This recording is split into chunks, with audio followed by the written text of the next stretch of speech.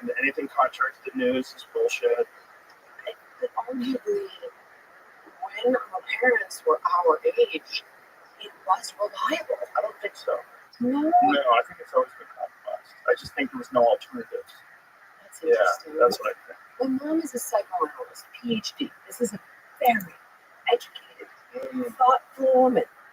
And sometimes that's the worst. No, I would argue against in this case. I do appreciate people who see flaws in psychoanalysis, but I've learned a huge amount from my mom in this area. And she also she majored in journalism before changing careers to psychoanalysis. And so for her to even wrap her head around the fact that journalism can be compromised is almost inconceivable. Right. I didn't mean psychoanalysis. It's that. What I meant is that a lot of times educated people defer to other educated people. Like they're an expert in their field, so they assume that all the other experts in their field are also correct. And any heretic is just a fool. I would happen to agree with that point. Yeah. That's why we're talking about Fauci on the way in. Both of my parents could arguably canonize the guy. Or now I think I've broken through with my mom, but it has taken me since your episode with Wednesday in March of 2020. I've been working on it. We're getting there, though. We're there. We're doing all there. It's been 5 years. You know how crazy that was 5 years ago? It was like yesterday. I'll never forget it. 5 years ago. And I remember when that episode came out, people were freaking out, like, what are you doing? What is Brett doing? This is bullshit. You're going to get us all killed. It made perfect sense to me. Well, he was right, clearly. And yet still, no apologies, no corrections, except the government website. The COVID-19 website is now up, and this has to be because of Bob Kennedy. I mean, the New York Times is like, hey, looks like this came from a lab. Really? Well, the best part about it was they're like, we were misled. Yeah, you were misled by you fuckers. You did it. You did it. It's disgusting, and there are zero apologies, No. zero course corrections, and they unveil this information as though they are the purveyors of truth. Guys, you got a headline. You're a little late. You're a half a decade late. That's right. You know what's really interesting? We talk about this a lot. That imagine if the roles were reversed, and if podcasters were the ones yelling and everybody to go out and take these experimental shots, and then they were experiencing all these complications and all these side effects. Mainstream news would be chastising us, like, how dare you give people the advice to go out and do this? You're responsible for these people having all these side effects and all these unnecessary deaths and all these people that would have had no problem with COVID. You encourage them to take this vaccine, and they had strokes, and they had this, they had that. They'd be calling for us to get shut down. I actually did that. I was pitched a vaccine scientist, and I thought, oh, this is great. Yeah, come on the show. I didn't know the vaccine was gene therapy. I had no idea. So I knew it came from a lab. That made perfect sense to me. And I was like, oh, well, this is very clear. It's not from a wet market. But someone reached out to a producer of mine and said, we've got this person who's a scientist who worked on vaccine and wants to educate people. And I thought I was doing this major public service. I've had to apologize for that podcast, and I've left about. What was the scientist? I cannot remember her name. She was actually young, and the reason I remember that she was in her 30s is because she told me, oh, this tech has been in there for 30 years. And I thought, but you're like 35. I was like, no, we've been evolving this technology for 30 years, and you see all of these trials for safety. It's just bureaucracy. Mm-hmm. I didn't understand what it meant to push something through that emergency use loophole at the time. Yeah. I didn't understand the difference of, oh, this is a dead pathogen and this is a live pathogen. And I'm worried about adjuvants, but this is gene therapy. I didn't even begin to comprehend what that was, what it meant, or the fact that we would fuck around with something that was experimental. And the scariest part is I've been talking with a woman named Brianne Dresden, who was injured during the AstraZeneca COVID-19 trials. And the NIH was studying all of the people that had been injured during the vaccine trials as they rolled out the vaccine. No concerns on that. Every component from it stays in the shoulder, it's out of the body in 24 hours. until you find out, no, it's coated in lipid nanoparticles and it can cross the blood-brain barrier. Oops. Now they found out that people can still produce spike protein because the injections for over 700 days. And shed. Yeah, to give it to your partner. It's Crazy. And now I mean, I'm certainly not an expert in mRNA tech, but tracking other vaccines that utilize the same technology. And I know for one, I don't think I'll take an mRNA vaccine ever. It scares the crap out of me. Well, you've heard Brett Weinstein talk about the flaws of just the technology itself, and the fact that when it gets into your body, if it gets, especially, things nobody aspirated, right? They didn't inject people, pull back to make sure they're not on a blood vessel. They just plunged it, including when they did it live with Biden on television, which I don't think that was the right thing. I said to this day, people are like, what, conspiracy theorist? Yeah, I'll tell you right now, I think it's conspiracy. I don't think they would take a chance in injecting a fucking 80-year-old man when you know that you have to stay there at the clinic for 20 minutes in case you drop dead. Yeah. My wife's friend, her friend's son actually had the COVID vaccine and the flu vaccine on the same day. He did supposedly stay for 15 minutes, got in the car, must have passed out, had a seizure, and a tree and died. He had a crazy reaction to it.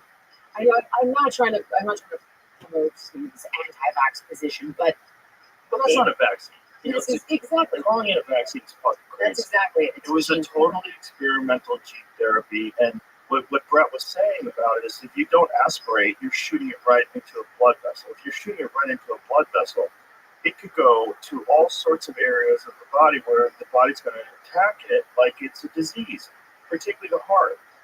And it's like, this is why you get myocarditis, because the heart doesn't heal, which is why you don't get heart cancer. Your heart just scars over. So people have these inflamed, enlarged hearts, and then diminished cardiovascular function. And he was talking about this way earlier than anybody else. And they were blood on his hands, he's killing grandmas. And the vaccine saved millions of lives. People say that all the time. They saved millions of lives. Like, how? If people still got COVID, not only that, they got more COVID than people that didn't get vaccinated. I'm still having this exact debate actually with my mom. Who's like, but honey, it saved her. And you know what's amazing? Have you actually tried to Google that information? Because you can make a case for that based on what will come up on Google. And she's like, but look, right here it says it saved millions of lives. But it's only based on the idea that those people would have died if they didn't have COVID. And the problem is you're going to get COVID anyway. So that data's bullshit. Not only that, even when people got COVID, 99.07 of those fuckers live. I just pulled that up because I was trying to illustrate that point. I was like, do you realize that I think the percentage of mortality with this is like 1%? And when you look at it, it's 0.03 all the way up until you hit about 80 years old. Right. And then it's like, well, 1% or so, 1.5 maybe in 80-year-olds are morbidly obese or severely autoimmune immunocompromised. You have 330 million people in this country, and then you look at that 0.3%, that starts looking like a lot of people. But those are just people that are on death's door. That's the reality. Metabolically unhealthy, obese, diabetes, all sorts of problems, cancer, leukemia, on chemotherapy. Those are the people that died. I remember when Bill Maher was talking about how it was people who, there was a study that came out of the CDC, and forgive me because I don't remember the exact percentage, but it was upwards of 80% of the people who died or had severe cases of COVID were obese or overweight. And this is when you could be healthy and decide that PSYOP was in full effect. That must have drove you crazy. Oh, I was completely unraveling. People ask me, what happened? You're a good liberal. You're still a good liberal. If you go back to the old definition. But I haven't changed. Yeah, I go issue by issue with my friends. Yeah. And I'm like, you show me where I've shifted my position on any issue. Outside of Trump, I used to think he was hilarious and he was going to round up all the gays and we were all fuck, and none of that happened. I thought Russia. real. So as new evidence came to light and I managed to survive his first term intact along with my gay relationships, I somehow started to feel that maybe a lot of that was bullshit propaganda. But outside of that, not one of my positions has changed. Not one. And I find that arguably the right is more welcoming and more tolerant now. I can sit down and have a conversation with my Walsh and debate gay marriage in a civil fashion.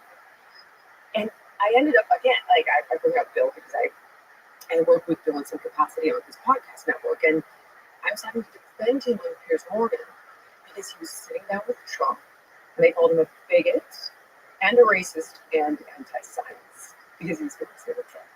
I'm like, well, where's the outrage he sits down with Newsom? I hate that guy way more. I don't know. Here's Morgan saying this for the guests. Yeah, Here's awesome. Here's the show is Maury Povich 2.0. It's a better version of Maury Povich. I kind of love it though. And I love when I get to do it because you're allowed to act on pitch. You still have to make your points, but it is theatrical.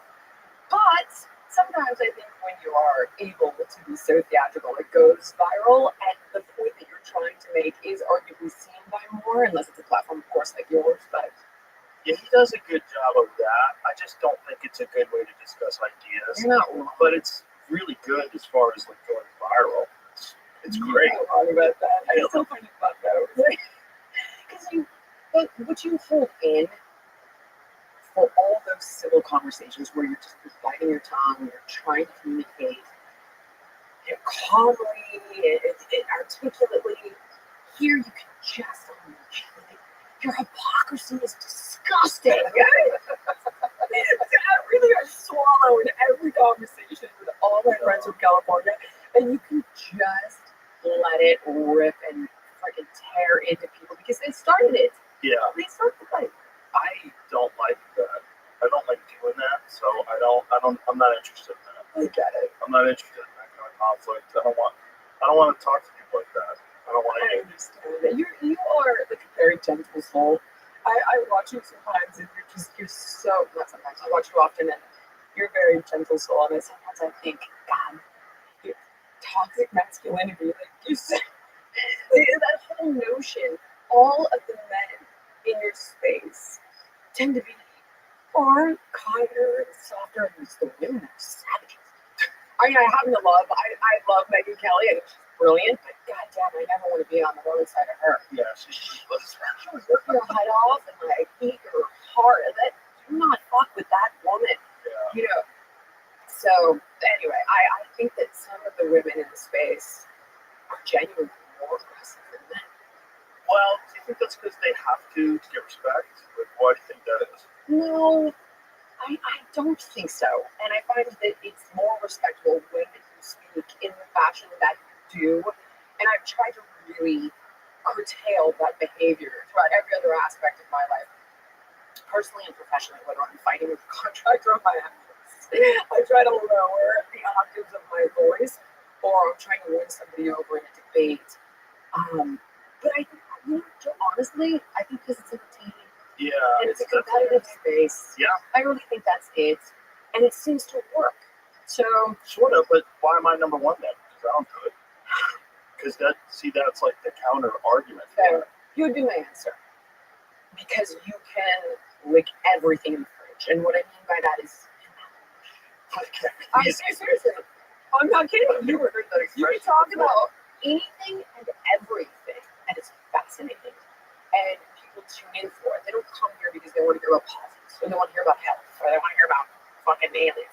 They come here because all of it, and they want to hear what you think about all of it. So it's not really interesting when somebody else does it, because they're not there to see what that individual thinks about the subject matter.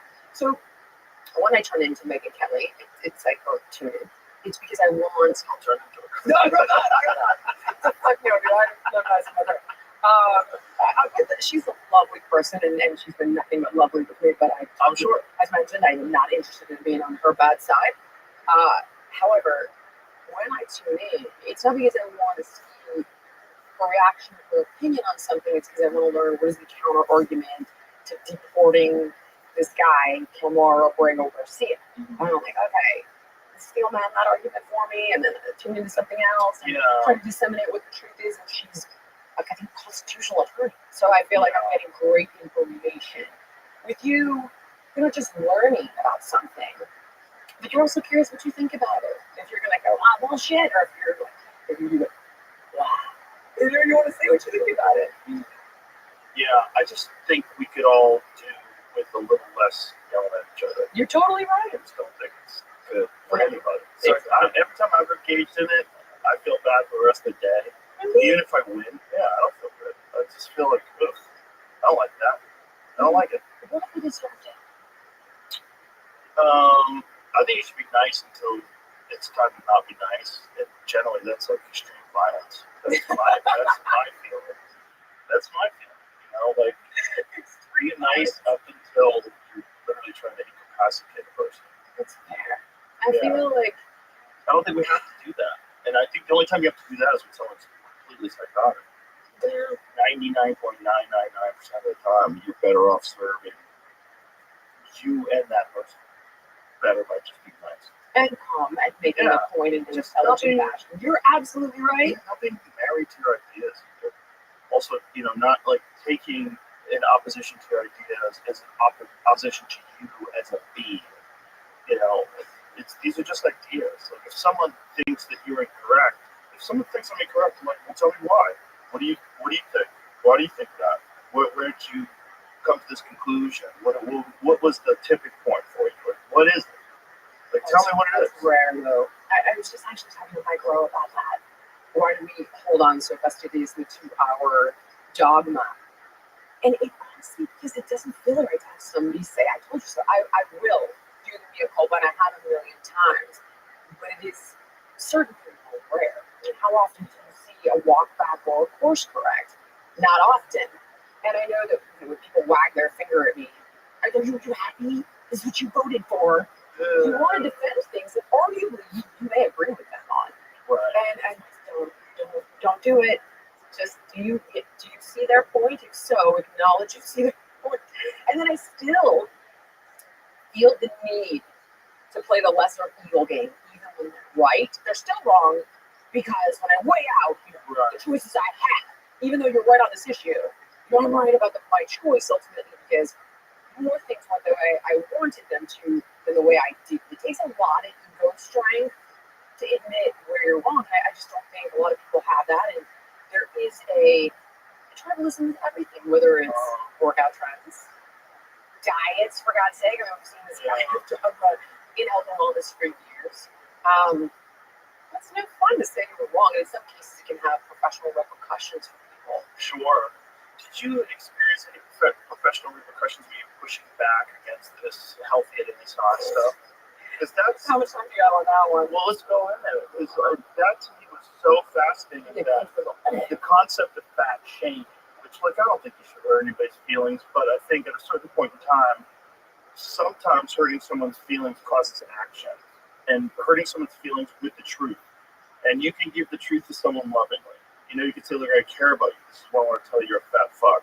Like, you really are. You're disgusting, and you need to lose weight, and you're fully addicted to food, and you don't understand what it's doing to your body, and you're being lied to by all these other people, like these fat doctors. Like, there's some lady in the UK who calls herself a fat doctor. Like, lady, you're just overwhelmed with information. I could just see it looking at you. It's just crazy that you're giving this advice out when you can't walk up a hill. There's no way. And you're so unhealthy. And this idea that shaming people is worse than telling them the truth that's going to make them feel bad, maybe temporarily, but you can do it with kindness. And then that person can make choices that will be, and then you encourage them, like, I'm so glad you changed your diet. I'm so glad you cut out this and cut out that, and now you're doing well. And you decided to walk 10,000 steps a day. You decided to start exercising a little bit, You've given me a lot to tackle here. So let's start with the professional stuff. The PSYOP component of healthy in any size. This is a big food narrative. This has been proven. Even the friggin' explain big food narrative. What you mean by that? Okay. So big food, put simply, hired a bunch of registered dietitians to co-opt this concept of intuitive eating. And I'm dead ass serious. Yeah. With hashtags like derail the shade, and they paid them. And they put out all of these posts and went to all of these conventions and promoted the narrative that you can be healthy at any size. And it's just a flat out lie. It is a flat earther conversation. It is pseudoscience at its best. There's no truth behind that. There's a robust amount of data that show us being obese is associated with like 170 comorbidities. This is a non-factor. It's been debunked. We know this for a fact. So when that happens, what they're doing is essentially placating someone who already feels, now I can attack what's going on, or address rather what's going on with an individual who is that size, and it is largely psychological. Once you are past the point of dad bod, you know what I mean? Like, I earned 3 jobs, life beat me down, it's a food desert, and I'm 40 pounds overweight, and I've let myself go. This is a different animal. When you're dealing with somebody who is 50 plus pounds overweight, there is a psychological component. So the first thing we need to do is make them aware that there is a problem, without question. If you could do it without shame, giving them facts. Listen, this is unhealthy. Mm-hmm. And because you are such a valuable individual, I want you to understand this, because only from a place of feeling truly worthy are you able to facilitate the change. You don't work out because you hate your body. You work out because you love it. So it doesn't need to be as shaming. There's no shame there, to be honest, Joe. I know that people claim there is, because you pointed out this vulnerability or this flaw in the person, but we all have flaws and vulnerabilities. People who are overweight, something, right? So it's easy to judge, right? Yeah. So by educating them first, and then without question, I like to give people, or when I was able to do the work hands-on, that rock bottom moment, because they are overweight because it is providing them with something extraordinarily significant. And I can give you examples should you need them, but I promise you that one time or another, people turn to addictions, in this case food, because it means their psychological survival. So put simply, the most obvious example would be a person who was accosted, molested, raped, puts on weight to desexualize. It's just one example of many, but it's easy to illustrate the point. So whatever this thing is providing them is the part that's so hard to let go of. Yeah. Because unconsciously it's terrifying. And you gotta first show them this is why we need to change. And then you gotta give them that path towards change, and you gotta make it harder. You gotta make them feel the pain. It could be physically, it could be psychologically, it doesn't have to be shameful. The way they've been living, so that the work and the sacrifice associated with change is less painful than continuing the negative and destructive habits. You don't have to shame them. I know the message seems like it is, but it really isn't. Well, the whole term fat shaming is pretty recent, right? Yes, very. Let's get right back to when I was just asked me what I lost. Intuitive eating fasting phrase. And the idea that this is about the same people that used to be in charge of tobacco. Yep. This is what's really crazy. Yep. R.J. Reynolds and these tobacco companies bought all these fast food, processed food companies, and they use the same tactics that they use with that to push terrible foods on people. Well, they literally have a team of multidisciplinary scientists that work around the clock to figure out how to get people to not eat just one, and then they put it in the commercial, like literally in broad daylight. We're doing to people. Yes, one. You know, but what they're doing is they are exploiting somebody's psychology and they're hijacking their biology, without question. And this is why you have seen the rates of obesity skyrocket from the 70s, 5% of the adult population was overweight or obese, to 74%. Like, well, the quantum leap in genetics, that's a big pharma psyop of like, no, this is all genetic. You're genetically obese. Where was this? What happened? I've never seen such a quantum leap in genetics. How come we were genetically obese in the 70s? will. The great cascade of obesity over the last 5 decades. Of course, it's exactly what you're talking about. Yes, ingredients and food. It's really simple. That and also how they engineer the environment you're surrounded by. You can't escape it. Remember the days when you weren't allowed to have food in the bookstore? And now every free bookstore has a cafe, 600 calorie bread. You are surrounded. There's nowhere you can go right now where food is not omnipresent, in particular. It's crappy food. And they generally do it through government contracts and subsidies. So it's at your school or hospital. Like anywhere you go, you will find this garbage food. So even to have that moment of willpower, which is arguably a fleeting moment of bravado, if you're constantly surrounded by it, you will give in.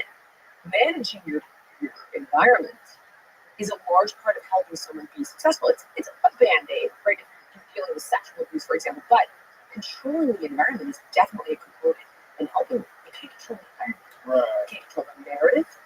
You can't control what's in the food. And it's all by design. It's not just the crap in the food.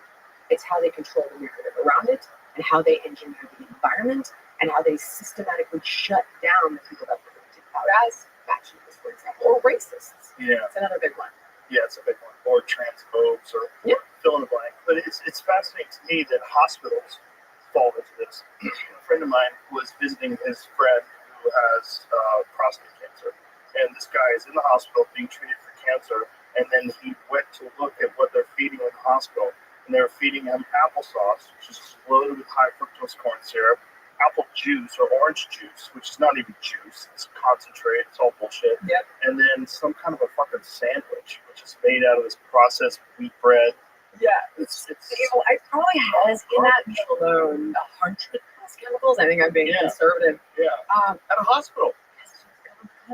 Yeah, but it's so crazy that hospitals, their diets in hospitals are co-opted. I can't believe it. My kids, I know they're watching this, so I love you guys. It's okay. But they started packing lunches. And I was like, guys, why are we not packing our lunches anymore? And I would watch all the crap that I would buy go bad in the pantry. And my son ratted my daughter and said, she's eating breakfast at school. And I went, what are you talking about? He said, sugar cereal, who's having that at school? And I was like, what? What are you talking about? Even my kids who know better, But isn't that a rebellion against mom though? Which kids definitely do. Like my youngest daughter, she jokes around about she's like, ooh, seed oils. I love seed oils. She'll have salad dressing with seed oil and she like mocks me. I'm like, okay, you eat whatever you want, but just know what it is. I honestly think the kids know what it is. And I try to give them enough freedom out at these ages, 13 to 15, to make some of their own decisions. So not everything is a pushback, but I truly think there is an addictive component. Oh, for sure. And it's like, I'm so good at home. I don't even associate good, but I eat well at home, let's put it that way. Just at school. I'm just going to do this at school. And the problem, obviously, is when she goes off to college, I won't be able to control the environment at home. Okay, hold on. There's forgive me, there's a 20-year-old influencer named Bad Baby, I think. She saw this girl. That's the lady from Dr. Phil. Yes! Catch Me Outside. Catch Me Outside. So she saw this girl when she was like 9 and has followed Bad Baby. Bad Baby now has cancer. What? I believe so. And real? According to like my 20? daughter, exactly the point. That's exactly the point. And so now I can say to my kids, this isn't just mom's generation, which, how come there's something else to look at? My mom is 76. None of the public figures in generation got cancer. You can see Susan Sarandon or Swan Weaver or Meryl Streep. None of them got cancer. But in my generation, Maria Menounos, Christina Applegate, something's going on with Angelina Jolie, Kate Middleton. In my generation, Mary is dead in the coal mine. It's a question of the negative impact.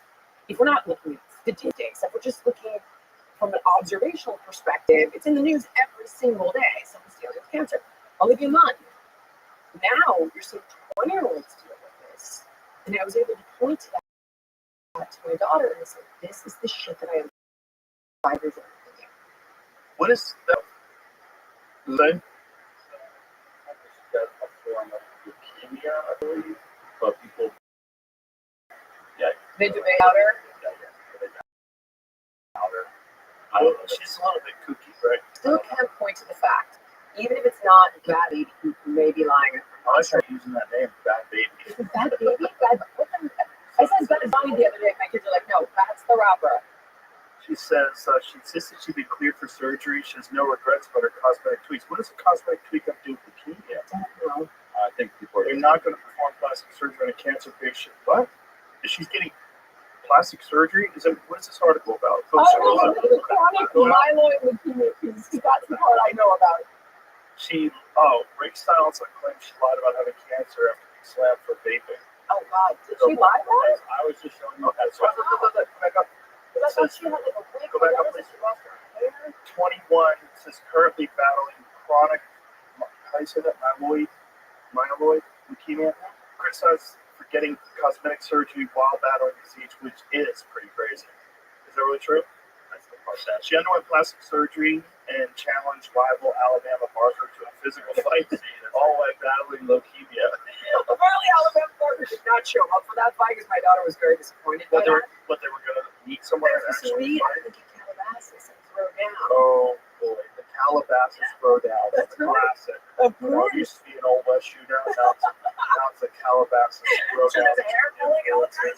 I can tell you with certainty is that the rate of early onset cancer diagnosis in people 18 to 49 has gone up 79% over the past 2 decades. So if in fact that baby is being untruthful and deceitful, those statistics are real. Yes, those statistics are real, and including the big leap since the COVID vaccine was rolled out.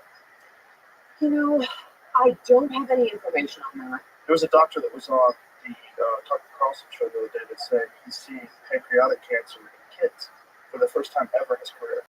He said, my entire career, I've never saw pancreatic cancer in children. Okay, I want to play devil's advocate to that argument and simply say the statistic that I just cited, I believe, came out in 2019. So this is pre-COVID. Oh, I'm not doubting that So diet and environmental factors. I think there's a host of different things I going on. agree. For sure, there's pesticides and herbicides. That's a major factor. You know, when you look at the fact that 90+% of people have Roundup in their blood, that's crazy. You know, that stuff is linked to chemical warfare from Vietnam. It has a historical connection to Agent Orange. Really? Yeah. Google it, Jamie. Check that. But yeah, because I wrote about it. That should have Glyphosate is everywhere. It's so spooky. And other countries won't even allow its use. Nope. And we spray it on everything. Knowing that we have like corns genetically engineered to be immune to glyphosate so they can just spray the shit out of it. And then you eat that corn, you're getting glyphosate residue. You're just getting it. And it's in your blood. It's in everything. It's in everything. It's in It's rice. in water. It's in Yeah. everything. It's in the runoff, so it gets in the fish. You know, most freshwater fish have toxic levels of lead and or heavy metals in them. But most freshwater fish really probably shouldn't be eaten. I knew big culture fish. Yes, that's in the ocean, but that's heavy metals from the ocean, which is also from us. But that's mercury. But there's toxic levels of heavy metals, pollutants, and forever chemicals that are in freshwater fish. Because all that shit that's in the ground gets into lakes. All that shit all the runoff, all that stuff gets into streams, gets into creeks, gets into rivers. We watched a video when we had Will Harris from White Oak Pastures on the podcast, and he showed the difference between his regenerative farm that doesn't use any pesticides or herbicides and his neighbor's farm. And there's literally a dividing line in the river where you can see the runoff from his neighbor's farm turns the entire river brown. And it's legal. It's legal to pollute Of course. because it's industrial farming. Exactly. But it's crazy. It's just like all that industrial fertilizer, herbicides, and pesticides are running off because the topsoil is dead. So all that stuff is running off as soon as it rains, and it runs right into the river, and you can see a dividing line. There's like clear water on one side and this disgusting brown, dirty water on the right side. Have you seen where it runs from the river to the ocean? And that creates dead zones. Oh, yeah. No oxygen. Yeah. Yeah. Nothing but jelly. Well, I have a friend of mine who's a yoga instructor, and he's from Argentina. And he came to America, and no one told him. He lives in LA. No one told him don't surf after it rains. So he was surfing, and he didn't understand that all the runoff from all the streets goes into the ocean. He got horribly sick. And, he was bedridden. He was like, "What the fuck is going on with the ocean?" Having grown up in California and spending a lot of time in the water, I have known this for years, and now I can't imagine, by the way, in California, you should at this point, considering all of the crap from the fires. That's a great irony. Oh, yeah. That's my favorite. Oh, we're not doing any extreme mitigation because of the environment, and yet fires have rolled back all of those protections in like 20 years. Town's ruined forever. Destroyed and pours into the ocean. Twice the size. All those people that have electric cars, those batteries, all that shit is all of the plastics and the fiberglass and carbon fiber, all that stuff, the tires, all that stuff is now in the soil. And good luck having a garden. Good luck. You want to try to grow plants? Good luck. I was talking to, I don't know if you've ever seen this gentleman. He's really great. He wrote a book called Disease, named Dr. William Lee, and called me after the fire because I was out there visiting my mom.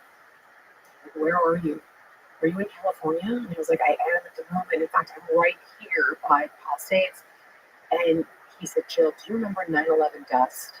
That whole thing, all that. I was like, of course I remember. Send me a bunch of articles. He was like, get out of there. Get mom out of there. He said, it gets in your kids' clothes when you're going to school. People, he goes, we're going to be talking about this 10 years from now, the result of the toxins in this fire and how they've affected people's health. No doubt. No doubt. Crazy. And it happens twice a year. Yeah. At least. Well, I was evacuated 3 times. In fact, I lost 2 homes. One that I owned in 2018 and one that I sold in 21 just actually owned. It's crazy. Yeah. And nothing. I mean, what they did during the fire was just so insane. The fact that the reservoir was empty. Oh, we need to make a lid for it. We didn't get around to it. For over a year. There were so many things wrong there that I could literally. They don't have enough money. Oh, I can't! I'm listening to Mike Schellenberger talk about this. That will make your blood boil. Yeah. I love him. He's like, we knew about this for 7 days with the winds, and we could have borrowed firefighters from all the different states and this and that, and have a very position. Oh my God, knowing between Mike Schellenberger and Corolla, whipping me into a frenzy about this. I literally think I've popped 10 blood vessels because so much of it and wasn't. And in fact, Gavin Newsom, my favorite politician. He's my favorite podcaster. I wish we'd get back to him. He stopped. I don't know why he stopped. Oh, geez, I didn't know that. The show was horrible. Oh, God. Everybody was mocking him. It was so bad for him. He had this idea of reaching across the aisle. So he reached across the aisle and he gets guys like Charlie Kirk and Steve Bannon on, and they eat his lunch. And so people I think in his party were like, what the fuck are you doing? You're making us look horrible. So he bails on his podcast. What was his last episode? I didn't realize he failed. Oh, he's back. We weren't going to get that lucky. I don't think so. Oh, Rahm Emanuel. Okay, that's cool. Now he's with his own side. Yeah. Scott Galloway, pretty much his own side. Yeah. Anthony Scaramucci, who hates Trump. That's a good move. Yep. Ezra Klein. Okay, that makes sense. Yeah. So it's not that it's gone away. It's just that it's so horrible nobody's watching it. And nobody's even talking about it anymore. Yeah, that might be This is Gavin Newsom. God. But it was so funny because that was the response after the election. They said, well, podcasts influenced the election, so we'll start our own podcast. Your podcast is going to make people even more inclined to not vote for you. My favorite was we do our own version of Joe Rogan, and I remember when you loved Bernie. I like the guy. You have Joe Rogan. Joe was on your side, and that's the one thing with the left is they purge people from. It's a cult. It really is. Like leftism, not being an actual progressive. Like an actual progressive is a person who's kind, who wants people to just exist and be yourself, live amongst us, and we should all have social safety net and laws that like are kind and compassionate. We should look at the fact that we are an incredible first world nation, and we should like roll out the red carpet to all the people that live here and try to make it a better place for everybody. That's real progressivism. And then it's morphed into this like let perverts get into the women's room, let men compete in women's sports, and ignore the fact that some people are fucking psychotic and give them a blank check as long as they just say they're a woman. Like, oh, you're a woman, go ahead, carte blanche, get in. And not only that, but treat them better than you treat women themselves because they're actually more oppressed than women. So it's the oppression hierarchy. Right. So they get the gold medal in the oppression Olympics. It's like it's bananas. It is bananas. It really is. I can't. That's the stuff where you look and you say, "I was never going to do this." Yeah. If you, I'm libertarian and for personal freedoms, of course. If you want to change your gender as an adult, that's absolutely up to you. And I would fight for the right to do that and live with dignity. But when your personal choices impact the rights and the freedoms of others, this is a far more nuanced conversation. Far more. And it's like, whoa! Especially when you're dealing with kids. And Oh, that's a whole different. this is where it gets really crazy. That's There's this hilarious conversation between this woman who's like she looks like she's probably in her 70s, and this person's asking her if you had a granddaughter, would you support them taking puberty blockers? She's like, absolutely, absolutely. I think it's insane to try to force a girl to go through puberty if she's really a boy and this stuff. Would you allow them to get a tattoo? Oh, I think that's criminal. No irony. Seconds later, no recognition of what you're saying. No, like tattoos can be removed, lady. Yeah, they can laser those off. Have you noticed that? They really don't understand it. No. And I got in a conversation with Jessica Tarlow about this, and she's like, "Oh, but the kids go through extensive therapy." I'm like, that's not true, Jessica. Or the concept that it's reversible. People That's believe not true. this.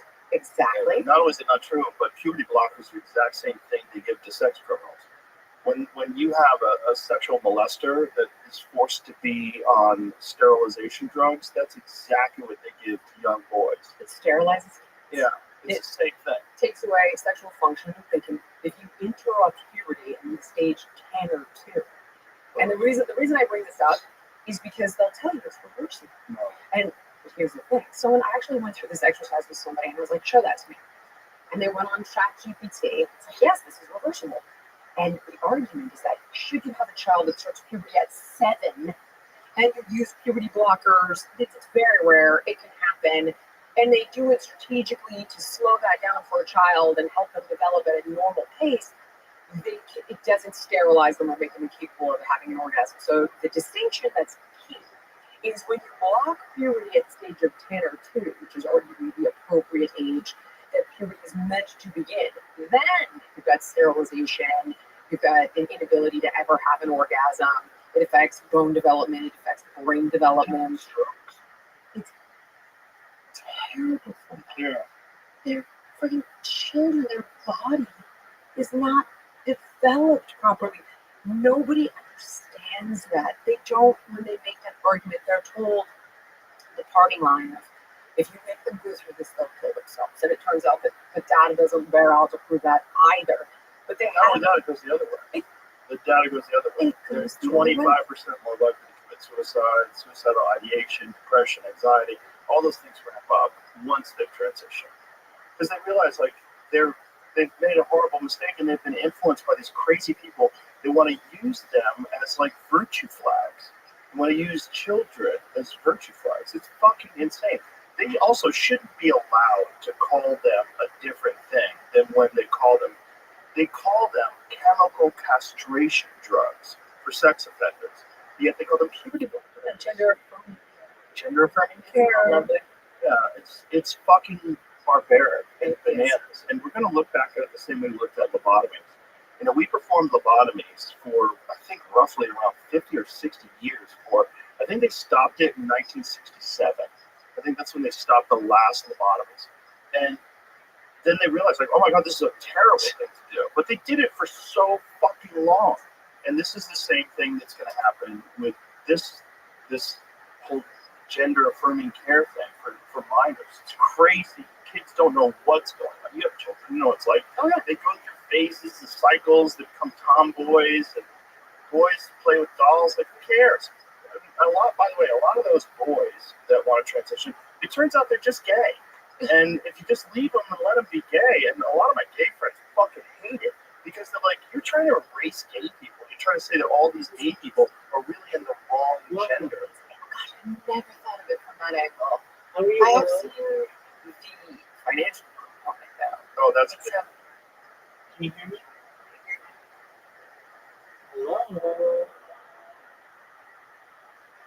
Okay, multi-billion-dollar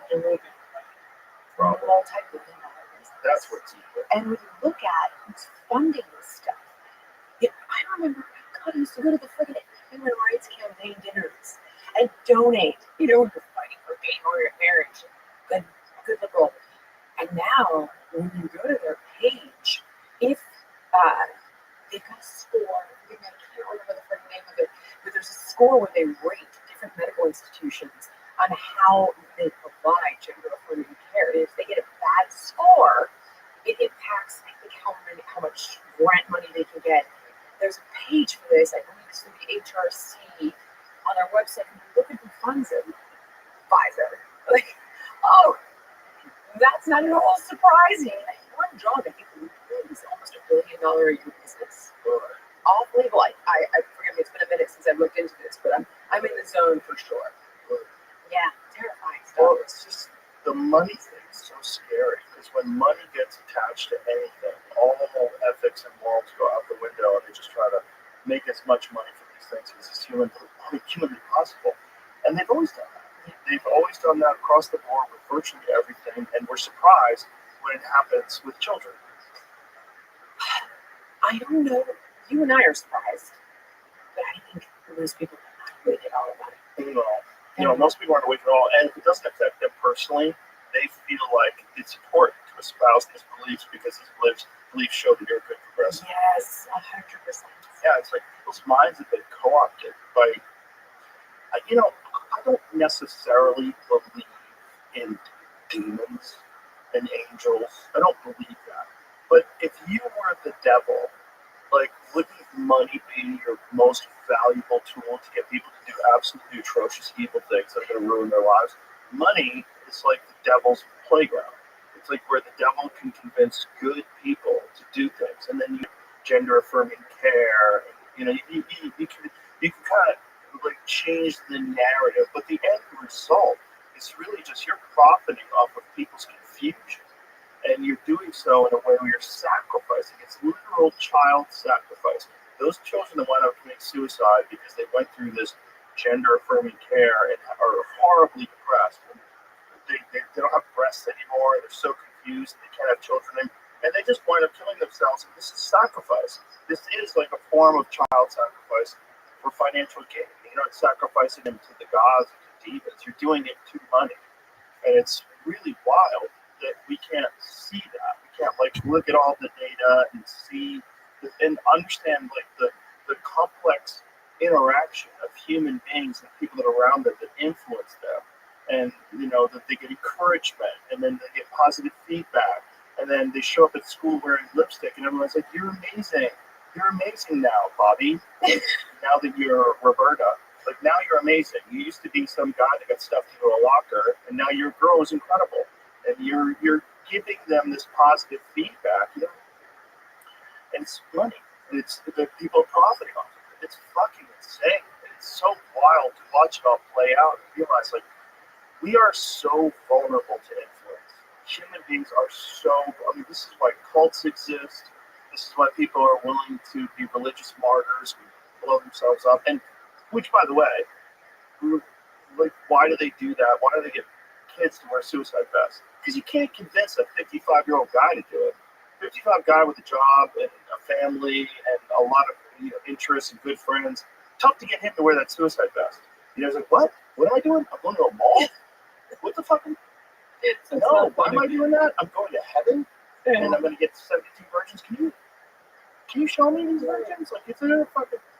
What happened to them? How did these poor virgins wind up in heaven? He's getting raped by this 55-year-old guy who blew himself up. Like, this is fucking insane. We can't get adults to believe that. You can get children to believe that. So we don't want to like take that same ability to influence and then just transfer it over to children. And I'm not quite sure why the human mind is so fragile. I've asked myself that so many times. And this is I'm totally off piste here, but you brought up demons and what have you, and I just watched that. I didn't read the book, so forgive me, but I watched the documentary on the book Chaos on Netflix. oh yeah, I read the book. Okay, are you not completely? I cannot wrap my head around how Manson got seemingly normal people to commit this kind of murder. And when you listen to these women talk about it, they're like, and then I stabbed her 15 times and I felt the knife go into her hip bone. And she looked at me and said, I'm dead. And then, like, no emotion. What did you do to this woman's mind? And you can't say she's an outlier Right. because he was able to convince the group of people. I cannot understand this kind of That's fragility. What is well, that? that's uncanny. Is it not? Is it that? Do you think it's that? No, 100%. That's Jolly West. Jolly West was the CIA operative who visited Manson in jail. He's also the guy that visited Jack Ruby after he shot Kennedy, and then Jack Ruby starts saying, "I'm seeing demons, and the Jews are on fire." And Jack Ruby didn't have a history of mental illness like that, like complete psychotic breakdowns. He did after Jolly West visited Manson in jail. Yeah, there's real documentation about those experiments. One of them is Operation Midnight Climax. So the CIA was operating brothels, and they were operating brothels where they'd have two-way mirrors. They would be behind the mirrors, and these prostitutes who were working for the CIA would give the Johns LSD, and then they would observe them. This is all I knew a little bit about MK Ultra, obviously, and that they were using psychedelics to influence people and try to gain mind control. Yeah. Okay, so here's my question. This is what I find so fascinating. Do you think that the LSD simply accelerated that mental vulnerability or the ability to warp someone's mind? Because when you tell people now you're going to perform a sex change on a child, they think that's a good idea. And I'll tie it back to one thing that also is seemingly unrelated, but everyone's outraged about RFK. He's not a doctor. Oh my God, he's trying to get to the root of autism, and he's misguided about it. Where was your outrage when Xavier Becerra, not a doctor, wanted to remove all age limits for sex changes on kids, whether surgery or not, the medicalization component that we talked about? Like, that to me is a group psychosis. I wonder, like, to get an adult to, I'm like, where's your outrage and your concern about this? Because this is batshit crazy. Right. And nobody said a word. Nobody cared. It went completely under the radar. And I'm just wondering if the ability to capture someone's mind in the way that they did in these CIA studies, did LSD simply accelerate a vulnerability that's already pre-existing, and you're watching the brainwashing of people go on over the course of decades? Because if you said this to a person, arguably in Obama's first term, when he ran on gay marriage, that we were going to run sex changes on children in the year 2024, people would have lost their freaking mind. Right. So it's just a complete, it's just, they must have been brainwashed, though. Yeah, it is brainwashing. I mean, cults, we all know that cults are real, right? Yes. We all know about the Manson family. We all know about Jim Jones. We all know about cults. And we know that human beings are very vulnerable to group influence. Now, when you have someone that's actually being trained by people that are psychologists that understand influence, and then also trained in using the implementation of LSD on these people, one of the things that Manson would do is he would pretend to take LSD, and then he would give it to them and then influence them. while they were under the influence and he was sober. And this is all learned through the Harvard LSD studies, which, by the way, created the Unabomber. Ted Kaczynski was a part of the Harvard LSD studies. How did I know this? Yeah, well, I know he was a genius. Yeah. Well, There was a bunch of things wrong with him. First of all, when he was a baby, he was severely ill, and they put him in some sort of an infirmary, and he didn't have any human touch for months. For months, they like when he cried, he's in his crib. They left him there. His brother talked about it. There's a documentary on Netflix about him, and his brother talked about like even before the Harvard LSD studies, he was like really fucked up, complete lack of empathy, like and just complete sociopath as a young man, and it would express itself when he would experience rejection from women. He would have like violent reactions to that rejection and write them horrific letters and torture them and yell at them. Jesus, Yeah. so sad. And then he goes through the Harvard LSD studies, which a part of his particular studies was humiliation. So he would be under the influence and they would humiliate him, and they would abuse him and try to get him to a certain state of mind. So then this guy goes off to Berkeley and becomes a professor, and his whole idea is to just make enough money so that he can implement this program. Here's what's crazy about his ideas. He's kind of right. So he's kind of right, and he thinks that technology is going to replace human beings. Like he sees this through all of his acid trips, that human beings are going to be replaced, and we probably are. Yeah. We probably are going to be replaced by AI. We probably are going to be replaced by synthetic life that we create, and we're facilitating that with our reliance on technology. So he decides he's going to live off the grid in a cabin and kill all the people that are involved in technology. A very twisted, distorted reaction to this thing that we're recognizing as being real in 2025. That we are experiencing. We have AI on our phones now. Right. We're constantly being monitored. We're constantly being surveilled. Your rights are getting very murky because all your data is being given away. Everybody knows everything about you. It's easy to influence people with algorithms and also with bots. And it's being used for political discourse. It's being used for so many different things. Essentially, we don't want to think that cults can be half the country. But for sure, it can be half the country. It can be the whole country. If you live under Sharia law, it's the whole country. The whole country believes that women have to cover every part of their body except their eyeballs. Yes. And this kind of thinking, we're very vulnerable to groupthink, and especially groupthink that's being like intentionally manipulated also, and that being done with psychedelic drugs. Now they did it during the Manson era because they were trying to stop the anti-war movement. So they were trying to, like the hippies and all these people, they were like, hey, make love, not war. Right. Like, we have to change the association the general public has with these people because too many people are joining up with them. And so what they did was they got the Manson thing and they found these horrific crimes. And every time Charles Manson would get arrested, he would get let out of jail. I mean, he was violating parole left and right, and the cops that arrested him were all being told when they were interviewed, they would say, this is above my pay grade. They're telling me that I have to let him go.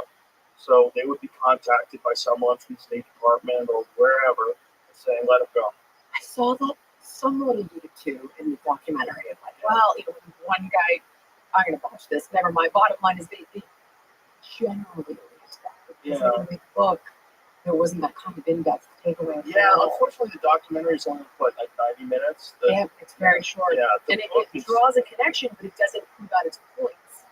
And I couldn't quite understand where's the proof of it until just explained it. Tom O'Neill, the guy who wrote that book, he's been on the podcast before. He was my friend Greg Fitzsimmons' neighbor in New York.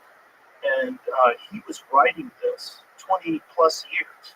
So Greg was his friend when it was happening, like when he started. So what he was doing is he was writing an article. I think it was for Vanity Fair or Variety, I forget. But the article was on the anniversary of the Manson killings. And so it was supposed to be just like, hey, this is the anniversary, just write an article about the facts. So he starts going into the facts of the case, and he's like, well, wait a minute. And so he starts investigating, and he can't investigate enough. And then he gets in trouble because like the deadline's passed, and then he gets a book deal, and the deadline passes on that. He's just completely obsessed with getting to the bottom of this, and absorbing more and more information and documenting it all. He's got enough for many books, and I believe he's writing another book right now. It's absolutely insane. Yeah. You know that the huge irony is that these drugs can, as we both know, these drugs can save lives. Yeah. And I was just talking to Callie and Brigham, men who are involved in the Texas Ibogaine Initiative, and it's so fascinating. Very different drug. Okay, but what about psilocybin? Like I talked to. Also for a different drug. Is it really? Very good drug. Yeah, LSD is very different. So they didn't use psilocybin or ibogaine or any of that stuff. No, not with that, but perhaps you could if you did it correctly, if you knew how to manipulate people. Like Jolly West was well versed in manipulation. I mean, this was the whole part of the CIA's program. And by the way, it's not just the CIA, it's other intelligence agencies. MI5 is doing it. The UK studies on psychedelics. You could see the videos of British troops on acid. They dosed up these British troops from, I want to say it's 1950s. Do you know that video, Jay? You know the video. We've played it before.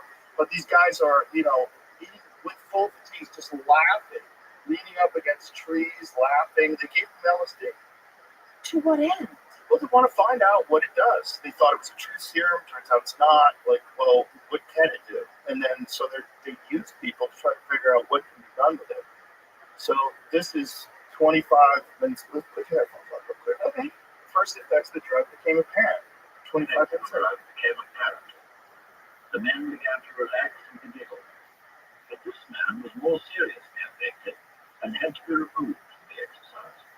After 35 minutes, one of the radio operators had become incapable of using his set. But the efficiency of the rocket launcher team was also very impaired.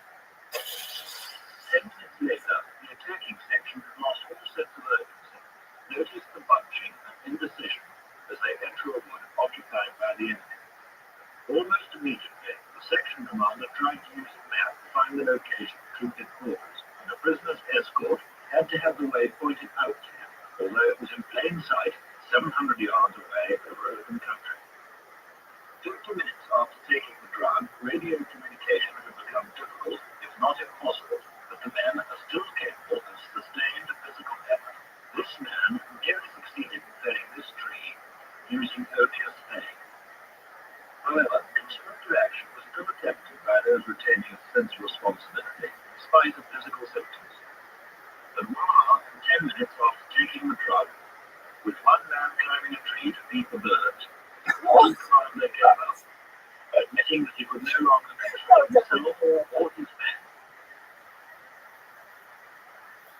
Yeah, so this is one of the first experiments they did with LSD and soldiers.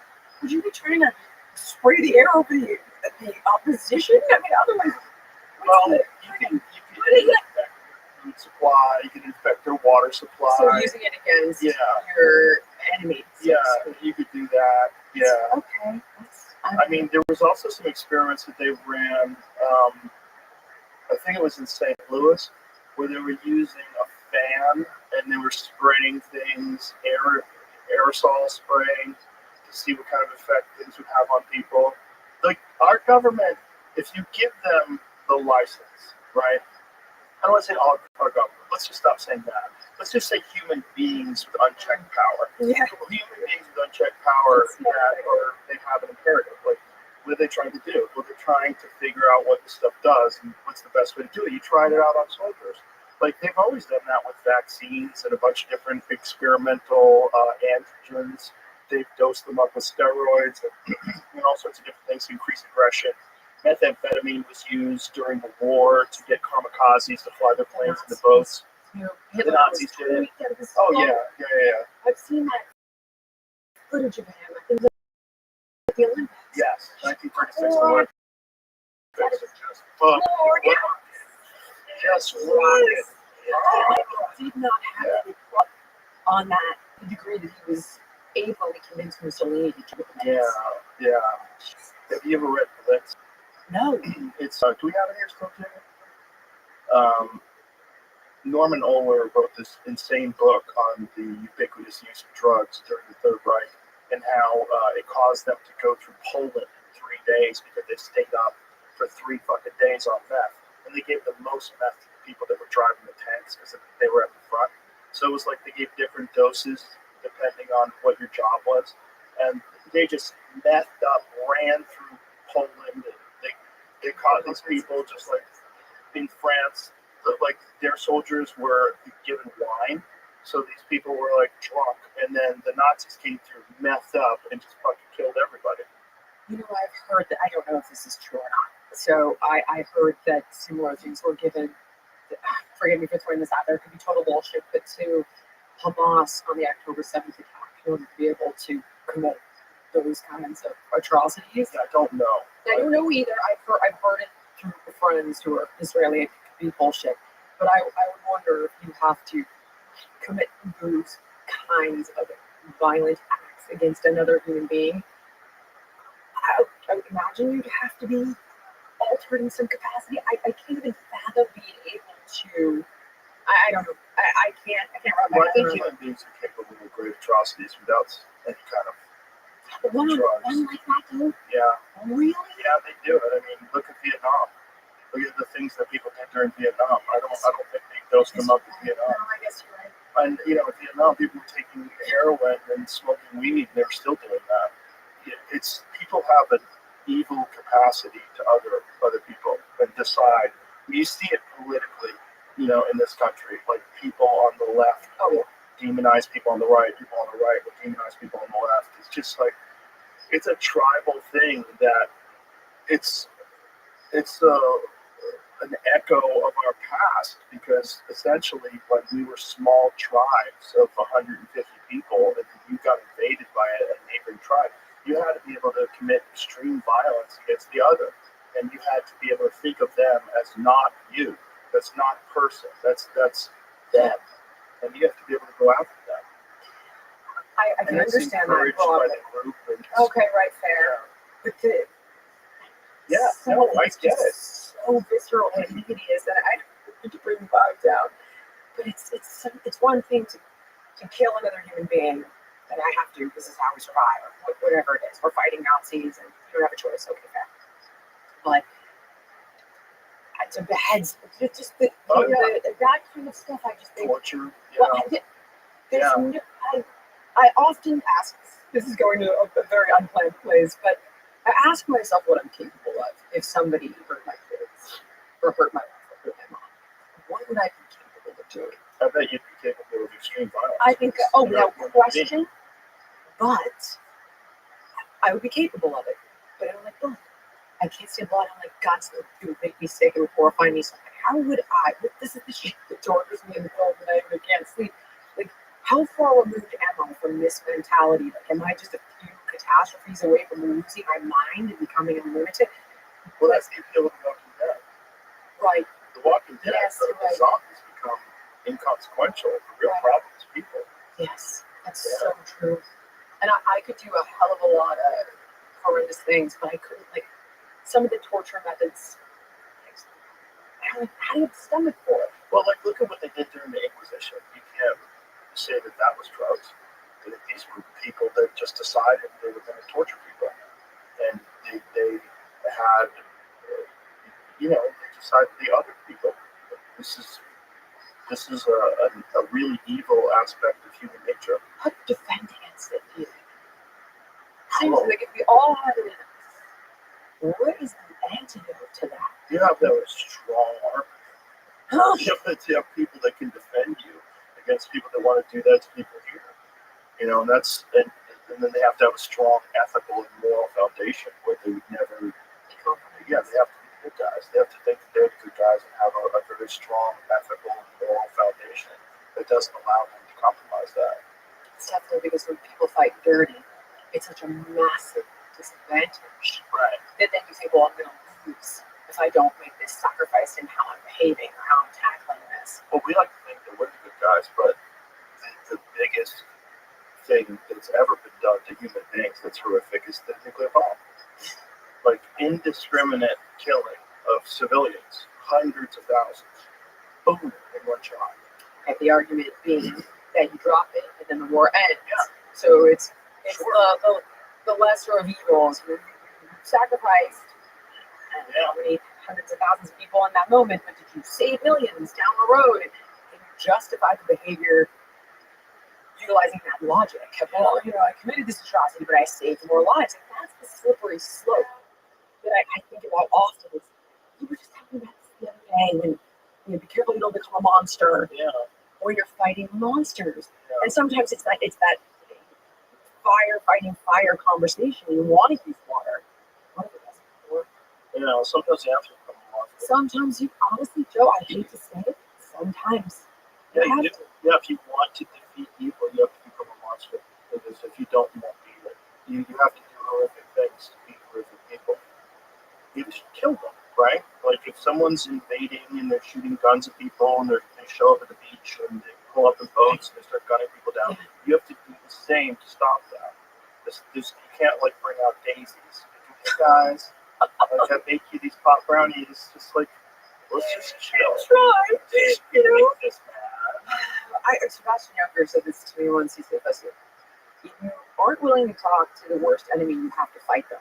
But it's when the talking doesn't work." And you see that all the time.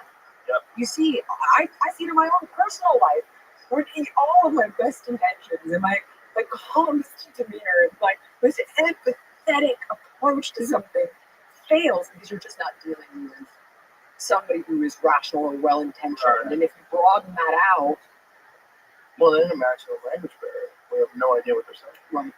Yeah.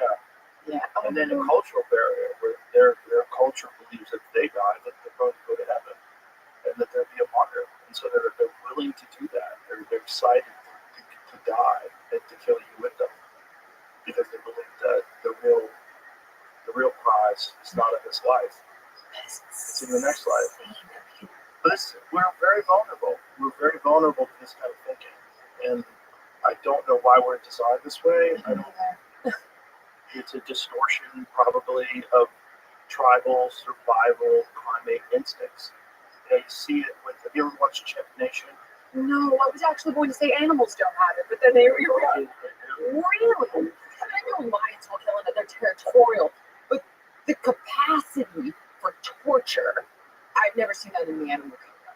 That kind of. You ever see a cat with a mouse? Okay. Yeah, I guess I have. Yeah, they torture mice. They hold on to them. They let them go, and the mouse oh, Jesus is going to let me go not today, motherfucker. And then they torture them and want to keep playing with them. Yeah, they have zero empathy. Cats are the worst. Yeah. They have zero empathy, especially house cats, because they're well fed, right? So they're not doing it for food. They're just doing it because they have instincts to kill. These instincts are they're being distorted, right? Because the real instinct that they have to kill is so that they can survive. But when they're fully fed, they don't turn those instincts off. Now they just have this kill drive that's never satiated. And cats are the perfect. They move fast. They're so stealthy. They have it from the time they're kittens. You see them crawl up to each other very slowly, very jump on each other.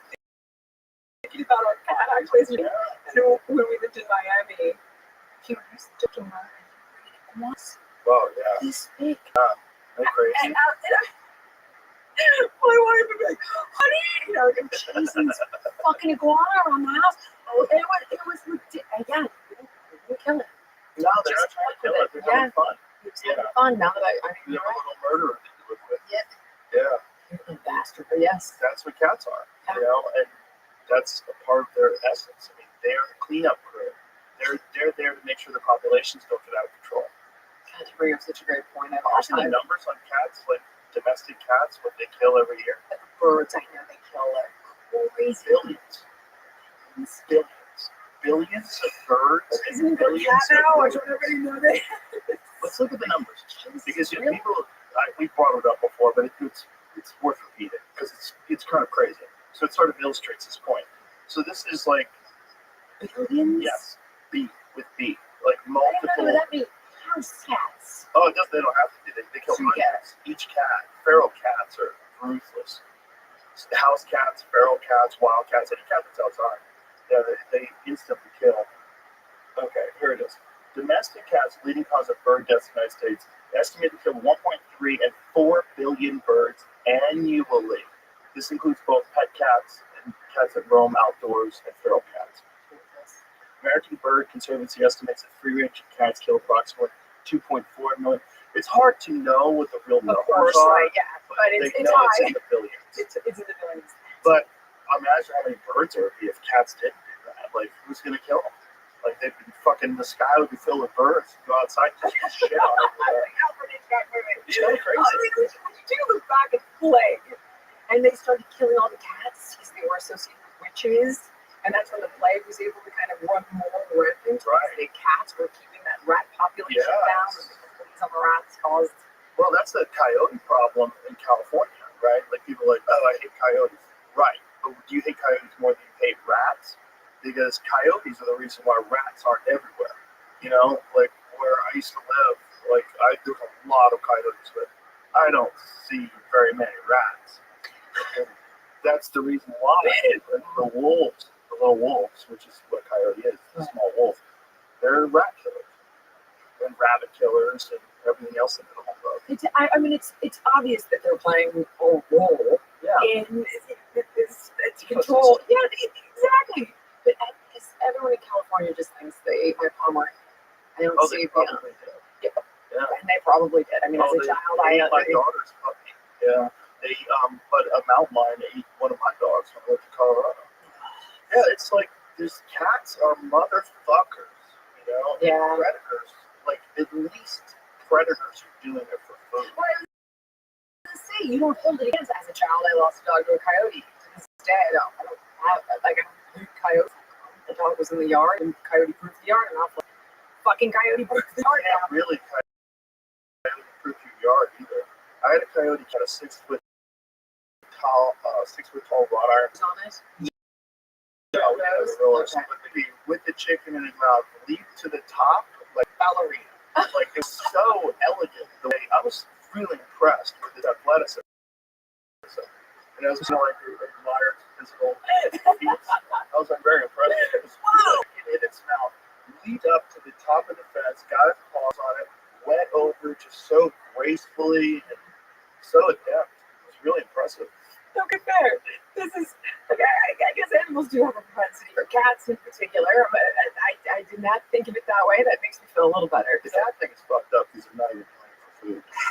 But it's like that thing inside of them has been, it's there. You can't satisfy it with just food.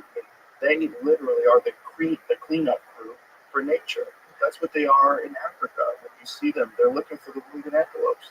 They're looking for anybody who's old. They're looking for anybody who just can't run fast enough. And that's what they do. And that's how they keep the populations down. You know, this is the reason why they reintroduced wolves into Colorado. And that's the reason why they reintroduced wolves in Montana, and the elk populations decreased significantly because the elk populations were out of control. Right. Wolves like drop the population down. And they even do surplus killing, when they'll kill a bunch of things where they can't eat. But just that they can't help themselves. They have the opportunity to kill, and so they do. So what is the antidote to the human population? Because I see the necessity for survival, but it can make you quite depressed if you let it. It can make you a bit nihilistic. Yeah. And fighting for the hope and the good is so much. My mom says that to me all the time, because when I try to show her some of the things that I talked about at the beginning, Hannah, don't you see? And this is rigged, and who's really pulling the strings? And these are bad guys. And she's like, I'm 76. I want to see, she's like, I want to see the good in people. Try to see Mr. Rogers, look for the helpers. You can fall into really nihilistic about humanity when you witness these things and have these conversations. Like, I try to. Well, we're primitive evolving species, and we're still trapped with these primate bodies. We're territorial primates with weapons, you know, and we're still trapped with the same same instincts that got us to the dance, the same instincts that caused us to create walled cities, which allowed us to survive, and then agriculture, which allowed us to develop surpluses, and then people wanted those surpluses, nomads, and they came in, the roving barbarians, the Mongolian hordes. This is like all part of our history, and this is the battle of good versus evil. And the battle of good versus evil, I think this duality has to exist. I think you have to have good to combat evil, and you have to have evil to keep good in check, like to enhance good, to force people to really to rise and to innovate and figure out how to defeat evil. Without evil, without the idea of these hordes, we never would have developed cities. We never developed cities. We never would have gone through the Industrial Revolution. We wouldn't develop cities if we were just like roving, peaceful, nomadic hunter-gatherers. We wouldn't be the same. It serves its purpose. I read all my Khalil Gibran. It's like, the deeper your pain, the more ability you have for empathy. And I get all of it. It's seemingly imbalanced. And I guess that's weird. It's always like that, but that is what causes people to strive to do better. I hope you're right, Joe. I think it is. I mean, you're definitely one of those guys, which is why, bringing it back to the very beginning, I think that you're number one, but I also think you're one. Well, you have to have principles that you live your life by, right? And you be aware of evil, but do your best to be good. Yeah, and you see the fight. Without evil, like you have no desire to be good. Like why be so? Why be wonderful? Why be kind? And why there's no contrast. There's nothing you're fighting against. Like this is unfortunately what motivates. What makes you choose, though? Okay, so another thing that I've thought about often is that evil never stops going. Have you ever heard that good has to decide when it gets out of bed in the morning? Like, you're on the freeway, and someone's is broken down on the side of the freeway, and it's like, are you late for something? Are you worried? There are a million things that will influence whether or not I stop that day. But a bad guy will always see an opportunity to go after that person. Evil works tirelessly, and good requires a sacrifice. You sacrifice yourself.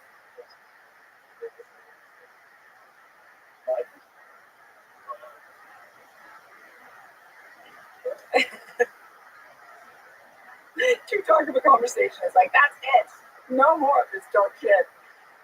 Is it back now? Oh, yeah. Oh, that's weird. I didn't even touch it. Okay, back. This is evil. Evil's trying to stop me from saying, the moment I'm saying there's more good than there is evil. The mic disconnects. Yeah, I think, unfortunately, evil can co-opt people, and because good people can become evil when they experience so much evil that they have to become a monster. Yeah. Fight against monsters. I'm seeing it even in the health space. As sometimes I'm dealing with the FDA stuff right now. I was talking to him this morning. He's like, Jenny, and he's talking about trying to compound peptides, and there's a war on peptides, and there's a war on stem cells, and of course the cutting edge of medicine. But he's like describing what they're going up against in dealing with this, and it's evil. Like, why would you want to prevent these life-saving treatments? Well, that's a perfect example. Yeah. That's money.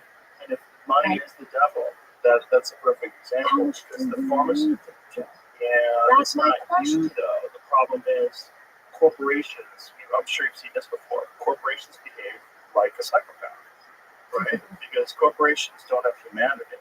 And when you have a corporation, which I don't know how we get away from not having corporations, so what's the solution there? But corporations have an obligation to their shareholders. Yeah. And sometimes you have to do fucked up things in order to make more money. And that's when you're in the business of drugs. Like that's like if you're in the business of making movies, what fucked up things can you do to make more movies and make more movies that more people are going to see? Really nothing. It's like you just have to make them resonate with people. But if you're selling drugs more and more, you can influence people and you can lie about studies. You can have your scientists perform studies and then throw out all the studies that don't jive with whatever you're trying to sell. Come back. And then you he's kicking them out. compromise. you compromise all these politicians and get them to repeat your narratives. That should be illegal. Oh yeah, That should be illegal. You should be able to get rid of it for the citizens. Obviously not. So how do you get it out? You gotta reform campaign finance. Do you remember many moons ago? I believe it was John Edwards who was running on that many moons ago. But as a kid, I didn't fully understand what that meant. As an adult, no one's ever brought that kind of Here's step on me. one. You gotta say they can't advertise. That's They number can't one. do it. Because not only is it not advertising is not really the problem, that's part of the problem. But the real problem is when they advertise, and Callie needs to talk about this extensively. Now the media will not criticize them. They're responsible for an enormous percentage of their income. 70+%. The issue I had this conversation recently, and the issue is going to be freedom of speech. It's going to be a First Amendment fight. But that's not a First Amendment Yeah, thing. they're arguing Because you it's can still- still do it on social media. You can still make your own podcast with your Pfizer. That's You the can angle still they're speak. going to take. I am sure of it. Right, but you can't advertise for cigarettes on television. Why? Because we decided Kids, cigarettes. I think it's kids.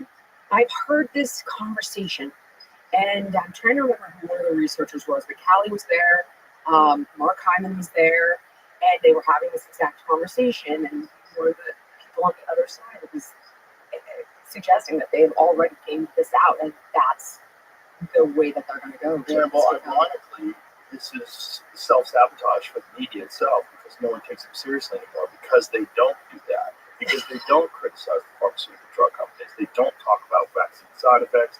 They don't talk about pharmaceutical drug side effects. They don't. They make you look like you're insane. Yeah, Dude. they're I crazy person. was on CNN talking about Ozempic one time, and they essentially called me anti-science because they suggested that, the drugs, I was like, well, they're like, well, we give people statins and we give people blood pressure medication. Look at the fucking data on statins, by the way. I was initiating that conversation, Yeah. and I was called anti-science. And They're not even anti-science. They don't understand the data. they won't even allow you to express that on the show anyway. Then never again invited Of course, on CNN. because they're compromised. It's not really news. It's only the news that they feel compelled to talk about in their financial Biden interests. there. But the problem with that, look at the ratings on CNN. They're fucking collapsing. And they're in a spiral. Why? Because no one trusts them anymore. So the public trust is eroding because of their own desire to make more money. There's an opportunity where a network wanted me to compete against these GLP-1 drugs. And everyone loves the idea, but the top concern is, well, what if Jillian wins? And then it'll be a catastrophe. So the ad sales department is like, I don't know if we can do this. We can't call it Jillian versus. We can't call it that. What are we going to call it? I don't know how we're going to position this. And I was like, you don't even need to bash it. Let me just do my job. Let's see what happens. They're afraid. God forbid I won. Yeah. I was able to do it naturally. Do you think there's an argument for GLP-1 drugs, though, for people who are morbidly obese? Because I kind of do. Okay, so here's where I've gotten to on all medications largely. It's a cost-benefit analysis. So if you brought an individual who was morbidly obese and already had atherosclerosis and type 2 diabetes and chronic kidney disease, and you said we've tried everything, they're at death's door, and this is arguably the last step. Well, in that case, the downsides of the medications are far less than not trying it. So in that instance, you could twist my arm for sure. But if you gave me my way, I would prefer to look at what the medications like ibogaine or psilocybin could do for the psychological component, the addictive component. Yeah. It's one treatment. Yeah. It doesn't go on forever. And then, because diet and exercise do work, what's stopping them from engaging in those habits consistently is all the stuff we talked about at the beginning, the psychological component, the physical addiction. So no one's ever tried it though. So there's no way to actually know, and it's almost impossible to do the research on it, which is again why the Texas Advocating Initiative is so important. Yeah. Because you begin this kind of research, although it is in veterans and addiction and so on, but would that be the first step? And when I've asked the people in the space, like Matt Shepard, for example, who is at Shepard Pratt, and one of the guys, the foremost experts on psilocybin and treating addiction, is like, yeah, theoretically, it would work great. Theoretically. So for me, if we got all the way to this place and I had a choice, it's like saying, Jill, if someone had stage 4 cancer, would you do chemo? I mean, I guess so. But I'd like to, if there was an alternative way forward, or if we could prevent it to begin with, that would be ideal. So you could twist my arm to that point. I think there's something to be said for, again, what Brigham is doing at Ways to Well, which is why being able to compound the GLP-1 drugs allows you to titrate the dose. So when people argue with me on this matter, they'll suggest that a titrated dose, a lesser amount of these drugs can be effective with significantly less side effects. But when they're trying to block that, you can't even explore it. Yeah. It's all weird because I think the problem also is competition, right? If ibogaine becomes ubiquitous and these clinics become everywhere, the real issue becomes how much does that compete with the pharmaceutical drug market's value? How much does that increase their ability to profit? And it's probably significant. I mean, if it impacts antidepressants alone, that's significant. And if one treatment could have the impact on obesity that it does on opioid addiction, GLP-1s are the most profitable drug. But here's the thing: if they do allow the use of ibogaine and then also they allow the use of psilocybin, more people start taking it. More people are not going to buy whatever the pharmaceutical drug companies are selling, and they'll just naturally sort of deteriorate. You're always going to have fools. You're always going to have people that just want to, what do I pay? Call There's always going to be people like that. And those people are there to give you a lesson without you having to fall prey to the folly that they have fallen prey to. I think that's the same with a lot of addictions, particularly gambling addiction. I'm in Vegas all the time, and I don't get home. I play blackjack for fun, but like $20 here, Right. I don't get it, but I see it. I see that craze looking at it. I think gambling addiction is one of the weirder ones.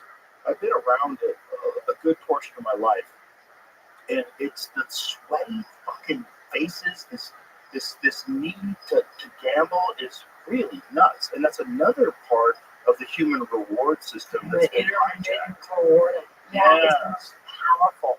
It's great. It's a study. I've ever seen it with like the rats, where they push the button, no food comes out. Push the button, food comes out. Mm-hmm. So the ones that get the intermittent food reward will sit there and push that damn button until they collapse in exhaustion. The ones that push for a little while get nothing, give up. The ones that push until they get food every time, get full. Logic, it's the same thing. It's that intermittent food. Yeah, we're exceptionally powerful. Easy to manipulate. We're weird creatures. Um, Yeah, and it's all our survival instincts get hijacked. But if you gave them an alternative path when they are ready for help, Right. when the horse is ready to drink, and you had an alternative method that we're seeing work. Yes. Well, that's the thing. We have to have freedom of the use of these alternative methods, and I think naturally those would overcome. They would succeed. I think you'd still probably have gambling addicts. For sure. Probably would have people that want to take all the pharmaceutical drugs, like whatever the doctor wants to prescribe to, but it would be less and less. And they don't want that, which is why you're seeing the pushback from the FDA with peptides and all these different things. It's because they're concerned that if you give people a bunch of things that are going to make them healthy, they're not going to take as many pharmaceutical drugs. No, but that's why. I mean, which is why there's no model for prevention in healthcare. It's not profitable at all. But it's ridiculous. There's a peptide called cerebrolizine that they give to stroke patients in other parts of the developed world that can have a massive impact on cognitive function. It can be neuroprotective. It can be done here. Literally, I had to find it in Austria, ship it into the country, and bring them in. And Dr. Rothschild, I was like, now what do I do with this? He's like, why don't you everybody use it on FaceTime? It's ridiculous. It is insane. And I like that. There's a new stroke drug that I actually just sent my friend Rich, because our friend Keith Robinson, I don't have his number, but he suffered from a stroke. And there's some new drug that, that's not Mr. Jamie, these UCLA scientists have developed. Oh, you got it already. They developed, first first drug rehabilitation to repair brain damage. The drug replicated the recovery of movement control produced by rehab in mice. Oh, that's Yeah, so this is March 18th. New study by UCLA Health has discovered what researchers say is the first drug to fully reproduce the effects of physical stroke rehabilitation in model mice following from human studies. Yeah, so which is wonderful. right. So, I mean, this is the benefit you're of, right. of pharmaceutical drugs. Yes. Like there are some pharmaceutical drugs that are wonderful. So the goal is to have medicine that stroke patients can take that produces the effects of rehabilitation. Dr. S. Thomas Carmichael, the study's lead author, professor, and chair of UCLA Neurology, rehabilitation after stroke is limited its actual effects because most patients cannot sustain the rehab intensity needed for stroke recovery.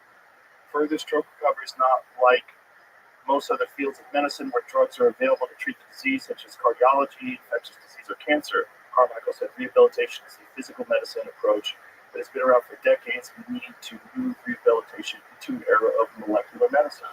So this is why you don't want to throw the baby out. Totally right. It's always like that, though. Everything is a U-shaped. Yeah, there's drugs that pharmaceutical drug companies make that help people and heal them and fix them and save their lives. And I couldn't agree with you more. It's like, but it is. But you have to contain them. Goldilocks is Just like you have to, keep your kids from eating all the sugar. completely. Yeah. I just got whooping cough, and Joe, I literally thought I was going to die. I ended up at week 7. I called my internist and I was like, I need to check me in the fucking hospital. This is insane. I think I'm going to die. And they hit me with the horns. And the long story short is, I'm vaccinated for it, but I guess my vaccination or my booster is old. I don't remember the last time I got it. My wife is vaccinated. My kids are vaccinated for it. My mom is vaccinated for it. Everybody in my circle is vaccinated and no one got it. I strongly recommend getting your DTaP vaccine because whooping cough, it was 100 days of it. So for example, my point being, like, I don't want the COVID vaccine, and I don't need it. But in any universe for me personally, if I would have known I was behind on that booster, it's like everything has a cost-benefit analysis. Everything, it's like the dose is what makes the poison. Everything is that U-shaped curve, and approaching it with nuance is really the only intelligent way forward to make best decisions for yourself. You need the right information to do that. You need to have actual access to data. And this is a real problem that we've had in the last few decades because there's been this revolving door between the FDA and pharmaceutical drug companies. So people that are the head, I think it's like 7 out of 8 heads of the FDA went on to work for pharmaceutical drug companies. 100%.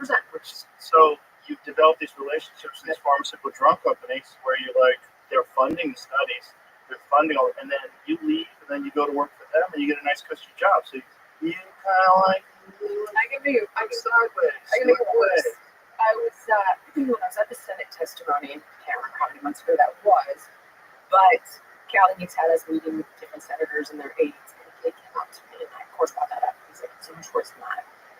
And I was like, elaborate. What do you mean it's so much worse than that? And he said essentially they developed the drug, have stock in the company, go to work at the FDA, approve the drug, and go back to the drug company.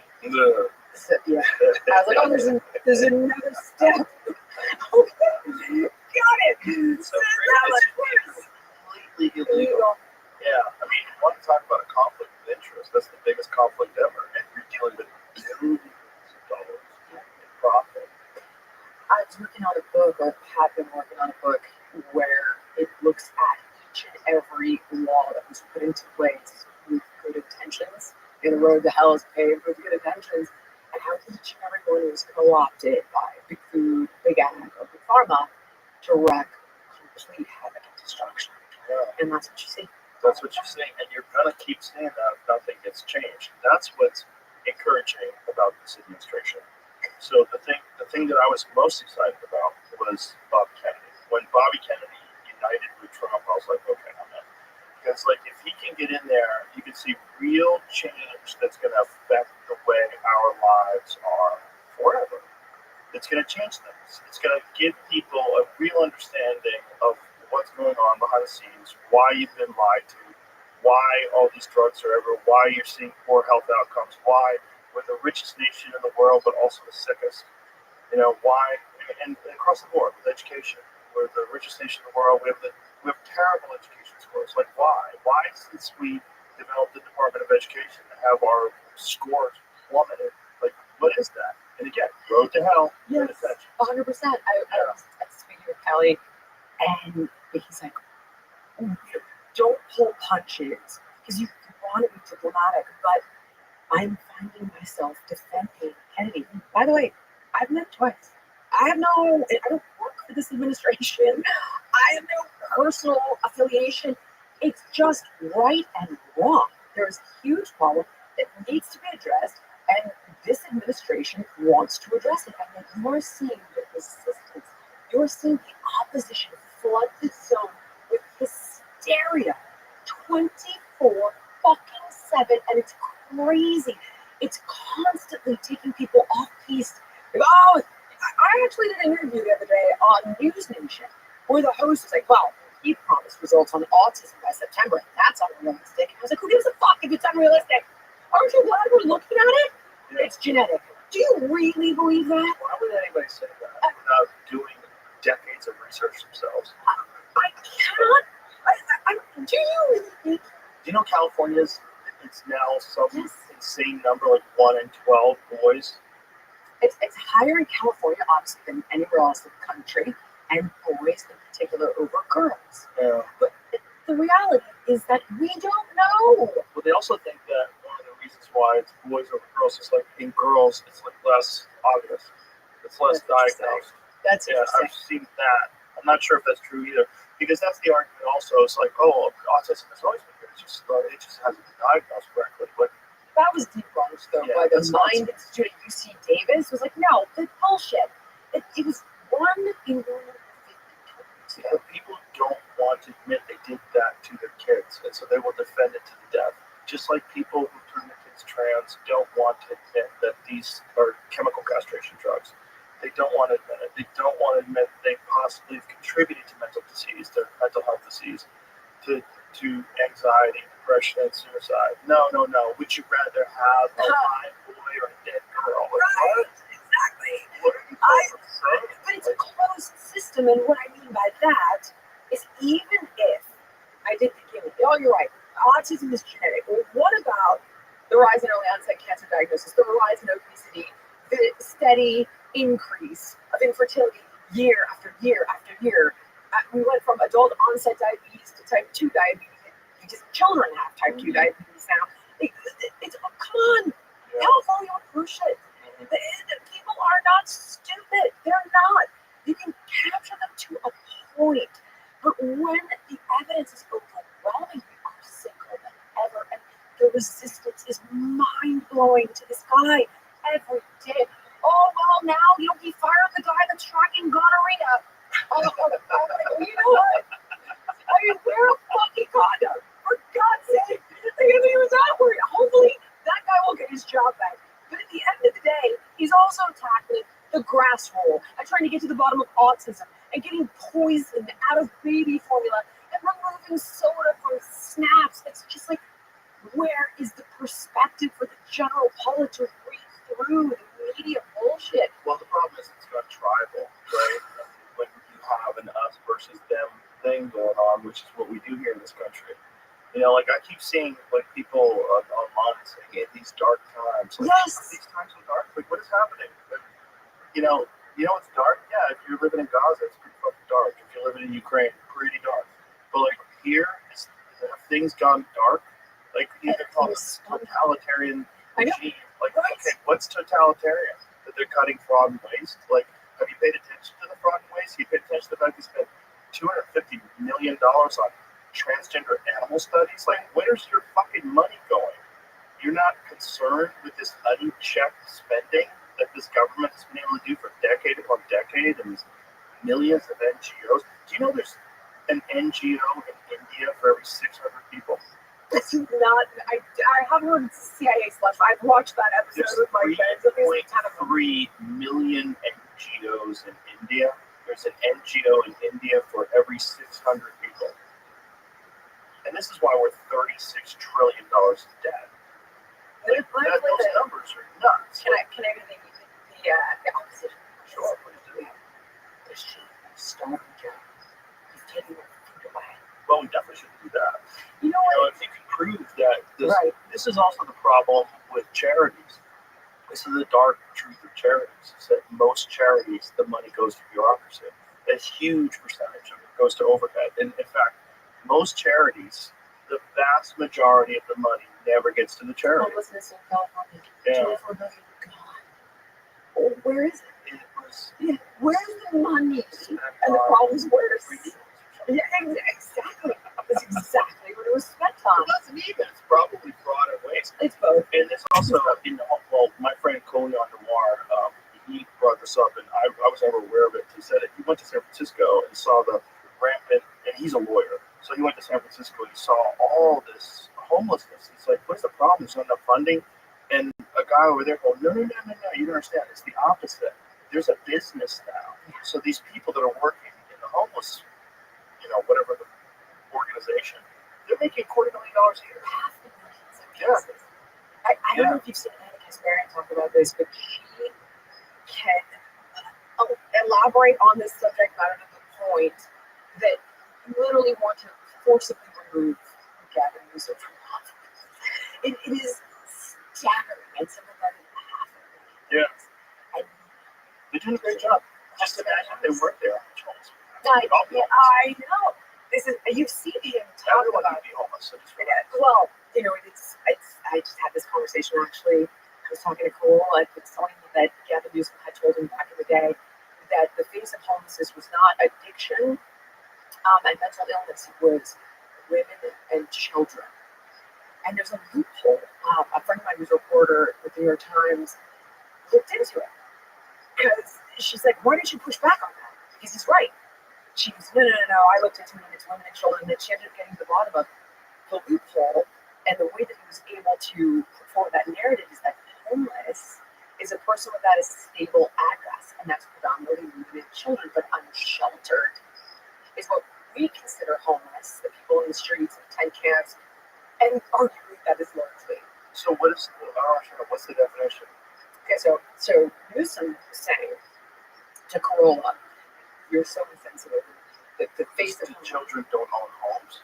He was saying that women, like the mom that earns 2 jobs, that's what I'm trying to say. That we don't need to tackle addiction and we don't need to tackle mental illness because this is about the underprivileged individual, the female single mom with 2 kids. This is the face of homelessness. And Cole was like, "You're so bad." It's addicts and people with mental illness. And I ended up then in a debate with this journalist who's lovely, named Molly, and she's like, "Well, the statistics say that homelessness is in fact women and children." But when I challenged her and sent her San Francisco, wherever we go back and forth, and she ended up coming back to me after doing the homework, and there is a distinction between homeless and unsheltered. So homeless are people with unstable addresses, and that is with children. So I think that in temporary, I couldn't quite extrapolate what it was like divorce. I guess it's like in temporary housing or in an apartment somewhere, but unsheltered, the people on the street that you and I would go homeless. Like in a tent camp outside on the sidewalk. So unsheltered. That's what he's doing. Oh, God. That's what we're trying to get at. Gross. Yes. I'm sorry. I cannot stand it. Well, if you see these I can't tent stand it. communities, you see clearly they're dealing with drug addiction and mental health. Don't believe what you see with your own eyes. Right. That's the game across the board. Right. Don't believe your common sense. Common sense would dictate all the things we talked about. Autism isn't crazy. We shouldn't give sex change and sterilize 12-year-olds. But don't believe any of that. Don't believe that people who are homeless need help psychologically and some way to treat the addiction. Obviously, there are more intelligent people like Schellenberger that have a plan for this, despite the fact that he didn't get into the governor's office, which is a shame because he would have done far better than what California is doing now. It's this Yeah. and manipulation of the facts all the time. And this is where, if I can do one thing in my job, like it's teaching people how to defer back to their common sense. It's the crazy Yeah. So common sense is not that common, right? No. It's also people are tired because they have a poor diet and they're not eating well, and so they don't have the time to be thinking about this stuff. They don't have the mental energy to like research these things, and they're overwhelmed with bills and debt. It, and then maybe like relationship problems. And, there's so many problems that people have already. To get them to look at external issues that maybe don't affect them personally on a day-to-day basis, it's very difficult to get people to focus on that. So then they vote with what they think is like their virtue. Blue no matter who. Vote Democrat no matter what. Like, okay, that's not helping you. And then when you abandon it and leave, you're called a traitor. You're a traitor to the party. You must get that a lot. Oh, well, I went through all of it, but then when you finally decide it doesn't matter anymore, you become immune.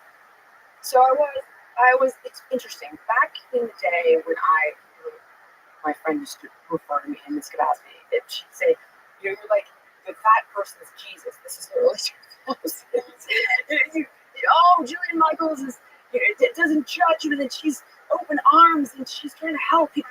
The very same person, with the very same belief system, with the very same strategies in dealing with the problem, became the ultimate enemy, the ultimate fat shamer, the ultimate science denier. And it just goes to show you how the narrative shifts. It's tough to call me a transphobe because I fall under that acronym umbrella, despite the fact that gay is different, very different than trans. I've never really understood the acronym either completely. Yeah. But you can't say, go ahead, homophobe, like, come at me, bro. Like, it's a tough one, I'm married to a woman. Yeah. It's tough to, like, you could try. I haven't been hit with a racist card, although I'm waiting for it.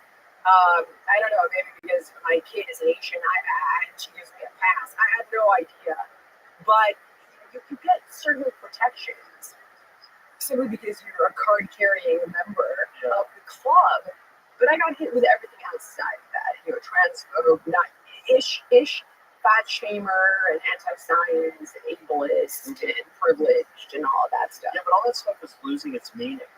The problem is you keep calling people racist. We call everyone a racist. Like, it doesn't mean anymore. You're crying wolf so many times, people don't listen anymore. Like, a real racist is horrific. You run into a real racist, like, oh my God, that's horrific. But if you just call everyone a racist, if you go math is racist, like, okay, math racist? That's what peanut butter and jelly sandwiches are racist. I've seen that. Okay. Oh, I haven't seen that one. The exercise is racist. I just see that. Alt-right. Yes. Wonderful. Alt-right MSNBC. Wonderful. Alt-right. I like that. I like that one a lot. Yeah. I will tell you, though, I don't think that it is losing as much power as I had hoped. And I reference Elon Musk, and here's why. It's seemingly working. I know a lot of people that think he's an anti-Semite. You sure about that? Well, then he's a Nazi. More than just an anti-Semite. And these are people. Yeah, and here's the irony. He's on the spectrum. So this thing, he didn't even realize what he's doing when he's going heart like, gesture. my heart goes out to you. But Joe, what about the video, the montage of all the liberals, including AOC, engaging in the same signal? Yes. It's like a thing that people have to stop doing. But that's You gotta do it like this. You gotta have two hands, touch your heart, and then. I'm not doing it. When I was in trouble with CNN during the vaccine days, the COVID days, they would use a photograph of me from the UFC weigh-ins.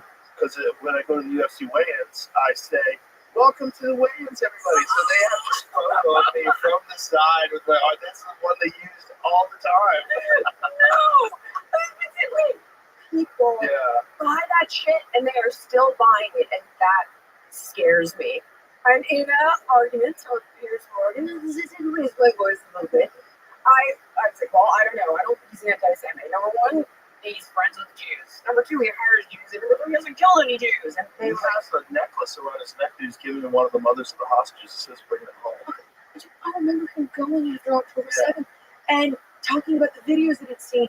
But the guy was like, oh, that's your benchmark? He doesn't kill Jews? And I was like, no, that's yours. You're the one comparing him to Hitler, who killed 6 million Jews. If you're going to draw that comparison, 0, 6 million. So shut the fuck up. Like, It's all dumb. But it's all a trick, because what they're really doing is going after him because he's trying to go after USA. And so I that's see their that. slush fund. But can I tell you how reasonable I Oh, cannot tell I have friends that I have to argue about it with. exactly. Yeah, That's when I tell you, like, I don't know that it's actually losing its power. it is. It's just not losing its power with really fucking dumb people. And you're going to have a certain percentage of really fucking dumb people. And they're either going to have to catch up, or we're going to have to overwhelm them with a lot of logic. That And that takes time. It takes a lot of these kind of conversations. They get out there, they get clipped. And maybe you and I said something here that will be taken out of context and used against you, which is always good. That's my favorite. You just take like a snippet of it. See, told ya, she's a this, she's a that. And then it's this reductionist thing where they try to define you by a string of words. Forget about your whole life. they did that to Candace Owens. Yes. Because she's disgusting anti-Semite. So I listened to her. I listened to her answer all that stuff on her show. And then I listened to her debate it with Rabbi Shmuel. And I'm like, okay, let's see what a bitch she is. And I listened to everything she said. I checked it all and watched it in context. And then I actually sat with her and I was like, all right, I opened the door. I like Candace a lot, but Candace says a lot of wild shit. She does. Not accurate. Like, But do she you thinks think she dinosaurs are fake. I do. I get it. But I get it. That is like self-inflicted. I That's a understand. self-inflicted wound. But do you think that are you a Holocaust denier? No, I'm not a Holocaust denier. And still to this day, she's a Holocaust denier. Well, that's my friend Daryl Cooper, who's on my podcast, because he said hyperbolically that Winston Churchill was one of the main villains of World War II because he started blockades and forced Hitler into action and starved the German people. It's like what he said was really unfortunate the way he said it, but he was trying to say that Winston Churchill did some things that if he hadn't done them, maybe World War II wouldn't have gone the way it went. But the problem is when you say that and it's taken out of context, people say, oh, he's a Holocaust denier and a Nazi sympathizer. Right. But then you listen to his podcast, he's got this, I think it's 30 hours called Fear and Loathing in Jerusalem. And it's the most gut-wrenching tale, the persecution of Jews in Eastern Europe. Just the beginning of it. I tell everybody, just listen to the first 40 minutes of it. It's so heartbreaking. That's not the words of a homophobe, or of an anti-Semite that would say those things. I haven't. Reductionist things that people have to do. But even still, here would be my argument to that. Let's see. If you're inclined to believe, let's say that was his argument, and that Hitler wasn't bad, it was Churchill. Then you're an asshole. Yeah. Then there's no hope for you. This gatekeeping of He's neither an asshole or an idiot, and he's being called an asshole and an idiot by people who don't consume his work. Of course, I'm saying Which is really worst case scenario, because I see this a lot, gatekeeping of information, and God forbid you don't fact check everybody on everything, which has been something that I've gotten a bit of. Like, well, you nodded your head and you said I see their point. Sometimes I see their point, and sometimes I don't know, and I can't fact check everything. And I'll talk to somebody else who has a different opinion, but people can think for themselves as well. There's just a lot of bad faith actors out there, and there's a lot of people that do that. Is taking people out of context and trying to use this reductionist perspective and label people with these pejoratives that are hissing people. Like it's in the racist, homophobe, anti-Semite, all those are inescapable. And once you get hit with those, that's your fucking sticker on your forehead for the rest of your life. And that's what they're trying to do to you, because they're trying to silence you, and because they want to win. And this is a real problem with human beings when it comes to ideas. Is that, like, if I believe something and you believe something differently, I don't want to listen to you. I want to beat you, right? I want to overwhelm you with talk. I want to Pierce Morgan you into submission. I want to yell at you, not Pierce the human, but the show. I know. You want to yell at them, and you want to win. You want to dunk on them. And this is why I don't engage with people on social media. I just think it's the worst way to communicate. And when I see people doing that, I genuinely feel bad for them because I think they're mentally ill. People are dumping on people constantly on social media. Like, well, that's a sign of mental illness. Like, there's something wrong with you, but you don't realize that yet. Like, this shit's been around for 20 years now, and you're still engaging in that kind of behavior on social media. It's stupid. It gets clicks. That's what I think it is. I think part of it's the problem. So I get enough problem. attention. I get enough attention, so I don't need to like reach out and try to get more. Which is like, well, by the way, that's what you're supposed to do when you get a lot of attention. You're supposed to rise above, with great power, great responsibility. You're supposed to try to be nicer. Which I try. Those like one of my core tenets in life: be as nice as possible. And here's a shocker: I find people are nice to me almost entirely. Like, very rarely are people not nice to me. So I'm nice to everybody. So if you're nice to everybody, guess what? People are nice to you. And even people I disagree with fundamentally. You're listening to them, though. That's exactly what you're trying to say. Like, one of the conversations that I've referred to a couple times is the one I had with Matt Walsh. There's no universe I'm going to change Matt Walsh's mind about gay marriage. But at least I want to understand them. And I also am hoping that if some people who are in the middle of this argument could be influenced might go my way. And I cannot remember if this was a TED Talk or where this information or the story was put out in the world, but it was the story of a black man who ended up befriending a grand wizard of the Klan. And ended up... Davis. Is that He's a friend of ours. He's been on the podcast. Oh my God, the story! Daryl's a musician. Oh my God! He met. And became the guy's like godfather, the guy's kids. Not just one. No, he's got more than 100 of these KKK guys to give him their robes. Yeah, and convert and change them over just with love. Just with love. That's what I'm hoping. Yeah. In those conversations, Yeah, well, Daryl's a really amazing person, a shining example of what's possible when you just show people. Like, he's like, man, you're different than all the others. He's like, actually, I'm just a human. I just have one melanin in my skin, and you are, unfortunately, you have been trapped by an ideology. You have othered people simply by their looks, and you haven't learned this lesson that was supposed to be taught by Dr. King in the 1960s, judge a man by the content of their character. It must have been your show, actually, where I heard it, but it changed the way that I approach 99% of conversations. Because I thought, okay, if I listen with an intent to hear and an intent to understand, and I can expose people to the things they're uncomfortable with in a way where we find common ground, I may not change their mind, but at least in some cases you hopefully can, but at least you're modeling. But it takes so much time. It's like Indiana Jones, where the guy starts throwing the whip and he just pulls the gun out and just shoots him. It's like, I just want to shut the fuck up. And that's what a lot of people like, especially today. It's like, everybody wants to take Ozempic. You want a quick fix? You don't want to work out for fucking 6 years to lose 50 pounds. No, I want to just lose 50 pounds in a month. And this is the quick fix thing of today's society. And when you're offered this pill that makes you smarter instead of reading books, like, yeah, I'll take that pill. And this is the argument that I've said to people when they always talk about, I don't have to exercise. Like, I'm not interested in my body. Like, this is stupid. It's AIDS. It's not. Listen, if I give you a pill, just give you a pill, and that pill make you fit and healthy and muscular, you wouldn't take that pill? Why would you not want a body that works way better? Improved your mood, your sex life will get better, all of these things. Of course you take it. That's a defense mechanism, though. You need to know that. Right. It's a fear that they would be incapable of following through on what's required. So they defend against it. It's the same shit you see with people that are overweight. Like, I don't care. Or they make fun of their weight and they become the funny fat guy. It's a defense mechanism. Oh, I have a lot of friends like that. A lot of comedians. It's like their entire act, like being fat. And part of it, yeah. There was a guy, I went to Kill Tony last night, and there was a comedian that was up first. And he was 412 pounds, and the guys were doing what they obviously do. But there was a part of my heart that was splitting. Of course. Because I was like, deep down, he's hurting. And this fucking guy's hurting. Deep down, so funny. I know, right? That's incredible.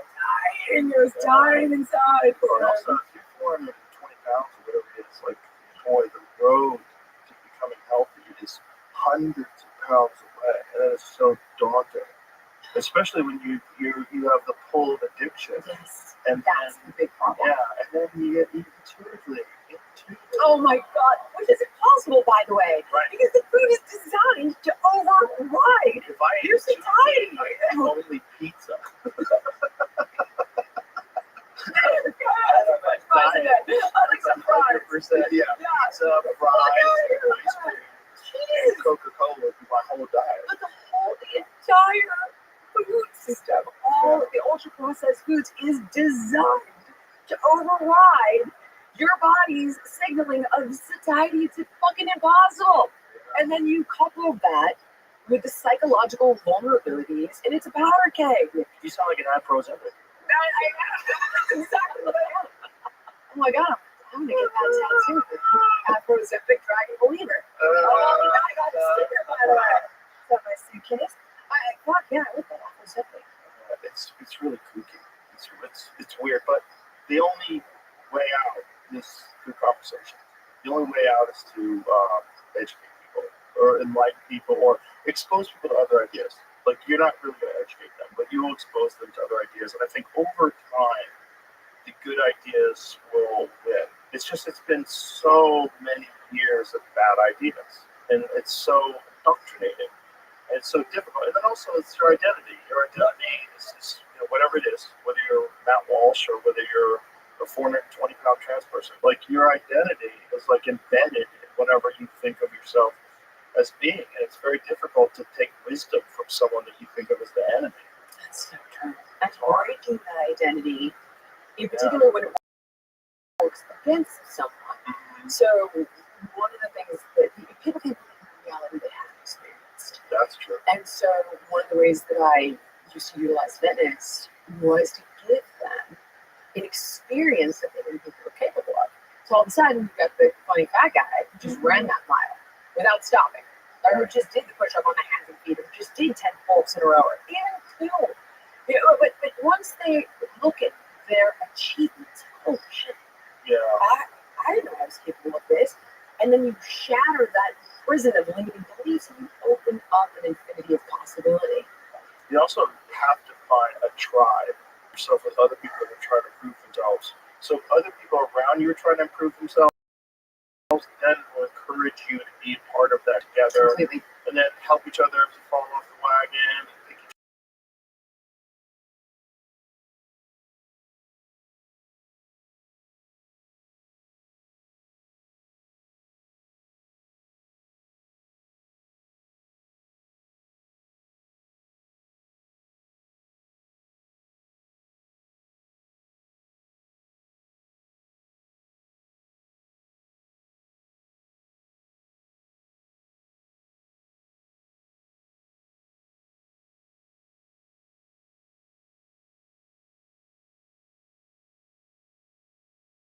Teaching a great CrossFit coach matters. That's a big difference between you herniating 3 discs and getting into the best shape of your life. So I would simply say, look for a qualified expert. Yeah, But that's a good point. I'm beyond the what's the best diet and what's the best. As long as if you're in a positive environment that's able to show up for day after day after day, Right. something's better than nothing. It And you're doesn't matter. focusing on improving. Yes, and that comes from community. Sure, you're That's absolutely what people love about the whole community. Absolutely. They're all working out together. I used to love that about yoga class. yes. There were a bunch of people, I knew them all, and hey, what's up? But you don't talk until after it's over. Right. They really discourage talking before. But, like, you're all sweating together. You're going through it together. There's no other way, And then you get out the other end, you're like, wow, I wouldn't have done that by myself. I would have quit in like 40 minutes. So I did the whole night, and the rest of the day. That's why the community is such an integral part of treating addiction. Because you have that supportive group to keep you accountable, to show up, to feel like you're part of something, and you've seen it work for you and work against you. Yeah. And It's also an integral part for an evil army, unfortunately. I know! They have to believe. They have to. Well, that's what I asked you over the beginning. You know, how do we tip things over to You the have to make right your side side of be it? more attractive. You have to make your side kinder and more empathetic and also more admirable. Yes, Yeah. you're right. That's, The rewards have to be there, and admirable is one. yeah. Yeah. Yeah, you have to like wish you had those characteristics. And you know, why don't I? You know, and just also realize you're not who you do. Okay, if you were a fat alcoholic gambling addict, you don't have to stay forever. You don't have to. You're not that. You're a human being. You were trapped with behavior and ideas that were not self-serving. They're not good for people around you. You probably stole things to feed your addictions, and you feel it's terrible self-worth and terrible self-image. But that's not you. That's who you have been. You are who you are right now. So if you choose right now to be positive from here on out, and you're going to have some mistakes and fuck up along the way, but find a group. This is why Alcoholics Anonymous is so important. You get around these people and you all agree. They're all like, and you have sponsors and you help each other. This is the whole idea of community. We are not solitary individuals. We're just not. We are a collective organism experiencing itself in individual ways. I do. I sometimes see people winning out more often than not. Well, because that's what's in the news, and that's also what's in your algorithm. You know, that's why I'm disgusted. Yeah, I feel so much better. I've been off social media like almost entirely for like a few, wow, really weaned off about 2 weeks ago. I really followed my wife's footsteps because like she just got off, and she's like, I feel so much better. I'm like, yeah, that's crazy. And so I'm like, let me try it. And so I tried it for a day. I was like, wow, I feel so much better after this day. And then I tried a couple days, and I'm like, oh, it's real. Like there's, Sugar Sean O'Malley, UFC champion, he said, he goes, I get a low level anxiety when I'm scrolling through social media. I'm like, right, what is that? Like, what is that? That shit's real. It's also you realize like you're just distracting yourself with this stupidity. But when you don't do that, your mind feels better. It really does feel better. So I will occasionally, like on the toilet, I'll like scroll through Twitter, find out what is everyone mad at, and then I'll put it away. And then sometimes I go days without looking at it at all. And then sometimes hey, like I got a text saying like, hey man, are you okay? Like, oh, what? And they're like, oh, people are mad at you on Twitter. I'm like, okay, that's not the real world, bro. I know what they're mad at. Like, no, don't reach. Like a friend of mine sent me something that people. I go, don't send me that shit. I'm not looking at it. I don't care. Aren't you immune to that by now? Though you have been forged in fire. For fuck's sake, what are they going to say to you at this point that you're even going to care Well, the about? thing is, it's not me. It's them. They think that I'm upset at this thing. Because they would be upset at this thing because they don't get it back. Right? So, like, my sister used to say things like, I'm like, don't tell me that shit. I don't care. Like, I know my wife used to do that for a little while because she would worry and want me to kind of like temper my behavior. Right. My business partner would Yeah. stay in the pocket here on the fitness stuff. But I found that the more I would lean into that, it didn't matter how many attacks would come my way because it would resonate with the people that got it. And that ended up working better for me personally and professionally. But you're right, it is their concern of how they feel. If people called them those things or came for them with the pitchforks and by the way, the worst thing you do is fight back, which is really crazy. The worst thing you do is like interact with people. Of course. It's really kind of, but that's everyone's instinct. Everyone's instinct is go, well, I'll tell you what I think now. Be caught up in it. Yeah, you it's ridiculous. The only time I find myself doing that these days, and I'm going to stop it, is when my son will challenge me on something, and then my mother is like, we're debating something. She's like, you're really litigating this with a 13-year-old.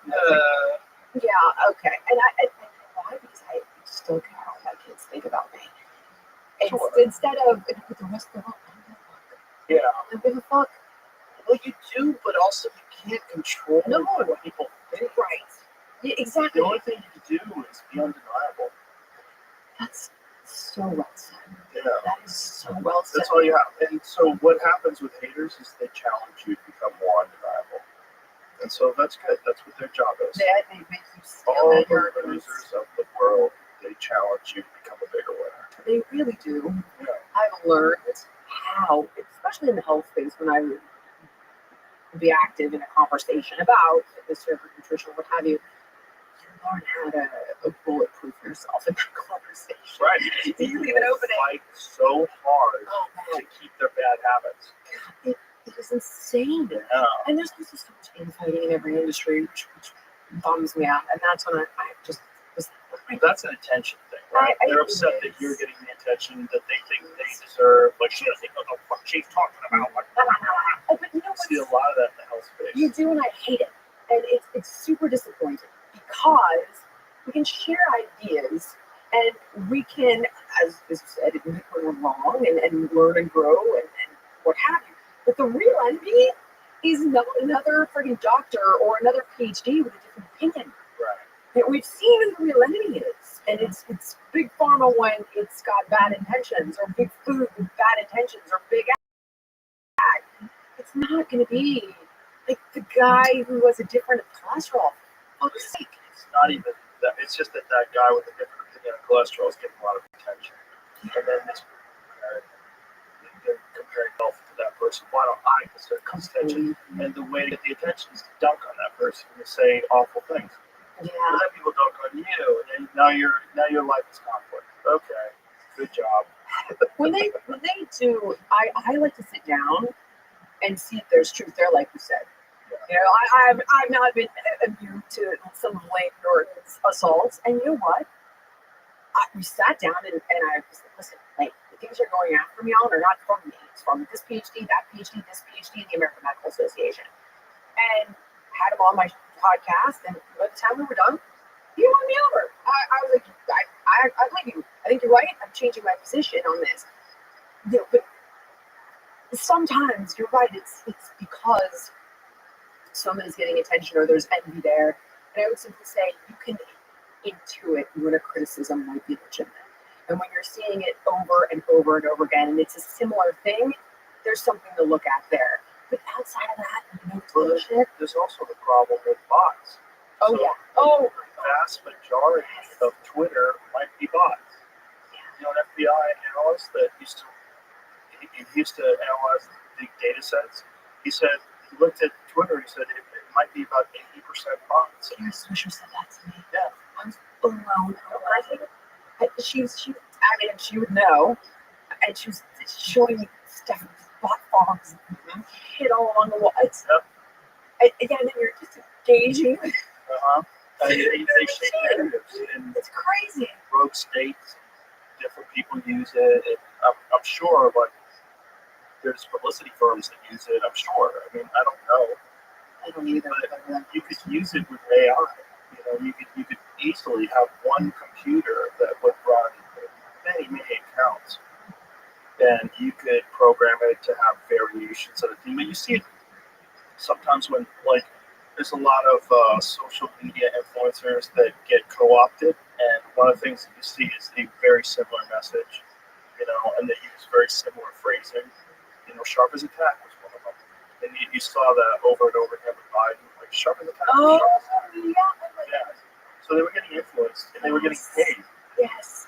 You know, did you ever see that? I'm sure that of course you would have, but I remember when I was talking to Senator Johnson, and he was exposing me to the Trusted News Initiative. And this is the whole, the newscasters that had the exact same script, it's the exact same thing. So well. And but in freaking in broad daylight. Yep. There's, guys, we have clips of all of you saying the exact same thing. It's so clear. It's a narrative. And when he told me, he was, God, this blew my mind. He went pre-COVID to, he was talking about this event at the Milken Institute where Fauci and I screw myself. I think it's this guy Rick Wright. Forgive me, this may be wrong, but the group of people, definitely Fauci, were talking about what it would take to get a global vaccine program. Fauci says probably going to take a pandemic because it's like 5 months before COVID. Nothing. just to put my tin hat on and roll myself in tinfoil and jump all the way down the rabbit hole. But then April Haynes said, well, what are we going to do about it? This information at this event that she put on shortly after that. And he said that's what they came up with, the trusted news initiative, right in time. Well, not only that, COVID. they came up with a new term, and that term is malinformation. Ah, You know what malinformation is? Malinformation is true information that might be harmful. So there's misinformation, disinformation, and malinformation. Yeah. Malinformation is something that I promote during the Biden administration as being dangerous. And it's essentially the truth. I knew we've got to reconsider the First Amendment. Yeah. I've seen all those clips. That is scary shit. Senator Kerry, Bill Gates, Hillary Clinton, and to criminalize people who are promoting this misinformation. None of your knowledge. Did you ever see the CEO of NPR doing a TED Talk saying that sometimes the truth gets in the way of getting things done? Oh God, no! But I've heard them all say that. I see that. Oh my God! It's an infantilization of the public because they're too stupid to handle the truth. They're dumber than you. You're the purveyor of information, and you need to give them the information that gets things done. And sometimes you have to lie to them. But vaccines are safe and effective. What did you post? It was the cover of the New Yorker that said something about doing away with the First Amendment. Yeah. And Wonderful idea. Like, wait, what the fuck are you talking about? Well, It's not like the number 14, by the way. Or number 5 is like, number 1. The First Amendment. It's in the way. It's in the way. That, to me, when you were having this debate about Kamala versus Trump, like, how do you guys have this selective outrage about what's flipping your shit? I want due process for Kilmore or Brago Garcia, who, probably beats his wife and is a suspect. I get it. I Seems wanted like to. he's got MS-13 tattooed on his knuckles. Yeah. I mean, come on. And there was a deportation order. Yeah. Just say it. So you See the can't. photographs that his wife puts out where she covers his knuckles in every picture? Yes. Yeah. Yes. Hilarious. I mean. So I was saying, oh my God, they deported a Maryland man and a father, because that's what I was reading in the news. Okay. And then you get into it and you're like, oh, wait a minute. Oh, hold on. And then they released the dash cam footage, the police footage of when they arrested him. Not dash cam, whatever the cops were. I know what you're talking about. Yeah. I thought the exact same thing. It's crazy. But it's just like, you can't just go on narratives, because these narratives are just designed to make the Trump administration look like monsters. I was giving an interview to this woman from the New York Times, and she said, don't you see this? And I was like, I do see it, and I don't understand it, and I wish it would be different. But then we get into the lesser evils. I wrote her back, and I was like, I don't agree with my previous position based on the current information available to me now. Seems like a gang member. But then there was that gay hairdresser that seems like he That just got one's roped tough. up. I know. And what I have learned so far is I've really been trying to get the thought for that one. So I don't understand why the left isn't leaning on that one. Right. The other guy, beats his wife, suspected trafficker, want to be outraged. This guy is a gay hairdresser. I guess he committed. I was listening to Tim Pool talk about this, immigration fraud. So that guy's a tough one. Doesn't belong in El Salvador I prison. agree. Also, he's not that even one's- from El Salvador. It's really crazy.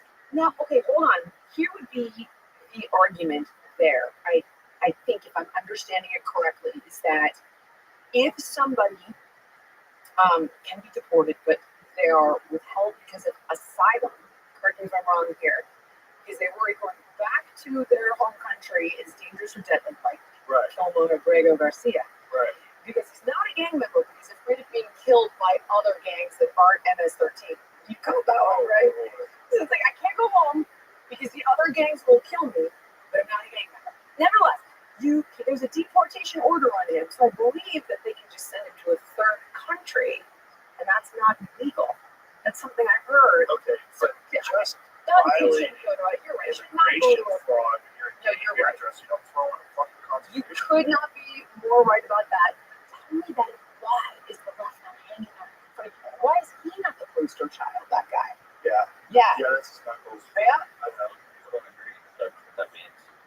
dude, I've talked to the two guy who's a gang expert. Two separate courts agreed. I that- talked to a that- guy that's who's what a that gang means. expert who explained it to me. It's like, yeah, that's how it works. There's also an informant who confirms. There's different versions of MS-13, but that's what it means. Like marijuana, smiley Yep. face, Jesus, and then the skull. I just think when I look online.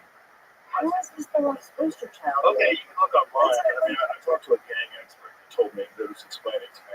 And there's a bunch of different versions of There's gang two tactics. courts that determined he was an MS-13 gang member. The cops had an informant that was an extremely reliable source that said he is MS-13. The guy, the wife, was like, he beats me, and then withdrew, I guess, but had filed a report. And To protection order. yes, the cops pulled the guy over with 8 guys in the car, going like from Texas to Maryland, I think, or from Maryland to Texas. No luggage, no tools, and suspected him of trafficking. And again, I will simply say, if you didn't apply for a Why are you been hanging out on this one and not thinking here? I'm asking you that. What Would is that the be latest? your sacrificial lamb? Because I heard Glenn Greenwald talk about the gay hairdresser, and that one seems the most compelling. I agree completely. But there's no logic in this world anymore. That's It's all like whatever gets traction. You know, maybe it's because he's got kids. Oh, he's a father, Maryland father. You know, like that's what it is. Like he's a wrongly deported Maryland father. Like what wrongly? Why? Tell me why. What's wrong about it? had a deportation order Right. 100%, and then said, I am worried that the other gangs will kill me. And so that's when they held deportation order, but he could be deported to another country legally. That's the part that, if he's not a gang member, why is he worried about being killed by other gangs? I would just, like, go, this is a common sense piece that we, I don't know. I'd hang my hat on the gay hairdresser guy. It's I agree with you. like also like imagine, you know, inheriting this problem. Like you had open borders for 4 years, and they've let thousands and thousands of potential criminals in here, if not millions. They've let millions of people. Who knows how many of these people are suspected terrorists? It's not just one. It's not 0. Okay, so what's the number? I don't know. How many of them are gang members? What, is it 0? No, it's not 0. So they let in gang members. Okay. How many of them are in the cartel? Well, it's not 0. Okay, well, what the fuck do you do?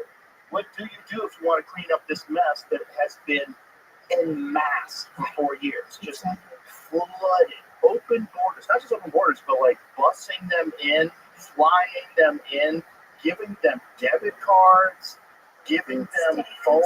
Oh my God, interest-free loans in California. Yeah.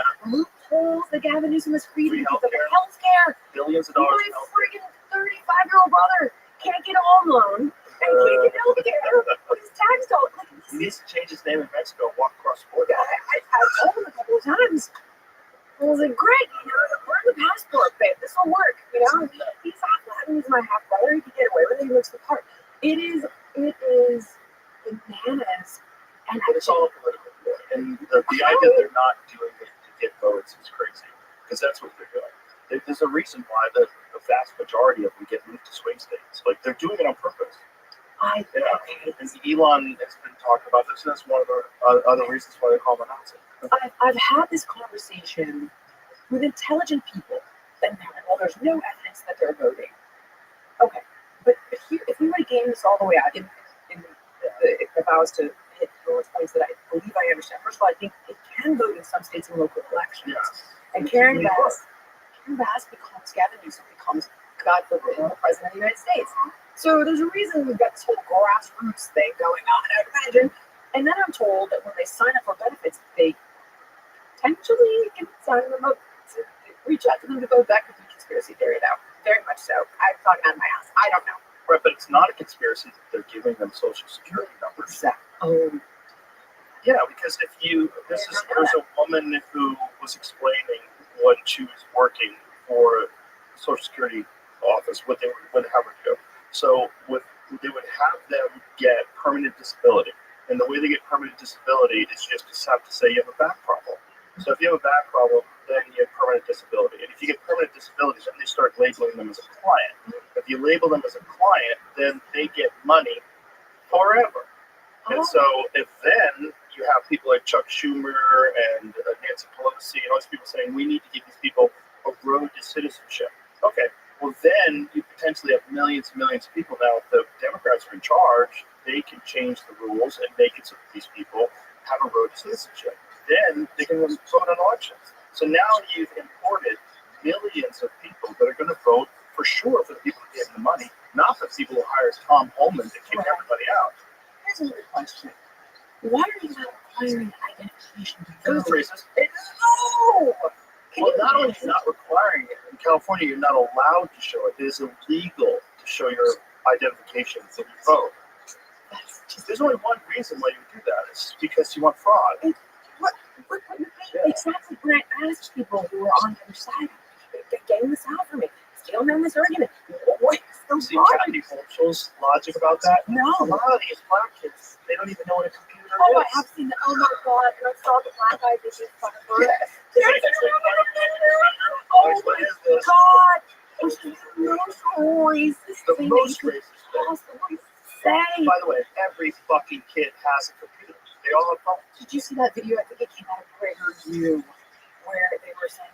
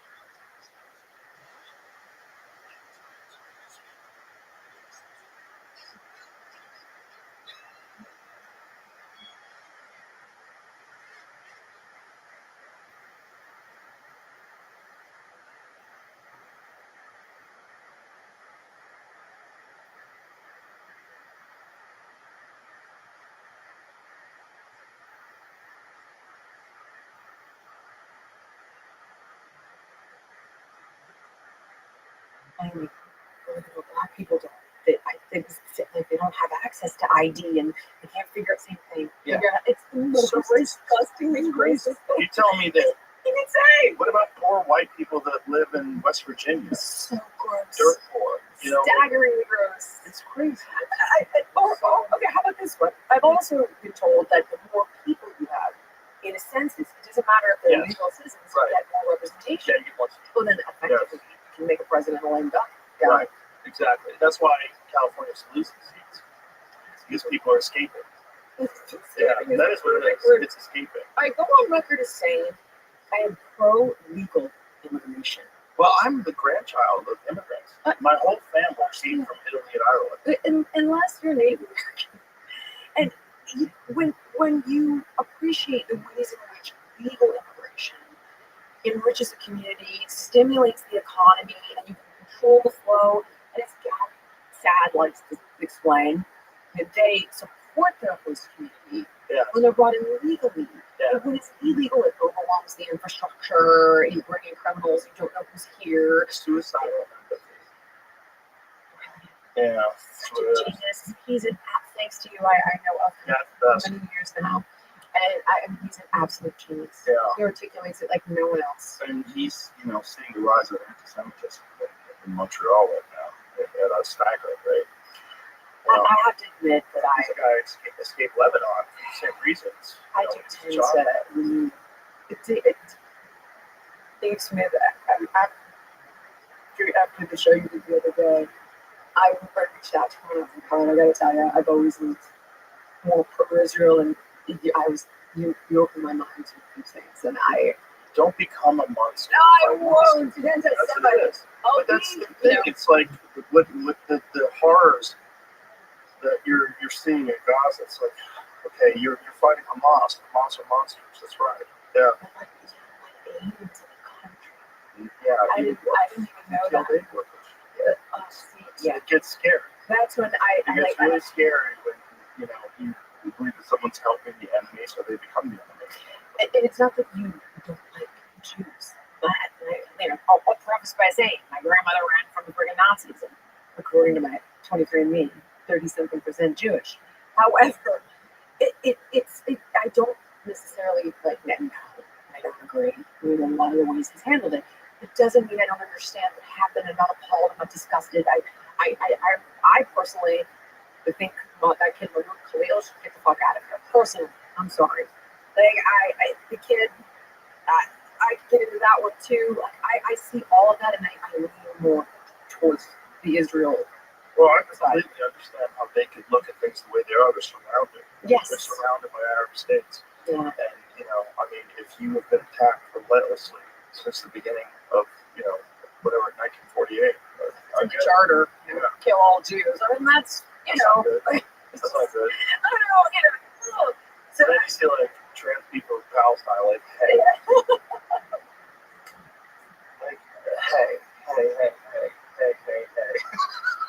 Do you fucking know what they would do to you? Oh my god.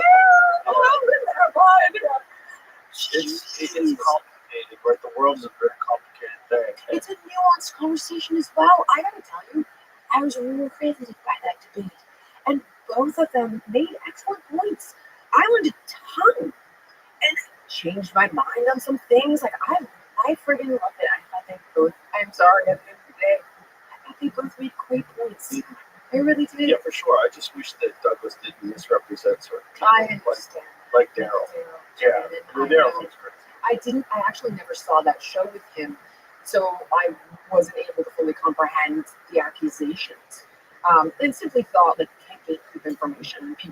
If somebody's going to believe that if this is in fact the truth, right, if he was this guy that was saying Hitler was innocent, or not innocent, but the lesser evil with regard to Churchill versus Hitler. He definitely wasn't saying that. But what he was really saying, that apparently historians also agree with it, that Hitler kind of hid his anti-Semitism early on. And that early on, during his rise, he would keep it confined, the really rampant anti-Semitism, would keep it confined to these, smaller meetings. And that, it's like... He's Jewish, isn't he? He was a Jew, wasn't he? Oh, I think Hitler was a Jew. What? Gene, will you check that? Hitler was a Jew. Hold on, I think so. I think he had some Jewish blood. Check it real quick, will you? I remember hearing something. What's also leaving the Aryan race with blonde hair, blue eye? Hey, bro, that's not you. That's not it. Hold on. I feel like there was some. Hold on. Oh, is it bullshit? No, he was not Jewish. Oh, okay. There's some circulating suggesting a Jewish grandfather, a Jewish ancestor. These claims are not supported by any historical evidence and are widely dismissed. Oh, Jesus. All right, I took the bet on that one. I shit the bet on that one. It's really fascinating because he is one of the worst figures in history. Everybody, other than really complete psychopaths, the great thing. Right, that's what I'm saying. If you can't disseminate that bit of information, let's say, again, hypothetically, this gentleman, Daryl, was trying to make that point, then you're an idiot. If you can't determine, or, there are skinheads and KKK that are going to tell you the same thing. If you can't determine that person's fucked up, you're an idiot. That's not really the argument, though. It's no one's really saying that. No, I know. I'm suggesting that if the worst case scenario was that, but I appreciate what you're saying. That wasn't his point, and I have not done any homework on it. He tries to look at things from everybody's view. He tries, imagine you're this person. Imagine you're a German citizen and you just got through World War One, and the whole world hates you. Like, imagine this. And then the drug thing is a big part of World War II. It's a giant part of it. Like, the fucking whole army was on meth. That is so crazy. It's just so fucking crazy. Really, you should read the list. It's really fascinating because they had like a over-the-counter meth that you could buy. It was called. Oh yes, the candy thing. What is it called? Permitin. Yes, I remember saying that on the show. Yeah. It was like a little candy tin. Yeah. You're all eating meth.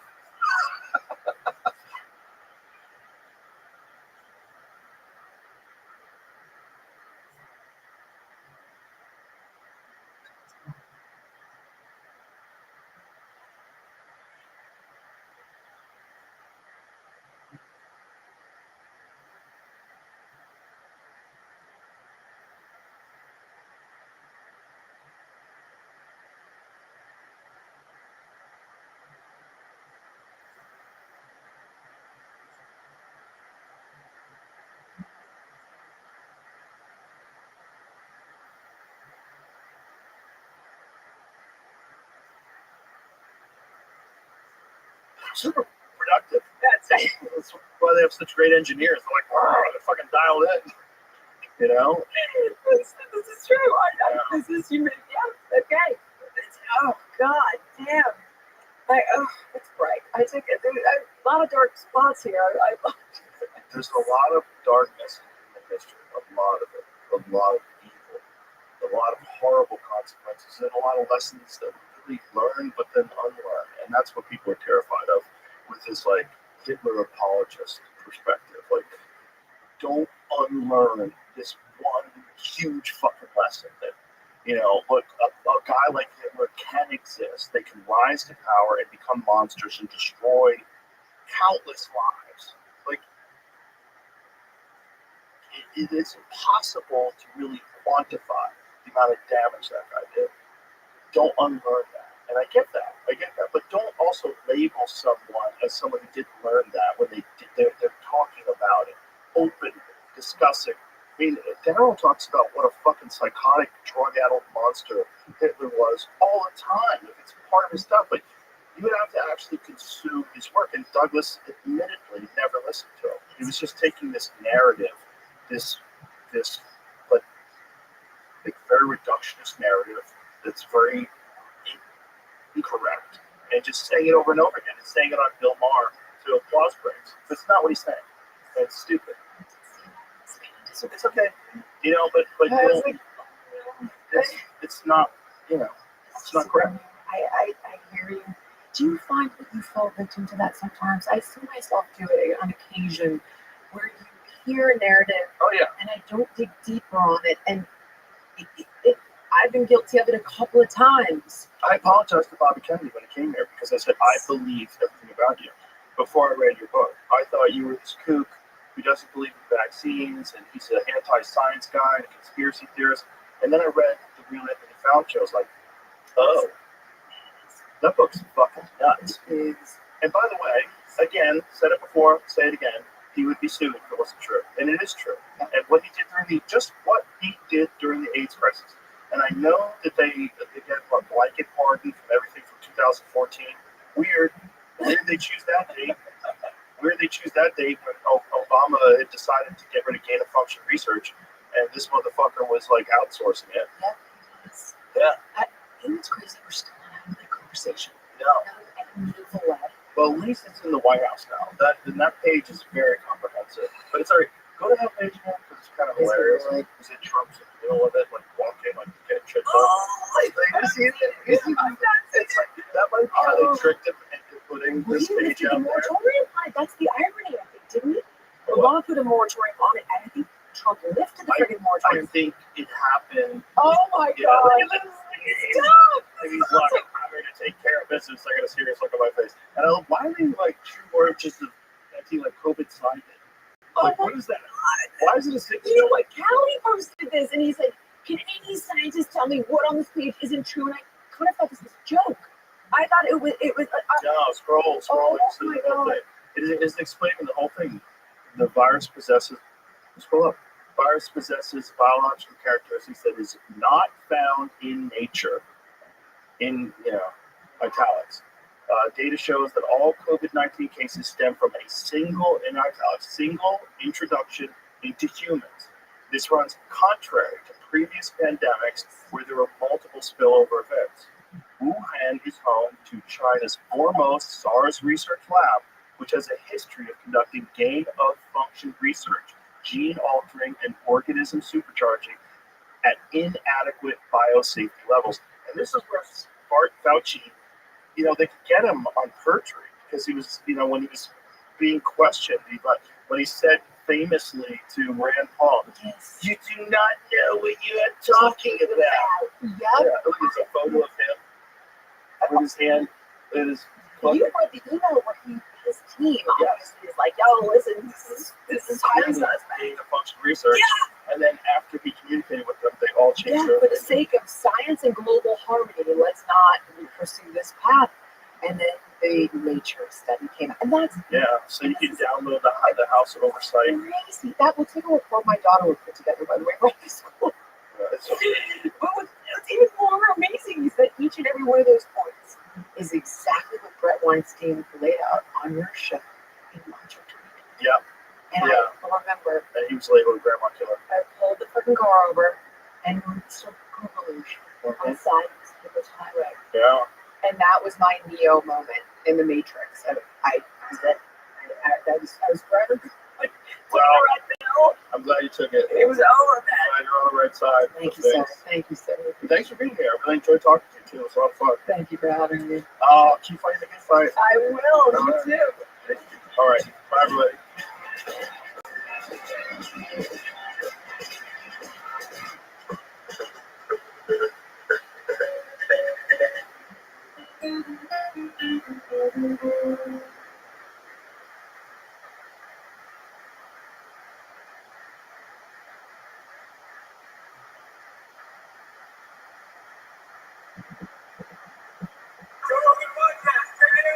The Joe Rogan Experience. Drink my name, Joe Rogan Podcast. My name. All day. What's happening, man? What's going on? Great to see you. Yeah, good to see you. Well, what a journey you've been on. Yeah. I started listening to your audiobook. It's giving me anxiety. It gets better, right? It takes a minute, but there's a relief for the reader. Well, the relief is seeing you healthy, walking Well, around. the relief is also you kind of know the end of the story, right? Before you go into it, Right. so then you can really kind of dive into the actual detailed narrative that I put out. Yeah. There's no other way to do it. But yeah, it's tough for the minute I go to like, wow, my sister took a while to read, and anybody else kind of involved in the incident. It takes a minute. It took me a long time to kind of get through it, right? So it's anxious for me too. So how long was the actual recovery? Because you don't even walk to the bed. Yeah, it's quite. There's a lot. Some things are pretty miraculous. Some things can be explained. Something, and I tried to figure it out as I was writing the book. A lot of people ask questions. I asked myself questions. Things were on my own will. Some things were of the world, of some sort. But yeah, I was given. I was supposed to walk a little bit because pretty much left titanium, and then was certainly not running. And I'm doing far beyond all those things. Don't know exactly. I can pontificate on why. What do you think? I think it's. But will is a really special thing, and the love, the fuel to fuel your will. I have in spades. I feel like I can do anything if I set my mind to it. When there is my essential part of my life, like recovery, there's a 24-hour day job. And typically I do many other things, right, as we all do in our lives, but all my focus, like even parenting, is out the window until I can get better. So I had to do that first. So that being the essential part of every thought, every fiber, every cell in my body is geared towards a winning streak recovery. Well, I'm getting fucking better. So I just got better. There's no nostalgia. I was brought back somehow, somewhere. And it would be a disservice to not do all the things I've supposed to be doing and want to be doing. So it just took a lot of effort and it took a lot of support to heck, dude. I mean, there's hundreds of people involved in helping me not die again. But then it was, but at the end of the day, the recovery, as you know, everybody gets injured in some sort of way. It's a lonely road. It's only you. No matter how much help you have or PT you have, your tendons go, whatever the heck happens, you still have to put in the work every day and endure the pain and manage the pain and mitigate it. It can be quite lonely, but I always found that my daughter, the family, I see their faces when I get better. I can stand up, etc., not pee in a jar, I can get the wheelchair. Any sort of milestone, I see their faces get a little bit less horrified, even relieved, even quite joyfully. So, as much damage as I did to my family and their hearts, me getting better can relieve them of that burden. So it was an easy one-way road to recover, and that's why I recovered fast. And I attribute it to my love for my family. Wow. So let's bring it back to the day of the accident. When exactly was it? It was New Year's Day. New Year's Day 2023. Yeah. And I host my family at my house up there, like 25 people every post-Christmas 2 years. Family, friends, whoever, just kind of come up and celebrate the holidays together, skiing, all these different things. But we had a big kind of snowmageddon type snow event that shut down the mountain that I live on at the top of Lake Tahoe at about 8,000 feet elevation, and we got just tons and tons of snow. But it happens often, maybe not that intense at the store, but so much so where we were cut off from anywhere else. We're snowed in, fine. I'm prepared for that stuff. 3 days without power, prepared for it. It's fine. We can have fun. It's actually relief. All the cell phones go off. All the iPads go away. Computers, and everybody's just playing card games. We had lamps on, and it's a riot. So we had a good time. The food supply was still good, but it's New Year's Day. We're going to break in the weather, so I decided to clear the roads and see come out for air, essentially. And in doing so, that's when the accident sort of transpired. It's more of a routine type of thing to have a half-mile long driveway and have to maintain it myself. So I have a snow cap and a bunch of other snowmobile type of equipment. There's a bunch of vehicles, snowmobiles, even things that got stuck in the driveway because it's a lot of extra snow and some of it was really light, and then it got very icy and hard, so you're sinking down like 3 or 4 feet into it, and it was a hot mess. So I had to try to dig all that stuff out using the snow cap, pulling the stuff out. This thing, the snow cap, to describe it in words is pretty difficult, but it's like a tank. It's probably 12 feet wide, tracks on each side, so it spins like a tank with a skid steer. Yeah, there it goes. So that's a small, tiny short one. But yeah, it's something kind of out of Star Wars. But this minor or metal track is more like that. Oh yeah, one like that. That's it. It's exactly like the one I have. So it's about like 16,000 pounds or so, and it's pretty nimble on the snow. Just to see it physically, put it back up. To see it physically and to know that that's what ran over your leg. Oh, my whole body. Yeah. So you have to step on the tracks to get into the cab to operate. So stepping on the tracks is a normal thing to do. You just don't do it while the thing's you're operating. Right? You're doing the thing, you're driving, and it's just easy. The thumb go forward, reverse, and you're neutral, and that's it. It's really easy to operate. But it was just the accident happened because you have to get in and out off on those tracks. And I hit the thumb thing, and it threw me off. And I was going towards my nephew, so I had to jump back on and try to stop killing him. There's an impression between the truck and that big blade that I placed that thing. It's 2,000 pounds, that thing. It's gnarly. But so my instinct was to jump back on and try to stop it. Obviously, it didn't work out. And it got ran over. There you go. How much have you bought of it over? The entire ball.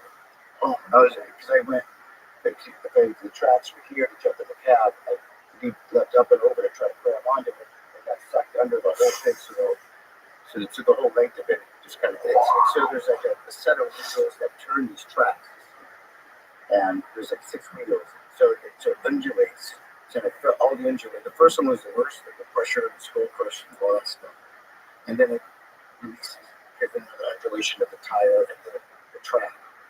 And you're awake for that. You like by the sixth undulation, it's like, all right, just kind of finish already. And you're just like, you didn't really like, you're like you're drowning and being struck by lightning, bleeding eyes, and all the things all at once. It's pressure, movable object. My school kind of lost out. School survived. Your skull. Yeah. It's like it's everything. It's 38 broken bones and eyeballs out. Oh, and it's Shout out to medics. I know, right? And I mean, all the doctors were like, I don't know how your eyes still operating, you're still working, but I think because I was on ice, because I did see it, I'm like, well, maybe I want to put this eye on ice. It's going to roll into it. I saw my other eye, right? And I'm like, I'm going to keep that thing, because I'm on like an icy asphalt driveway that's off of my driveway, right at the top of the road. So it wasn't really great for impact to get ran over. I wish I was on a snowpack. It would have been maybe a little easier to push me in the snow, right? But it wasn't. So I just kind of rolled onto it, just like maybe I could kind of put the eye on ice so I could figure out how to breathe. And I could sort of laugh at it because it's weird to sort of think about that, Wow. So 38 bones? yeah. Yeah, it was like a lot of ribs and my spiral fracture, my legs, all my joints were broken, all my ankles, my knees, none of my spine, and I only got a laceration in my liver from one of the ribs breaking in a couple spots, and I went down and kind of stabbed it, but it didn't really mess it up too bad, so that's okay. But all my organs, my brain, I don't think there's any brain damage. I'll use an excuse later, I guess. And my spine, that's the miracle. It's like, how did I break 14 ribs? Right? And I cracked my skull and every arm and leg and finger and thing, but my spine was spared. And all my organs were spared, my brain. So it's kind of almost no harm, no foul at the end of the day, even though there's, probably 20% titanium in my body. So, how many pieces of titanium? Well, the guy that invented this procedure worked at the hospital in Reno because there's a lot of crushing injuries that happen to ski resorts and mines that are in the area. So I got really lucky to get this doctor. But it took 4 doctors to get to this guy. So says my family. I was out in a coma. And once they found this guy, he was on vacation. The mayor of Reno actually said, get back and help my friend out. And so he rushed out and he's just like, this is what he does for a living. He's like, oh, this is easy. I can't wait to do this for this guy. So he leaves on my family for such a reason. Because they were like, oh, he's going to lose his eye, when he chopped his leg. I mean, all this kind of tragic sort of prognosis, whatever you want to call it, right? So this guy comes in, no, it's fine. We're going to hammer this thing in and do this, do his face plate, do this, we're going to do this. And just lucky that the orbital bone that broke and the cheekbone that broke, the only one to do that because my face as an actor made me want to save my cheekbone. Not that I care. But yeah, he fixed up all my ribs. They used like this mesh, and this sort of weird way to kind of handle it. If you fix 1 or 2 of the ribs that are all broken, the rest will kind of fall into place. The body's pretty miraculous. Just give it a little direction, and then it heals on itself. It'll grow the bone. So it's not as much titanium in my ribs as what I think for all those breaks. So I mean, it looks like rebar. You just scan. Like a lot of my buddies said, do you have an X-ray? Yes, somewhere. Yeah. I don't know. You have a phone or anything? I don't think so. I could ask my sister for. She's got to show everybody. It's pretty remedial looking. It looks like the guy had a hammer and a 2x4 and nails, and that's what it just looks like. It's just very like, why is there a nail and 2 screws? And it's carpentry 101. There's nothing like I think the guy that had like screws in my skull and my jaw that broke in 3 spots. And the guy took it out. It's something that he got from Home Depot. And then literally it's like some, he just took it out. I'm like, dude, it's squeaking like it's in wood. You didn't numb it or something? I almost knocked this guy out. It's just like, it's unbelievable. Unbelievable. And I was always kind of half in the bag mentally. It's kind of, it takes so much mental to deal with like pain management. And it's emotionally exhausting to deal with like so many different things in your body. So I'm always kind of half paying attention to things. I'm much sharper mentally now because I don't have to mitigate so much information and pain. So I can kind of be here and laugh. But back then, this guy's, I almost sucked this guy's whole life. Yeah, I was really happy to. It was a great milestone for me to get these screws out of my skull. But that was worse than Brown, but it's okay. Real. Yeah. In terms of pain or just discomfort? Well, no, it wasn't so much the pain. It's the haunting images of feeling my gums wrap around the screw as he's pulling out. It's a lot longer than I thought it was. And then there's 3 more to go. It was more the visual is, in my mind, kind of what makes it terrible. The visual, I'm a pretty visual guy. So I don't think anything hurts me so much in a physical way, but the visual is a pretty haunting image. And the sound, it vibrates your skull, he's just taking it out. And it's like, this is where work comes from, right? It's like Saw or something.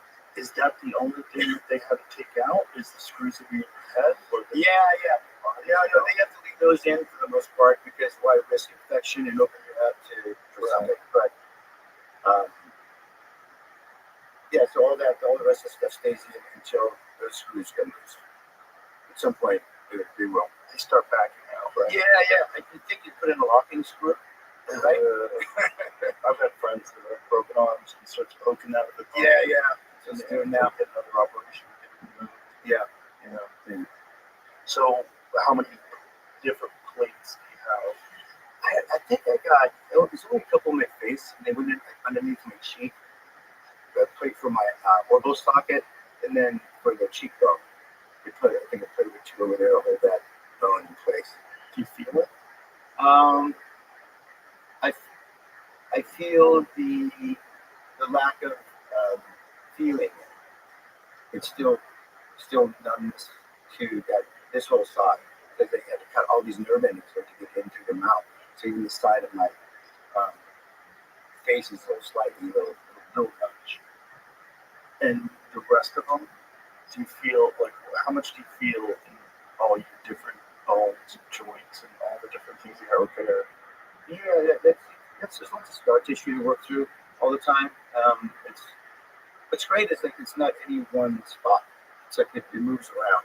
Even if you're not injured, it's like if your leg and it goes up into your hip, and it's in your shoulder. It moves around your body, kind of moves it around. So you just kind of stay on top of it, and there's always something to work through, in your body.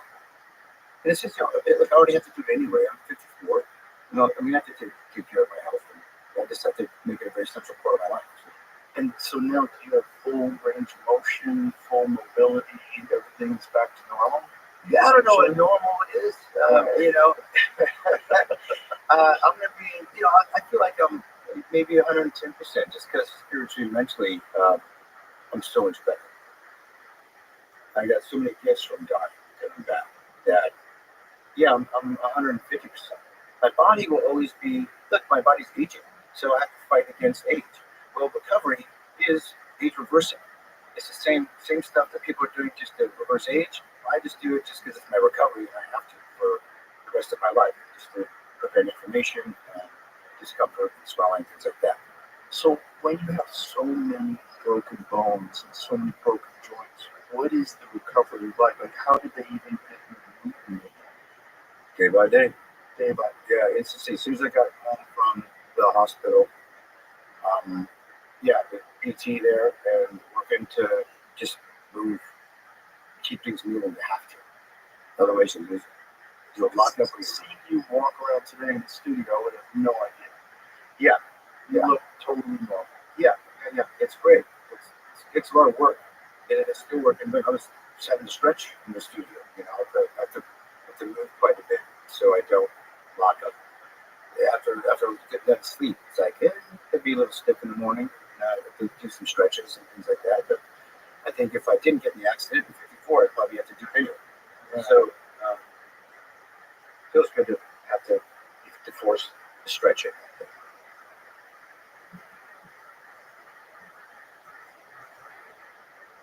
And so just day by day, so you're completely bedridden initially. And how long does it take before you can sit up? I don't know. It's pretty. It moved pretty quick. Randomly with the punctured lung and all this broke the shoulder, collarbone dislocation, all this stuff. That healed pretty quick, but that doesn't require gravity and force on your legs. Like your legs have to take, right? So that took a little bit longer. The legs, both ankles, right? Those are under trauma and plates in those. It's all a pipe. It's a piece of rebar, my whole lower leg. So that took a little bit longer. But the ribs, ironically, it was only painful for I feel like a couple weeks. I also had these like plastic suitcases for my lungs. They had to let it bleed out. Stuff was going in. I don't know what was in that thing, but I had to carry those things around for a while. Once I got rid of those, I was kind of sitting up a bit more, and I felt good once I was kind of sitting up. But there's still, as you can imagine, so much trauma, so many places. But I think the longest it was really getting up to stand up, to walk, to get all your joints to work properly again, to relearn to walk, relearn to move. So you really kind of have to. Got to atrophy, because you can imagine what happens. But I was standing up, moving around. I got into a chair probably by February after like 3 weeks.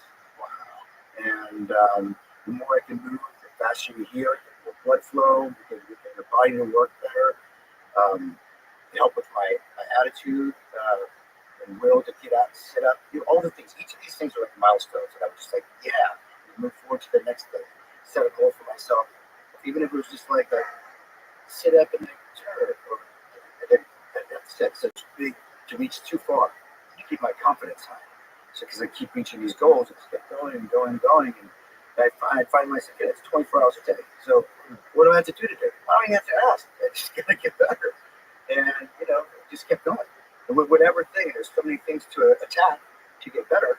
It's like I never got bored. I was having bands and stuff. I remember being in a wheelchair and I wrapped around like this desk, and I did like a leg press.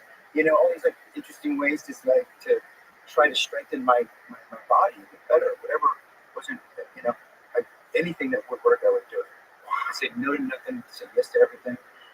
Let's try it. Let's do it. Took in everything. They say that is one of the more difficult things with stroke victims, is the will to do the exercises, to force yourself to recover. Yeah. Because so many people just, they have never done that before, they've never pushed themselves before, they don't, and there's this tendency to just kind of give up. Some people have it. Yeah. It's part of the reason why I wrote the book. It's a lonely place when people are struggling in recovery, and when it's a lifetime recovery too. I hope they can find something they can grab onto. Like if this guy can get overcome this, I can get out of my own way here, and maybe think of it do it differently. The only thing we have control of ever in life in perpetuity is our perspective. So I could easily just go victimized and cry about it. And I thought my career is over. It's not even part of the narrative. It's not even in the conversation. It's like I'm getting better every day for the rest of my life. That's it. Wow. There's only one way to go. What's the alternative? So, right here is the alternative. I keep saying that to myself. What's the alternative? I'm not going to go around through life. I wasn't brought back here just to suffer. It's not happening. I'd say unplug the machine. I'm done. I'm out of here. It's way better being dead. You know what I mean? I'm not going to come back and just waddle and live my way through life. It's not going to happen. What's crazy is if you didn't approach it like that, you probably wouldn't be anymore. Correct. And because there have been a lot of people that have been greatly injured that never come back. Yeah, you have to push it, right? Anything that's in your life for excellence, you have to obsess at it and risk everything for it. You have to, or it's not going to happen. No one's going to do it for you. But what else are you going to do? Yeah. You know, and again, like I said, what's the alternative? Yeah, this sucks, but like, so does a cold plunge, so does this, so does that, so does that. You gotta really test. We gotta test our bodies, our limits, to really have real growth, especially in recovery. You have to. What else are you gonna do, man? You're gonna take pills? That was one of the hard things, worse than the accident as well, is getting off oxycontin. And I got off pretty quickly. That's gnarly stuff.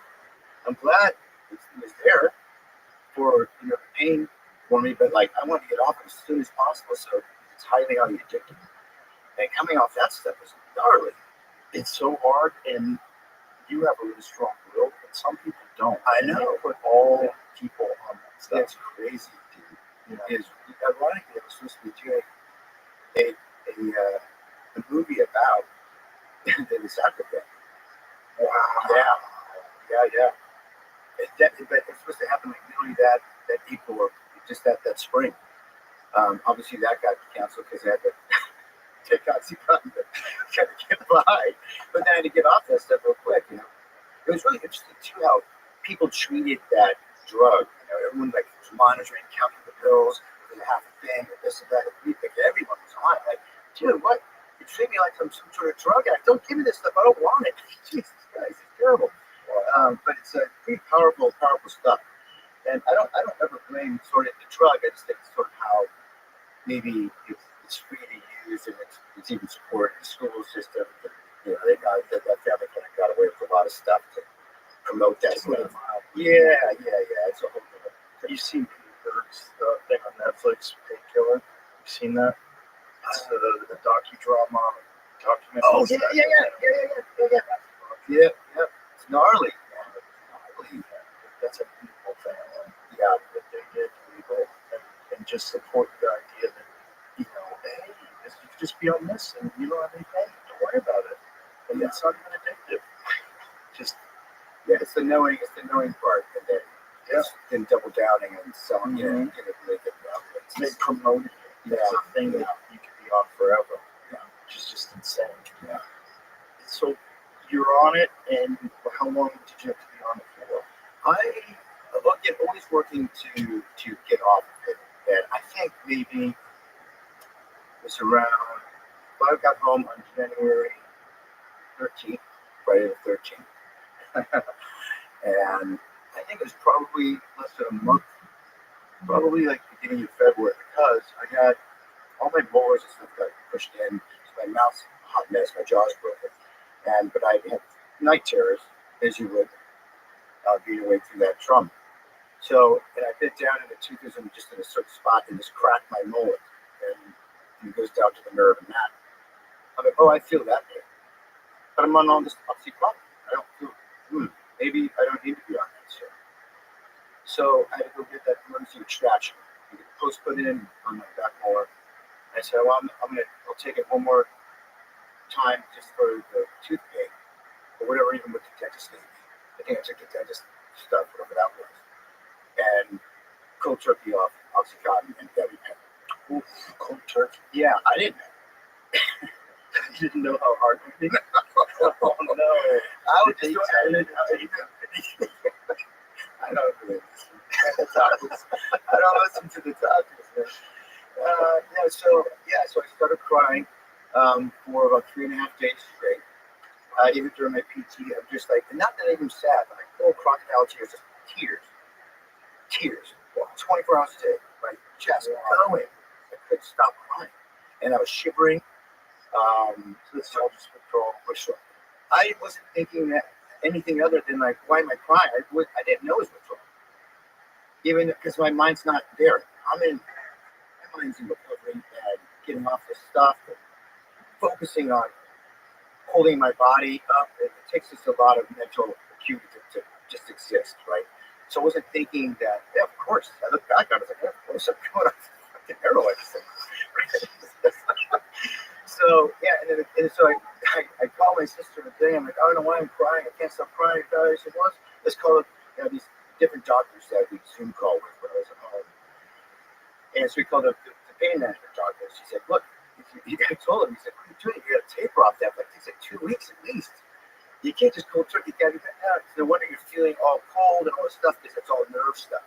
So I started feeling gravity. I started feeling temperature. I started feeling everything. It's like on fire, right? So Why did you make the decision for cold turkey? because I don't like the feeling of being on pain meds. I don't like, I want to have my mind. I was always using the humor to find my sobriety. If I can land a joke, it means I'm reading the room and I'm hitting the timing right, whatever it is, right? So I needed my mind. I needed my wit. I needed my will to recover. I needed sleep and I needed my brain. And the drugs kind of numb my brain, as they would, right? They numb your whole body. So I just wanted off of it. And I don't like how I feel. You feel muddy. Yeah. And I just didn't like the feeling. So, it came at a price. But I got the okay to take a little fiber of oxy to sleep on if you needed to mitigate some pain. Just so I could sleep. Like, okay, maybe I'll do that if it happens. And I did once or twice or 3 times maybe after that moment. But I got through it.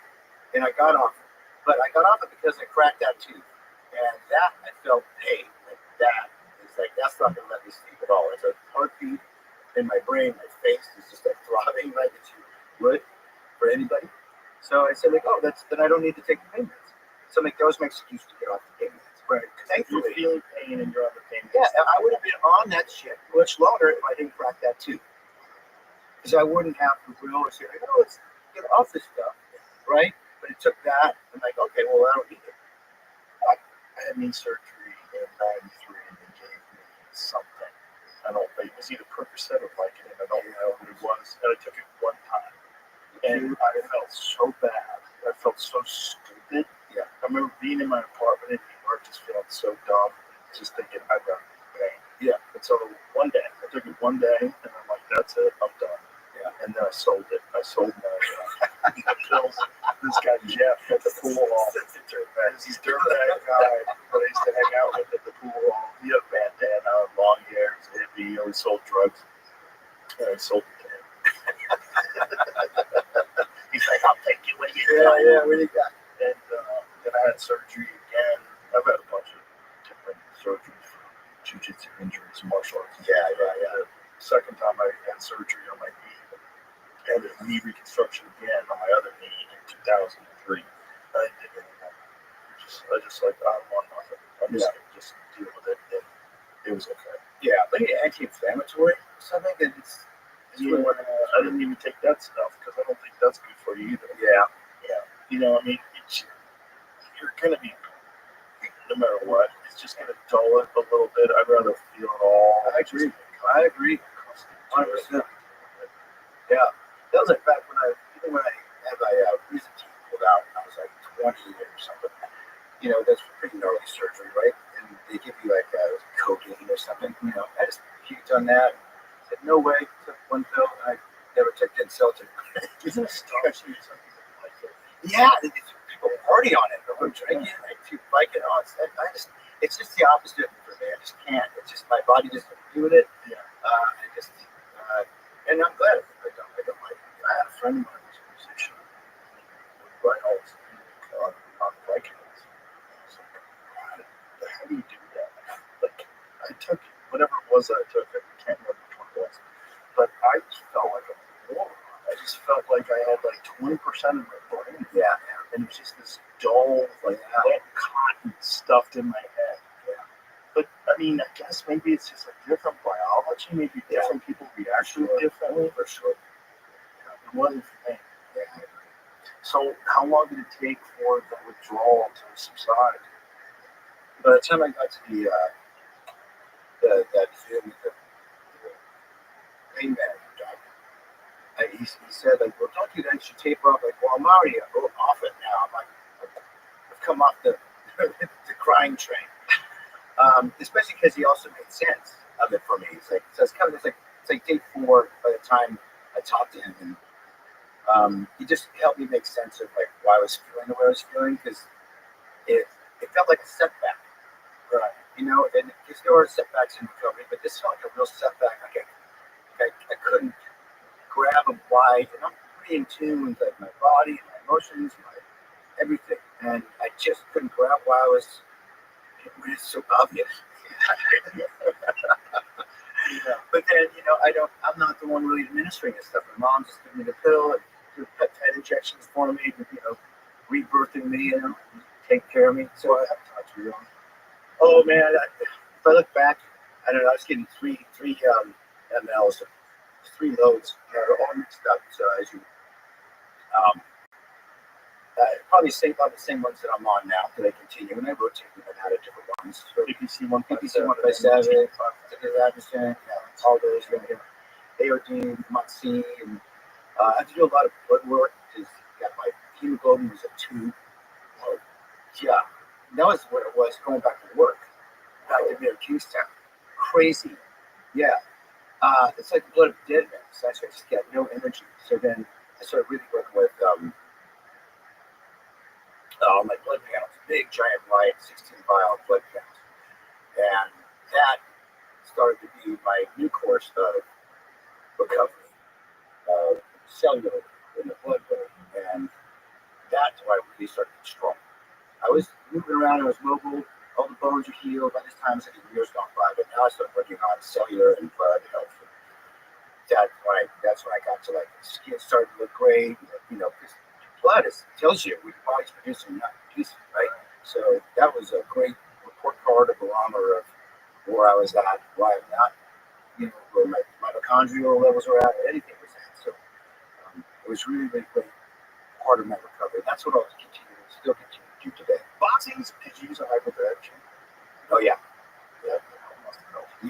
Yeah. What it did for me, it's not something, I don't think there's many things in my recovery that you do that feel good. It just doesn't make you feel shit. Right. It's like you're building a mountain, one layer of pain at a time. Yeah. So, but hyperbaric was great. It helps with lactic acid. Yeah, it's all the oxygen you put in the body is a great necessity. So, again, another one of those things that are introversible. It's also the disease protector. Right. It's amazing. And I got one that was, you can sit in and do multiple things. I can't just sit there for an hour and a half in the chamber. I'm like, I'll go crazy. I'm a busy brain, And so I got a computer or whatever, email or computer to kind of continue to do it, to make it a part of my life. Oh, that's cool. Yeah. And then I go into like a red light bed, a high powered red light bed. Then it moves all that oxygen through my body even more so, and gets deeper into the tissue. Amazing. Yeah, I use both of those things. Yeah, those are huge parts of it. Yeah. But I was imagining for something like what you went through, it's imperative. Yeah, for tissue recovery. Oh, yeah, huge. Faster for repair. And so a year later, walking around.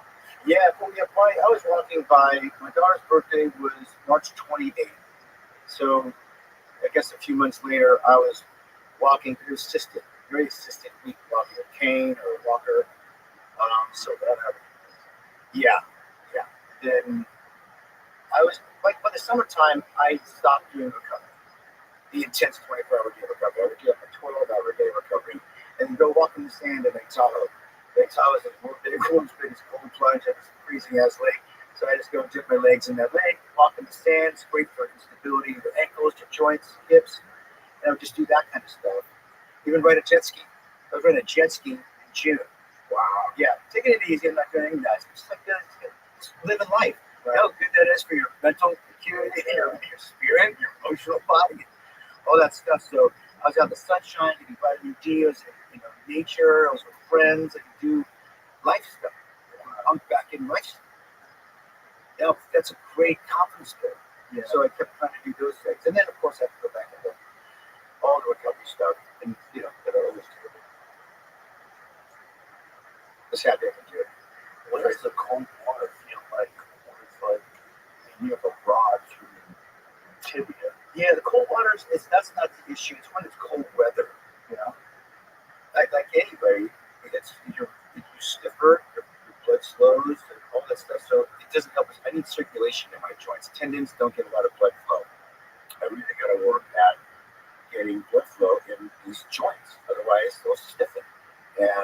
I'm just slower going.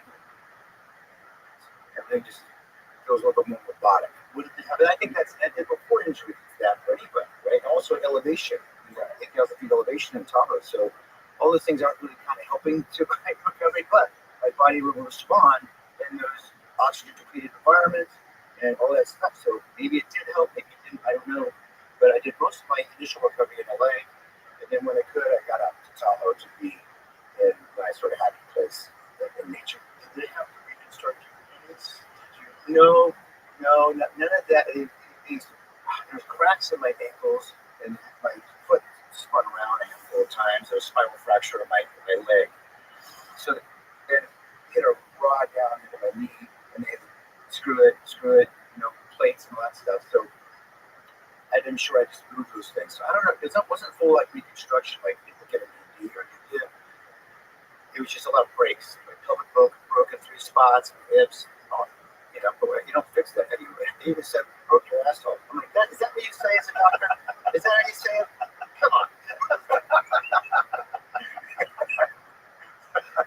I think there's another word for it. I think he was trying to make me laugh, and I did. And there he makes you laugh. He's like, you broke everything, Jeremy. You even broke your ass. I'm like, all right, that's fine. Wow. And so you've gone through the 12-hour. Now you're in like this 12-hour. Yeah, so I started that summertime. Yeah, so I got to do like just life stuff. That was really my first shot at allowing myself to think that there's a future, and I'm not going to live a life of full-time recovery for the rest of my life.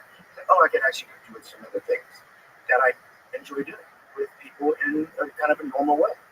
So I was without a cane, without anything by June, summer came around. So I'm moving around. I'm moving around with inflammation and getting downstairs very slowly, but as you would, as long as you're patient, as I was, as aggressive I was with my recovery, I allowed patients to also live within an aggressive attack on each joint, each inflammation, wherever it was. I do allow patience, and because I allow myself to push hard, I listen to my body. When it says fuck off, I'm like, all right, I'll chill out for a second, and then keep going. So, but I got to live life, and that was so rewarding to my spirit and my confidence, which you need, and that kind of was kind of dire times, and they keep going. And then, like I said, when we got to getting back to work, because I got so ready. Maybe I'm down to like 4 hours a day of recovery by the end of that first year. I'm like, I'm going to go back to work. I need to get back out into the world and use life as my recovery, and still only spend 4 hours a day on hyperbaric chamber, but like whatever the heck I could do to, I mix it all up. It's a bunch of different stuff. A lot of heat, a lot of vibration, power plate stuff. That was really great for numbing the nerve endings, back in my knees, back in my ankles, that kind of stuff. I don't know if you ever use that stuff for. No, what are you doing? I used to have this thing. God, what's it called? It's a thing you stand on it. It's like it would shake you. Yeah. Vibration. Yeah. It would slow it down. Yeah. Make it fast. Yep. It's like that. Yeah. And that really was great for numbing like the back of my knees that really still ache, and back of my ankles, just so it's not quite so sensitive. I don't know if it floods the nerve endings with blood or whatever it does, but it just kind of numbs it out. I can go sleep on it. It's great. I used to have one of those in my house. No, I don't even remember what it's called now. It was just some machine that had a bunch of different programs. Yeah. Power play. Well, power play, I think, is the one you work out on. You can. Yeah. This one was a little different. This one was just shake you at a bunch of different frequencies. Oh, interesting. You'd stand on it, and it was supposed to just do a bunch of stuff for your hormones and endocrine system and all sorts of stuff just by vibration. Yeah. It helps me a lot. Interesting. Really. And you're doing sauna and stuff like that. Yeah. But I usually use just a red light that sweat. It's shaped like a coffin or whatever. The chain red one. Yeah, no, it's just as effective, I think, as going to sauna. Just because it takes so long to heat up everything, just getting that thing cooked. It's amazing. And it's amazing that even like an LED light that like it. It won't me up so much, but it's intense. I love it. And then after a while, you start lifting weights. Yeah. I started training as soon as I got when I just started doing blood work because my hormone, my testosterone was at 200, my hemoglobin was at 2, like everything was. Your body's just oh, wrecked. And I'm going back to work. So I had to attack while I was falling asleep during workouts that I'm trying to do. They only scheduled me to meet 6 hours a day on set because I fall asleep in the middle of the scene. Oh my So god! I couldn't fuck her up. Oh man, so I had to really work on that. And once I got, I think it's really the testosterone. Once I got that level to like 700, 800 constantly, then I had more energy, and that allowed me more energy in the gym. And once I had that got me more energy in that. So I just started feeding it on stuff. I was doing blood panels every week, and I just saw progress, and then I just started lifting, and I had so much energy. I felt better. The more I lifted, moved, stretched, it just kept compiling. Just like most things in life, and it got easier with most things. With oxygen chamber, that's better when you compile on it. Same with the light stuff. Not one time that anything's going to do anything, but if you do it often enough and make it a central part of your life, it's like, oh, well, I was on fire. It's great. I started running. You can run now Yeah. wow. For distance. Yeah, I mean, I don't know where I'm running to. I was never a distance guy. I was a sprinter, right? I was a sprinter from high school and college. So Does it hurt when you run? it feels like if you're if you have if you've ever been in a car, on the freeway and has misalignment or it's a little shaky. Yeah. Or you got a flat tire. It feels like I got 4 flat tires and I'm running. It looks great. It looks like, oh, this guy's no problem with this guy. Boop, boop, boop, boop, boop. And it feels like the wheels are gonna fall off. Wow, mentally or something. It just feels like it's because it's a lot of pressure put on all these joints, right? I haven't sprinted really much in a while. I haven't really worked on that. I've been working on everything, blood, cells, and that kind of stuff. So, sprinting is not. What am I doing? What am I going to do? Sprint? 54. Oh, God, maybe like for you do stunts and movies. Maybe it's a point off to sprint. Or maybe not. Maybe it's good for this. Yeah. Well, maybe you can.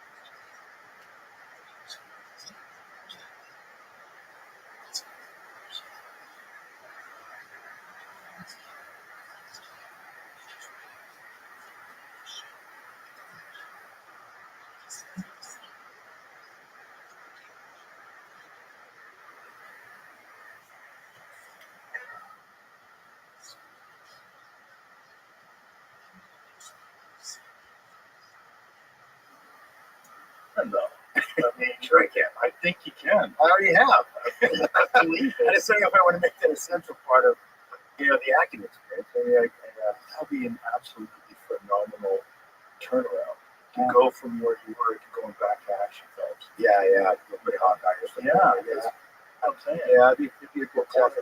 Yeah, that's tough. That would be a tough one. That was in excellent shape for that one. That would be a challenge.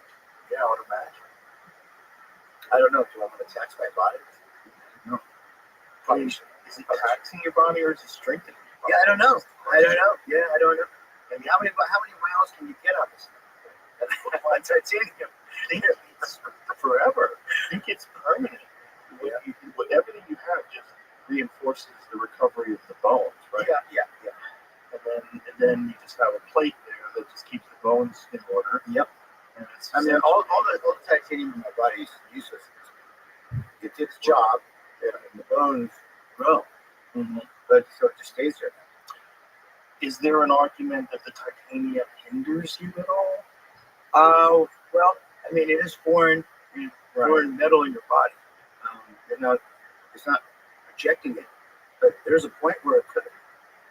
Just like allergies, there's sometimes you get allergies sometimes for 40 years in your life, and all of a sudden I'm allergic to down. They can reject it. Who knows? You never know. I'll cross that bridge. I'm worried about today. I'll worry about that shit later. It's just so impressive. Yeah, it really It is. really is. Yeah. Yeah. Because at any other time in history, you're dead. Yeah. Any other time in history. Oh, yeah. 20 years ago, you're dead. Got it. Yeah. You're gone 20 years ago. It's insane. It's amazing. It's Yeah. amazing. What a great blessing to have all those people doing that. The EMTs, all the people that were there, life saving stuff. They did all sorts of stuff that they had to do. There's so much.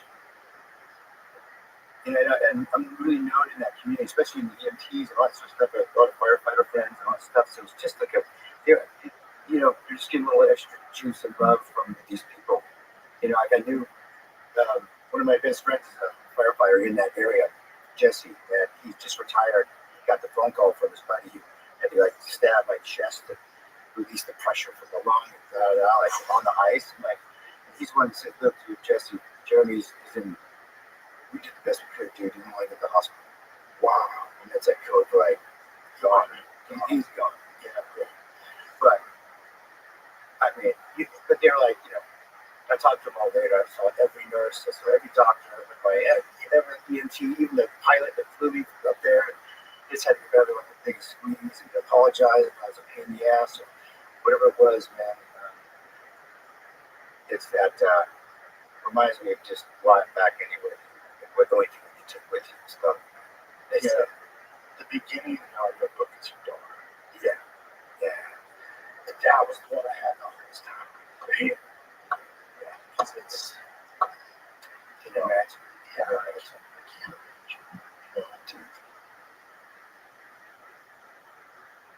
Does this, it must forever change your perspective on life because you crossed back. Yeah. Well, it just made it easy. It's ripped away all the white noise. It's like it credence to these great value to fucking meanings. Bullshit. All the bullshit I've gone. And I just don't. Sadly, spinning rock, people and capitalism and stuff. These things to say, I just don't feel like I belong. But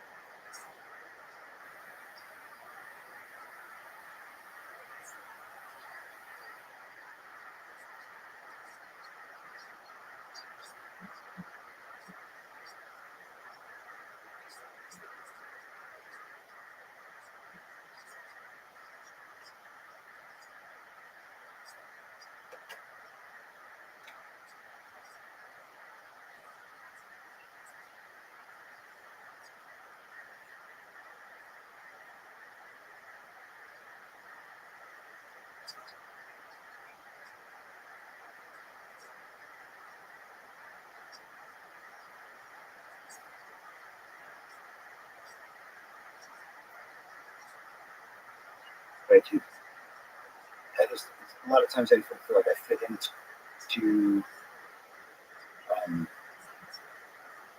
a certain how things work or seem to work. Or yeah, I just don't do things I don't give value to. I only do things that are valuable in my life. That's it. That is it. I do nothing else. It is amazing how much time and energy people put into things that ultimately, at the end of life, they're not valuable. Yeah. They don't mean anything. Yeah, And they occupy most of your thinking. that's right. Or even your time, or like your career, right? Yeah. When people do careers that they fucking hate, Yeah. or they're in marriage, you despise, all this Yeah. stuff. Yeah.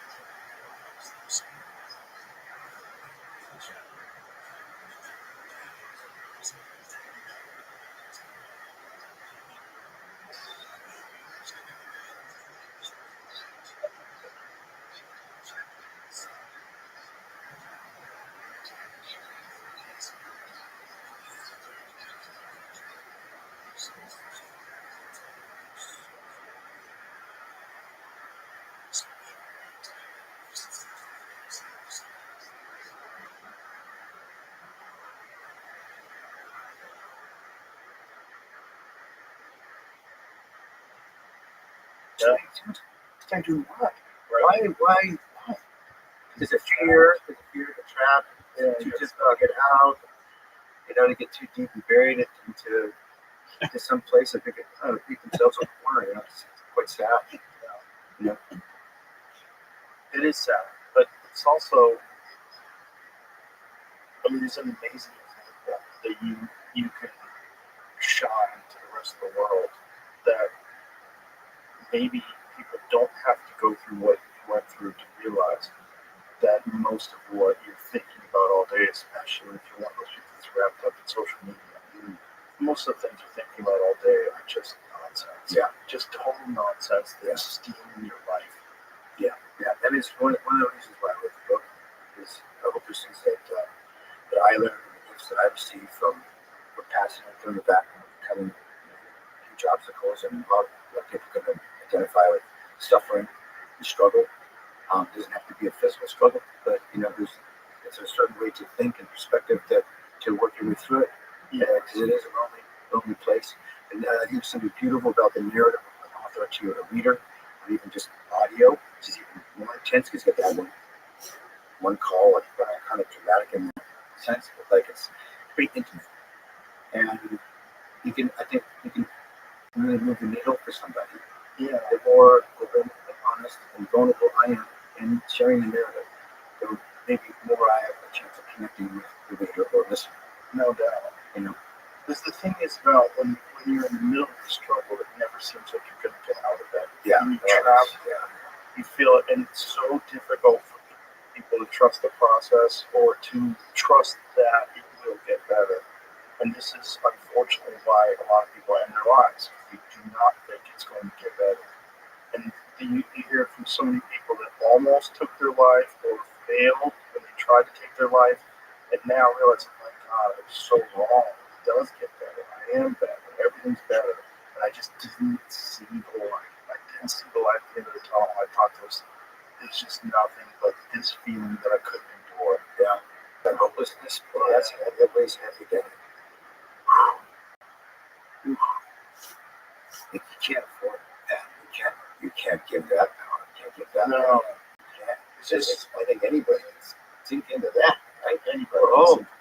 Anybody gets through that. It's just so hard for people that have never gone through something before. If your life had been easy, and then all of a sudden you're tasked with one of the most difficult burdens of ever, overcoming the fear and the feeling of wanting to end life because you can't take it. God, Jesus. I think people need to suffer. It is an actual requirement of life. It is the fiber, the DNA of love. Real love, true love, and perpetuity can't exist without suffering. It's impossible. They don't appreciate it. Yeah, you have to have suffering. And suffering doesn't have to be looked at as a negative thing. It can be looked as a beautiful thing. It's where real love comes out of. All my suffering, there was real love in there. Everyone around me just in this recovery or in a loss I may have had.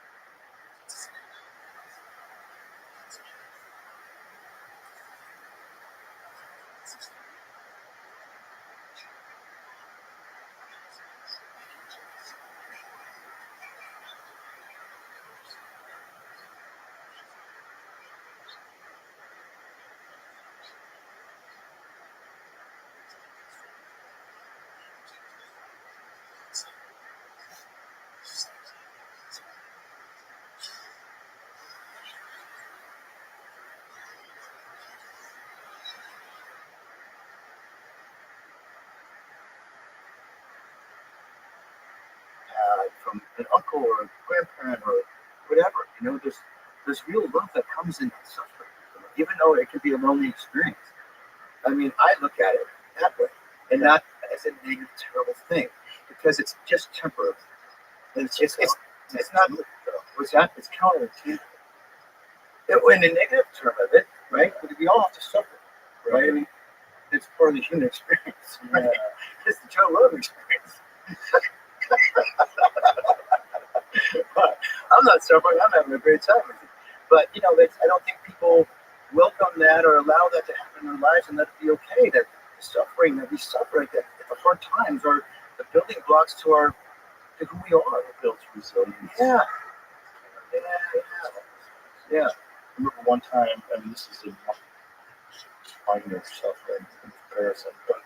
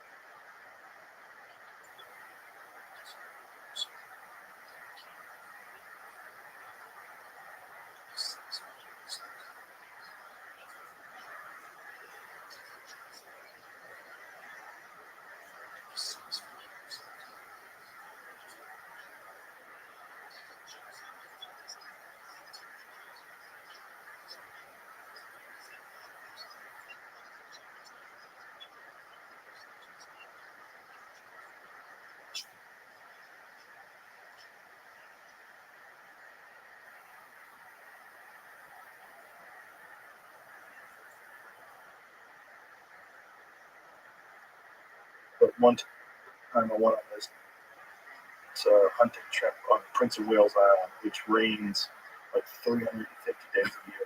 And so we were up there for a week, just getting drenched. And you're camping, so you're in a tent, and you think, oh well, I'll be dry in the tent. But you're not dry in the tent. There's no dry. There's no such thing as dry. I remember I turned my headlamp on in the tent once because I had a pee, and I was gonna step out of the tent to go to the bathroom. It rained. And when I pressed the headlamp inside my tent, all I saw inside the tent was water vapor. It was just filled with moisture. It was just water, droplets, all flying around inside the tent. I'm like, oh my god, you're never gonna be dry. There's no dry, and it's just miserable but fun. I was with good friends. We had a good time. Then I came back to LA, a week later, and I remember I called my friend Steve and I called because he's the one who took me on the trip. And I said, dude, it's sunny out, and I've never appreciated the sun like this before. Yeah. I'm at a level of happiness that I don't think I've ever felt before. I'm just sitting outside with my eyes closed, just taking this in. It was wonderful. Yeah. LA's always sunny. Yeah. You get so used to it. Yeah. It's like you're a trust fund kid. Who can't appreciate money, right? Because you've always had it. It doesn't mean anything to you. But now all of a sudden going just being drenched for 7 days and being in that's when I was like, and then it made me realize, you need to suffer. You need to suffer, you never even appreciate this life. Right? And either you voluntarily suffer, or you will suffer involuntarily because regular life will make you suffer. Yeah, very true. It's nice. It seems sort of anti-human to want to do something that makes yourself suffer. Right? It doesn't seem very sort of characteristics of. We always want to take the fastest route to get somewhere. It's just innate and kind of human nature to do that. Sadly, and it doesn't. That leads to a life of complacency and mediocrity. Well, if you look at life today, and if you look at society today, we have unprecedented levels of depression and unprecedented levels of anxiety and unhappiness. Yet, it's probably the safest time ever. And it's probably the easiest time ever. It's so easy that poor people are fat.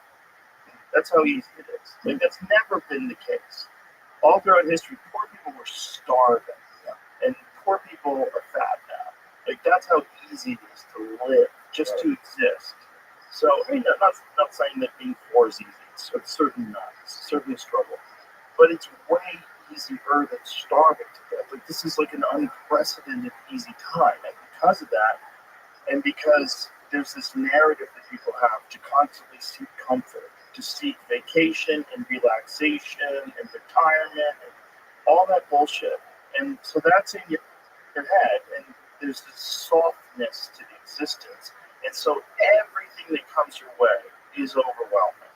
Somebody said this once, and it's like a great quote, but I remember, the worst thing that's ever happened to you is the worst thing that's ever happened to you, regardless of how small that is. So if the worst thing that's ever happened to you is like, I remember my girlfriend broke up with me when I was 18. I was like, oh, I couldn't believe that I thought we were forever. I was so sad. And then I think back, that was the best thing that ever happened. She was a nightmare. But back then, I thought, I was probably a nightmare too. But back then, I thought like life was over, right? Yeah. But you have to get through that in order to appreciate life, to really appreciate life. But we have this bizarre narrative in our head that you shouldn't suffer. I know. And where does that come from? Well, because it used to be so difficult to live. And so you would try to find a time where it wasn't difficult. And so then it became the thing that everybody focused on. Focused on chilling, relaxing. Yeah. And the people that I know that don't do anything and don't take any chances and don't take any risks and don't exercise and just seek comfort are the most miserable, anxiety-ridden people I know. That's right. Southern, complacency is different from complacency. But again, it's counterintuitive. Right? Accepting comfort is easy. It's relaxing. It's nice. Yeah. But it's only relaxing if you earn it. Yeah. Correct. You gotta get through something in order to appreciate just chilling on the couch. Yeah. So that's why I always, if you have to fight my own behavior and to things I don't want to do all the time. You know, if I don't want to do it, like, oh, I'm going to do it. What do you think about it? Do it. Right. Because I know the lazy mind is almost like, oh yeah, let me skip the gym today, or let me not do PT today, or whatever the heck it is. And I don't want to get filtered prodded. Just do it. Do it. Like, and you don't want to do the thing you probably should do. Almost always. Yeah, and that's why I pretty much always just do that. It gets me out of my way, out of complacency, out of just like laziness. It doesn't exist because I do the opposite of what I want to do. And that's why I'm so full of joy, dude. I'm so happy. I've never been happier, more connected to humans, more connected to my daughter, more connected to myself, more centered in my spirit. Where I am right now, where I'll go, where I'll be, where I always am, always have been, is huge. Yeah, huge. You gotta cultivate, bitch. You do, man. Yeah, Yeah, inner bitch inside of everyone. It's like, shut up. You have to have like two minds. Yeah, well, you got to surround yourself with others too that can inspire you too, right? So then you do things even as you and I go work out yourself. It's a lot easier than going to the gym by yourself, right? Because we are social creatures, so let's do things that, like I'm building a whole rehab recovery center at my house. Like, well, maybe I can open this to the public and make this a communal, cool thing so everyone has access to this stuff. Yeah. I'm still considering doing that, but just make it a place to be and hang so it's everyone can do it. It's not just me. Right. Separating myself from other people, whatever it might be in my life. I try to find ways to make it a communal thing, so it just makes it easier to continue this. That's another kind of key thing. It's like you have to understand how important the community is. It's like, okay, yeah, I think so. It really is. Yeah. Well, it's a shared experience too that comes with that, negative or positive. In the tent with your friends, and if you're alone and doing that, hey, you have no one to share that misery with. But at least you shared that experience with somebody. Like, dude, I never thought I loved the sun so much. Remember, we were fucking eating ass and sucking on the rainwater in that tent. You know, but it's even a negative experience for me, but it's shared. It's still quite beautiful, and it's a map, a milestone for your life that uses barometer to change or appreciate the sun more, or whatever it might be, right? So those shared experiences, I think, were valuable. It's the only thing I chase in my life is that. For people that want to start a fire when everything's wet, Fritos. You know, little Fritos, bags of Fritos. Yeah. Those oil motherfuckers are so toxic that if you light those things, they're like little fire starters. No way. Yeah, man. Fritos are crazy flammable. They stay lit for a long ass time because they're just soaked with oil. Yeah, like whatever horrible oil, whatever fucking industrial lubricant those fucking things are made out of. But when you light that, they're essentially some sort of a corn byproduct. And right. So if you light those fuckers on fire and then you get some semi-dry sticks and light those. And we started one fire one day because one day it didn't rain. So the one day it didn't rain, me and my friend Brian Callan were determined to start a fire. So we just found like the driest possible, nothing was dry, but driest possible sticks and twigs. Started it and dried some logs out. They were hissing and steam was coming off them as we were lighting it, but Fritos. Yeah. Fritos are an amazing fire. Kind of crazy. That's crazy. Makes you think about eating those. Like, I'm just gonna say, you guys are eat this shit. Which brings me to another question: like, how much did you alter your diet after all this? Because imagine like any kind of inflammation that becomes an issue. Yeah, I didn't go down so much that route. I was eating pretty good. I didn't go into like things that I haven't gone into that even yet. To like, oh, what causes inflammation? What am I eating that does that? I haven't really gotten that far into it yet. I'm sure I will. But there was a doctor who also helped me and stuff, and I could prepare some certain things for me. But I couldn't tell you what causes inflammation that I put in my mouth. Could not. I mean, maybe that wine probably does. A little bit. Yeah, it does for sure. Yeah. But I don't do. I really am good at moderating all things good and bad.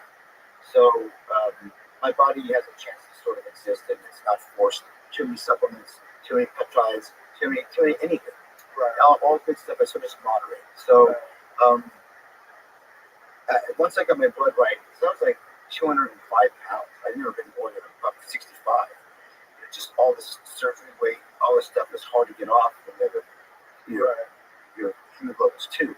I just have no energy. So Also, you probably have to eat a lot too because your body needs calories in order to help that and you get the proteins too. Yeah, and also it's difficult to eat because my bones got pushed in. It's hard to chew. I look fine, but to chew it on a nice steak, asparagus thing, it's like it's tough. It's tough for me to get through. Still to this day? Yeah, I don't eat forever. I can't fix it. If I start to move those molars again, they'll probably fall off. Oh wow, yeah. And I'd rather keep them and just be uncomfortable. So they got pushed in. Yeah, this side, it's usually sort of like just like an arc to your thing, so you can like bite just kind of arch and go straight back. Oh wow. Yeah, all these got pushed in and broke the jaw 3 times here. So, and then just breaking the jaw, you know, the heel right. So biting down is it's annoying. It's full chaos in my mouth, but I don't bitch about it. I just sort of accept what it is, and I have on my teeth. I have a smile. It's great. You know, I feel great, and I'm walking clean, and I love and joy in my life. So, you know, who cares about what happens to my mouth? Right. Yeah. No, it's really kind of an amazing story, and it's just amazing how these stories can be so inspirational for other people too, which is why I'm really glad you wrote your book. Because these stories, they're like autobiographies, especially of people you admire that you've seen in movies before. It's like those struggles, they're so real. And when someone's going through something themselves and they can turn to your book, it can give them a lot. It's fuel for people. It really is. Yeah. For me as well. I mean, I resisted writing it. I still don't know how or why it can and will inspire people. I can only make assumptions, and I think it's so particular to the actual reader, the person. So I can never say particularly on how or why it's important or not. But it is like there's an achievement for me to get through it word by word. And I didn't want to relive it, and then it's in my body. And I talk about it all the time. It's part of my narrative. It's part of my life. It's just. Recovery is just, it's my life. And I love it. I enjoy it. I feel better, I look better, and all that stuff. But it's like the books, you know, it's a tangible. So this is a great dialogue that as long as we want, but it's just a dialogue that exists. But now it's a tangible object, words. The words don't change. They stay there like a tablet. And something kind of interesting about that is like a milestone or a tangible thing that now exists in the world. Right.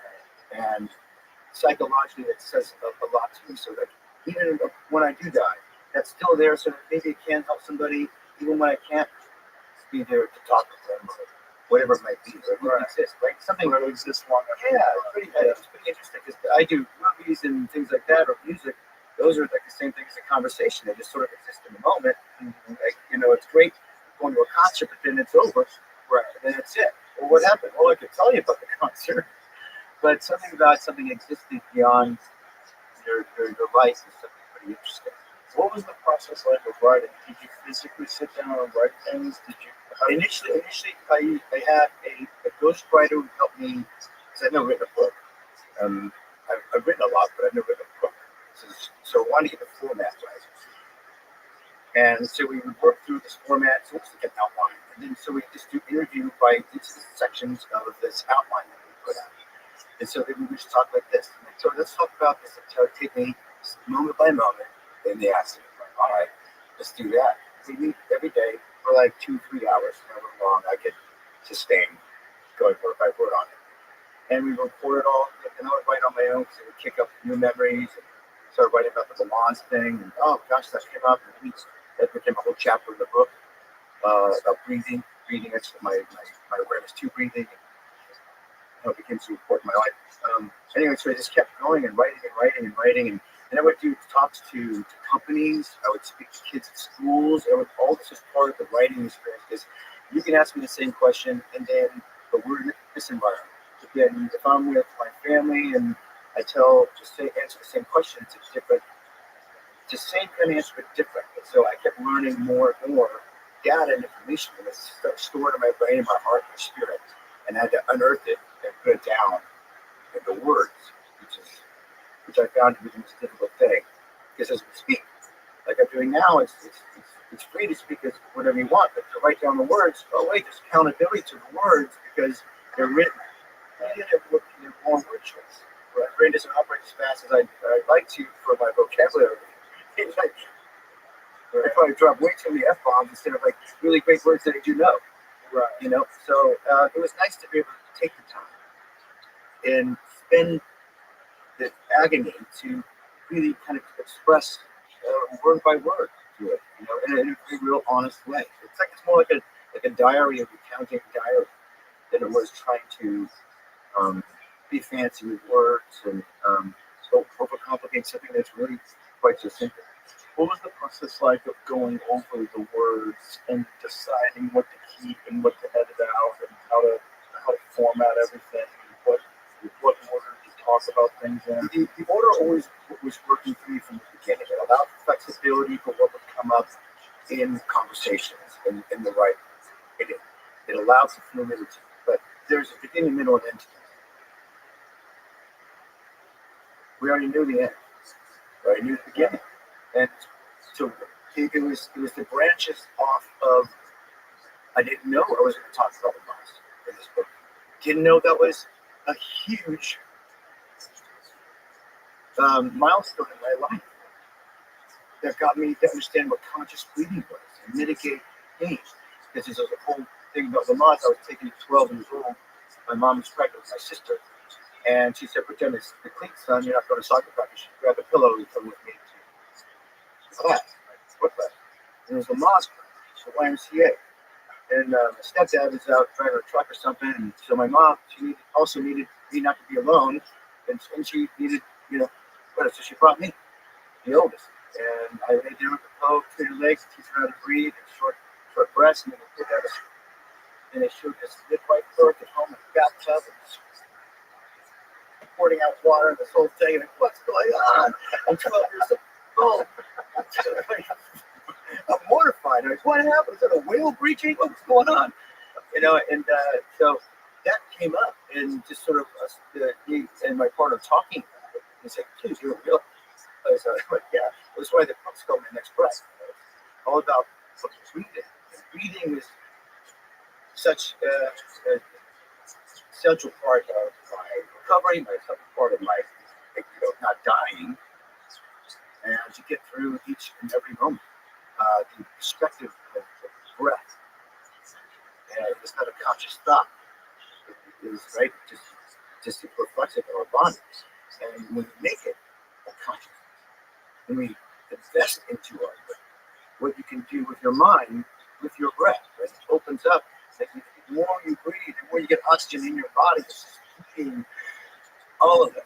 It feeds you. Like yawn. People yawn, and I say the example, like, oh, you're tired. No, you're not tired. It's your body that you know that you need to breathe, get more oxygen, right? So you're not tired. You just need more O2. That's all. Your body's making that happen. Isn't it fascinating that everybody breathes? So everybody thinks, oh, breathing, what's the big deal? It's like, have you ever read James Nestor's Breath? Or it's actually Breathe, I guess. But it's an amazing book on breathing techniques and the history of breathing techniques and all the different things that people have achieved with breathing techniques, including holotropic breathing, which achieves psychedelic states of consciousness, and all these different feats of incredible physical endurance that people have achieved through breath work. It's a pretty amazing book. Yeah, I was a guest on the podcast a few years back. But I read his book and started really getting into it and really trying to practice different breathing exercises. And great, there's a bunch of breathing exercises you can use for anxiety or overcoming very stressful situations. But when you say that to most people, oh, breathing, like, oh, you're one of those guys. Right. Concentrating on breathing. What else are you concentrating on? Blinking.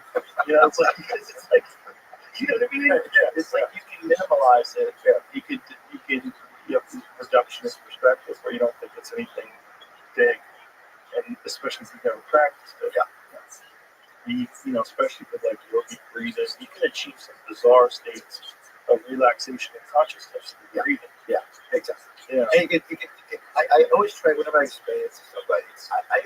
I say like when I use it, I don't do it like this. I mean, maybe now I do. But it's like if I get it from like you said, anxiety when I was nervous. How do I get out of this situation? Like I'm not in my body. See, my heart's going like this, and like I'm not. How can I kind of read these lines? I hear like Sean Penn in the room. I'm supposed to go there and be better this time. Like, oh, I'm freaking out, I'm sweating.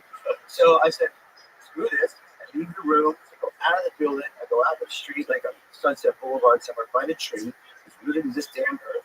It might look ridiculous. I don't care. But the courage to go down on your knees, go by the root, be in this earth, just take 10 deep breaths. As part of honking it down on Sunset Boulevard, I don't give a shit.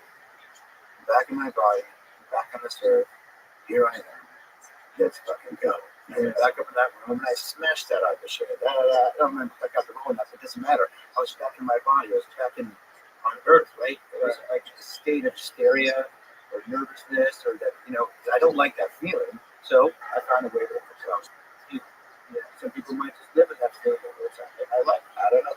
I don't think they like it. Yeah, but Everybody likes it. I think the problem is you just get trapped in that feeling, and then the moment something comes up that's very difficult, that causes you to spiral again, you lose control. Yeah, You're out of your head. Yeah, and I think it's one of the most difficult things about this whole audition process that actors go through is that there's this golden carrot that's at the end of the stick. And if you do a good job, you might be a fucking movie star. You know what I mean? Which seems impossible, right? I mean, it must have seemed impossible before you pulled it off, right? Yeah. It was never like something I was ever aiming for. What were you aiming for? Truth. And everything I was doing. Truth. Yeah, honestly. Truth. How did you Because if I don't believe it, then how do I expect someone watching it to believe it? I have to ensure that everything I'm doing is truthful and honest and courageous and bold and all the things. So it was never to try to be a movie. I just wanted to work. Oh, right. I never wanted. And how did you acquire that perspective? I don't know. I was clear about what I wanted. Very clear about what I wanted. I moved down to LA to be famous. Moved to LA to be in a movie. Be in a movie that was big enough that would play in Modesto, California, where I'm from. They don't get all the movies they like. And being a part in that movie that I wouldn't have to tell my family, I'm the guy in the red shirt waving in the background. It's a part big enough that you just know in the movie. Yeah, so I got all those goals in the first job I ever did on campus. To this National Lampoon Senior Trip movie. So then I had to recalibrate new goals to also give myself I was working it up. So my goals were always to, like, I wanted to be the lead in by the time I got like drama for lock and all this kind of stuff, just kind of I was ready for that stuff. But I was like 38 by that time. I was like the new guy in town at 38. So yeah, I was just ready, and I did my journeyman stuff and just One of the most complex movies about a very bizarre psychological state that people acquire or that people fall into when it comes to war. Yeah, so I was like that mindset. It was interesting. I got to spend, as a Fort Irwin for about a year learning how to build bombs, learning them safe. And that's all right. Yeah. Because you got to spend time with guys and gals off campus, off base. Interesting. I love the whole experience, And then got to go shoot the movie, and that was on the Iraqi border in Jordan during the war. And it's 135 degrees at a 100-pound bomb suit. It's not even hot anymore. It's just sort of like you let that go. It's just it's kind of a spiritual sort of place you have to go in that kind of heat, right? And also you're drinking enough water. Like, how am I drinking all this water and you're not even taking a leak? And like, I'm so dehydrated. That's pretty interesting. Experience. What were the competitions like when you talked to people that actually did that? Well, most of them look like, school teachers. There's like one or two guys. One guy was like kind of like huge, big guy behind him. The rest of them were like, the guy I knew did course. He looks like he's still in shape.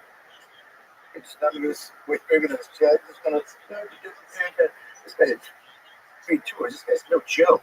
It's all mental. It's all such a mental game. Because you have to be cool in those high intense situations. Because you're dealing with 155 explosives that'll blow this building off the block. And the level of intensity is really interesting. But they were so comfortable around C4 and all these things. And you got to be careful with these blasting caps and all these things that people are getting injured over time. They got really uncomfortable when I took them to a bar in LA. We were sitting at the bar and I asked him, "What's going on?" I said, "It's the big guy. I can't remember his name." He's like, "I don't like where we're sitting." What do you mean? He's like, "I need my back to the wall. You know, the heck is that?" And then he back, right? And like interesting, like I sit like that kind of as well. I don't like to have. I don't think it's a trust issue. I just like to kind of. I'd have my back to somewhere I know. I'd say there's a bathroom there. I look for the most dangerous man in the room, the hottest girl in the room. Just do like a Terminator checklist. And that was supported by how these guys thought. It's that same kind of thing. It was notice everything. Did you just data? Okay, now I can go be here and it's just the room. Right. And I feel safe. Situational. Yeah, situational awareness. I always had that, but like really doing that role and spending so much time with these cool, amazing people, just heightened that for me.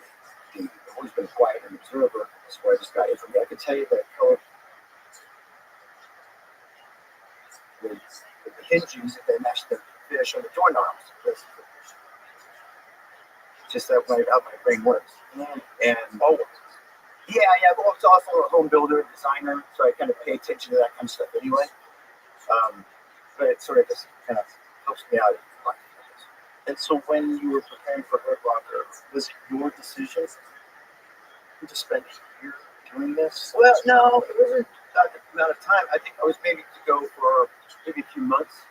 Catherine Bigelow, the director, just sort of introduced me and said, "All right, they're ready for you out at the base if you want to go." So I kind of went out, just kind of did it all on my own, just waiting for the movie to kind of get up and be clean and go. Then it just took a little bit longer. I think we waited for one of the actors that was doing another job to finish and then to start. And then it wasn't an easy independent film to kind of get up and get rolling, but once we did, we were rocking. But yeah, it wasn't meant to be like a year and a half. She just called me and she's like, "Are you ready to go?" Like, yeah, like I'm getting deployed. Like, yeah, let's go, ready. And then I also, like, we didn't have an EOD sort of tech on the shoot. I had to be the person that, and I had to call back. I don't know, this doesn't look right. Set up these 155s and it's electrical. It should be deck cord. All these things that I learned. But I wasn't an expert by any means. But I just wanted to make it look authentic in the movie, so I had to call back. Tell me about. Let me take a picture of this shit. I don't think it's right. And so well, it's fortunate you had so much experience. Yeah, it was great. If there's anything out in that movie, especially for people that actually did that takes you out of it. Yeah, and I wouldn't want to do that because we want to be very authentic to what we're doing. Yeah. We are still making a movie, but let's live in this world. And the narrative is the characters that live in this bizarre world in a very relevant time. It's war that we're in, and also the struggles of soldier and civilian. And because they were civilians and now they became soldiers, they be put in prison for life if you're on the ship that they do now. And that was a wonderful sort of outcome of the movie, how it bridged that sort of gap or the struggles of the PTSD coming back from this harrowing sort of existence and war, and coming back and like the serial that example, but really or in the rain and like we push the sun, it's just such a polar opposite. Like this is my existence, and it became such a really wonderful sort of starting point for like wives to deal with their husbands that came back. Like you kind of understand a little bit of what you might have gone through, just in general, like the the broad strokes of how hard it is, and then to come back and then like change diapers and the thing. You know what I mean? Right. It's that became such a powerful thing in that narrative that I found after we did it. We showed adult season. It's always going to be a special experience in my life, and I'll always be connected to a lot of soldiers because of that. It was a really well done movie. It was the way you could. Well, there was a thing about that movie that made you think in a way, or made me think in a way that I don't think I ever thought before. Like, oh, I never considered what this transition to civilian life is like after dealing with the unbelievable stress of being in a war zone, defusing bombs, and then wanting to go back. Yeah, But it made you understand. Yeah. It made you understand, like, oh, fuck, he wants to go back. Like, oh, my God.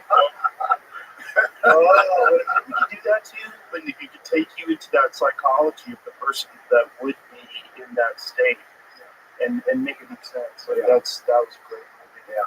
Just having to be part of it. It was more than just, it wasn't just a story. It was like you're documenting a very real condition that, through art, you put words to these people's existence where they don't have anybody representing them.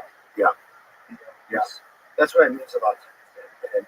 And that we know means a lot to them. And that's the most special thing, like the movie part of it. I think it's creating the dialogue for a lot of broken families or united families better.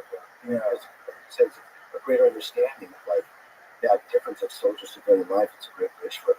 Yeah, I remember I saw it. I went back to the comedy store and I said, "Oh man, we saw Hurt Locker last night," and my friend went, "Dude," and I went, "Dude," and I was like, "Oh, we gotta say like, fuck, man." It's like that. It was that kind of movie. It's just like, oh my God, like it just gives you anxiety, and it also just makes you like really reflect and think about what war is, and the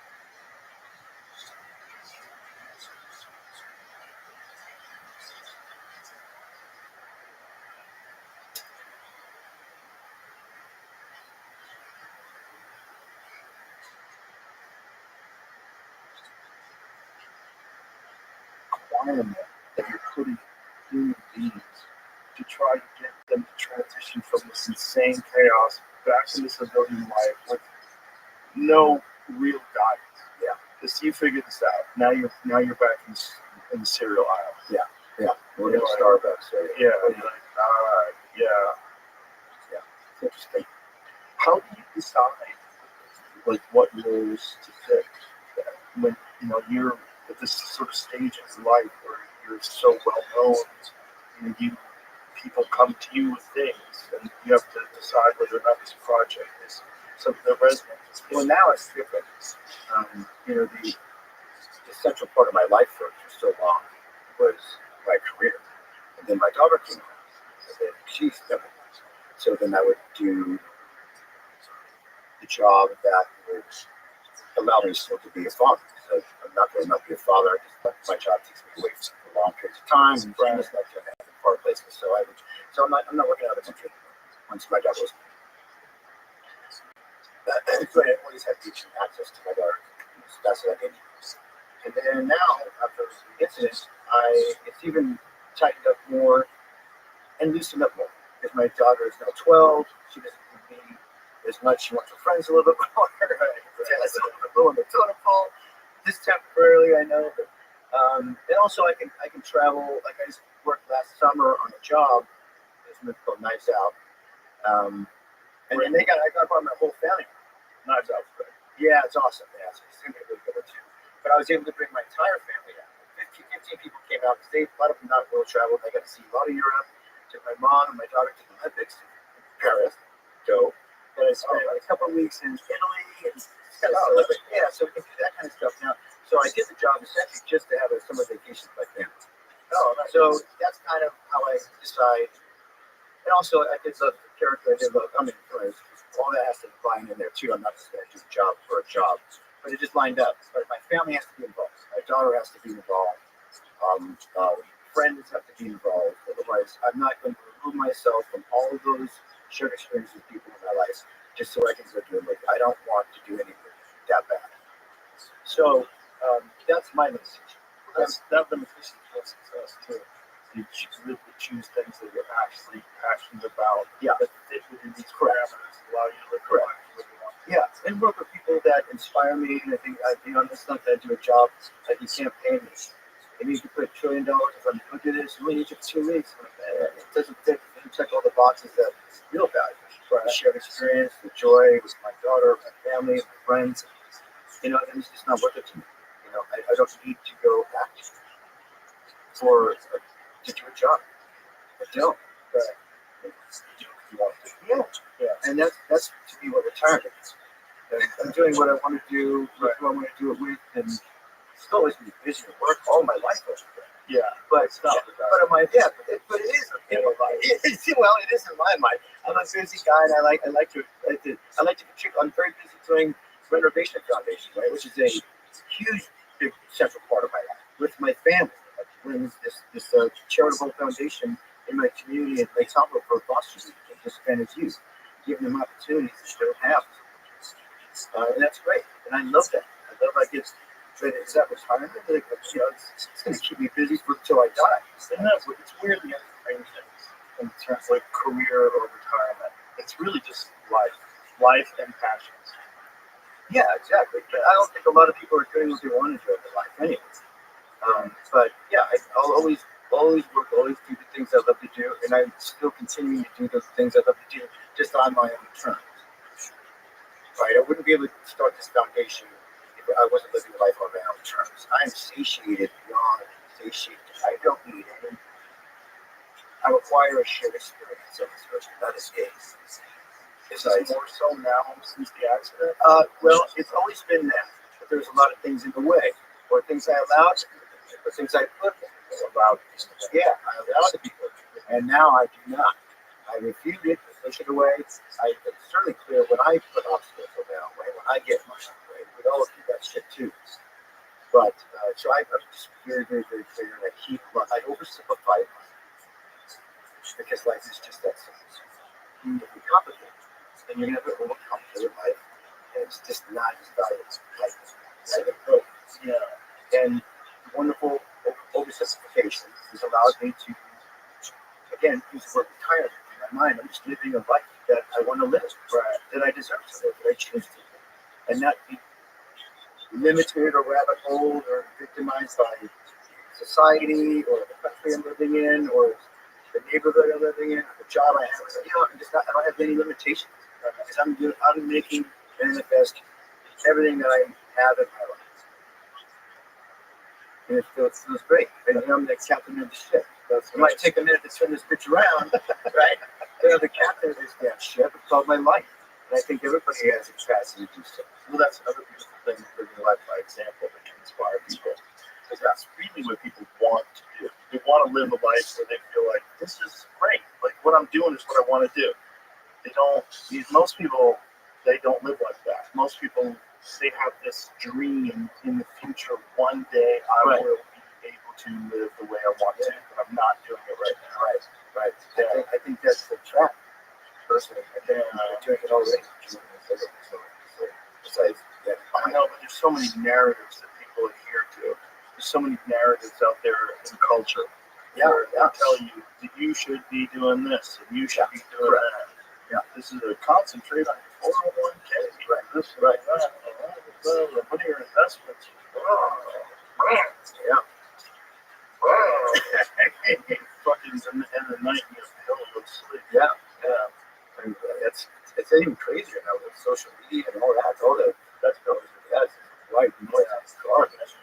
I've been off it lately for like the last few weeks. Yeah, where I literally just checking when I'm taking shit. And that's it. Yeah. And I look to see if there's anything crazy going on in the world, just so I know.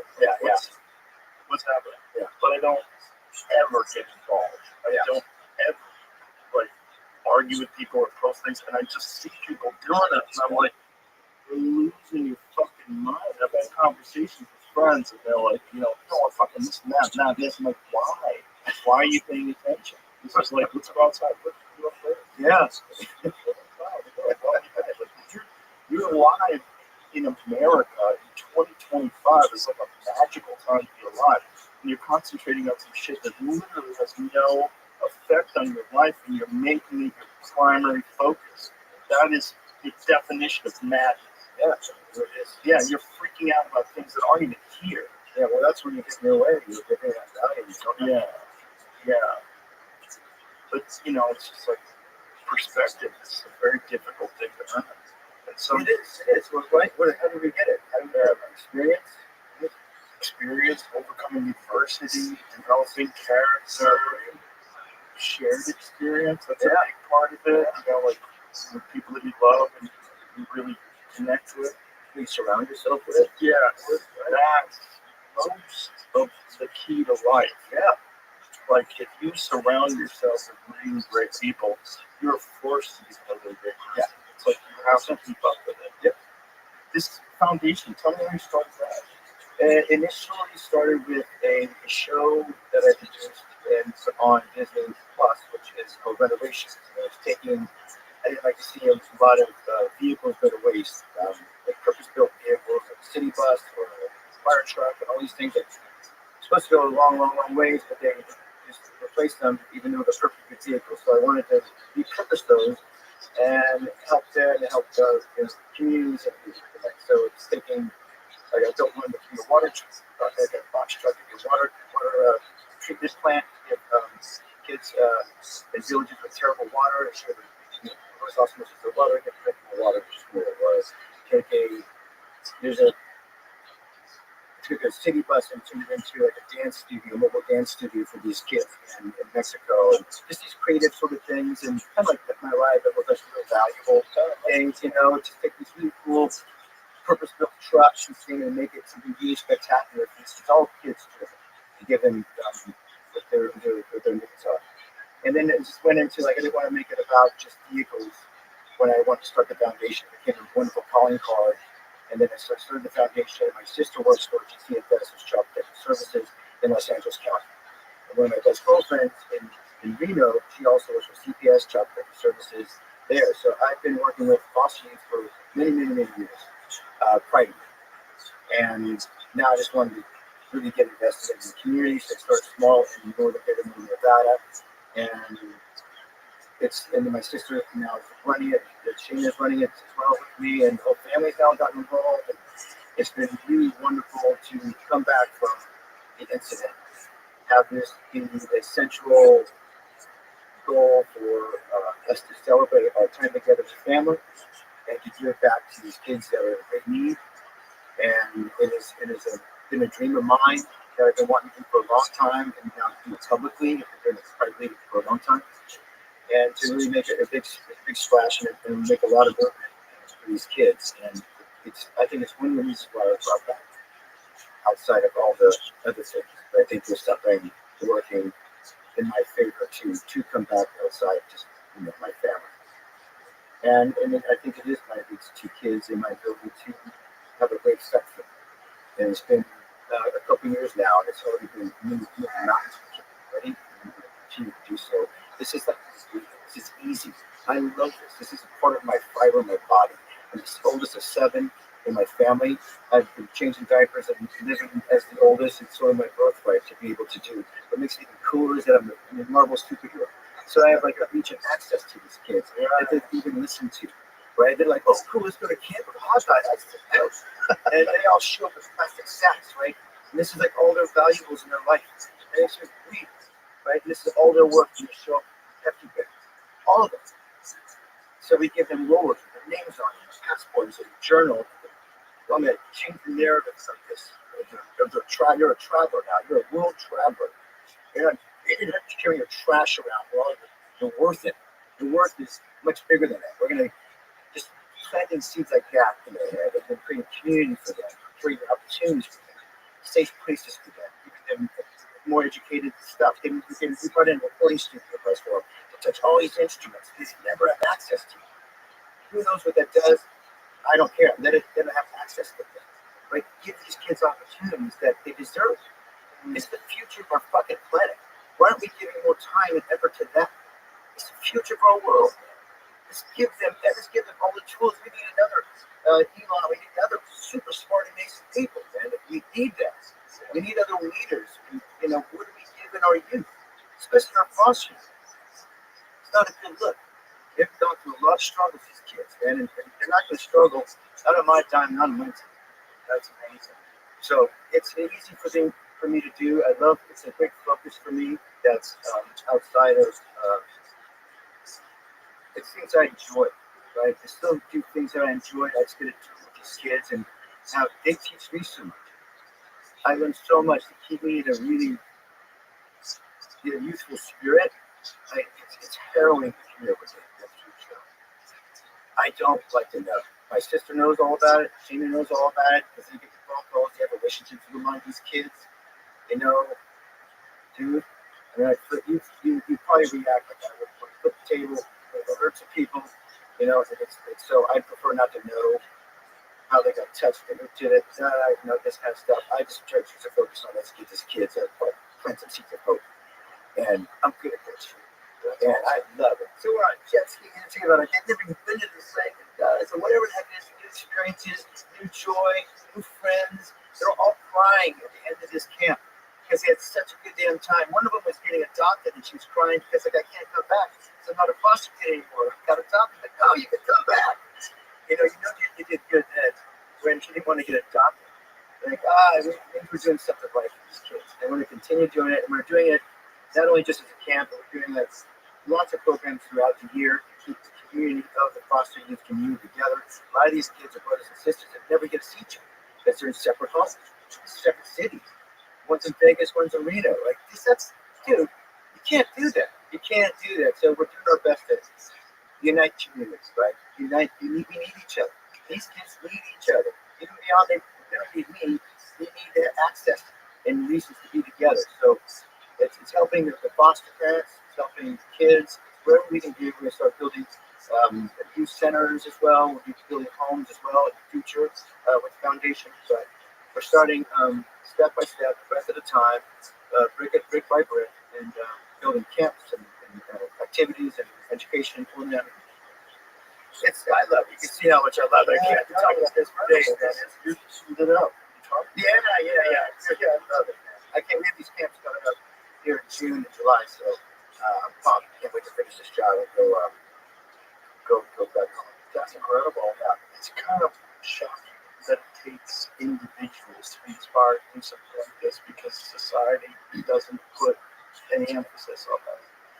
Well, it's like, look, there's foster states have foster programs, right? There's whole gaps in the system, and it's like forgotten kids are forgotten, and then some are, it's trash. But put a spotlight on something, put energy into something, it builds. And I got a loud voice and a big heart, and I'm very actionable what I do, and that's why the foundation's growing and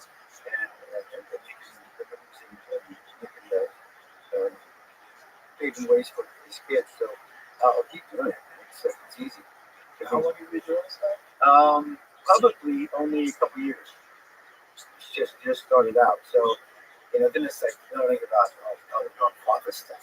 Oh man, it's like going out and asking for money. I don't do that. I'll go do like certain jobs and put money in their account for.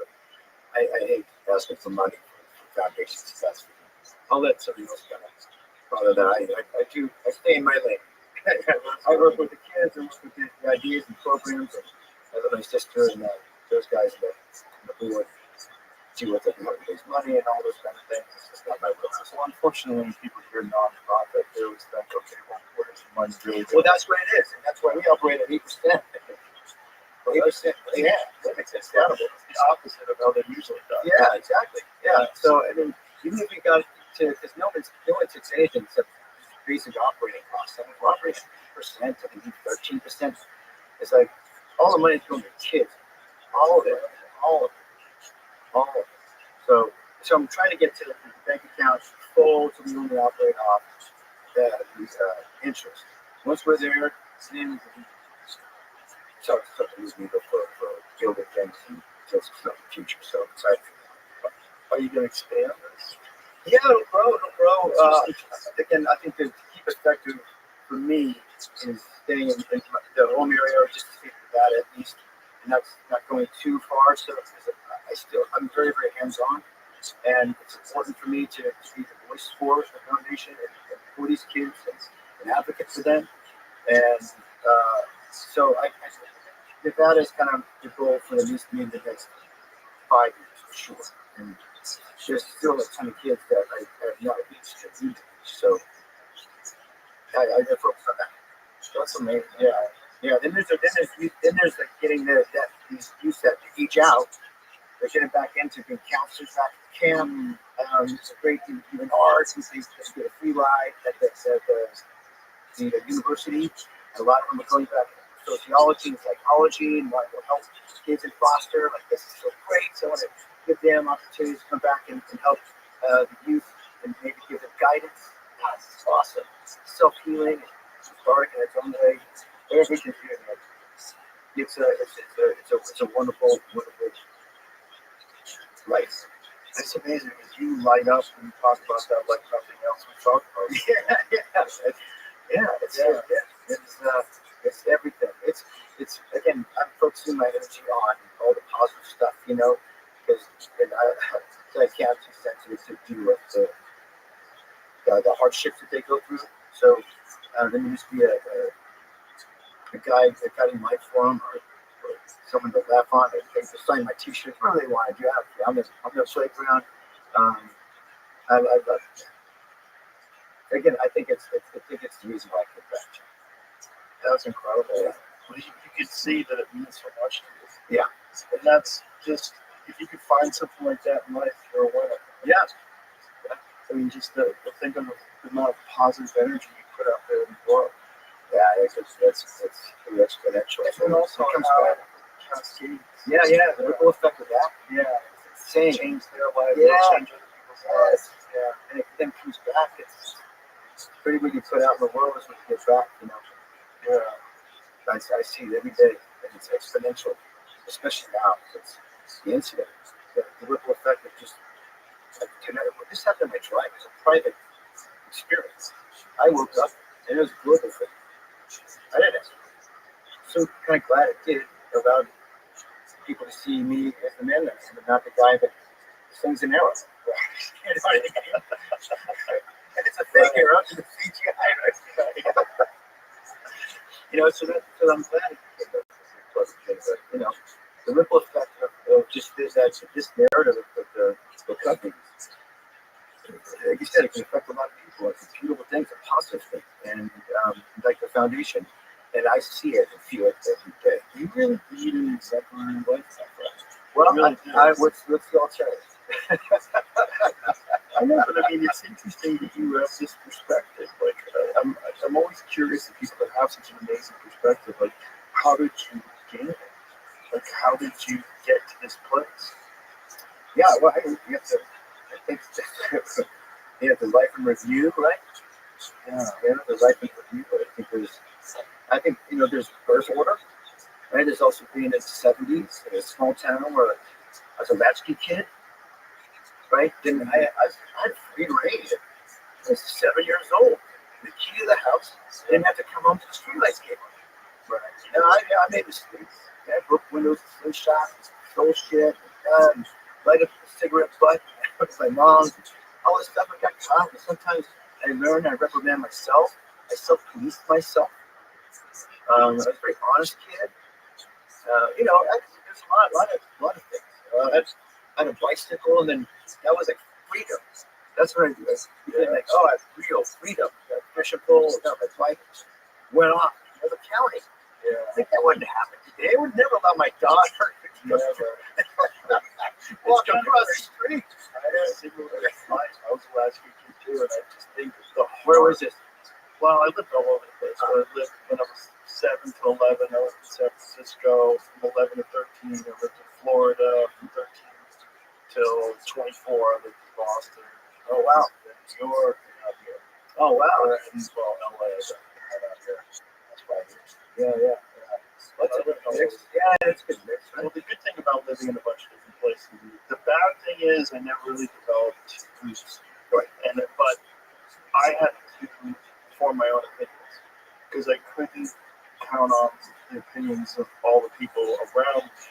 I didn't have like a core group of friends. Yeah. So I always had to sort of see the world for what it was. Yeah. Did that make you an introvert or an extrovert or both? I think I was an introvert initially. I don't think I ever, even though I talk for a living and I'm a public figure, I'm not really an extrovert. It's really odd. Like, I don't really like attention. It sounds crazy for someone who gets a lot of attention. Yeah. I don't need it, which is probably why I get it. It's so strange. Right. Yeah. It's so strange. Like, I was very socially anxious when I was a kid. Yeah. I would get super nervous when I had to talk to a bank teller. I remember one time I had to deposit money in the bank, and I was like, why am I freaking out? This is so weird. Right. But eventually overcame all that stuff, and then, through martial arts and traveling around all throughout my youth, from the time I was 15 to I was 22, that's all I did was travel around the country and competing. So I lived a hard life in that. I didn't have like the normal high school life of just partying and hanging out. No, I was, flying to California to fight. Right. It was weird. No, it's a very weird life. So I still wasn't an extrovert. Like, I didn't really learn how to talk in groups of people until I started teaching. So I started teaching martial arts. And then that's how I learned how to public speak. But I was publicly speaking about something that I was very good at. So it was like I commanded sort of attention, just because I would demonstrate to them things that I was doing. And then in demonstrating and talking, it made sense that I was going to talk About something you knew. And it's like I was really good, so I could show them. Okay, I'm going to demonstrate something to you, and then I do it, and they're like, "Holy shit!" They're like, I'm going to show you how to do this. And then they listen to me. I taught at Boston University, and when I was 19, and it was a real counter to GPA. It's like pass, fail, A. And I'd say, all you have to do is show up and try. Get an A. If you can't show up, call me. Tell me you can't make it, and you'll be fine. If you fuck off, I'm going to fail you. But if you just try, get an A, and then it counts towards the GPA. This is like a legit thing. Yeah. I Like, all I want you to do is like this can help your life. And I'm not thinking you're gonna go and fight and compete, but I can teach you something here. Yeah. And it's difficult, but you'll get better at it. And through getting better at it, you're gonna have to get better at it. The discipline. Yeah. So that's like how I got into comedy in the oddest way. I learning how to talk to people. Because I wasn't comfortable talking to people. I always felt like a loser and a weirdo. And I always felt like an outcast. Yeah. So to learn how to talk publicly, like that's how I did. Yeah. You know, but all that traveling around just gave me this very bizarre, like rootless sense of who I was as a person.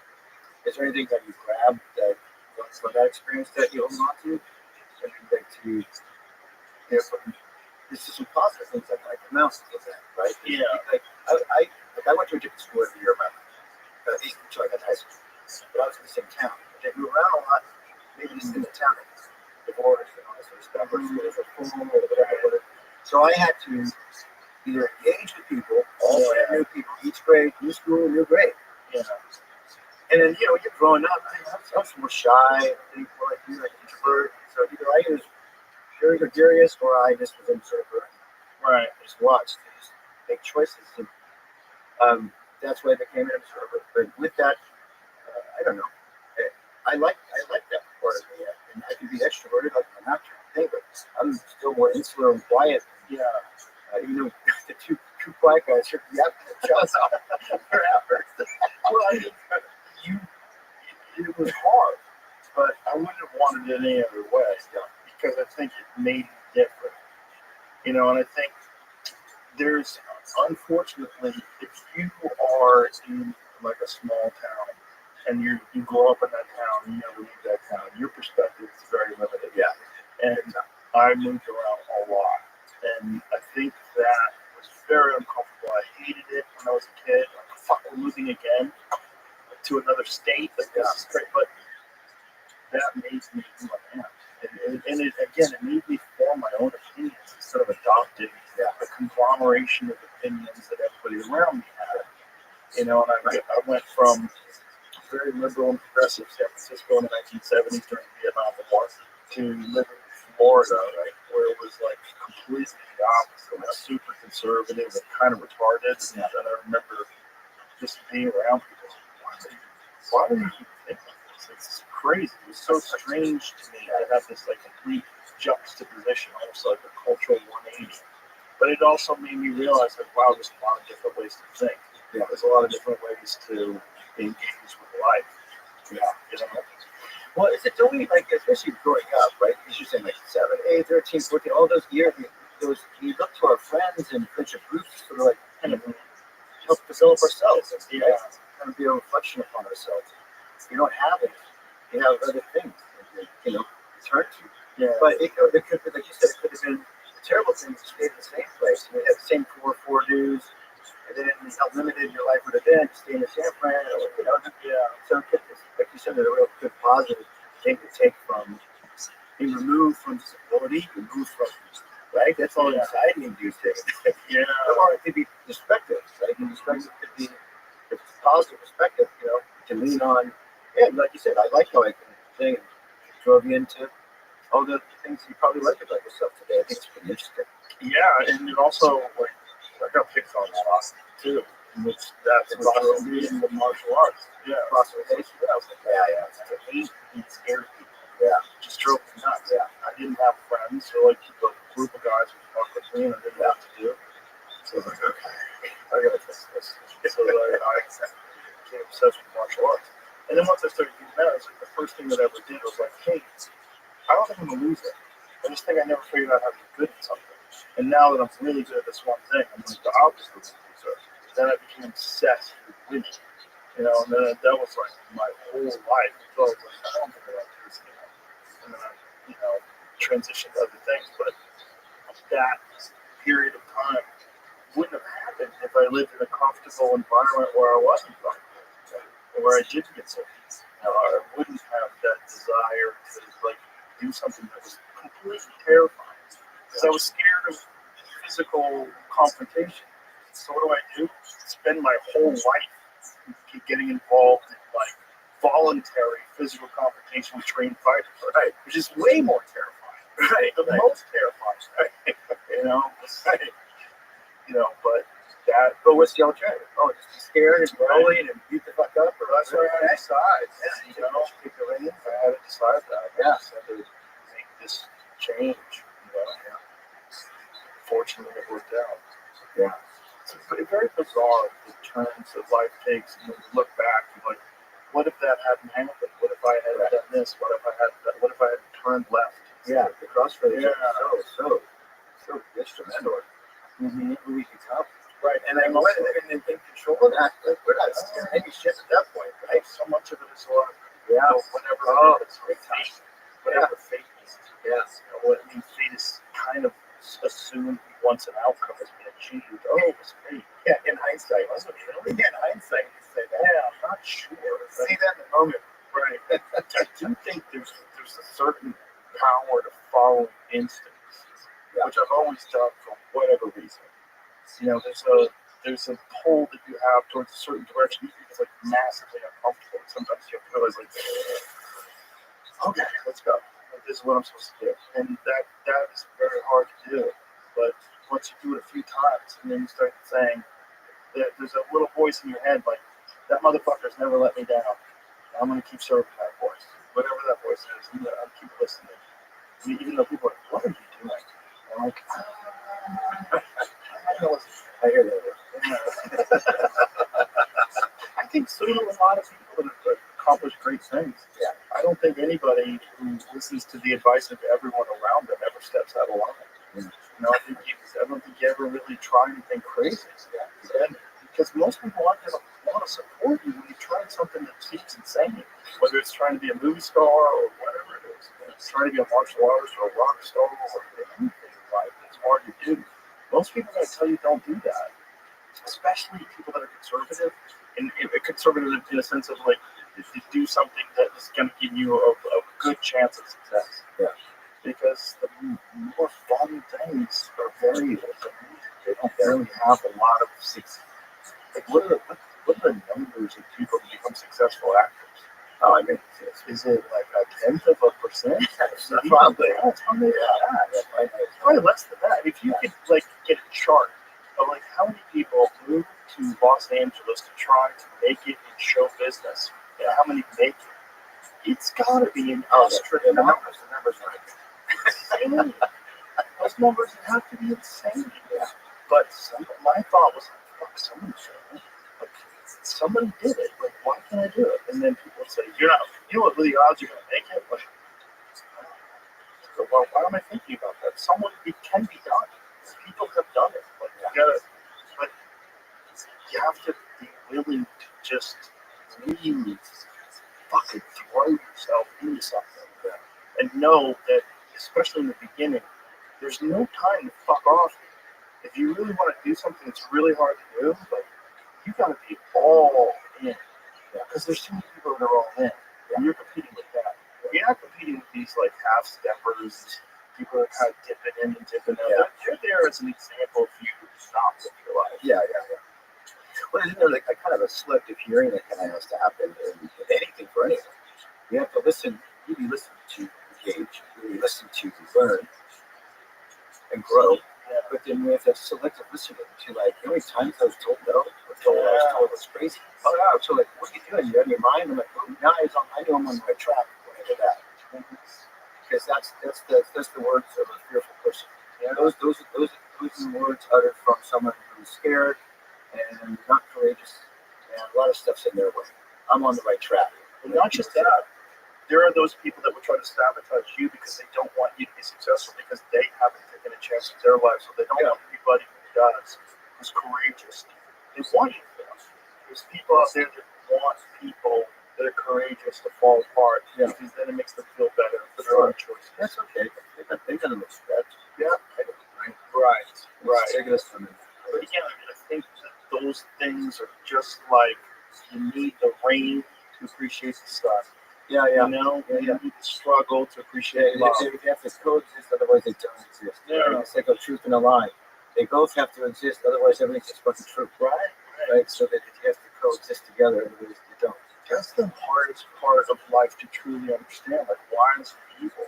Right. And you need love.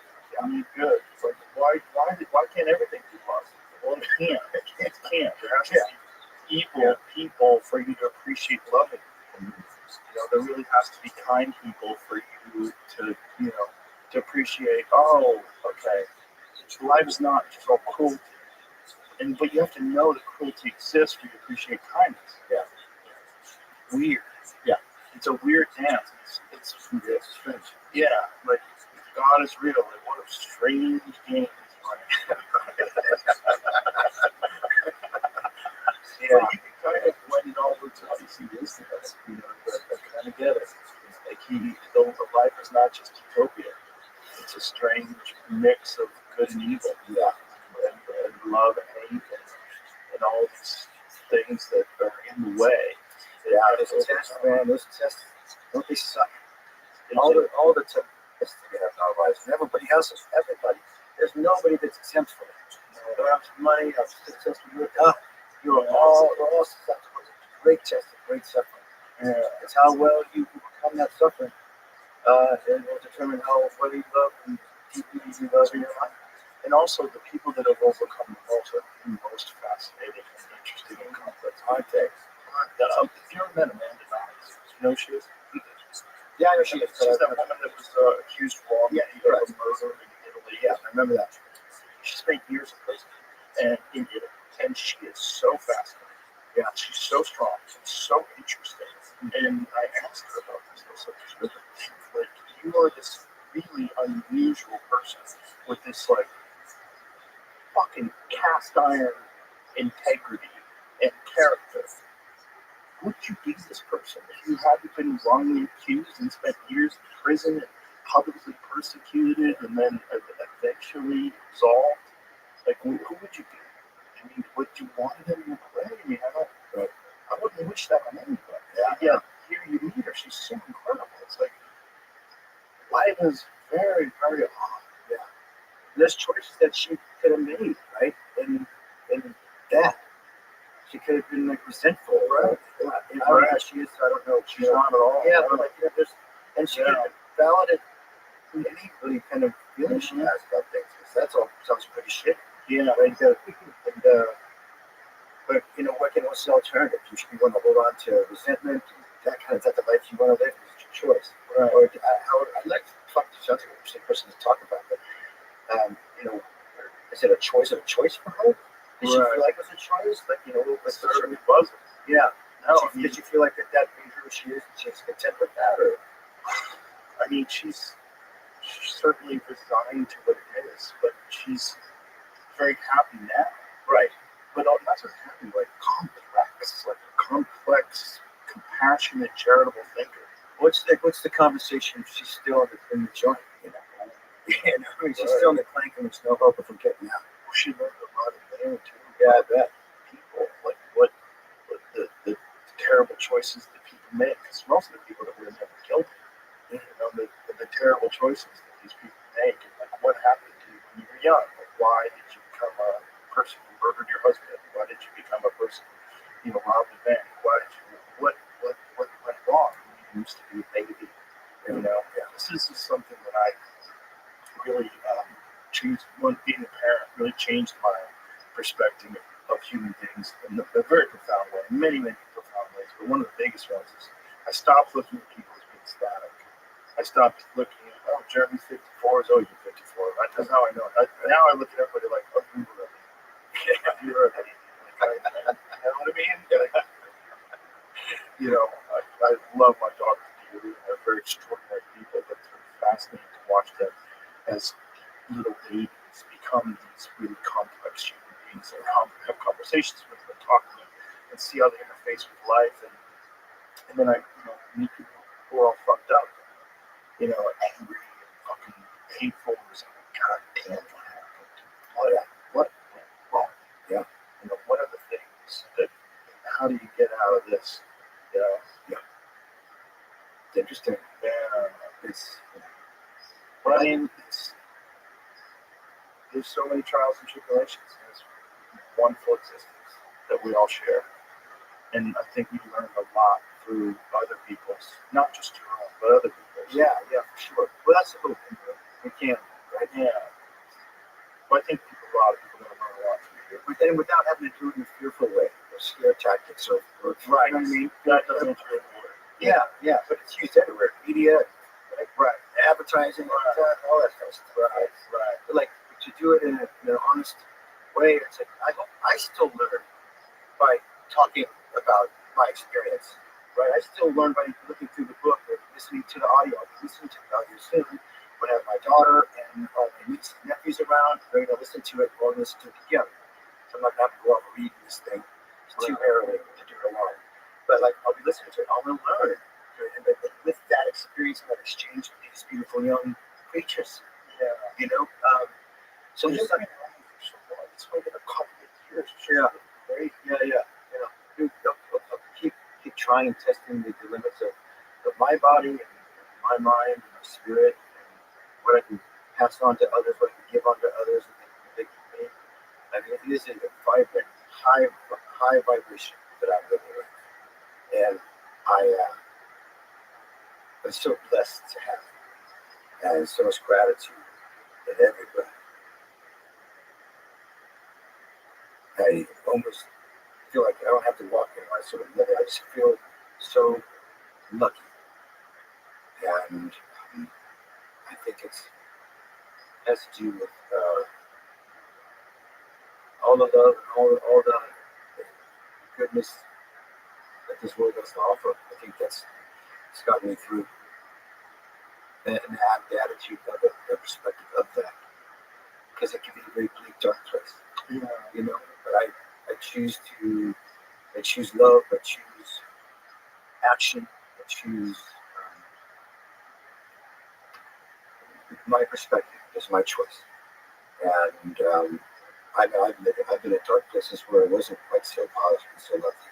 Even before the accident, it was just like, just kind of grumbly and grumpy. You don't want to leave my house. And, I don't want to go sign autographs and people, and just kind of whatever. Not at a really great, happy place, perhaps. Everybody has a right to be, but that doesn't exist at this point. I don't get any more bad days, Joe. That's amazing. Right? You're like, fuck, I want that. Isn't that incredible? But I can guess up the still can for you what? I can happen for you. Isn't that incredible? No more bad days, though, right? Wow. It's a perspective that is mine, and a truth and reality that is mine. Because I have a barometer to I know what bad days I should like, and I was tested to know that, and I got through it somehow, some way, and it's just almost science at this point. It's factual that it's just not going to happen. It can't. No matter if I tried so hard to have a bad day, it's just not going to. You're not going to have a bad moment. You have frustrating times, but it's not. I'm just not going to have a bad day for the rest of my experience here. That's amazing. And I think that experience, this perspective that you're sharing, is contagious. I think so too, dude. Yeah, I know so. Yeah, For a so fact. For a fact. It's sort of like manifestation of what your existence is. You want it to be, yeah, and you can do it. yeah, You gotta believe it. You gotta do it. yeah. Both those things. I think that's why it's beautiful. Yeah. My next breath. Yes, sir. Thank you, Jeremy. That's awesome. I really appreciate you. Yeah. Appreciate talking. Likewise, brother. You make me happy, man. You put out a lot of good stuff in me. You affirm a lot of good things in me in a really, really meaningful way. I appreciate you. I appreciate you too. Thank you. It was a lot of fun. Yes, sir. Thank you. Yeah, All right. I'll see you at TFCs too. Absolutely. Okay. Bye-bye, folks. Yes, sir. Bye. Bye.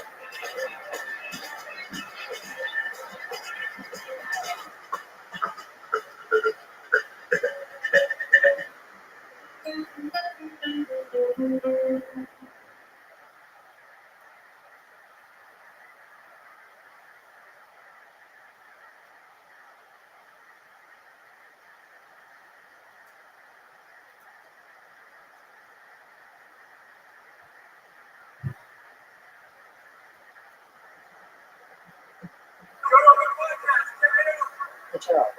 Experience. Drink my days, you're rolling podcast my night, all day. All right. So if there's a digital clock for AI, and where we're fucked, what What time is it? If Oh, wow. midnight is, we're Fucked. So Jerry, getting right into it. you're not even gonna ask us what we had for breakfast. No. Okay. Let's get freaked out. Well, okay. So there's one. Without like the fucking Tuesday mention right up here. There's a question about like where are we at in terms of AI capabilities right now, and what do those timelines look like? Right. There's a bunch in this area. One of the most concrete pieces of evidence that we have recently came out of a lab, an AI kind of evaluation lab called Meter, and they put together this test. Basically, it's like you ask the question, pick a task that takes a certain amount of time, like an hour. It takes like a human a certain amount of time, and then see like how likely the best AI system is to solve that task. Then try a longer task. See like a 10-hour task, can it do that one? So right now what they're finding is when it comes to AI research itself, so basically like automate the work of AI researcher, you're getting 50% success rates for these AI systems for tasks that take an hour long. And that is doubling right now it's like every 4 months. So like you had tasks that you could do, a person does in 5 minutes, like, ordering a grease, or like something that takes like 15 minutes, like maybe book a flight or something like that.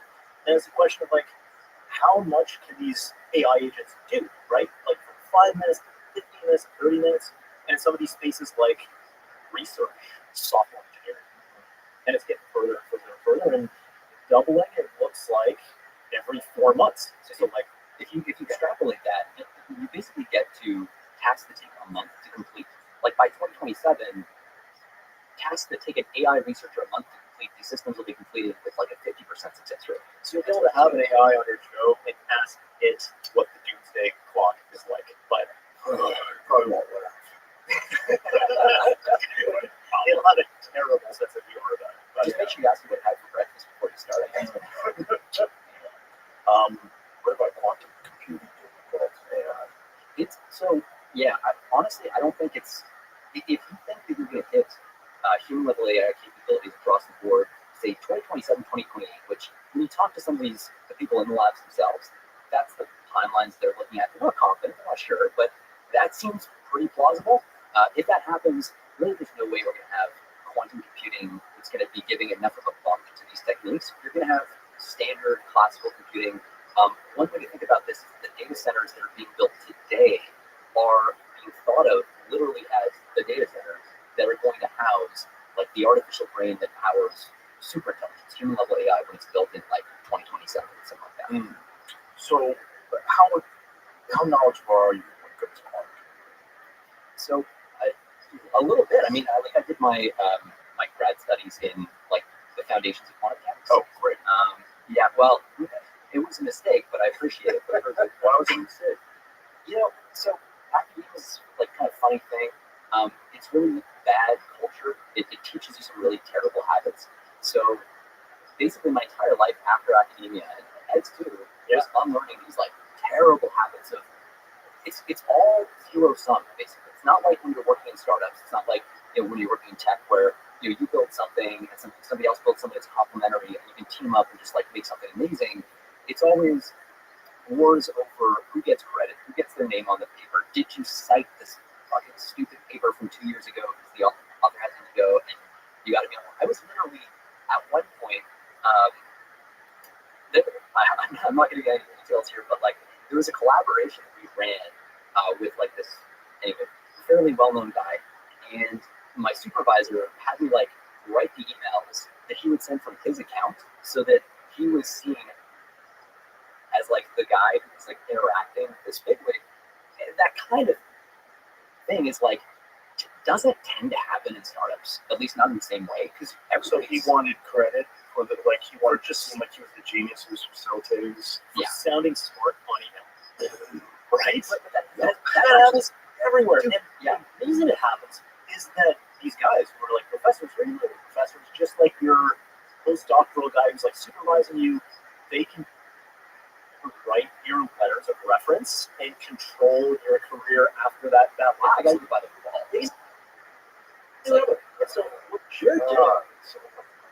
Totally, it's Like gross. a gross, It's have gross boss in a movie that wants to take credit for your work. And it's real. It's rampant. And the way to escape it is to basically just be like, fuck this, I'm gonna go do my own thing. As a chair, dropped out of grad school to come start a company. And I mean, honestly, even that, it took me, both of us, like a few years to like unfuck our brains and unlearn the bad habits we learned. It was really only a few years later that we started like really getting a good portable. You're kind of disconnected from like base reality when you're in the ivory tower, right? Like there's something beautiful about, and this is why we spent all our time in startups, but there's something really beautiful about like it's just a bunch of assholes, us, and like no money and nothing, and a world of like potential customers. And it's like you actually, it's not that different from like stand-up comedy in a way. Like your product is, can I get the laugh,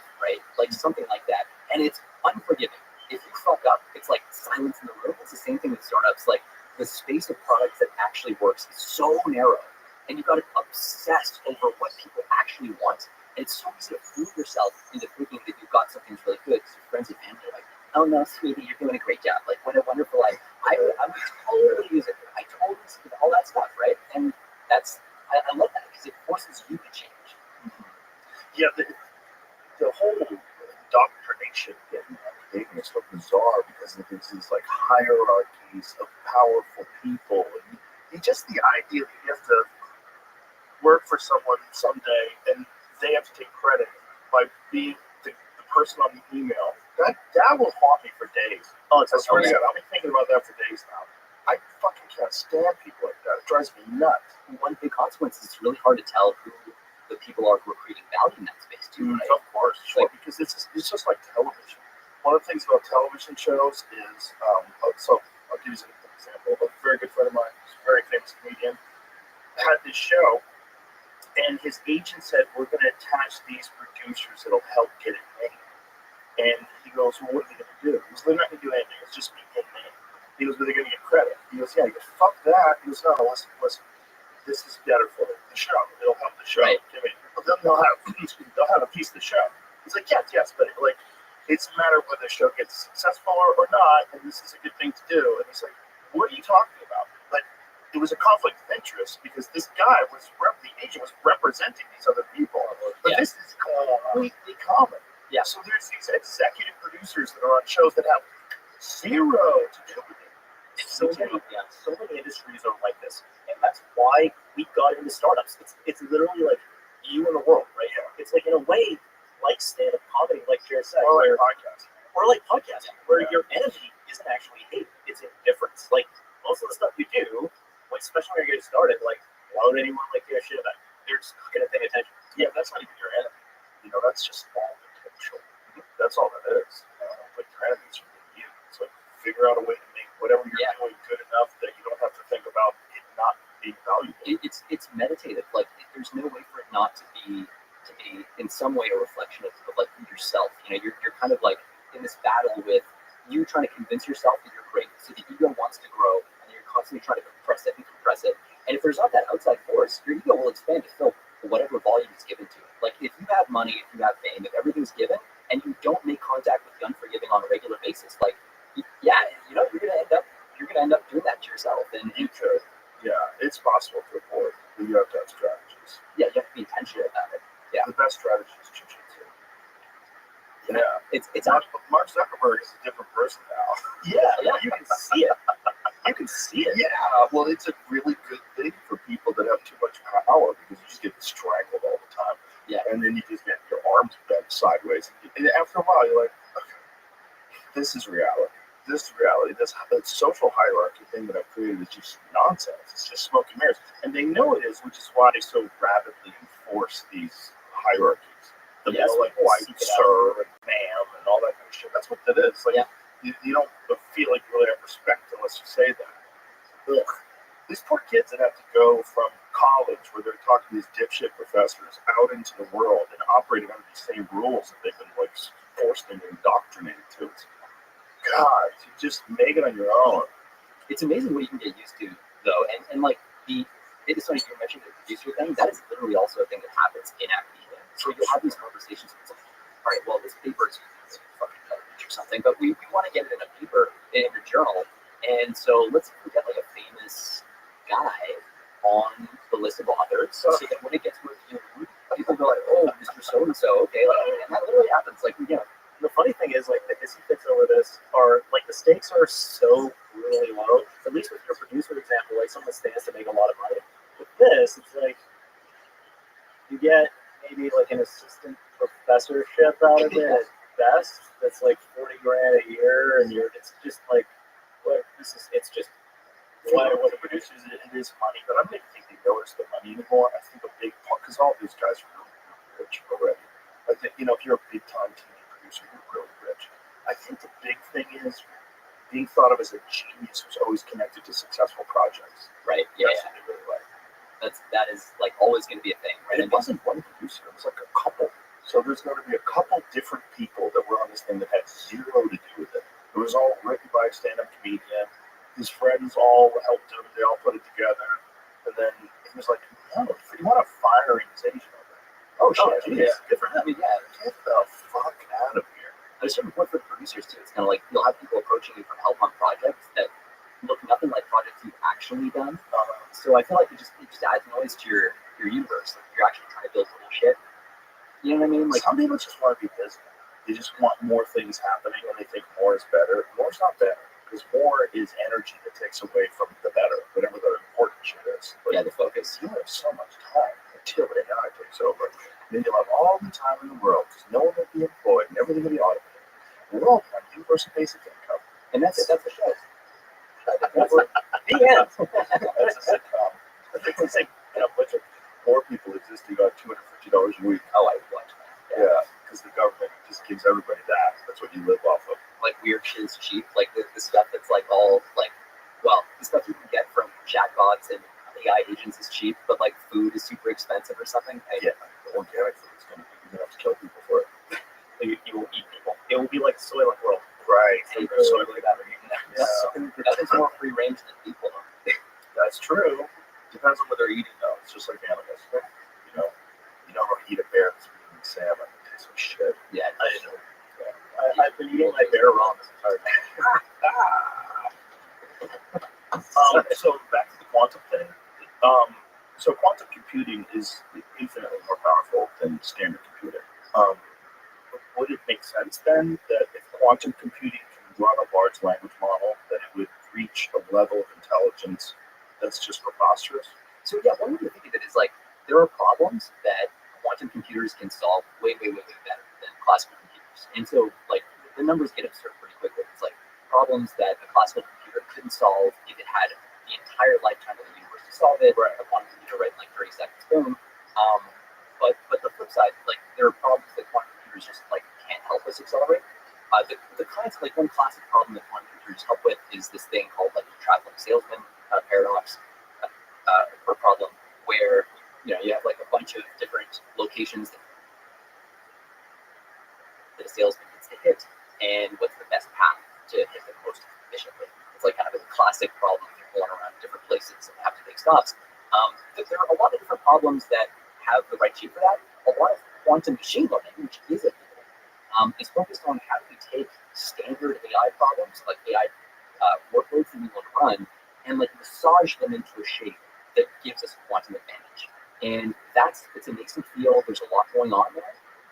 I would expect, like, my personal expectation is that we just build human level AI and very quickly after that super intelligence without ever having to factor in quantum. But it's What do you define that for people? What's the difference between human level AI and super intelligence? yeah. So yeah, human level AI is like AI. You can imagine like it's AI that is as smart as you are in, let's say, all the things you can do on a computer. So you can order food on a computer, but you can also write software on a computer. You can also email people and pay them to do shit on the computer. You can also trade stocks on the computer. So it's like nice. Super intelligence people have various definitions, and they're all connected like honestly it's about like different definitions. Generally speaking, it's something that's like very significantly smarter than the smartest human. And so you think about it, it's kind of like it's as much smarter than you as you might be smarter than a toddler. And you think about that, and you think about like how would a toddler control it? It's kind of hard. Like you can you can outthink a toddler pretty much like any day of the week. And so super intelligence gets us at these levels where you can potentially do things that are completely different. And basically, new scientific theories. And last time we talked about, new stable forms of matter that were being discovered by these kind of narrow systems. But now you're talking about a system that is like has that intuition combined with the ability to talk to you as a human and to just have really good like rapport with you. It can also do math. It can also write code. It can also like solve quantum mechanics. It has that all kind of wrapped up at the same time. One of the things too that, by definition, if you build a human level AI, one of the things it must be able to do as well as humans is AI research itself. Yeah, or at least the parts of AI research that you can do in just like software, like like coding or whatever these systems are designed. And so one implication of that is you now have automated AI researchers, and if you have automated AI researchers, that means you have AI systems that can automate the development of the next level of their own capabilities. And now you're getting that whole, singularity thing where it's an exponential that just builds on itself and builds on itself, which is kind of why, a lot of people argue that, like, if you build human level AI, super intelligence can't be that far away. You basically unlocked everything. And we kind of have gotten very close, right? Like it's past the Fermi, not the Fermi paradox, what was it? We were just talking about it. The test, the Turing test. Turing test. test. Yeah. We were just talking about Harvard. What happened to him was the chemical castrated him because he was gay. Yeah. Horrific. Winds up killing himself. The guy figures out what's the test to figure out whether or not AI becomes sentient. And by the way, he does this in like what 1950s. Oh yeah. Alan Turing was the guy was a beast, right? How did he think that through? He invented basically the concept that underlies all computers. Like, he was like an absolute pure code breaker. That he broke the Nazi codes, right? And he also wasn't even the first person to come up with this idea of machines building machines and the implications like human disempowerment. So if you go back to I think it was like the late 1800s, and I don't remember the guy's name.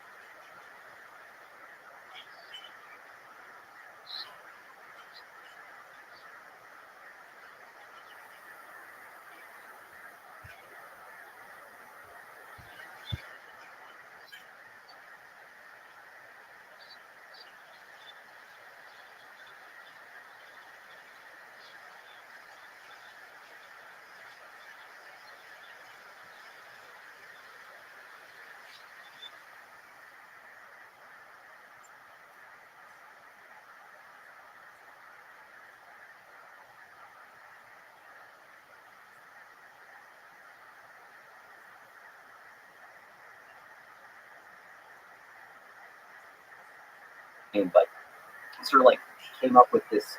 He was observing the Industrial Revolution and mechanization of labor, kind of starting to see more and more. Like if you zoom out, it's almost like you have humans are an ant colony, and the artifacts that colony is producing, they're really interesting for these machines. You kind of like look at the surface of the Earth, it's like gradually, increasingly mechanized thing, and it's not super clear. You zoom out enough, like. What is actually running the show here? Like you've got humans servicing machines, humans looking to improve the capability of these machines at this frantic pace. Like they're not even in control of what they're doing. Economic forces are pushing. Be the servant of the master, right? At a certain point, like and the whole thing is like, especially with the competition that's going on between the labs, just kind of in general, you're at a point where like. Do the CEOs of the labs, like they're just big figureheads, they go on interviews, they talk about what they're doing and stuff. Do they really have control over any part of the system. Well, Because the economy is in this like almost convulsive fit, right? Like you almost feel like it's hurling out AGI. And like for as one kind of I guess data point here, like all these labs, so OpenAI, Microsoft, Google, every year they're spending like an aircraft carrier worth of capital, individual, each of them, just to build bigger data centers, to house more AI chips, to train bigger, more powerful models. And it's like, so we're actually getting to the point where if you look at on a power consumption basis, like we're getting to 2, 3, 4, 5% of the U.S. power production. If you project out in the late 2020s, Kind of 2026, 27. not for double digit though. Not for double digit. Yeah. For single digit. Yeah, you're talking like that's a few gigawatts. So 1 gigawatt. Sorry, not for single digit. It's in the like for 2027, you're looking at like in the 0.5-ish%. But it's a big fucking like you're talking about gigawatts and gigawatts. 1 gigawatt is a million homes. So you're seeing like one data center in 2027 is easily going to break a gig. There's going to be multiple like that. And so it's like a million home city, metropolis really, that is just dedicated to train like one fucking model. And that's what this is. Again, if you zoom out of planet Earth, you can interpret it as like this, like all these humans frantically running around like ants, just like building this like artificial brain. It's like one Some mind assembling itself. Yeah. On the face of the planet. Marshall McLuhan in like 1963 or something like that. Human beings are the sex organs of machines. Oh god, that is different today. Yeah, It does. It does. I've always said that if we were aliens, or if aliens came here and studied us, they'd be like, what are the dominant species on the planet doing? Well, it's making better things. Yeah. That's all it does. It's the whole thing is dedicated to making better things. And all of its instincts, including materialism, including status, keeping up with the Joneses, all that stuff is tied to newer, better stuff. You don't want old shit. Yeah. You want new stuff. You don't want an iPhone 12. Like, what are you doing, you loser? You need newer, better stuff. And they convince people, especially in the realm of like consumer electronics. Most people are buying things they absolutely don't need. The vast majority of the spending on new phones is completely unnecessary. Yeah. But I just get that extra fourth camera though.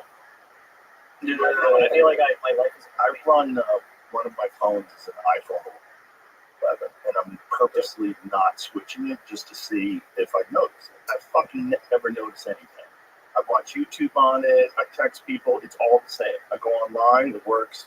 It's all the same. Probably the biggest thing there is going to be the security side, which No, they update the security. It's all software.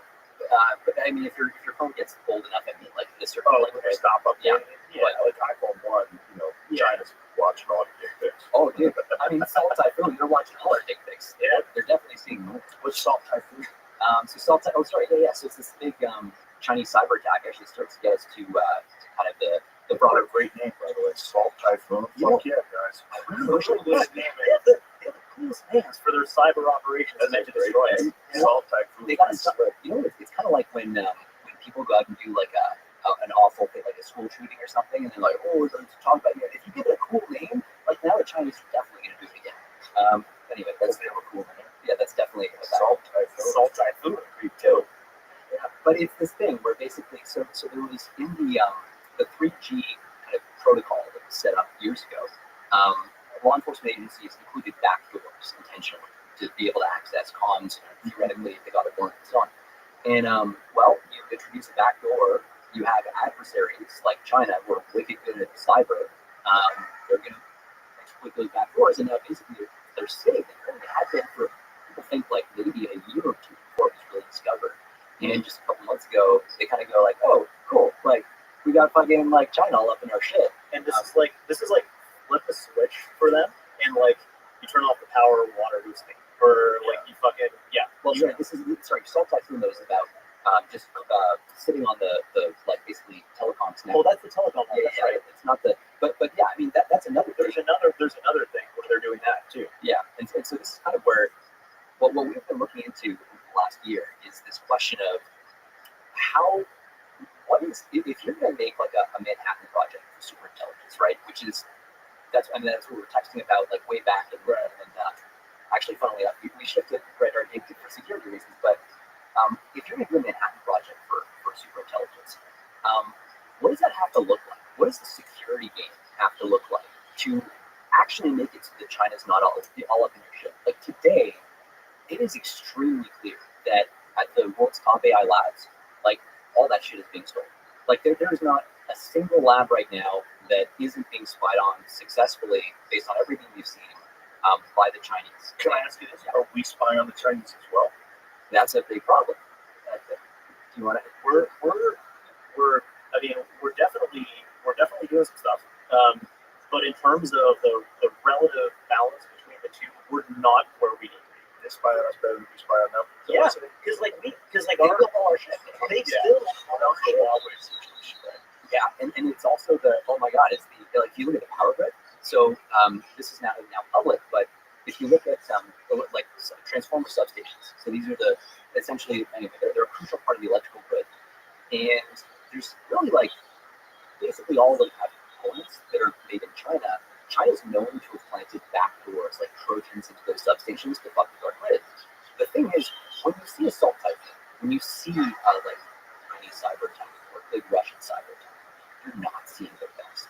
These countries do not go and show you their best cards out the gate. You show the bare minimum that you can without tipping your hand at the actual exquisite capabilities you have. The way that one of the people kind of who's been walking us through all this really well explained is the philosophy is you want to learn without teaching, right? You want to use what is the lowest level capability that has the effect on after. So I'll give you an example. I'll tell you a story that's kind of it's a public story. It's from a long time ago, but it kind of gives a flavor of how far these countries will actually go when they're playing the game for bucket rate. So it's 1945. America and the Soviet Union are best pals. They've just defeated the Nazis, right? To celebrate that victory and the coming new world order that's going to be great for everybody, the children of the Soviet Union give as a gift to the American ambassador in Moscow this beautifully carved wooden seal of the United States of America. Beautiful. Cool thing. Ambassador is thrilled with it. He hangs it up behind his desk in his private office.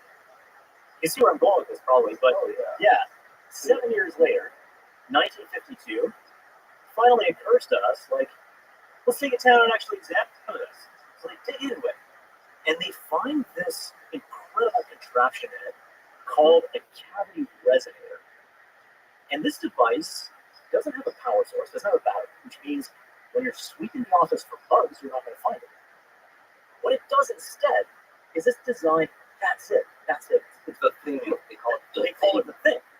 And what this cavity resonator does is it's basically designed to reflect radiation back to a receiver to listen to all the noises and conversations talking in the ambassador's private office. So How's it doing without a power source? So that's what they do. So the Soviets, for 7 years, parked a van across the street from the embassy, had a giant fucking microwave antenna aimed right at the ambassador's office, and were zapping it and looking back at the reflection, literally listening to every single thing he was saying. And the best part was when the embassy staff was they're gonna go and sweep the office for bugs periodically, they'd be hey, Mr. Ambassador, we're about to sweep your office for bugs.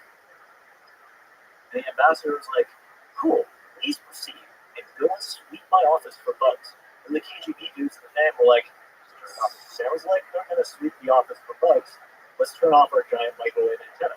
And they kept at it for 7 years. It was only ever discovered because there was this British radio operator who was just doing his thing, changing his dial. And he's oh shit, that's the ambassador.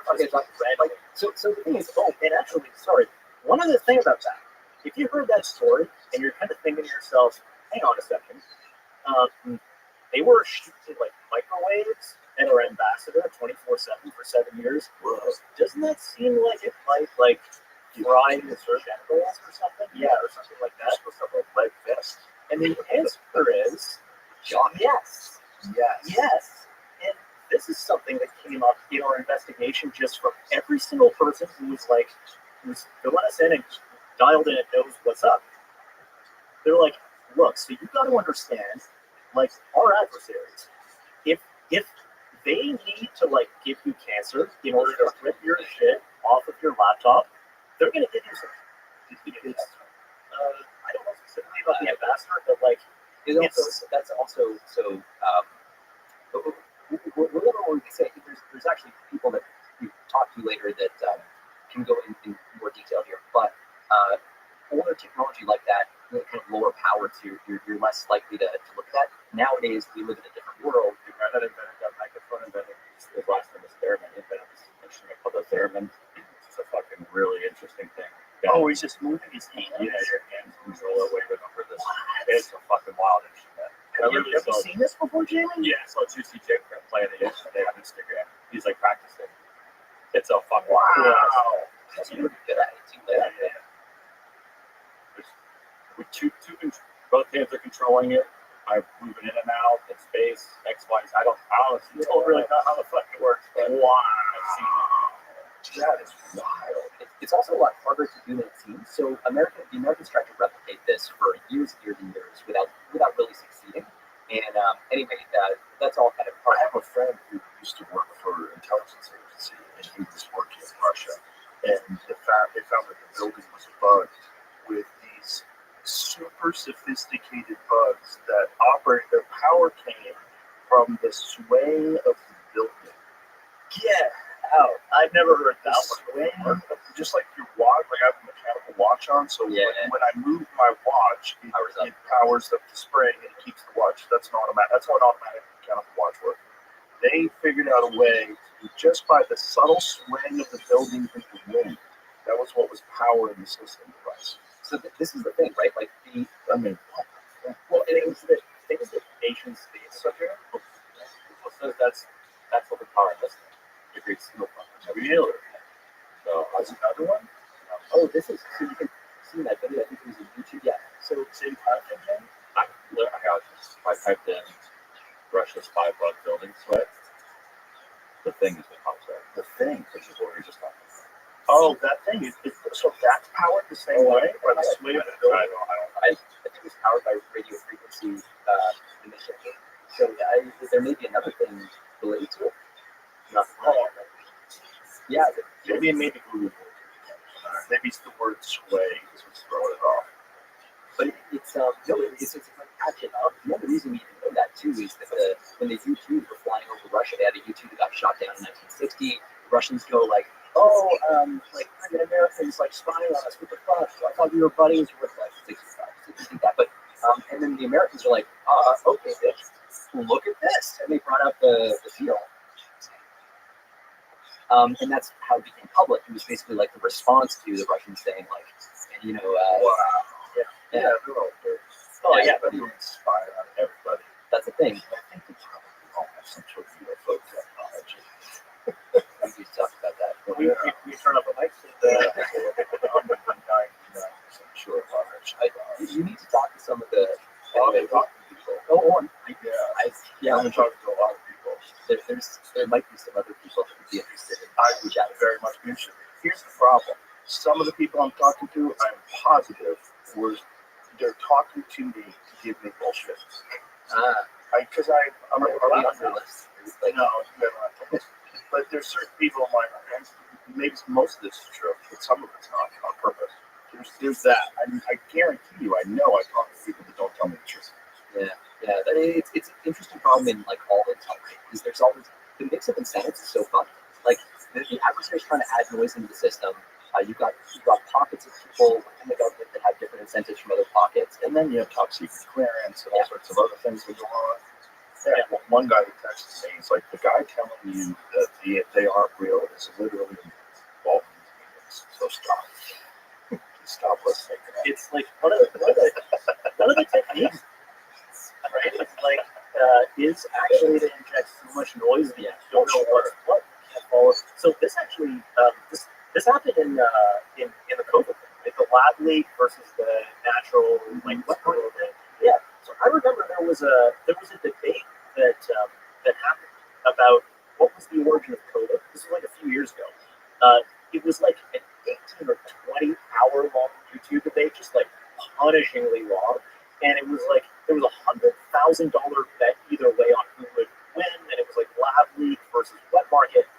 And at the end of the 18 hours, the conclusion was like one of them won. The conclusion was like it's basically 50-50 between them. And then I remember like talking to some folks and being like, hang on a second. So you gotta believe that whether it came from a lab or whether it came from a wet market, one of the top 3 priorities of a CCP from a propaganda standpoint is like, don't get fucking blamed for COVID.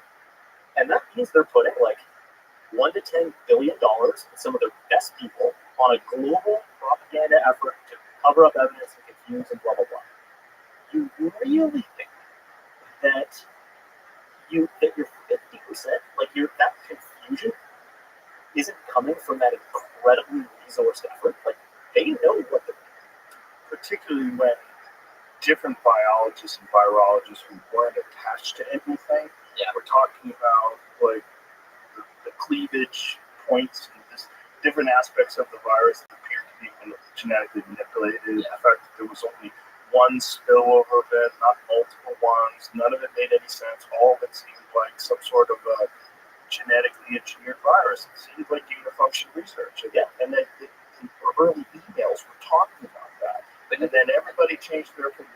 And even the taboo, right, against talking about it through that lens. Oh yeah, total propaganda. It's racist. Yeah, Which is crazy because nobody thought the Spanish flu was racist, and it didn't even really come from Spain. Yeah, that's true. Yeah. It came from Kentucky. I didn't know that. Yeah, I think it was Kentucky or Virginia. Where did the Spanish flu originate from? But nobody got mad. Well, that's because the state of Kentucky has an incredibly sophisticated propaganda machine. It was, I think it was an agriculture thing. Kansas. Thank you. Yeah, God, in Kansas. I've always said that. I've always said that. United States H1N1 strain of genes of Indian origin. By the way, people always talk about Spanish flu. Bruce found just everybody just get antibiotics and it'll be fine. So this whole mass die off of people. It would be like the Latinx flu, and it would be The Latinx flu. The Latinx flu. That one didn't stick at all. It didn't stick. Latinx. There's a lot of people like claiming they never used it. They pull up old videos of them. Like that's a dumb one. Like it's literally gendered language. You fucking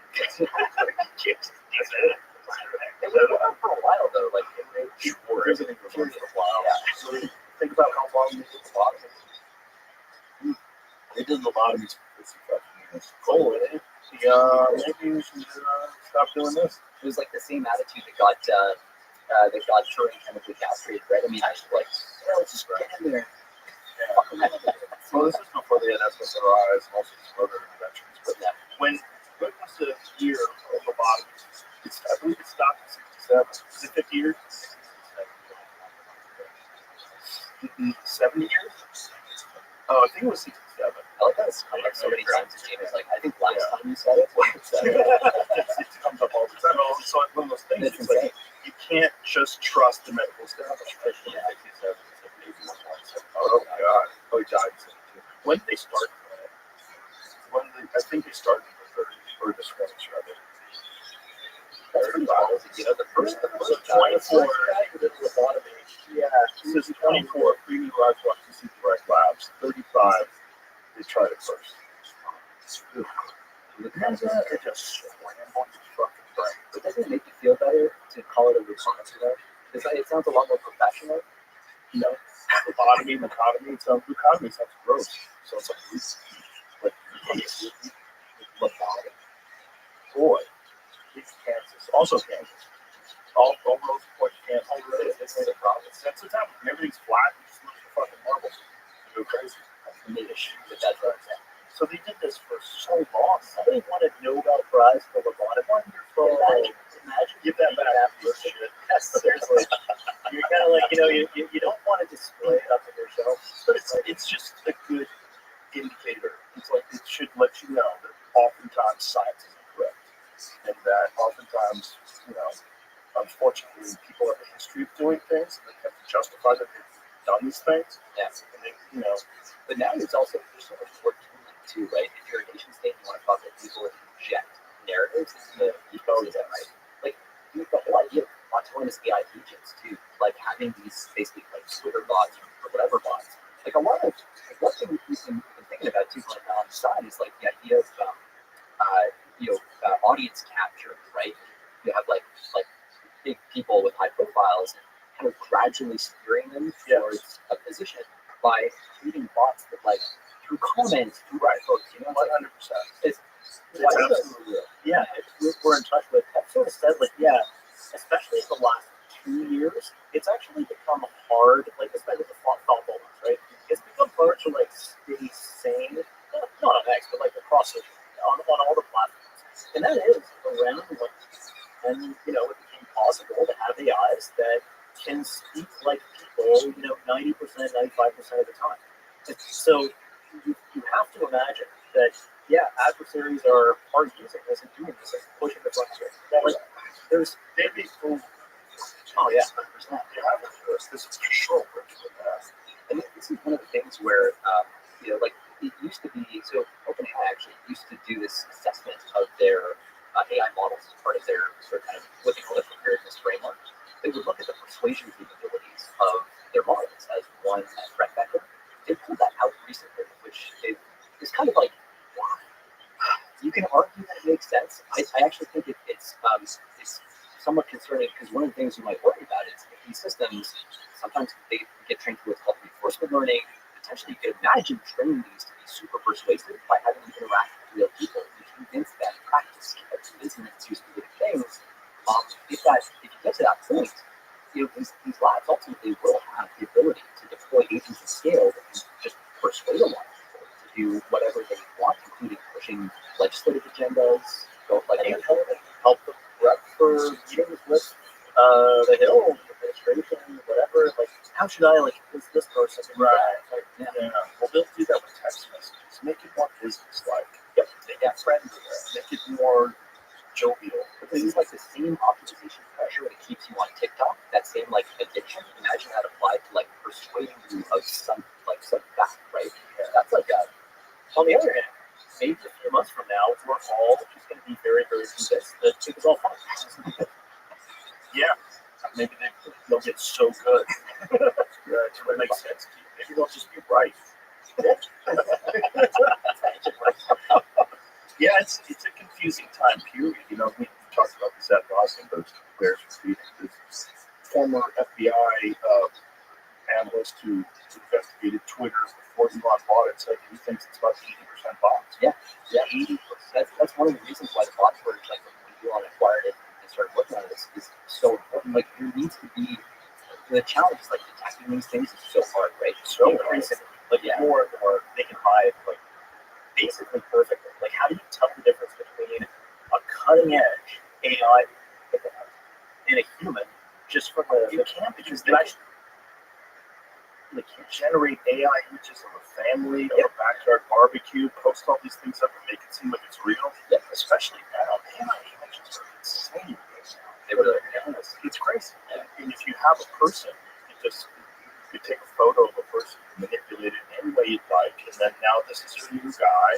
You can do it instantaneously, and then this guy has a bunch of opinions on things. Yeah. It seems always a lot to do that part, but whatever. He's a good guy. A family man. What's that? His barbecue? He's not even a fucking human being. And people are arguing with this bot. It's like back and forth. And you see it on any social issue. You see it with Gaza and Palestine. You see it with abortion. You see it with religious freedoms. Yeah. You just see these bots. You see these arguments, and you see like various levels.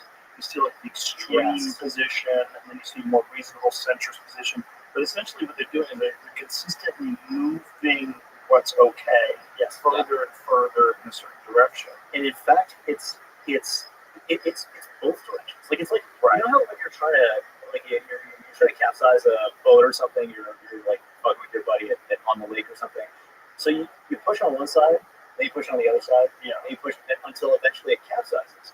This is kind of like our electoral process is already naturally like this, right? We go like you have a party in power for a while, and then like they get they basically get like you get tired of them, you switch. And that's kind of the natural way how democracy works for a republic.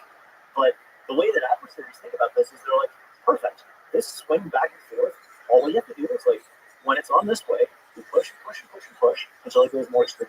And then there's a reaction, right? And as something gets happening, then we push and push and push on the other side until eventually something breaks. And that's the result.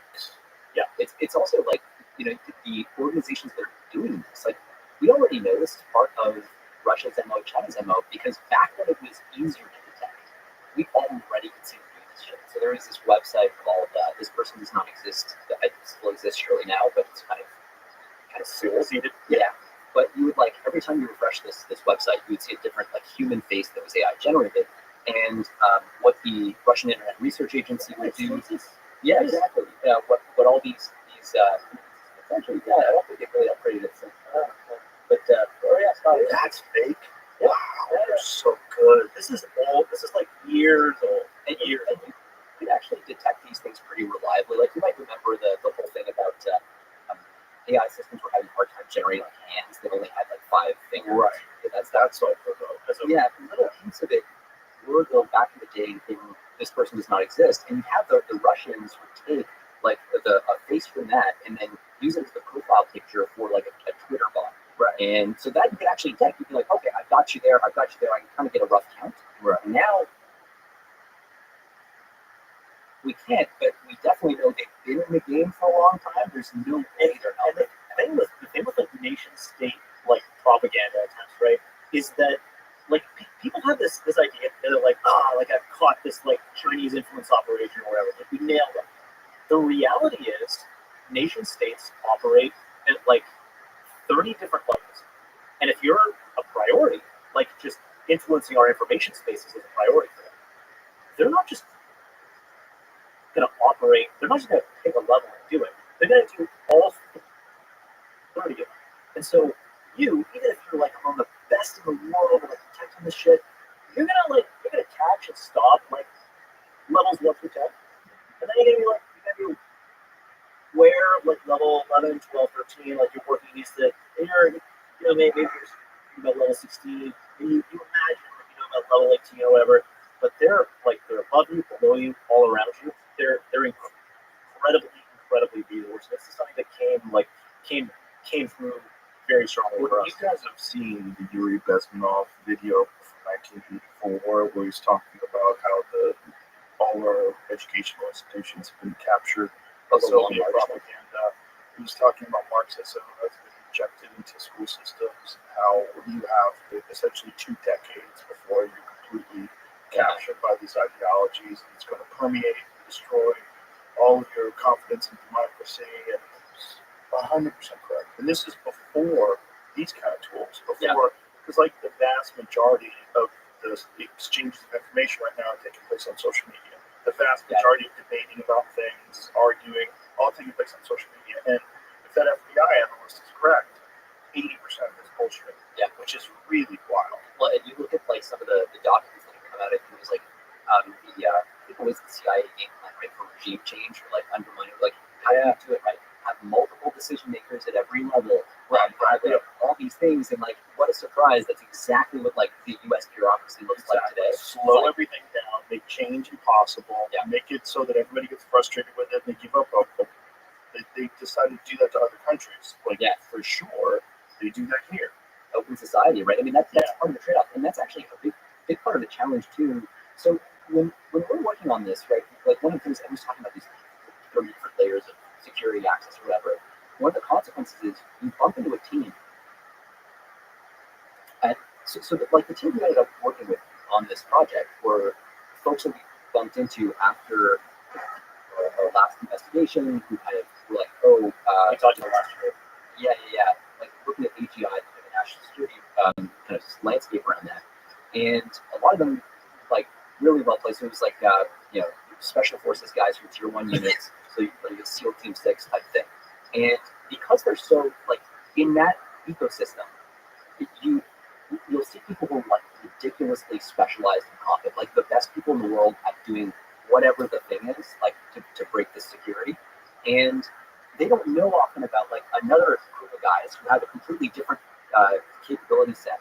And so what you find is, like, you're indexing like hard on this vulnerability, and then suddenly someone says, "Oh yeah, but by the way, I can just hop that fence." So the really funny thing about this is like most or even like almost all of the really, really like elite security people kind of think that like all the other security people are dumbasses, even when they're not. We're like, yeah, they're biased in the direction because it's so easy that everything's like stovepipe. But so most people who say they're like elite at security actually are dumbasses. Because most security is like about checking boxes and like SOC 2 compliance and shit like that. Yeah, it's what it is like. So everything's so stovepipe. Yeah, that you really can't know what the exquisite state of the art is in another domain. So it's a lot easier for somebody to come up and be like, oh yeah, like I'm actually really good at this other thing that you don't know.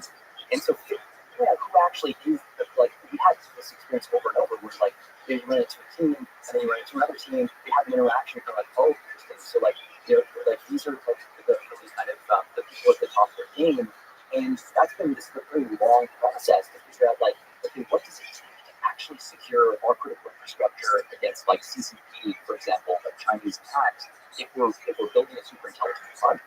And it's this weird like kind of challenge because of the stovepiping. No one has the full picture, and like we don't think that we have it even now, but definitely don't know of anyone who's come like that, like as close to it. The best people are the ones who, when they encounter another team and other ideas and start to engage with it, or like instead of being like, oh, like you don't know what you're talking about, who just like actually walk on and go like, that's fucking interesting. Tell me more about that. Right. People that have control of your ego. Yes. 100%. With it, The best of the best, like got there by eliminating their ego as much as they could. yeah. Always the way it is. Yeah, and it's also like the fact of the 30 layers of the stack or whatever it is of all these security issues means that no one can have a complete picture at any one time, and the stack is changing all the time. We're inventing new shit. Things are falling in and out of, and so figuring out what is that team that can actually get you that complete picture is an exercise. You can't really do. It's hard to do it from the government side because you got to engage with data center building companies. So you got to engage with AI labs, and in particular with like insiders of labs who will tell you things that, by the way, the lab leadership will tell you the opposite in some cases. And so like it's just this Gordian knot. Like it took us months to like pin down every kind of dimension that we think we pin down. I'll give an example actually of that, like the trying to do the handshake right, between different sets of people.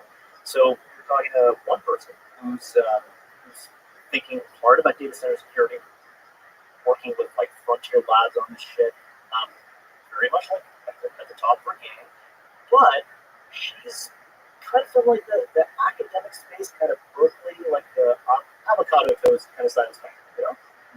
And she's talking to us. She reviewed the report we put out, the investigation we put out. And she's like, I think you guys are talking to the wrong people. And we're like, can you say more about that? She's like, well, I don't think like you talk to tier 1 special forces. I don't think they like know much about that. I'm like, okay, that's not correct. Say why? She's like, I feel like this is just the people that like go and like bomb stuff, blow stuff. It's understandable too, because like a lot of people have the wrong sense of like what a tier 1 asset actually can do. It's Well, like that's ego on her part. Because she doesn't understand what they do. it's ego all the way down, right? I mean, like But that's a dumb thing to say. You literally don't know what they do. And you say, don't they just blow stuff up? Where's my own latte? It's a weirdly good impression, but she did ask about a lot. Yeah, she did. It's her right. She talks about speak, fire, everyone talks about speak. She didn't talk to me about speaking. Well, you don't do that. You should just tell them to leave. There's no way you have an original thought. And how you talk. China, can you get out of our person? Okay. I don't want to rip on that too much though, because this is one really important factor here is all these groups have a part of the puzzle, and they're all fucking amazing. They are like world class at their own little slice, and a big part of what we've had to do is like bring people together, and there are people who helped us immeasurably do this, but like bring people together and explain to them the value that each other has in a way that's like that allows that bridge building community. By the way, the tier 1 the most like ego moderated of the people that we talk to. There's a lot of like Silicon Valley hubris going around right now where people are like, listen, like get out of our way, we'll figure out how to do this like super secure data center infrastructure. We got this. Why? Because we're the guys building AGI, motherfucker. Like that's kind of the attitude. And it's like, cool, man, like that's like a doctor having an opinion about like how to repair your car. I get that it's not the like elite kind of like whatever, but someone has to help you build like a good friggin' fence. Like, I mean, it's not just that. Like, it's a mixed bag too. Like, yes, a lot of hyperscalers like Google, Amazon, genuinely do have some of the best private sector security around data centers in the world, like hands down.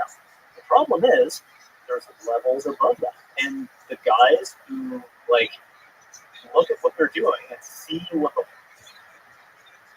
holes are, just go like, oh yeah, like I could get in there, no problem. And they, one thing my wife said to me on a couple of occasions, like,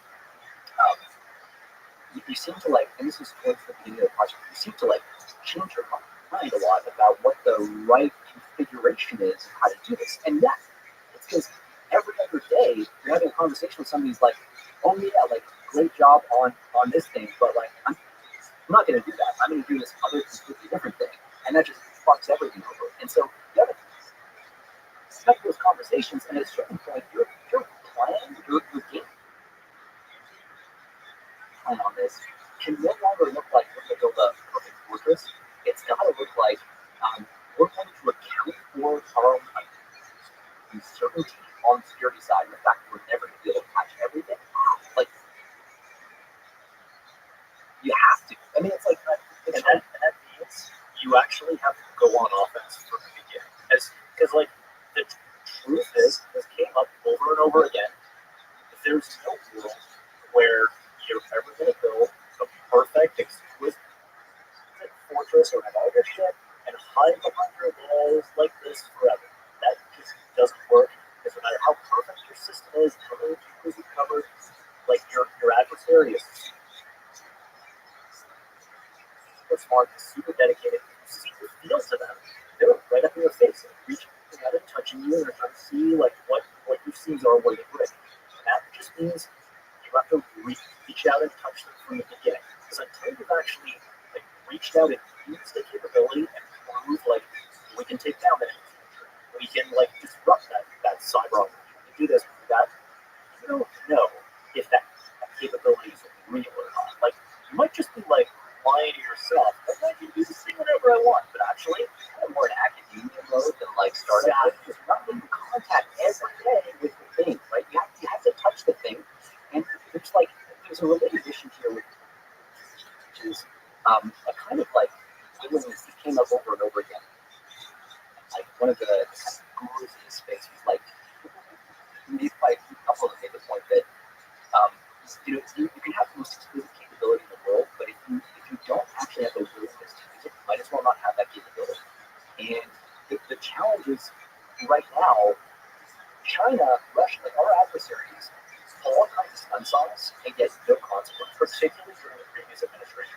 This was a huge problem during the previous administration where you actually had sabotage operations being done on American soil by our adversaries, where you had administration officials, as soon as like a thing happened, so for example, it was like 4 different states had their 911 systems go down like at the same time, different systems, like unrelated stuff, but it was like it's this stuff where it's like, let me see if I can do that. Let me see if I can do it. Let me see what the reaction is. Let me see what the chatter is that comes back after I do that. And one of the things that was actually pretty disturbing about that was under that administration or whatever, the response you got from the government right out the gate was, "Oh, it's an accident," and that's actually unusual. The proper procedure, all the procedure in this case, is to say we can't comment on an ongoing investigation, which we've all heard, right? Like you can't comment on exactly, so all that stuff, and that's what they say typically out the gate when they're investigating stuff. But instead, coming out and saying, oh, it's just an accident, is a break. What do you attribute that to? They, if they say, if they even a way to say, actually, this is an adversary action. Actually, I think it's an adversary action. They have to respond. The public demands a response, and they don't. They were too fearful.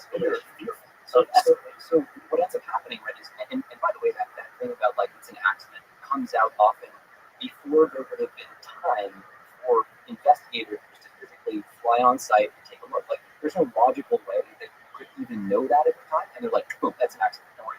So they have an official answer, and then their response is to just bury their head in the sand and not investigate. Right, because if you were to investigate, you were to say, okay, we looked into this, it actually looks like it's fucking like country hacks that just did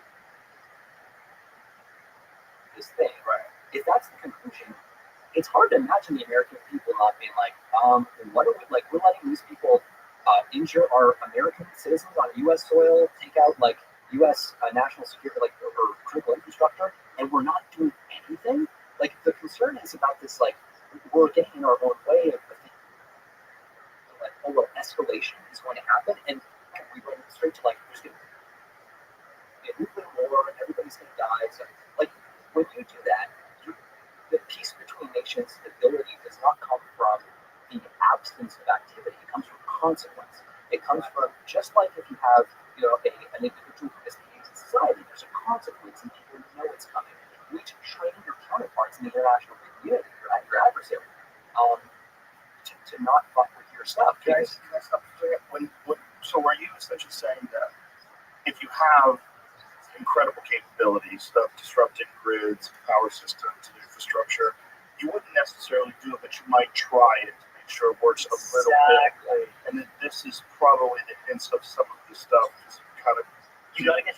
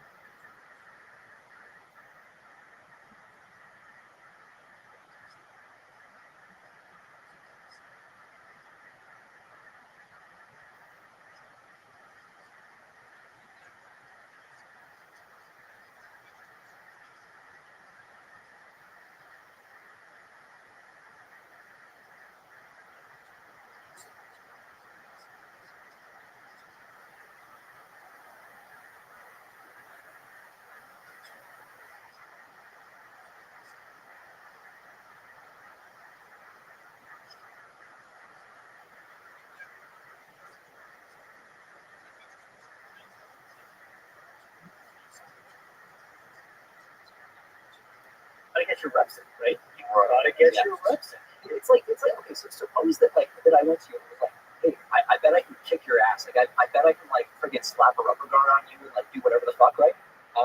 And you're like, your expression, by the way. yeah, you look like you've been. It's because I'm jacked, right? Oh no, but jacked, there's right? people that look like you that can struggle.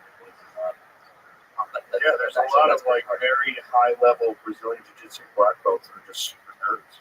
And they don't lift weights at all. They only do jiu-jitsu. And if you only do jiu-jitsu, you'll have like a wiry body. Heartless. So let's split that in. Like, there's like two guys who look like you. Is like It's real not fucking look like intelligent people. No, they're like some of the most brilliant people I've ever met. Really, that's the issue. It's like data nerds get really involved in jiu-jitsu. That's jiu-jitsu is data. But here's the thing. So that's exactly it, right? So if I told you, I bet I can calculate, right? And And they're like, what have you been training? well, right, but and you would feel like, and my answer was, oh, I just read a bunch of books. You'd be like, oh, cool, let's go, right? Because making contact with reality is where the fucking learning happens. You can sit there and think all you want, Right. but unless you've actually played the chess match, unless you've reached out, touched, seen what the reaction is and all this stuff, you don't actually know what you think you know, and that's actually extra deep. If you're sitting on a bunch of capabilities and you have this like unearned sense of superiority because you haven't used those exquisite tools, like it's a challenge. And then you've got people that are head of departments, CEOs of corporations. Everyone has an ego. We've got it. Yeah, and this ties into like how basically the international order and quasi stability actually gets maintained. So there's like above threshold stuff, which is like you actually do wars for borders, and there's the potential for nuclear exchange or whatever. Like that's like all stuff that can't be done, right? Exactly, like all the war games type shit. Then there's below threshold stuff. The stuff that's like it's almost like the stuff that's like, hey, I'm gonna try to like help you. I'm gonna react. What are you gonna do? And then if you do nothing here, then I go like, okay, what's the next level? I can poke you. Because like one of the things that we almost have an intuition for that's mistaken, that comes from kind of historical experience, is like this idea that that countries can actually really defend their citizens in a meaningful way. So like if you think back to World War One, the most sophisticated, advanced nation states on the planet could not get past a line of dudes in a trench. Like that was the and they tried like thing after thing. Let's try tanks, let's try aircraft, let's try fucking hot air balloons, infiltration. And it literally like one side pretty much just ran out of dudes in that end of the war to put in their trench. And so we have this thought that like, countries can actually put boundaries around themselves and actually, but the reality is there's so many surfaces. The surface area for attacks is just too great. So there's stuff like you can actually like there's the Havana syndrome stuff where you look at this like ratcheting escalation, like, oh, let's like fry a couple of embassy staff brains in Havana, Cuba. What are they going to do about it? Nothing. Okay, let's move on to Vienna, Austria, something a little bit more Western, a little bit more orderly. Let's see what they do there. Still nothing. Okay, what if we move on to flying like Americans' brains on U.S. soil, baby? And they went and did that. And so this is one of these things where like stability in reality in the world is not maintained through defense. It's literally like you have like the Crips and the Bloods with different territories, and it's stable and it looks quiet. But the reason is that if you like beat the shit out of one of my guys for no good reason, I'm just gonna find one of your guys and I'll blow his fucking head off. And that keeps peace and stability on the surface. But that's the reality of sub-threshold competition between nations. It's like you come in and like fuck with my boys, I'm gonna fuck with your boys right back. And until we push back, they're gonna keep pushing that further and further. One important consequence of that too is like if you want to avoid nuclear escalation, right? The answer is not to just take punches in the mouth over and over in the fear that eventually it's good if you do anything, you're going to escalate to nukes. What all that does is it empowers the adversary to keep driving up the ratchet. Like what Ed just described there is an increasing ratchet of unresponded adversary action. If you address the kind of sub-threshold stuff, if they cut an undersea cable and then there's a consequence for that shit, they're less likely to cut an undersea cable and things kind of stay at that level of the pressure, And right. Just letting them burn out. Yeah, exactly. That logic. Just like let them do it, They'll stop doing that after a while. They're getting out of They tried that doing the George Floyd riots. Remember? That's what New York City did. Just let them lose. Let's just see how big Chaz gets. It's the summer of love. That's right. Remember? Yeah, and Yeah, exactly.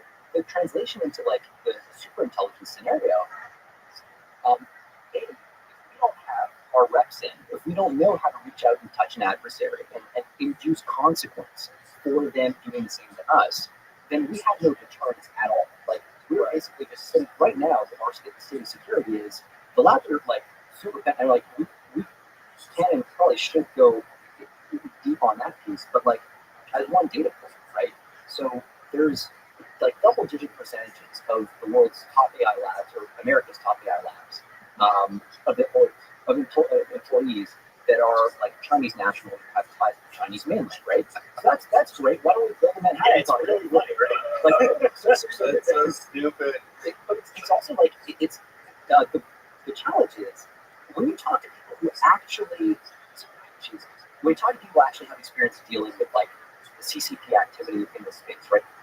Like there's one story that we heard that is probably worth like relaying here. It's like this guy from an intelligence agency was saying like, hey, so there was power outage out in Berkeley, California, back in like 2019 or something, and the internet goes out across the whole campus, and so there's a storm, and like all of the Chinese students are freaking out because they have an obligation to do a time-based check and basically report back on everything they've seen and heard to basically a CCP handler type thing. And if they don't, like maybe your mother's insulin doesn't show up, maybe your like brother's travel plans get denied, maybe the family business gets shut down. Like there's the range of options that this massive CCP state coercion machine has. This is like they've got internal like software for this. Like this is an institutionalized, like very well developed, efficient framework for just ratcheting up pressure on individuals overseas, and they believe the Chinese diaspora overseas belongs to them. If you look at like what the Chinese Communist Party writes, it's written like public communications. They see like Chinese ethnicity as being green. Like it's like no one is a bigger victim of this than the Chinese people themselves who are abroad. I've made amazing contributions to American AI innovation. You just have to look at the names on the freaking papers. Like these guys are wicked.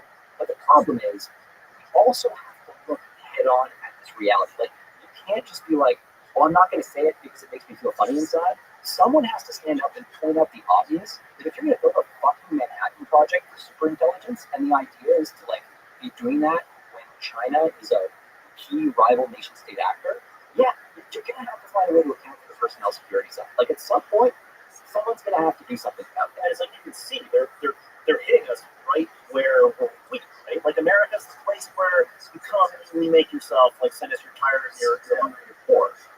And Which is true and important. it's true and important. They're playing right off of that because they know that we just don't want to look at that problem. Yeah. And Chinese nationals working on these things is just bananas. The fact that to check out the CCP. Yeah. And are they being monitored? And how much can you monitor them? What do you know that they have? What equipment have they been given? You So can't constitutionally, right? Yeah, You can't that's just just constitutionally. It's also you can't legally deny someone employment on that basis in a private company. So that's something else we found and we're kind of amazed by. Even honestly, just like the regular kind of government clearance process itself is inadequate. It's way too slowly. And it doesn't actually even in the government. We were talking about top secret clearances. The information that they like look at for top secret, we heard from a couple of people, doesn't include a lot of like key sources. So for example, it doesn't include like foreign language sources. So if the head of the Ministry of State Security in China writes a blog post that says like Bob is like the best spy. He spied so hard for us and he's like an awesome spy. If that blog post is written in Chinese, we're not going to see it, and we're going to be like, "Here's your clearance, Bob. Congratulations!" Like, and people are like, "This that can't possibly be real." But like, yeah, that's true.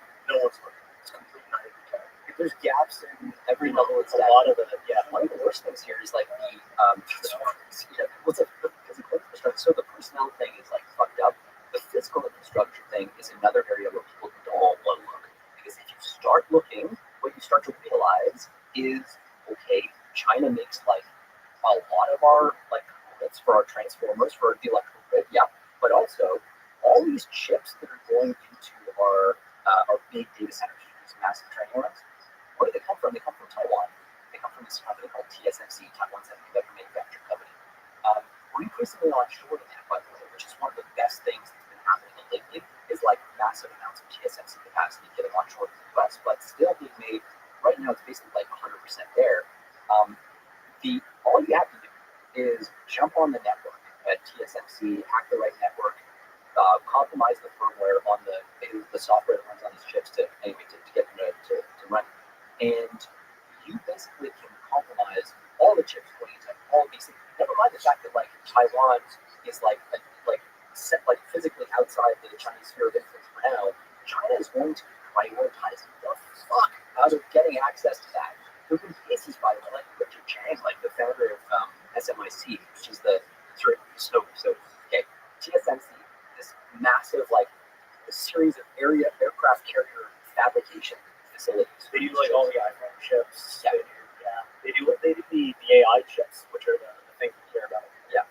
They're the only place on planet Earth that does this. It's literally like it's fascinating. It's like easily the most advanced manufacturing or scientific process that primates on planet Earth can do is this chip making process. Nanoscale like material science where you're putting on like these tiny like atom thick layers of stuff, and you're like 300 of them in a row with like you have like insulators and conductors and different kinds of like semiconductors and these tunnels and shit. Just like the complexity of it is just awe-inspiring. That we can do this at all is like it's magic.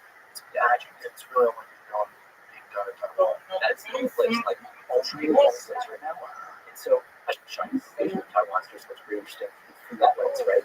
Like say goodbye to the iPhones, say goodbye to like the chip supply that we rely on, and your super intelligence training around. Damn, that's interesting. So Samsung was trying to develop a lab here, or a semiconductor factory here, and they weren't having enough success. So one of the craziest things to illustrate how hard it is to do. So you spend $50 billion, again, an aircraft carrier, I'm throwing that around here and there, but an aircraft carrier worth of risk capital. What does that mean? That means you build the factory, and it's not guaranteed it's going to work. At first, this factory is pumping out these chips at like yields that are really low. In other words, like only like 20% of the chips that they're putting out are even useful, and that just makes it totally economically unviable. So you're just trying to increase that yield, desperately climb up higher and higher. Intel famously found this so hard that they have this philosophy where when they build a new fab, if the philosophy is called copy exactly, everything down to the color of the paint on the walls in the bathroom is copied from other fabs that actually work because they have no idea why a fucking fab works and another one doesn't. We got this to work. It's like, oh my god, we got this to work. I can't believe we got this to work. So we have to make it exactly identical. Because the expensive thing in the semiconductor manufacturing process is the learning.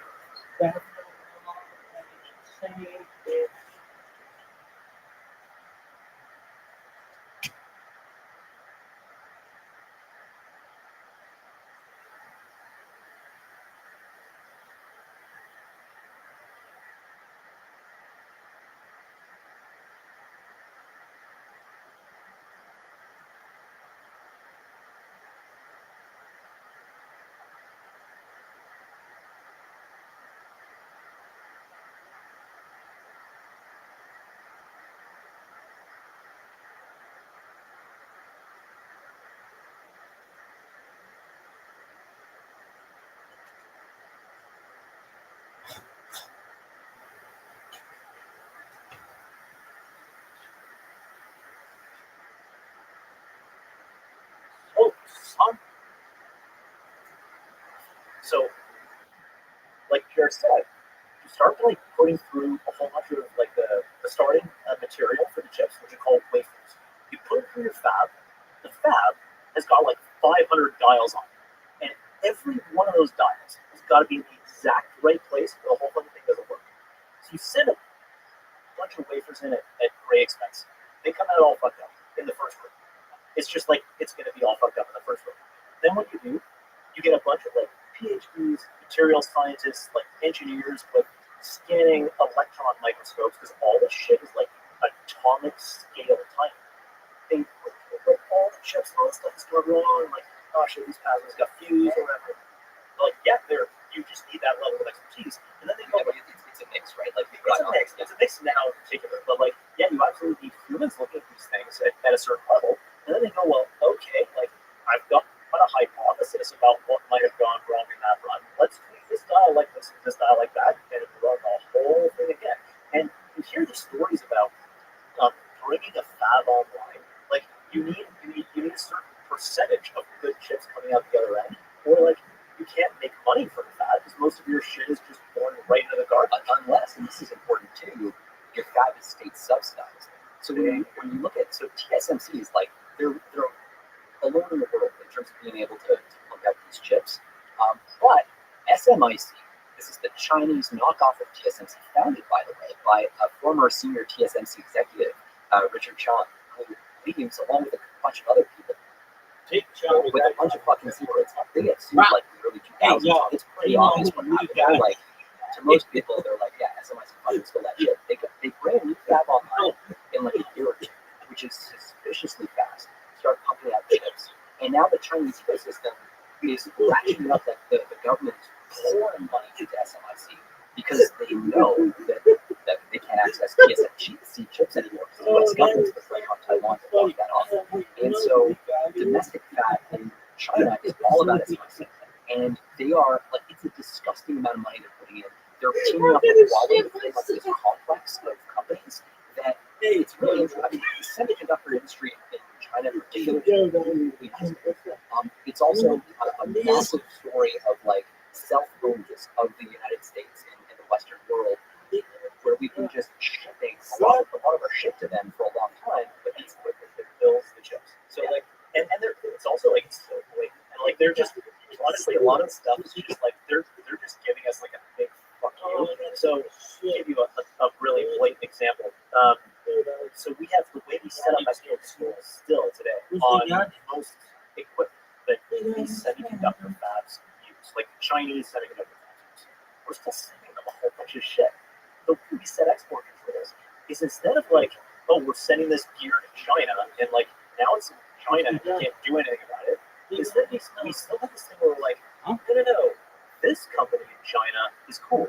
That company in China is not cool. So we can ship to this company, but we can't ship to that company. And so you get this ridiculous shit. Like, for example, there's like a couple of facilities that you can see by satellite. One of the facilities is okay to ship equipment to. The other facility right next door is like considered, military connected or whatever, so we can't ship. The Chinese literally built a bridge between the two facilities. So they just like ship over to like, and like shimmy it back and down. So it's like you can see by satellites, like try to hide it. Like our stuff is just like so badly put together. Chinese advertising is so highly that like the idea that we're gonna so we do have a company for this. That shit is so fucking funny, dude. You can't send to Huawei. You can't send to any number of other companies that are considered the Chinese military or military applications. The reality is in China, civil military fusion is their policy. In other words, every private company, like, yeah, that's cute, dude. You're working for yourself. Hey, we're working for the Chinese state. You come in, we want your shit, we get your shit. There's no no true kind of distinction between the two. And so when you have this attitude where you're like, yeah, we're gonna have some companies who are like, you can't send to them, but, that creates a situation where literally Huawei will spin up like a dozen subsidiaries or new companies with new names that aren't on our blacklist. And so, like, for months or years, you're able to just ship chips to them. You know what? That's to say nothing of like using intermediaries like Singapore or other countries. Oh yeah, you wouldn't believe the number of AI chips that are shipping to Malaysia. Can't wait for the latest like data language model to come out of Malaysia. And actually, it's just proxying for the most part. There's some amount of stuff actually going on in Malaysia, but for the most part, it's okay.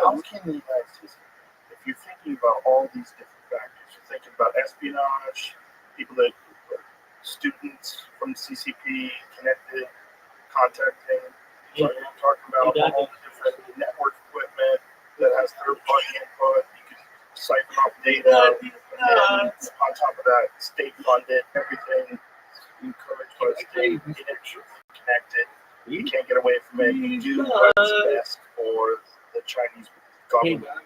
Well, so step one is you gotta spend the money, right? So right now, OpenAI comes out with a massive scale AI model. You better believe that like the system has a really good chance that they're gonna get their hands on it, right? So if you try right now to ratchet up capabilities, it's like that meme of like there's a motorboat or something, and some guy who's like surfing behind, and there's a string attaching them, and the motorboat guy goes like, hurry up, like accelerate, you're catching up. That's kind of what's happening right now is we're helping them accelerate, pulling them along.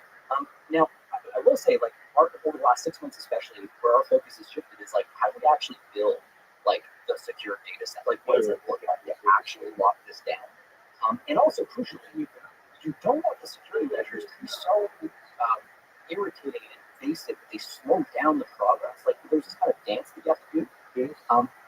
We actually, so this is part of the reason that we're redacted version of the report, because we don't want to telegraph that necessarily, but there are ways that you can get a really good 80-20. Like there are ways that you can play with things that are already that are already built and have a lower risk of them having been compromised. And look, a lot of the stuff as well that we're talking about, like big problems around China, a lot of this is like us just like tripping over our own feet and self-owning ourselves. Yeah. Because the reality is like the Chinese are trying to indigenize as fast as they can, totally true. But the gear that they're putting in their facilities, like the machines that actually like do this, like we talked about atomic patterning 300 layers, the machines that do that, for the most part, are shipped from the West, or shipped from the Netherlands, shipped from Japan, from us, from like allied countries. And the reason that's happening is like in many cases, you'll have this it's like honestly a little disgusting, but like CEOs and executives of these companies, they'll brief like the administration officials and say like, look, like if you guys like cut off from China, from selling to China, like our business is gonna suffer, like American jobs are gonna suffer, it's gonna be really bad. And then a few weeks later, they turn around in their earnings calls and they go like, you know what, yeah, so expect like export controls or whatever, but it's really not gonna have a big impact on us. And the really fucked up part is if they lie to their shareholders on their earnings calls and their stock price goes down, their shareholders can sue them. If they lie to the administration on an issue of critical national security interests, fuck off. Wow. Great insight. And this is why it's like one reason why that it's so important that we not be constrained in our thinking about like we're going to build a Fort Knox. Like this is where the interactive, messy, adversarial environment is so important. You have to introduce consequence. Like you have to create a situation where they perceive that if they try to do an espionage operation or intelligence operation, there will be consequences. That's right now not happening. And so it's just, and that's kind of a historical artifact over like a lot of time spent hand wringing over, well, what if they, and then eventually nukes. And like that kind of thinking is, you know, if you dealt with your kid when you're raising him, if you dealt with him that way, and you were like, hey, you know, so little Timmy just like, he stole his first toy, and like now's the time where you're gonna like, a good parent would be like, all right, little Timmy, fucking come over here, son of a bitch. Take the fucking thing, and we're gonna bring it over to people's go front to your father. Make the apology. I love my daughter, by the way. But you're like, it's a big baby. Hypothetical baby. There's no. He's crying right now. Anyway, so yeah. I gotta stop. But yeah. Anyways, you go through this thing, and you can do that, or you can be like, oh no, if I tell Timmy to return it, then maybe Timmy's gonna hate me. Maybe then Timmy's gonna like. Become increasingly adversarial, and then when he's in high school, he's going to start taking drugs, and then eventually he's going to like fall afoul of the law, and then end up on the street. Like if that's the story you're telling yourself, and you're terrified of any kind of adversarial interaction, it's not even adversarial; it's constructive action. You're training the child just like you're training your adversary to respect your national boundaries and your sovereignty. Those two things are like that's what you're up to as human beings all the way down.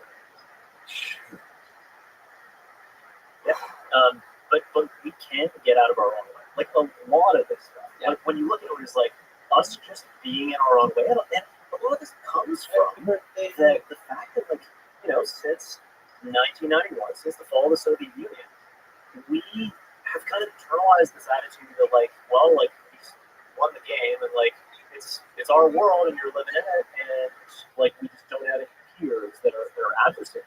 And so there's been generations of people who just haven't actually internalized the fact that, like, no, there's people out there who not only like are willing to like fuck it the wrong way, but who have the capability to do it. And we could, by the way, we could if we wanted to. We could Absolutely, so good if we wanted to. There's this actually, this is like, there's this like sort of two camps right now in the world of AI and like national security. There's the people who are worried about, they're so concerned about like the idea that we might lose control of these systems that they go, okay, we need to strike a deal with China. There's no way out. We have to strike a deal with China. And then they start spinning up all these theories about how they're going to do that, none of which remotely reflect the actual way when you talk to people who work on this, who try to do track 1, track 1.5, track 2, or accurately the ones who do the intel stuff. Like, this is a non-starter for reason to get into. But they have that attitude because they're like, fuck that, like, we don't know how to control this technology. The flip side is people who go, oh yeah, like I work in the IC or the State Department, I'm used to dealing with these guys, the Chinese. They're not trustworthy, forget it. So our only solution is to figure out the whole control problem. And they're almost like, therefore, it must be possible to control the AI systems. Because like you just can't see a solution. So you just can't see a solution in front of you because you understand that problem so well. And so everything we've been doing with this is looking at how can we actually take both of those realities seriously. There's no actual reason why those two things shouldn't be able to exist in the same head. Yes, China is not trustworthy. Yes, we actually don't, like, every piece of evidence we have right now suggests that, like, if you build a super intelligent system that's vastly smarter than you, I mean, yeah, like your basic intuition that sounds like a hard thing to fucking control is about right. Like, there's no solid evidence that's conclusive either way. Where that leaves you is about 50-50. So yeah, we ought to be taking that really fucking seriously, and there's evidence pointing in that direction. But so the question is, like, if those two things are true, then what do you do? And so few people seem to want to take both of those things seriously, because taking one seriously almost like reflexively makes you reach for the other when they're both not there. And part of the answer here is you've got to do things like reach out to your adversary. So we have the capacity to slow down if we wanted to Chinese development. We actually could. We have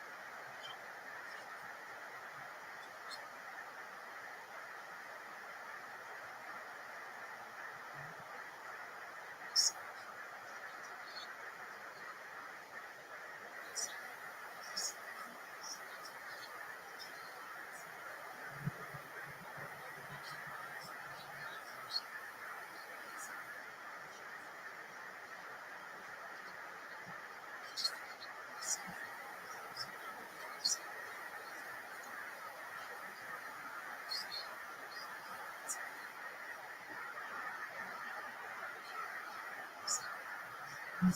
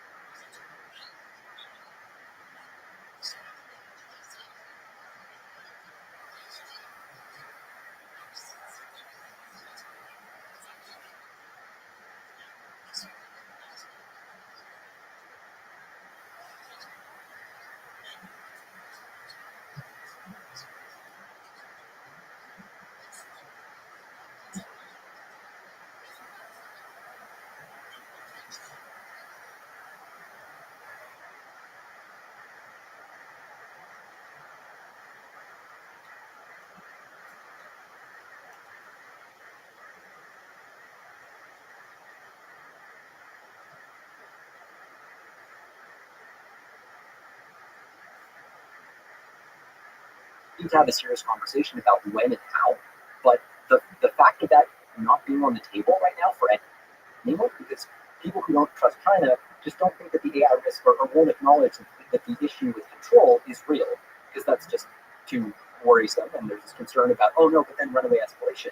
People who take the loss of control thing seriously just want to have a kumbaya moment with China, which is never going to happen. And so the framework around that is one of consequence. You gotta flex the muscle and put in the reps and get ready for potentially, if you have a late stage rush to superintelligence, you want to have as much margin as you can so you can invest in potentially not even having to make that final leap in building the superintelligence. That's one option that's on the table if you can actually degrade the adversary's capabilities. And some people, Why? How would you degrade the adversary's capabilities? The same way, well, not exactly the same way they would degrade ours, but think about all the infrastructure and like this is stuff that we'll have to point you in the direction of some people who can walk you through the details offline. But there are a lot of ways that you can degrade infrastructure, adversary infrastructure. A lot of those are the same techniques they use on us.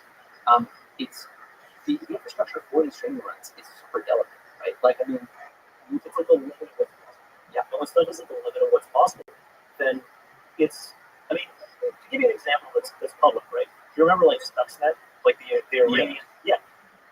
So the thing about Stuxnet was like, explain to people who's the Yeah. nuclear program. So the Iranians had their nuclear program in like the 2010s, and they were enriching uranium with their centrifuges, which was like spinning really fast. And the centrifuges were in a room where there's no people; they were being monitored by cameras, right? And so, and the whole thing was air gapped, which means that it was not connected to the internet. And all the machines, the computers that ran their ship was like separate and separated. So what happened is somebody got a memory stick in there somehow that had this Stuxnet program on it and put it in, and boom, now all of a sudden it's in their system. So it jumped the air gap, and now like our side basically has our software in their systems. And the thing that it did was not just it broke the centrifuges shutting the program.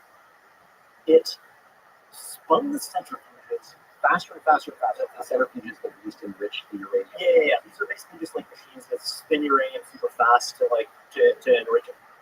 They spin it faster and faster and faster until they tear themselves apart. But the really, like, honestly, dope ass thing they did was it put in a camera feed of everything was going on. So the guy at the control is like watching, and he's like checking the camera feed. He's like, "That's good, that's fine." In the meantime, you got this like explosions going on, like uranium like blasting everywhere. So you can actually get into a space where you're not just like fucking with them. You're fucking with them, and they actually can't tell that that's what's happening. And in fact, I believe actually, Jamie might be able to check this, but that the Stuxnet thing was designed initially to look like from top to bottom, like it was fully accidental, but got discovered by I think like a third party cyber security company that just by accident found out about it. And so what that means also is like there could be any number of other Stuxnets that happened since then, and we wouldn't fucking know about it because it all can be made to look like it. That's insane. So, but if we do that to them, they're going to do that to us as well. Yep. And so it's like mutually assured technology destruction. Well, so if we can reach parity in our ability to intercede and kind of go in and do this, then yes, right now the problem is they hold us at risk in a way that we simply don't hold them at risk. And so this idea, and there's been a lot of debate right now in the AI world. You might have seen actually, so Elon's AI advisor put out this idea of essentially this mutually assured AI malfunction. It's like mutually assured destruction of AI systems. There are some issues with it, including the fact that it doesn't reflect the asymmetry that currently exists between the U.S. and China. Like all our infrastructure is made in China, all our infrastructure is penetrated in a way that theirs simply is not. When you actually talk to the folks who know the space, who've done operations like this, it's really clear that that's an asymmetry that needs to be resolved. And so building up that capacity is important. I mean, the alternative is we start riding the dragon and we get really close to that threshold where we're about to build OpenAI's about to build superintelligence or something. It gets stolen, and then the training run gets polished off, finished up in China or whatever. All it's in with supply. It's just that it's China doing it to us and not the reverse. And obviously, a CCP AI is a Xi Jinping AI. I mean, that's really what it is. Even people with the like Politburo level around it are probably in some trouble at that point because this guy doesn't need yet. So yeah, this is actually one of the things about like so people talk about like okay, if you have a dictatorship with super intelligence, it's gonna allow the dictator to get like perfect control over the population. But the thing is like it's kind of like even worse than that because you actually imagine where you're at. You're a dictator, like you don't give a shit by and large about people. You have super intelligence. All the economic output eventually you can get from AI, including from like you get humanoid robots which are kind of like coming out or whatever. So eventually you just have this AI that produces all your economic output. So you don't really need people for at all. And that's fucking scary. Because it rises all the way up to the level. You can actually think about like as we get close to this threshold, and as like particularly in China, they maybe are approaching. You can imagine like the Politburo meeting, like a guy looking across at Xi Jinping and being like, "Is this guy gonna fucking kill me when he gets to this point?" And so you can imagine like maybe we're gonna see some when you can automate the management of large organizations with AIs, agents, or whatever, that you don't need to buy the loyalty of it anyway, that you don't need to kind of manage or control. That's a pretty existential question if your regime is based on power. It's one of the reasons why America actually has a pretty structural advantage here, separation of powers, our democratic system, and all that stuff. If you can make a credible case that you have an oversight system for the technology that diffuses power, even if it is making attack projects and secure as much as you can, there's not just like one dude who's going to be sitting at a console or something. There's some kind of separation of powers, or diffusion of power, I should say. That's already a good thing.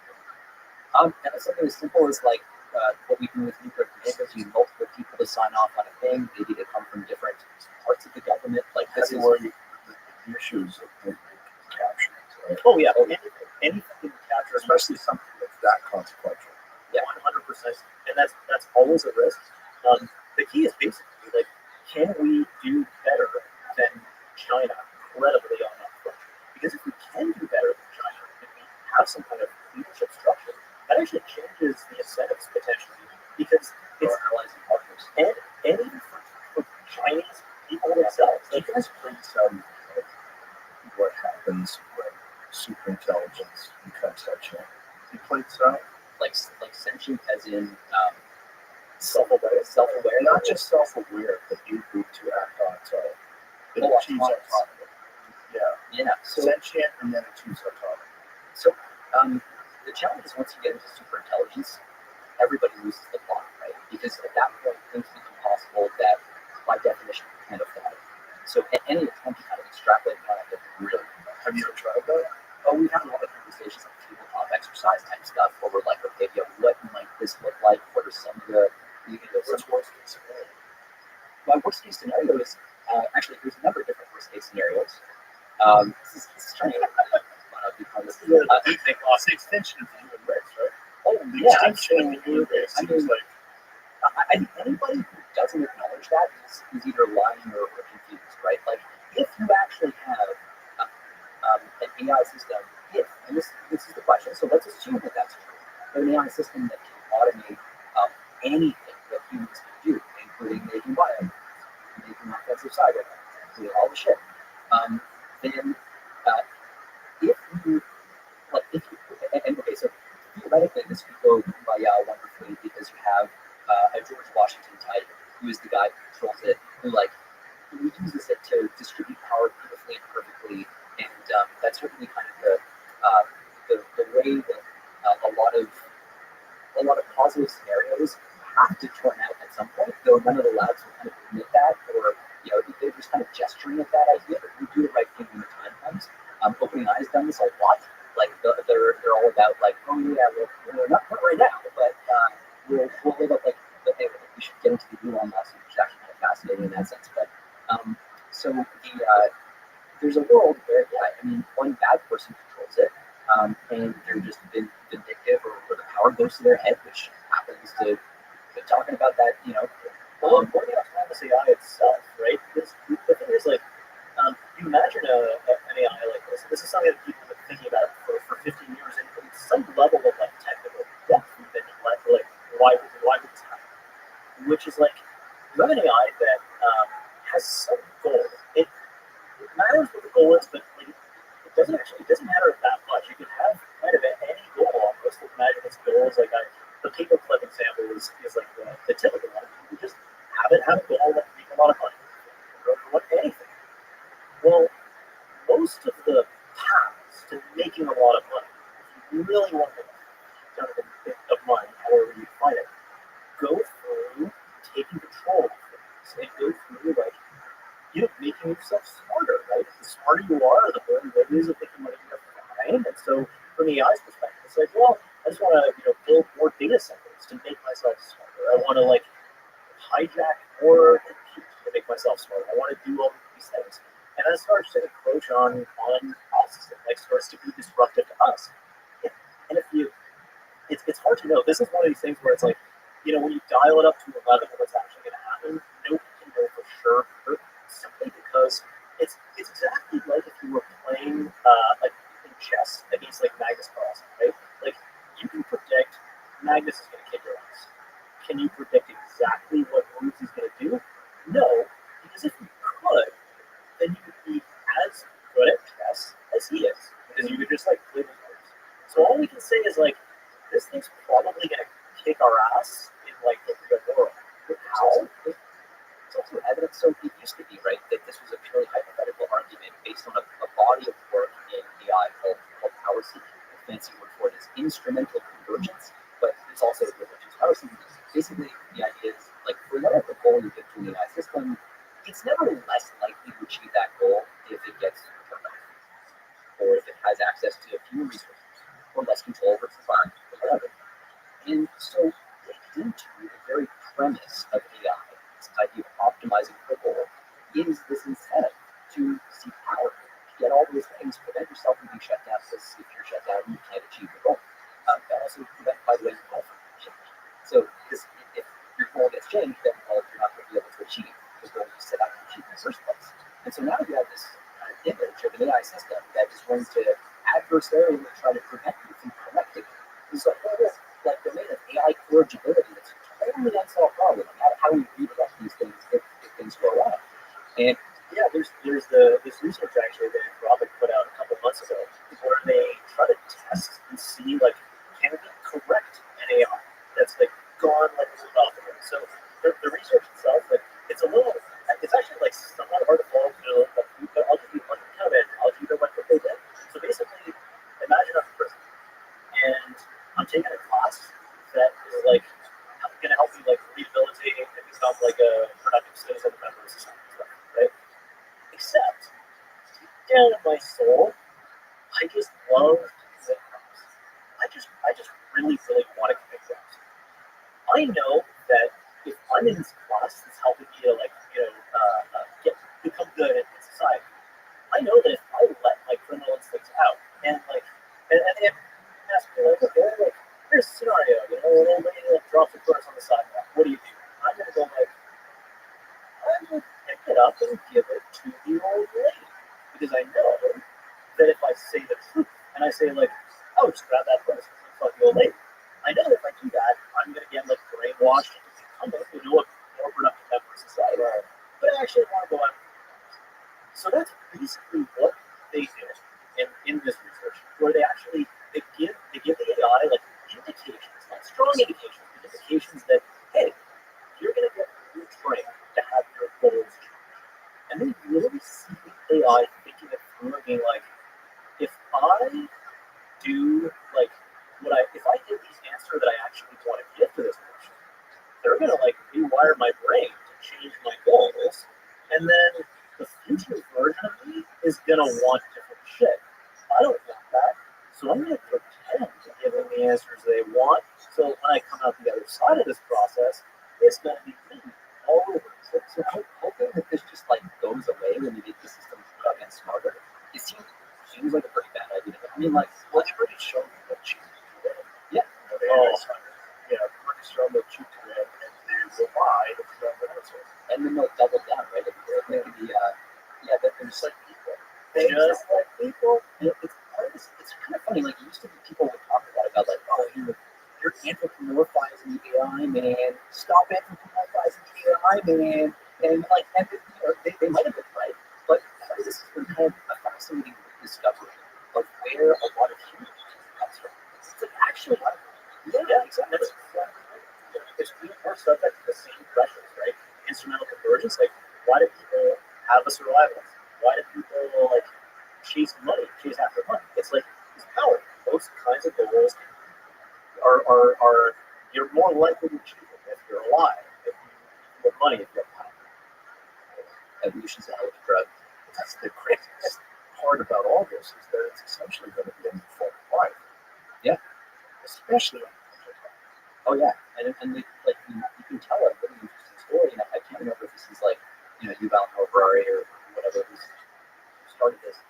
But if you zoom out and look at the history of the universe, you start off with like a bunch of particles and fields kind of whizzing around, bumping into each other, doing random shit until at some point in some I don't know if it's a deep sea vent or wherever on planet Earth, like the first kind of molecules happen to glue together in a way that make them good at replicating their own structure. So you have the first replicator. So now, like, better versions of that molecule that are better at replicating survive. So we start evolution and eventually get to the first cell or whatever order that actually happens in, and then cellular life and so on. Then you get to sexual reproduction, where it's like, okay, it's no longer quite the same. Like, now we're actively mixing two different organisms shit together, jiggling them out, making some changes, and then that essentially accelerates the rate at which we're going to evolve. And so you can see the kind of acceleration and complexity of life from there. And then you see other inflection points as, for example, you have a larger and larger brains in mammals. Eventually, humans have the ability to have culture and kind of retain knowledge. And now what's happening is you can think of it as another step in that trajectory where it's like we're offloading our cognition to machines. Like, they think on computer clock time. For the moment, we're human AI hybrids. Like, we look at our phone and do the thing.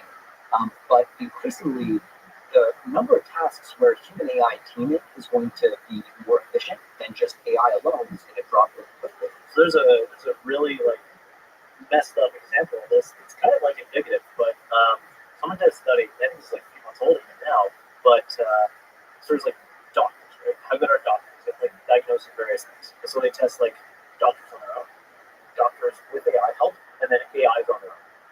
And like, who does the best? And it turns out it's the AI on its own. Because even a doctor that's supported by the AI, they'll do. They just like listen to the AI when it's right because they're like, I know better, and they're already And this is like this is moving. It's moving kind of insanely fast. Here talked about how the task horizon gets kind of longer and longer. That you can do half-hour tasks, 1-hour tasks, and this gets us to what we were talking about with the autonomy. Like autonomy is like it's how far can you keep it together on a task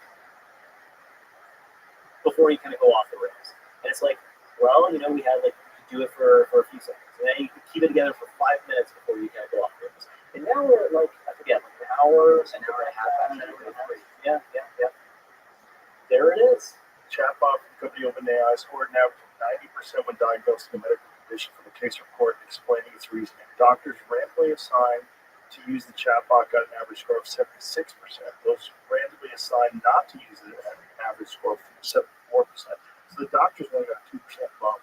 Yeah, the doctors got a 2% bump. That's right, crazy. From the chatbot, and then the AI on its own. Isn't it? Yeah, it is. The AI on its own is 15% better. That's nuts. There's an interesting reason too why that tends to happen. Like why humans would rather die in a car crash where they're being driven by a human than an AI. So like AIs have this funny feature where the mistakes they make look really, really dumb to humans. Like when you look at a mistake that like a chatbot makes, you're like, dude, like you just made that shit up. Like come on, like you made that up. That's not a real thing. And they'll do these things where they defy logic and they'll do basic logical errors sometimes, at least the older versions of these would. And that would cause people to look at them and be like, oh, what a cute little chatbot, like what a stupid little thing. And the problem is like humans are actually the same. So we have blind spots. We have literal blind spots, but a lot of the time, like humans just think stupid things, and like that's like we're used to that. We think of those errors, we think of those failures as just like, oh, but that's because that's a hard thing to master. Like I can't add 8-digit numbers in my head right now, right? Oh, how embarrassing! Like how retarded is Jeremy right now? Can't even add 8 digits in his head. I'm retarded for other reasons, but so the AI system, they find other things easy and other things hard. So they look at us the same way. They're like, oh, look at this stupid human, whatever.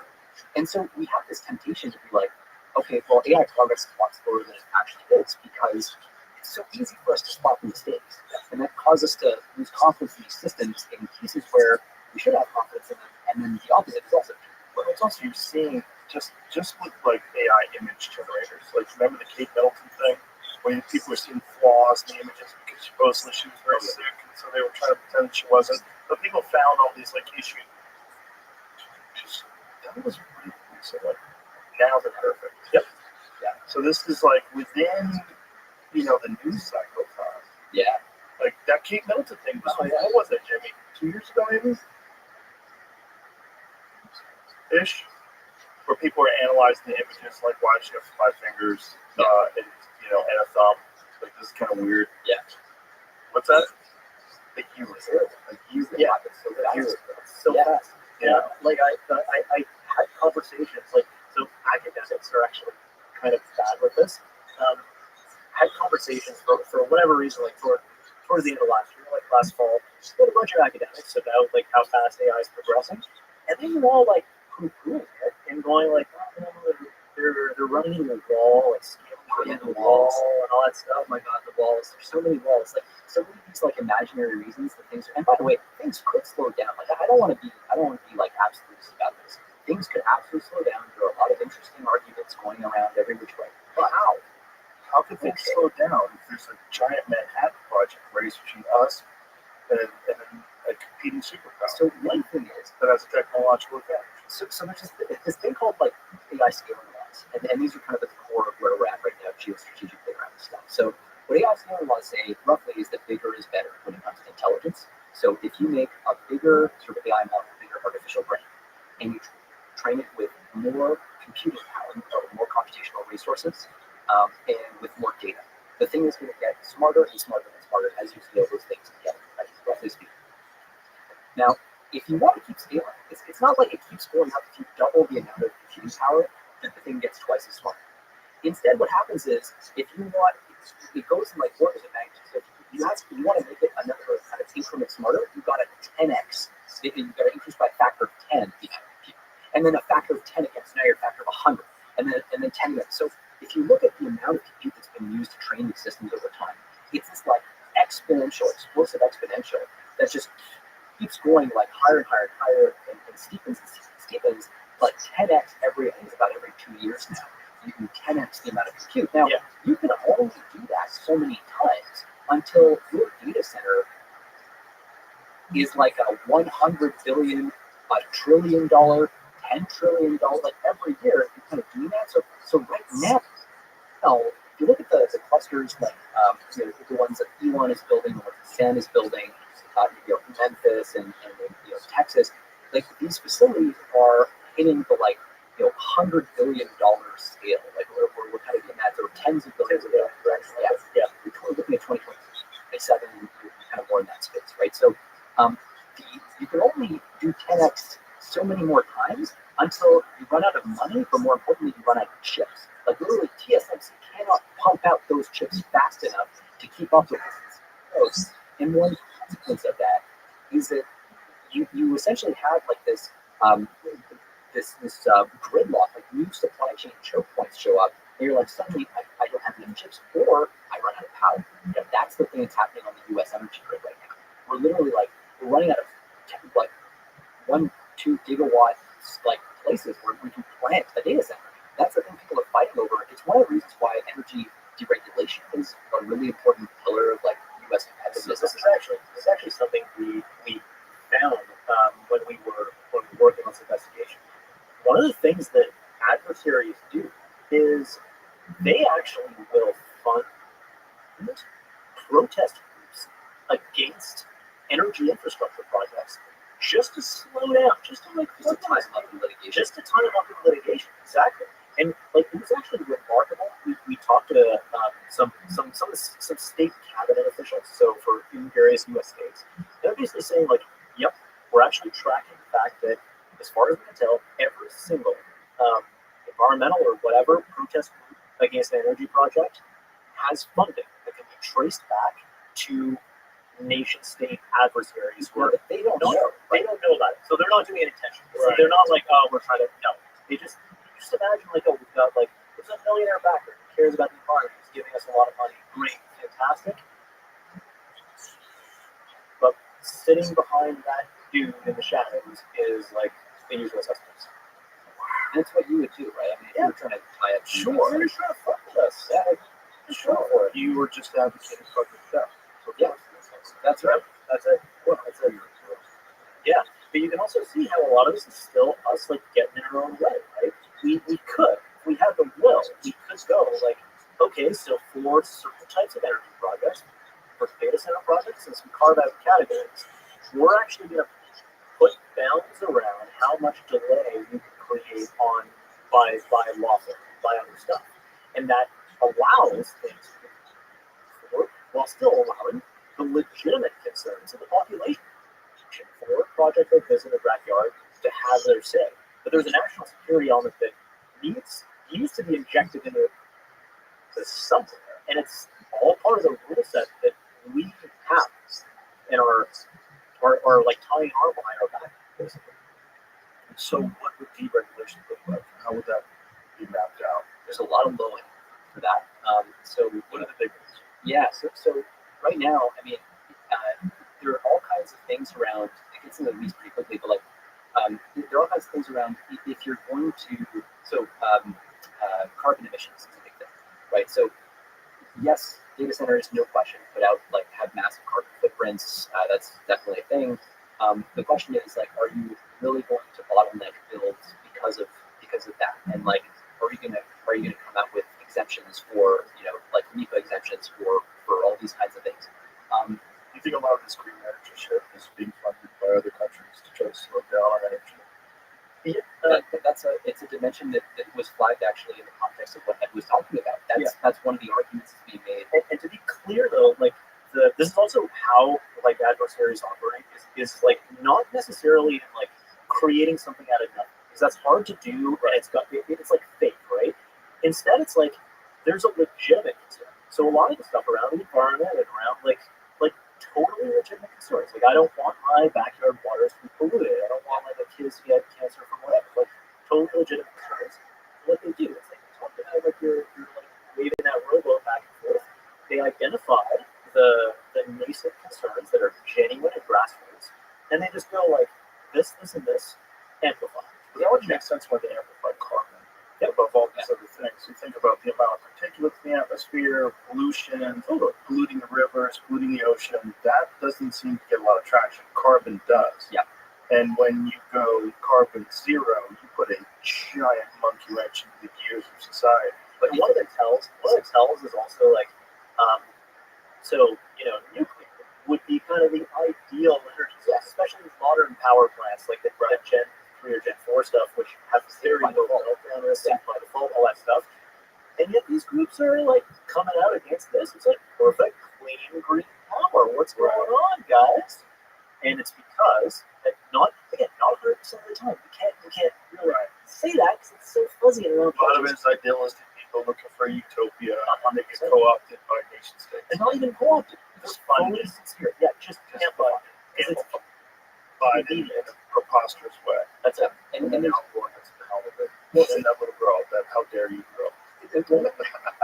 Oh, how dare you take my child?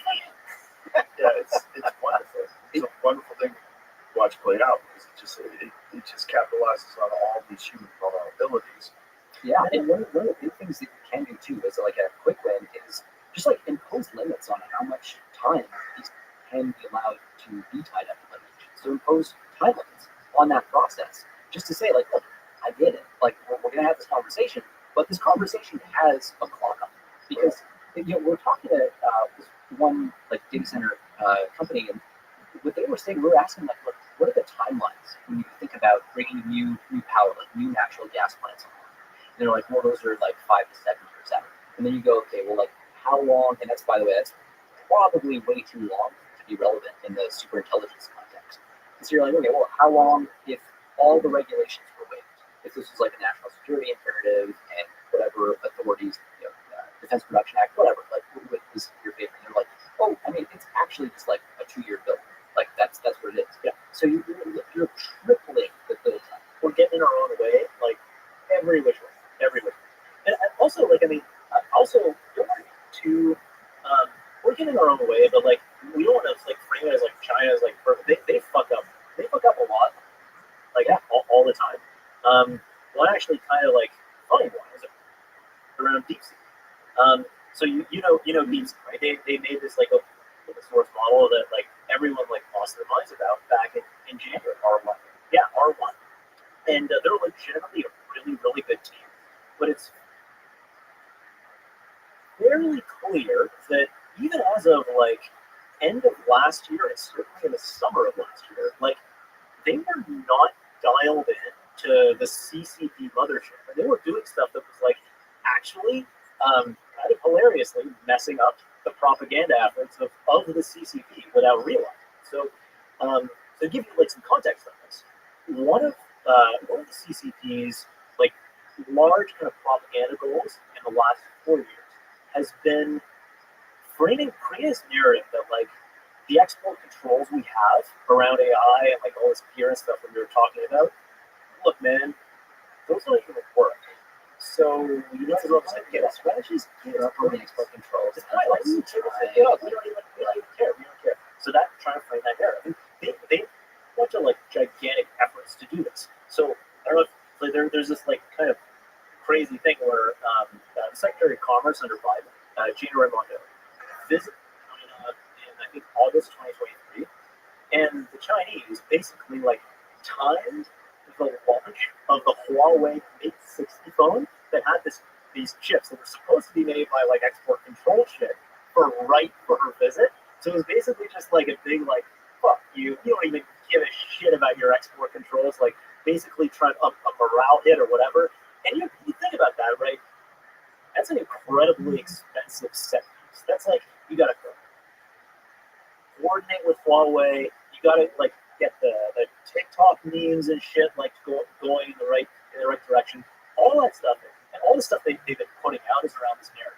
Now, fast forward to mid last year, the CEO of the company back then it was totally obscure. Like nobody was tracking who they were. They were working in total obscurity.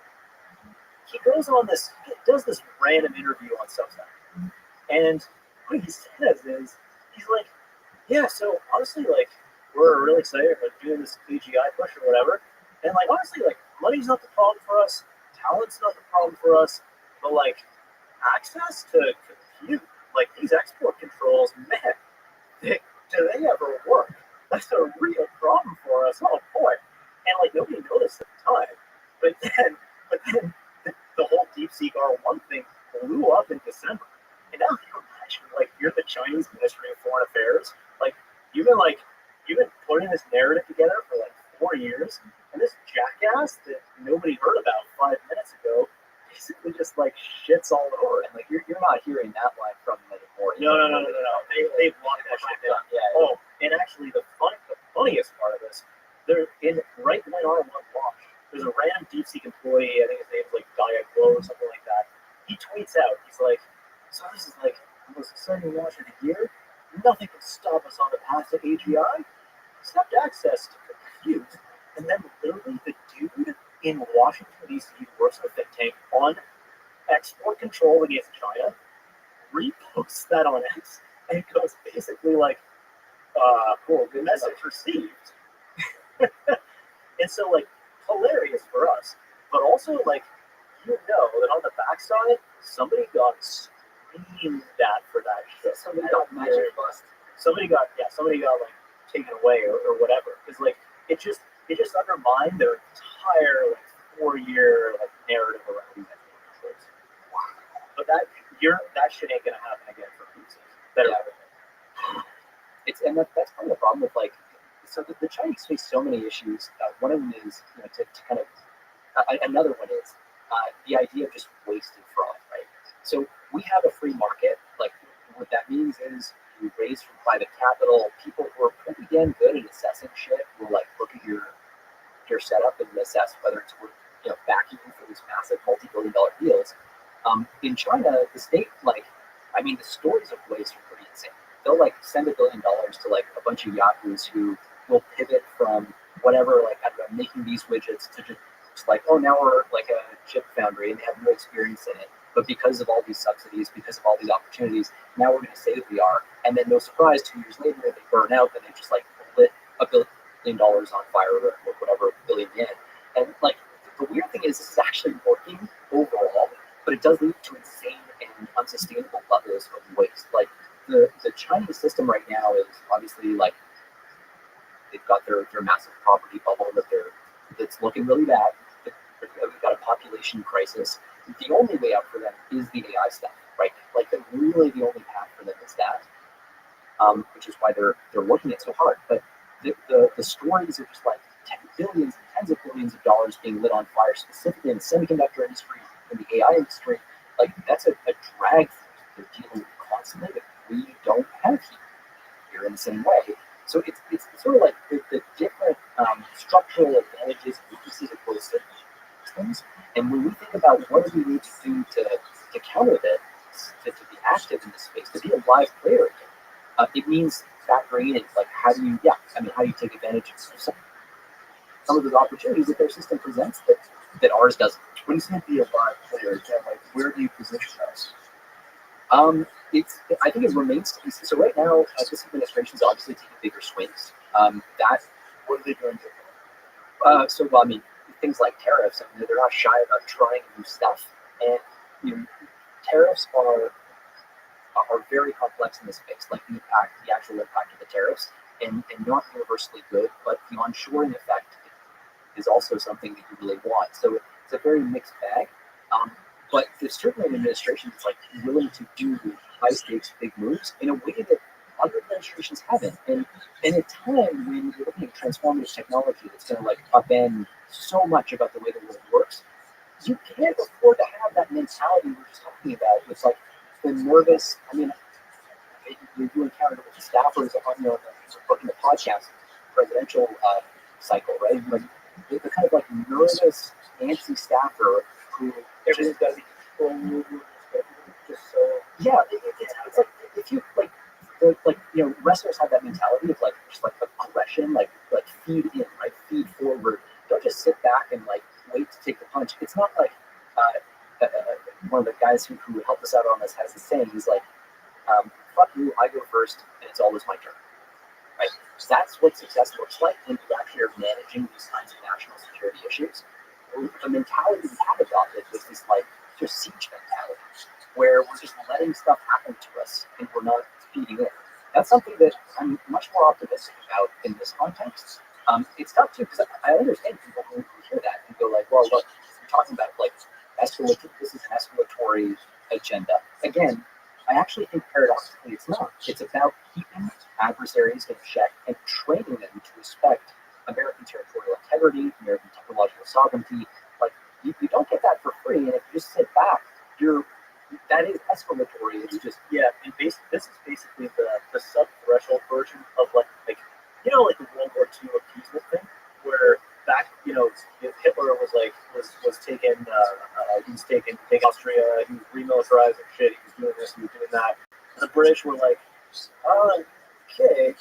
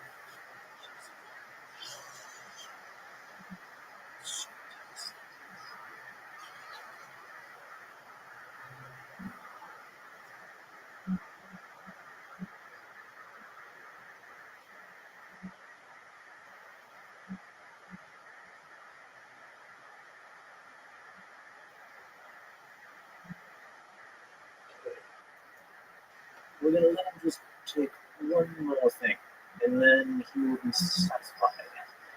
And that just Maybe I absolutely think that it's not a bit of it. Take us for that, guys.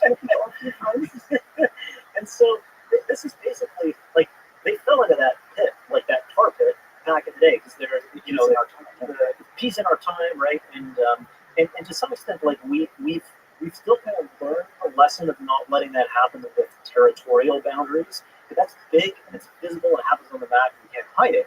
Whereas one of the risks, especially with the previous administration, was like there's these like sub-threshold things that don't show up in the news and that are they're calculated. Like they're basically our adversaries know because they know history. They know not to give us a Pearl Harbor. They know not to give us a 9/11 because historically, countries that give America a Pearl Harbor end up having a pretty bad time about it. And so, why would they give us a reason to come and bind together against an obvious external like threat or risk when they can just like keep chipping away? This is one of the things like we have to actually elevate that and realize this is what's happening. This is the strategy. We need to take that like let's not do a appeasement mentality and push it across in these other domains because that's where the real competition is going. That's why I get so fascinated in regards to social media because it's imperative that you have an ability to express yourself. It's like it's very valuable for everybody. The free exchange of information, finding out things that are you're not going to get from mainstream media, and it's led to the rise of independent journalism. It's all great, but also you're being manipulated like left and right constantly, and most people don't have the time to filter through it and try to get some sort of objective sense of what's actually going on. Yeah, true. It's like our free speech. It's like it's the layer where our society figures stuff out. And when if adversaries get into that layer, they're like almost inside of our brain. And there's ways of addressing this. Like one of the challenges, obviously, is like so you know they try to push extreme opinions in a direction, and that part is actually it's kind of difficult because while the most extreme opinions are also the most likely generally to be wrong. They're also the most valuable when they're right because they tell us a thing that we didn't expect by definition that's true and that can really advance us forward. And so, I mean, there are actually solutions to this. I mean, this particular thing isn't an area we're like too immersed in, but one of the solutions that has been bandied about is you might know like polling market, prediction markets, and stuff like that, where at least hypothetically, if you have a prediction market around like if we do this policy, this thing will or won't happen, that actually creates a challenge around trying to manipulate that view or that market. Because what ends up happening is like if you're an adversary and you want to not just like manipulate a conversation that's happening in social media, which is cheap, but manipulate a prediction, the price on a prediction market, you have to buy in. You have to spend real resources. And if you're to the extent you're wrong, if you're trying to create a wrong opinion, you're going to lose your resources. So you actually can't push too far too many times, or you will just get your money taken away from you. So I think like that's one approach where just in terms of preserving discourse, some of the stuff that's happening in prediction markets is actually really interesting and very exciting, even in the context of bots and AIs and stuff like that.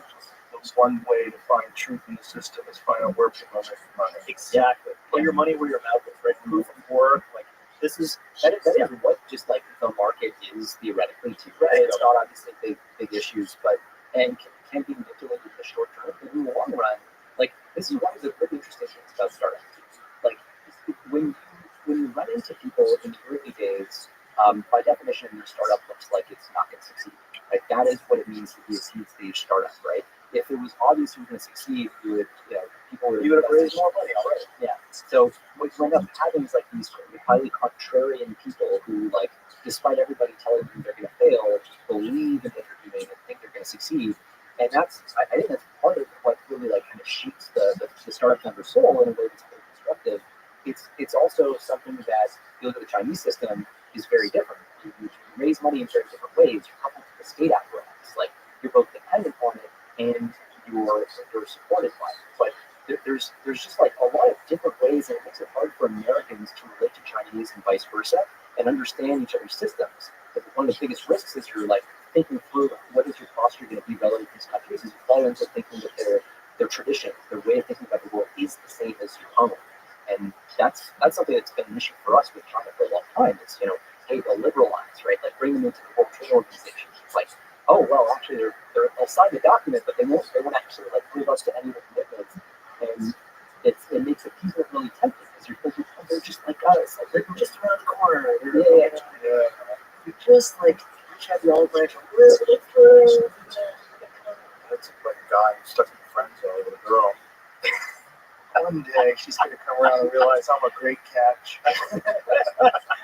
You keep on trucking, buddy. One day China's gonna be my bestie. We're gonna be besties. We just need an administration that reaches out to them and just lets them know, man. There's no reason why we should be adversaries. We're all just people on planet Earth.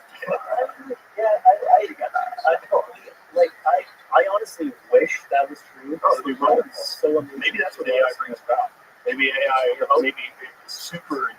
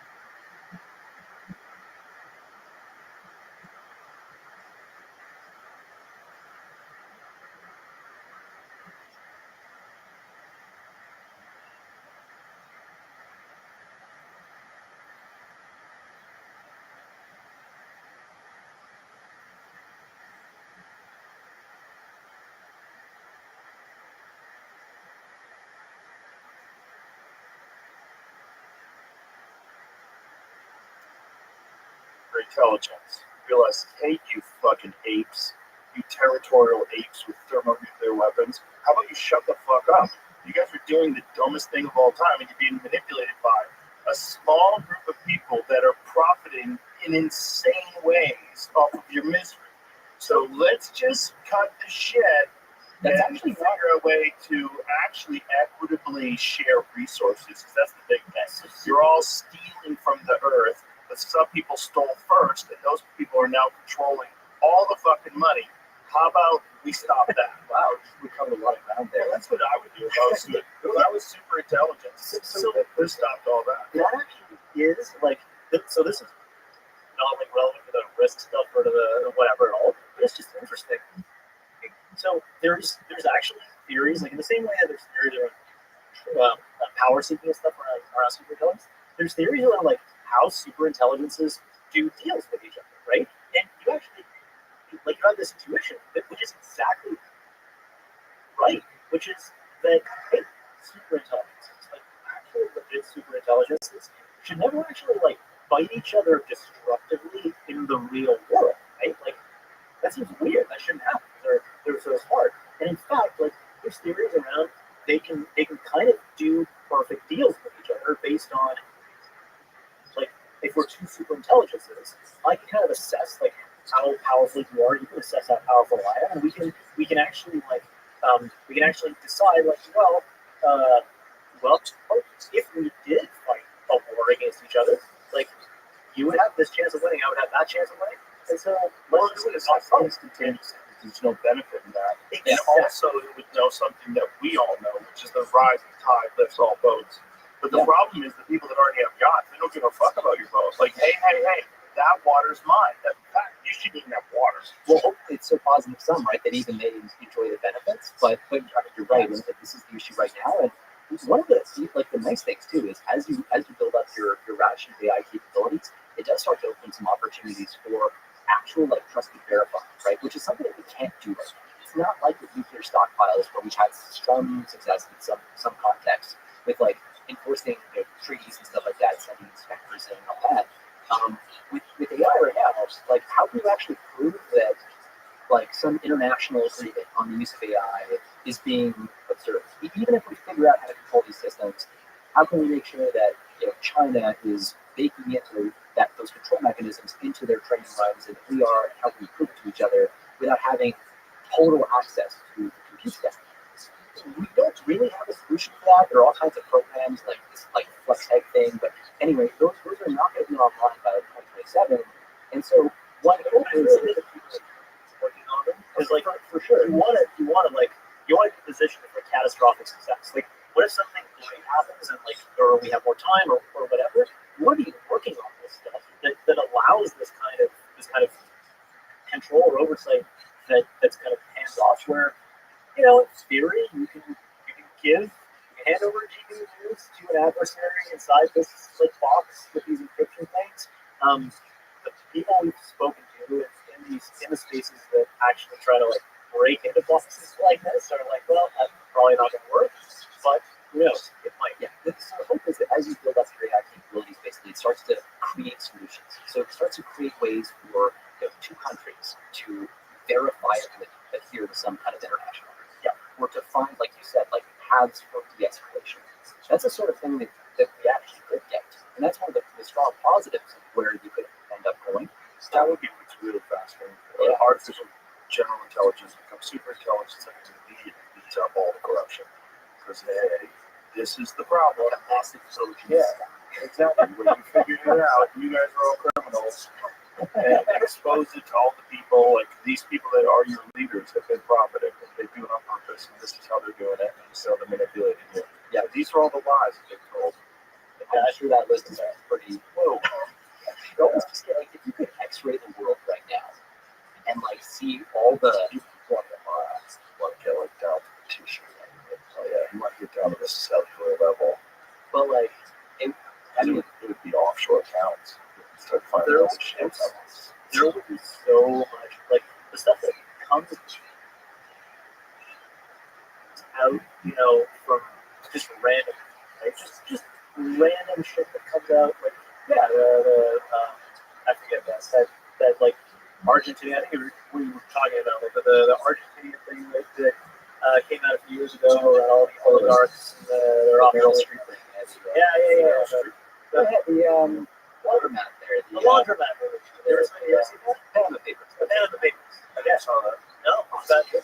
Yeah, what is it called? Panama Papers? It's called the Laundromat. Oh, Yeah. You remember the Panama Papers? roughly. Yeah, it's like all the oligarchs like stashing their cash Like offshore tax haven stuff. Yeah, it's like and like some lawyer or someone basically blew it wide open, and so you got to see like every like oligarch and rich person's like financial shit. Like every once in a while, right? The world gets just like a flash of like, oh, here's what's going on with the surface. Yeah. What the fuck? And then we all go back to sleep. what's fascinating is like the unhidables, right? The little things that can't help but give away what is happening. Like we think about this in AI quite a bit. Some things that are hard for companies to hide is like they'll have a job posting. They've got advertised to recruit, so you'll see like, oh, interesting, like, oh, OpenAI is looking to hire some people from hedge funds. Yeah. Like, I wonder what that means. I wonder what that implies. Like, if you think about all of the leaders in kind of AI space, think about Medallion Fund, for example. Right, this is like super successful hedge fund. Very famous, like he broke the the man who broke the markets. The man who broke the markets, the famous book about the founder of the Medallion Fund. And like this is basically like a fund that they make like ridiculous like $5 billion returns every year, kind of guaranteed. So much so they have to cap how much they invest in the market because they would otherwise like move the market too much, like affect it. And the fucked up thing about like the way they trade, and this is like 20-year-old information, but it's still indicative because like you can't get current information about their strategies. But one of the things that they were the first to kind of go for and figure out is they were like, okay, they basically were the first to kind of build what was at the time, as much as possible, an AI that autonomously did trading at like great speeds, and it had like no humans. It just worked on its own. No, what they found was the strategies that were the most successful were the ones that humans understood the least. Because if you have a strategy that human can understand, some humans can go and figure out that strategy and trade against you. Whereas if you have the kind of the balls to go like, oh, this thing is doing some weird shit that I cannot understand no matter how hard I try, let's just fucking YOLO and trust it and make it work. If you have all this stuff debugged and if you have if the whole system is working right, that's where your biggest successes are. So this kind of strategy. Oh, I mean, like, I don't know specifically. I have an analogy. Yeah. Maybe this will like so. How are AI systems trained today? Right. Oh, so just as a trading strategy. Sorry, I'll just basically you bought as an example, like you buy this stock the Thursday after the full moon, and then sell it like the Friday after the full moon, or some like random shit like that. That's like, why does that even work? Like, why would that even work? So to sort of explain why these strategies work better. If you think about how AI systems are trained today, you basically, very roughly, you start with this blob of numbers. It's called a model, and you feed it input, you get an output. If the output you get is no good, if you don't like the output, you basically fuck around with all those numbers, change them a little bit, and then you try again. You're like, oh, okay, that's better. And you repeat that process over and over and over with different inputs and outputs, and eventually, those numbers, that mysterious ball of numbers, starts to behave well. It starts to make good predictions and generate good outputs. Now, you don't know why that is. You just know that it does a good job, at least where you've tested it. Now, if you slightly change what you tested on, suddenly you could discover, oh shit, it's catastrophically failing at that thing. These things are very brittle. And that's part of the reason why ChatGPT will just like completely go on a psycho binge fest every once in a while if you give it a prompt that has like too many exclamation points and asterisks in it or something. Like these systems are weirdly brittle in that way. But applied to investment strategies, if all you're doing is saying like optimize for returns, give it inputs, give it Make me more money by the end of the day. It's like an easy goal, like it's a very like clear cut goal, right? So you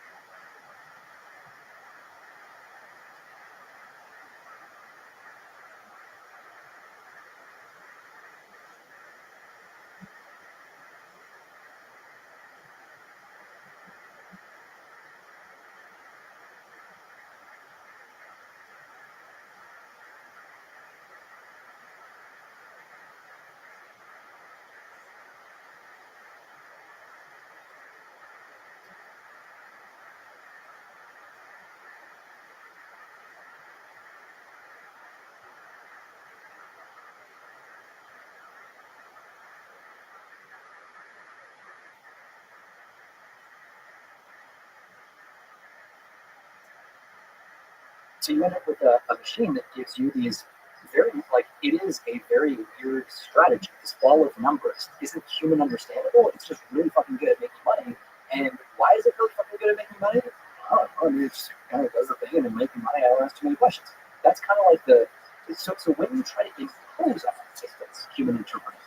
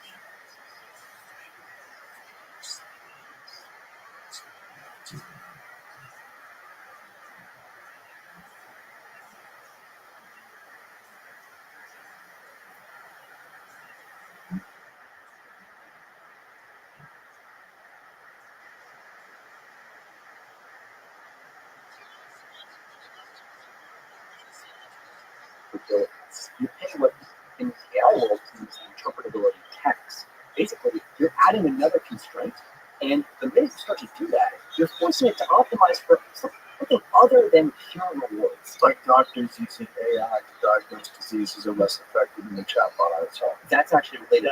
That's related. If you want that system to get good at diagnosis, that's one thing. Okay, just fucking make a good diagnosis. If you want it to be good at diagnosis and to produce explanations that a good doctor, will go like, oh, okay, I'll use that. Well, great, but guess what? Now you're spending some of that precious compute on something other than just the thing you're trying to optimize.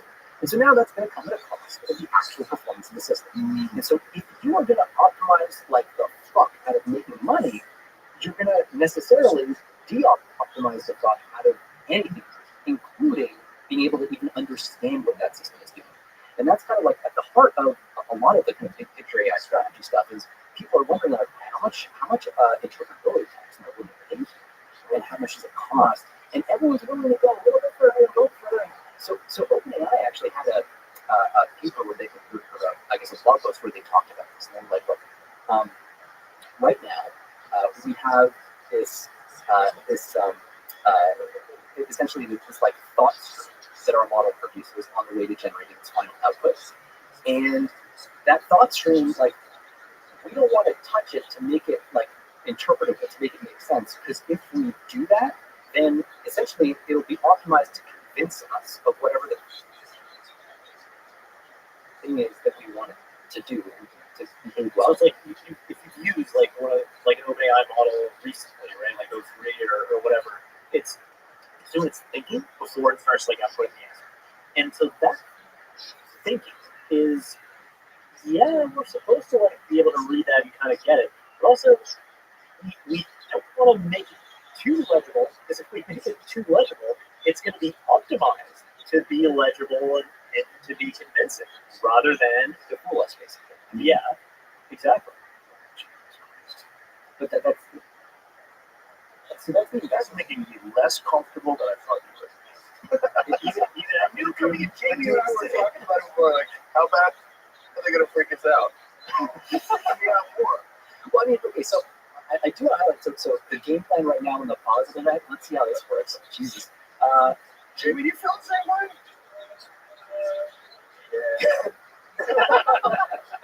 I mean, I have articles that did bring up that are supporting some of this stuff. Like today, China quietly made some chip that they shouldn't have been able to do because of the sanctions. Oh, that out. And it's basically based off of just sheer will.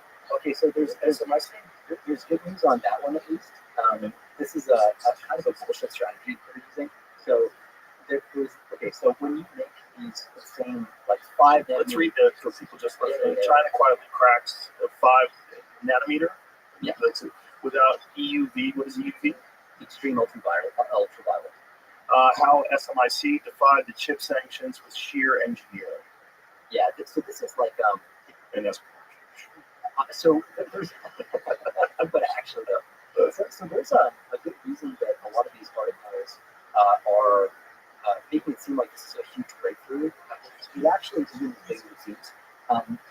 So okay, if you want to make really exquisite Look chips, at this quote. Moore's Law didn't die, Wolf wrote. It moved to Shanghai. Instead of giving up, China's grinding its way forward layer by layer, pixel by pixel. The future of chips may no longer be written by who holds the best tools, but by who refuses to stop building. The rules are changing, and DV just refused. Boy, yeah. So I mean, who wrote that article? yeah, you can Gizmo China. There it is. yeah, I'm assuming that is like Chinese public. How you doing, girl? What's I'm lovely, my friend. Are you ready for some bowling? Bowling. Bowling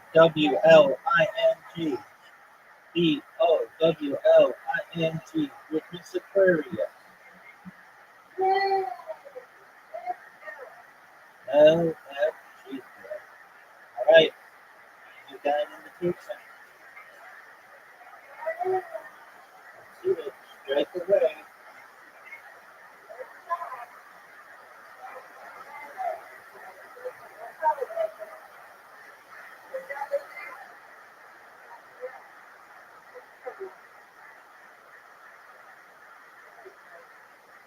All right. Oh, for sure. No doubt. They just give me the strike at this point. Just give me the strike at this point. Boom. I'll take the 9. This is an easy spare. Come on. Oh, no. Oh, no. Miss Aquarius. Getting a little cocky here. I'm getting a little cocky. Oh, that's what I'm talking about. High five you. Excellent. Oh, that was bad. That was not my nose kind of shot. Not my nose kind of shot. Perfect. That's what I'm talking about. That's what I wanted. That's what I did. Miss Aquarius has the extra points from the first shot or your second. The first strike. Oh, get it. Sometimes you have to have a move. You got a big score right now. Get it. You got it. Beautiful. You want to strike and then you want to spin. That was, oh, for sure. Oh, what? How did that one backslide? All right, this is a tough split. I'm just going to go for 1. I'll take it because that was a tough split.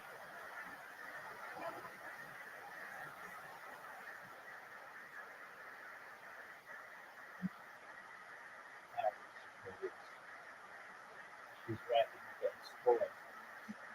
50 points already. Nice. Yeah.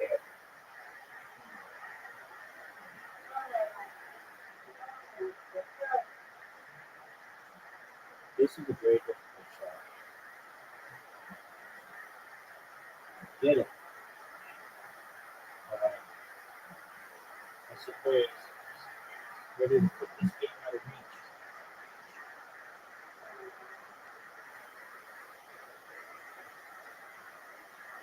Oh, beautiful. Very good. Get this one and you get an extra brain, an extra shot. Oh, this is the beat. If you go straight to be one of your highest scores ever. Beautiful. That's perfect. That's all right. That's all right. Yeah, 77. That's a good score. I wish.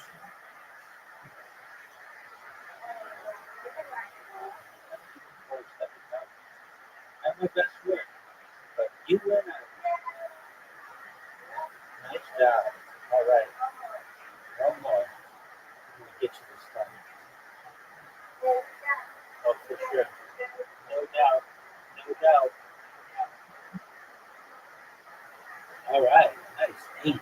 Right off the bat.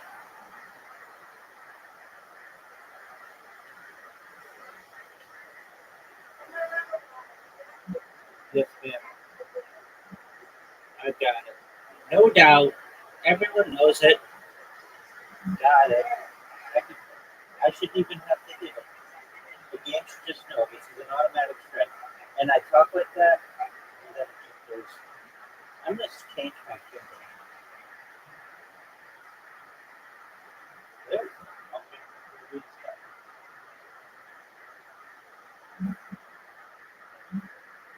You got a nice fair. Get this fair. Yeah, that was a strike. Get this fair now. You got it. Beautiful. That was good. Oh, come on. All right. I just need to get these three. Oh, ooh. What I'm doing. What I'm doing. You got this, Mr. Perry. Perfect. You got 2. Get at least 2. Yeah. Yes, good job. You was right.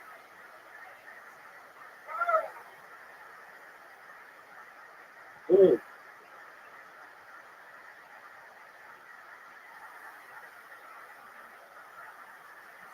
Oh, goofy. That was just ugly. That was goofy.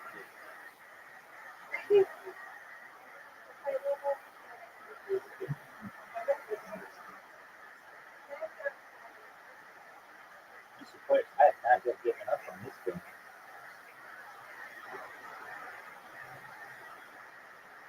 Get it. All right. You got it. Give me 19 points on it. Oh, no. That was okay.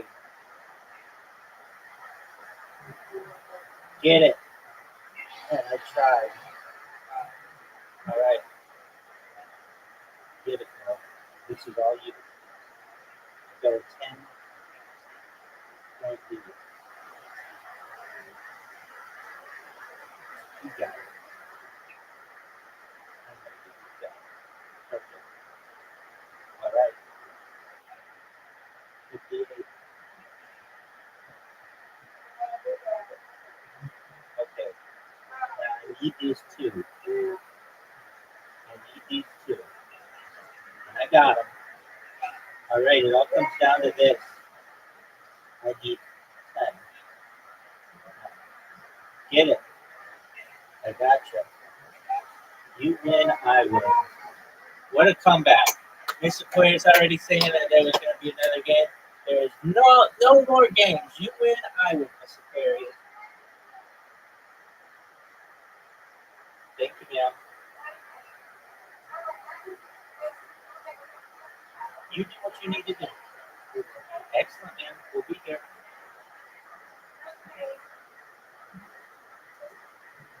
Propaganda bit, wait, actually. So, what what's actually going on here is, if so, the Chinese only have these deep ultraviolet lithography machines. It's like a lot of syllables, but it's just a glorified shit. Like it's a giant laser that zaps your chips to like make the chips when you're Yeah. So we're talking about like you do these atomic layer patterns on the chips and shit, and like what this UV thing does is it like fires like a really high power laser beam. Yeah, they attach the head sharks that just shoot chips. Powers. Anyway, they'll like shear the chips, and that causes, depending on how the thing is designed, they'll like have a liquid layer of the stuff that's going to go on the chip. The UV is really, really tight. It causes it to harden, and then they wash off the liquid, and they do it all over it. like basically this is just imprinting a pattern on the Yeah. chip. So Basically, whatever it's yeah. So that's it. And so the exquisite machines that we get to use, or that they get to use in Taiwan, are called extreme ultraviolet lithography machines. Those crazy lasers. The ones that China can use, because we prevented them from getting any of those extreme ultraviolet lithography machines, the ones China uses are previous generation machines called deep ultraviolet, and they can't actually make chips as high a resolution as ours. So what they do is, and what this article is about is, they basically take the same chip, they zap it once with DUV, and then they got to pass it through again, zap it again to get closer to the level of resolution we get in one pass with our exquisite machine. Now the problem with that is you got to pass the same chip through multiple times, which slows down the whole process. It means your yields at the end of the day are lower. It adds errors. Yeah, which makes it more costly. We've known that this is a thing. It's called multi-patterning. It's been a thing for a long time. There's nothing new under the sun here. China has been doing this for a while. So it's not actually a huge shock that this is happening. The question is always, when you look at an announcement like this, yields. How, like, what percentage of the chips coming out are actually usable, and how fast are they coming out? That determines, like, is it actually competitive? And that article too, like this ties into the propaganda stuff we were talking about, right? If you read an article like that, you can be forgiven for going like, oh man, our expert controls like just aren't working. So we're just kidding.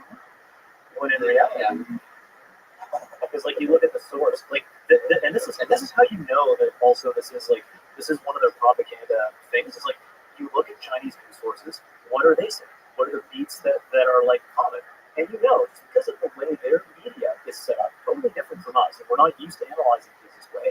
But when you read something in like South China Morning Post or like the Global Times or Shanghua, in a few different places like this, and it's the same beats coming back, you know that someone was handed a brief, and it's like, you got to hit this point, and yep, they're going to find a way to work that into the news cycle.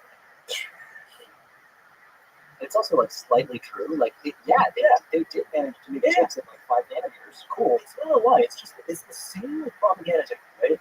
You're not, most of the time, you're not going to confabulate something out of nothing. Rather, like, you start with the truth, and then you push it just a little bit.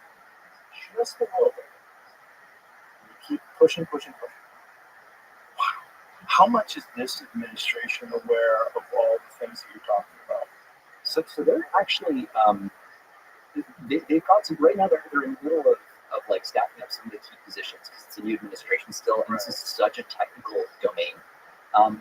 They've got people there who are like at the kind of They have some people. really sure.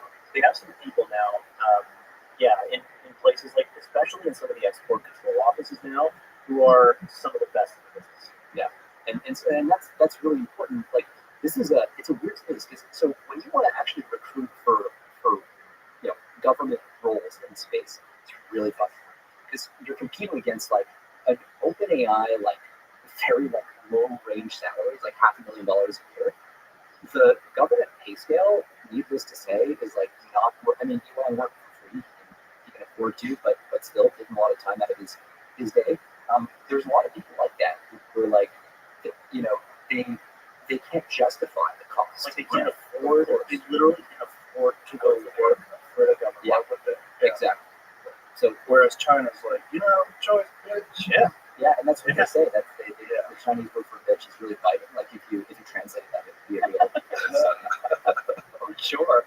It's kind of crazy because it seems almost impossible to compete with that. I mean, that's like the perfect setup. If you wanted to control everything, if you wanted to optimize everything for the state, that's that's the way you do it. Yeah, but it's also easier to make errors and be wrong footed in that way. And also, the basically that system only works if the dictator at the top is just like very confident.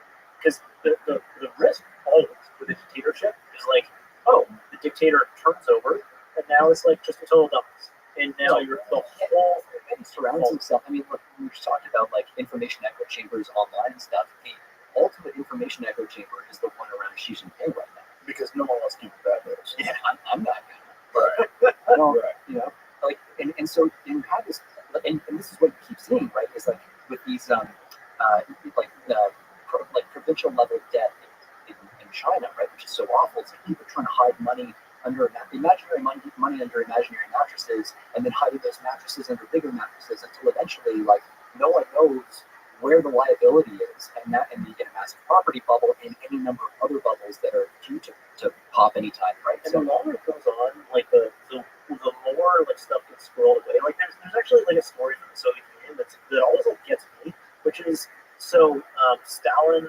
obviously like purged and killed like millions of people in the 1930s, right? So by the 1980s, the ruling Politburo of the Soviet Union, obviously like things are different, generations have turned over and all this stuff. But those people, the most powerful people in the USSR, could not figure out what had happened to their own families during the purges. Like the information was just nowhere to be found because the machine of the state was just like so aligned around like just like we just gotta kill as many fucking people as we can, like turn it over and hide the evidence of it, and then kill the people who killed the people, and then kill those people who killed those people. Like I mean, also it wasn't just kill the people, right? It was like in a lot of like kind of cool like archipelago style.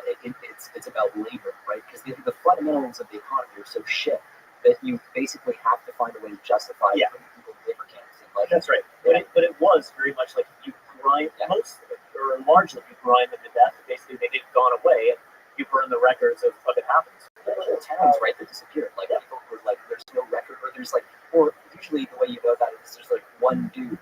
It's like this one dude has a very precarious escape story. It's like if literally this dude didn't get away, you wouldn't know about the entire town that was like wiped out. Yeah, it's crazy.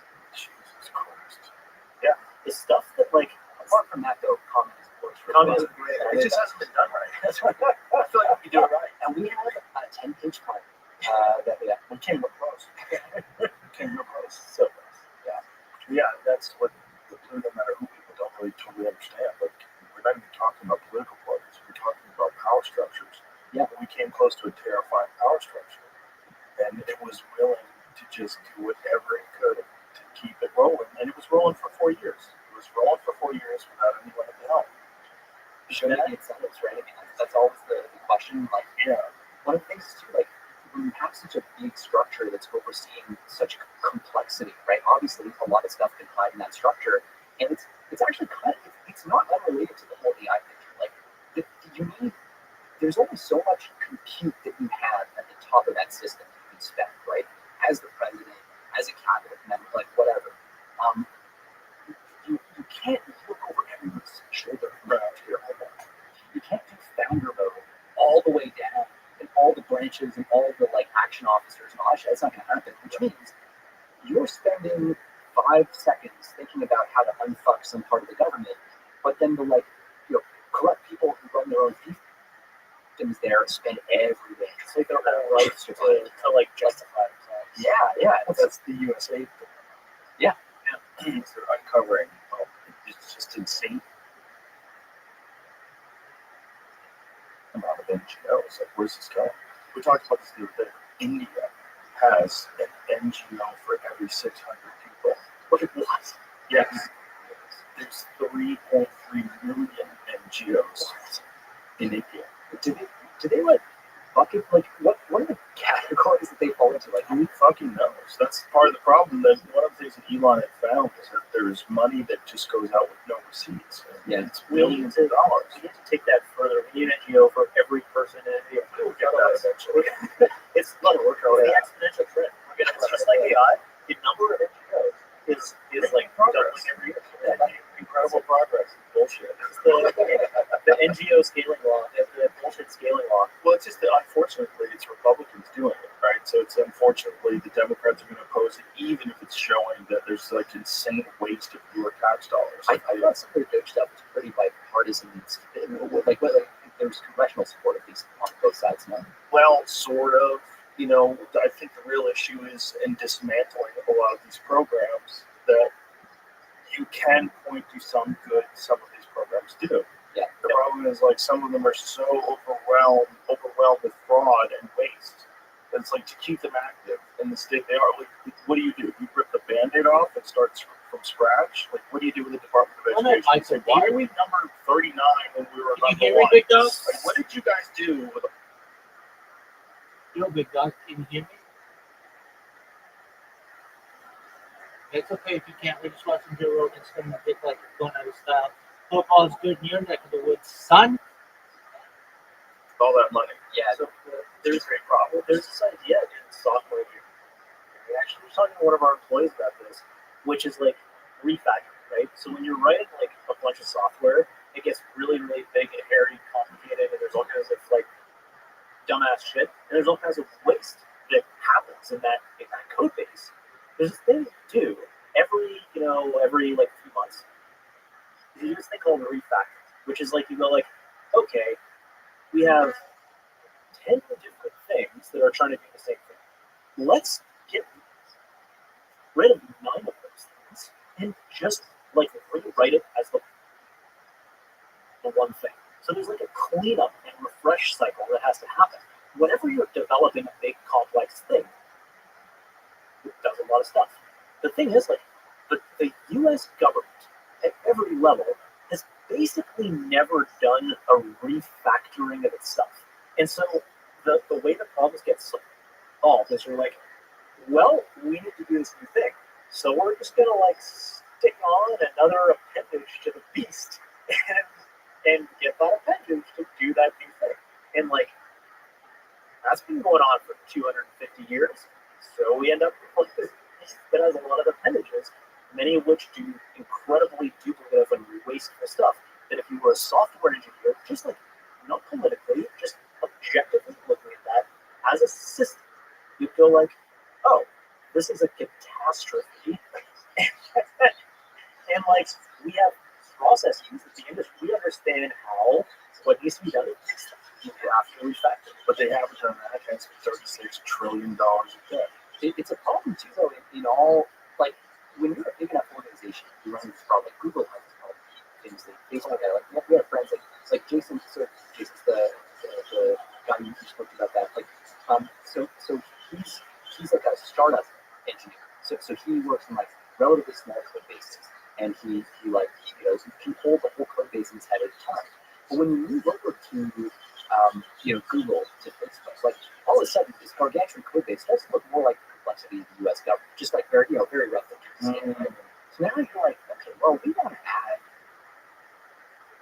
functionality, but we want to incentivize our teams to build products that are really valuable. And the challenge is the best way to incentivize that is to give people incentives to build new functionality, not to refactor. There's no glory. If you work at Google, there's no glory in refactoring. If you work in Meta, there's no glory in refactoring. But my friends like there's no promotion. There's no exactly. You have to be a product owner, so you have to like invent the next Gmail. You got to invent the next Google Calendar. You got to do the next Messenger app. That's how you get promoted. And so you've got like this attitude. You go in there and you're just like, let me crank this stuff out and like try to ignore all the shit in code base. No glory in there. And what you're left with is this like, A, this Frankenstein monster of a code base that you just keep stapling more shit on. And then B, this massive graveyard of apps that never get used. This is like the thing Google is famous for. If you ever see like the Google graveyard of apps, it's like all these things. You go, oh yeah, I guess I kind of remember Google. Somebody made their career off of launching that shit and then pieced out and it done. That's like the incentive structure of Google, unfortunately. And it's also kind of the only way to do. I mean, it's maybe it's probably not, but in a world where humans are doing oversight, that's your limitation. If you got some people at the top who have limited bandwidth to be dedicated to like hunting down the problems, AI agents might actually solve them, right? You could like actually have a sort of autonomous AI agent that is the autonomous CEO or something, go into an organization, uproot all the things, and do that refactor. You can way more efficient organizations out of that. I mean, like he's thinking about like government corruption and waste and fraud. That's the kind of thing where those sorts of tools could be radically empowering, but you gotta get them to work right and for you.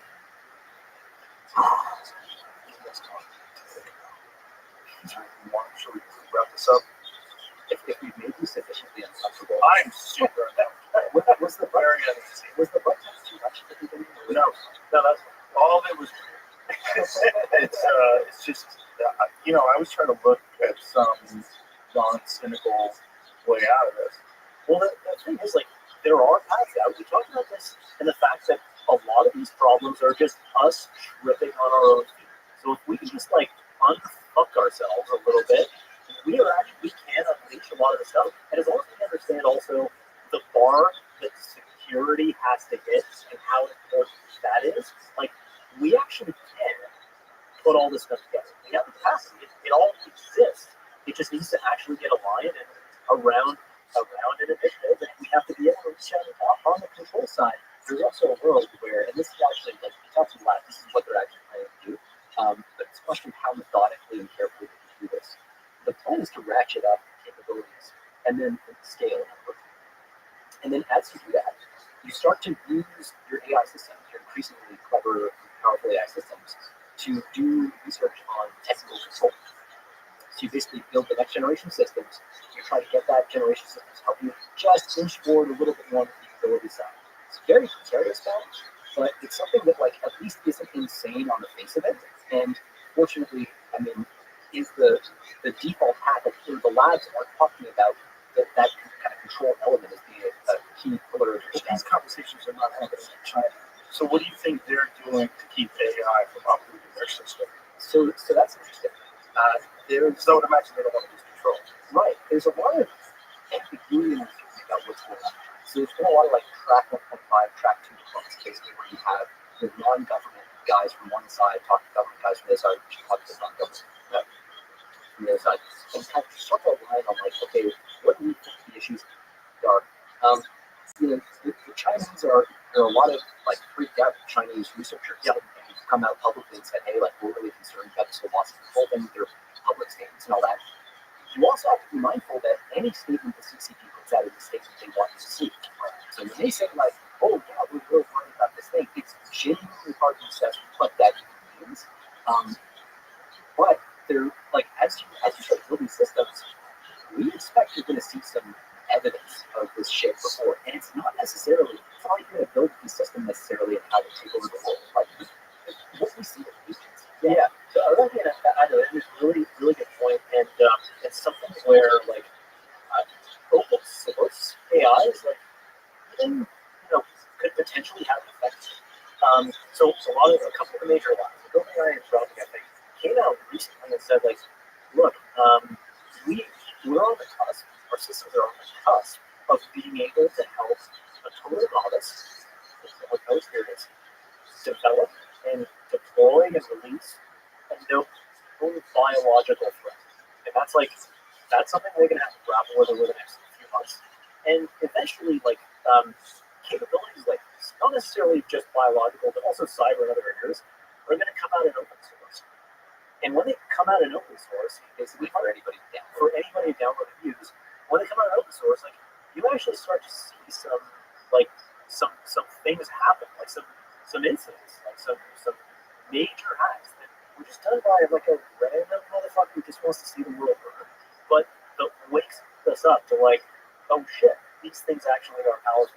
I think one of the aspects also here is we're still in that post-Cold War honeymoon phase, right? In that mentality, like not everyone is like wrapped their heads around this stuff, and what needs to happen is something that makes us go like, oh, and we act like we weren't even really trying this entire time. Because this is the 9/11 effect. This is the Pearl Harbor effect. Once you have a thing that aligns everyone around like, oh shit, this is real, we actually need to do it, and we're freaked out, we're actually safer. We're safer when we're all like, okay, something important needs to happen. And instead of letting it just slow chip away. exactly. And so we like we have some sort of shock. Probably will get some kind of shock like over the next few months, the way things are trending. And when that happens, then but I mean like it's 4 years. 4 years. Because you have the potential for this open source, like it's probably gonna be like a survivable shock, right? But still a shock. And so let us actually realign around like, okay, let's actually solve some problems for real. And so put together the groundwork, right? Is what we're doing around like let's pre-think a lot of this stuff so that like if and when the shock comes, We have a break glass plan. we have a plan. And the loss of control stuff is similar. Like, so one interesting thing that happens with AI agents today is they'll get any. So AI agent will take a complex task and give it like find me the best sneakers from the online some shit like that, and they'll break it down into a series of substeps. And then each of those steps will farm out to a version of itself, say, to execute autonomously. The more complex the task is, the more of those little substeps there are in it. And so you can have an AI agent that nails like 99% of those steps. But if it screws up just one, the whole thing is a flop, right? And so if you think about like the sort of like loss of control scenarios that a lot of people look at are autonomous replication, like the model gets access to the internet, copies itself onto servers and all that stuff. Those are very complex movements. If it screws up at any point along the way, that's a tell, like, oh shit, something's happening there. And you can start to think about, like, okay, well, what went wrong? We get another try, and we kind of learn from mistakes. So there is this sort of like this picture, one camp goes, oh, well, we're going to kind of make this super intelligent that, and then it explodes out and we lose control over it. That doesn't necessarily seem like the default scenario. It seems like what we're doing is scaling these systems. We might unhobble them with big capability jumps, but it's also, there's a component of this that is a continuous process that lets us kind of get our arms around it in a more staged way. That's another thing that I think is in our favor that we didn't expect before, and as a field, basically. And I think that's a good thing. Like, that helps you kind of detect these breakout attempts and do things about it. I'm freaked out. So thank you. Thanks for trying to make me feel better. I don't think you did, but I really appreciate you guys and appreciate your perspective because it's very important and it's very illuminating. It gives you a sense of what's going on. And I think one of the things you said is really important is that it sucks that we need a 9/11 moment or a Pearl Harbor moment to realize what's happening, so we all come together. But hopefully, slowly but surely, through conversations like this, people realize what's actually happening. You need one of those moments like every generation. Like, that's how you get contact with the truth, and it's like it's painful, but like the light's on the other side.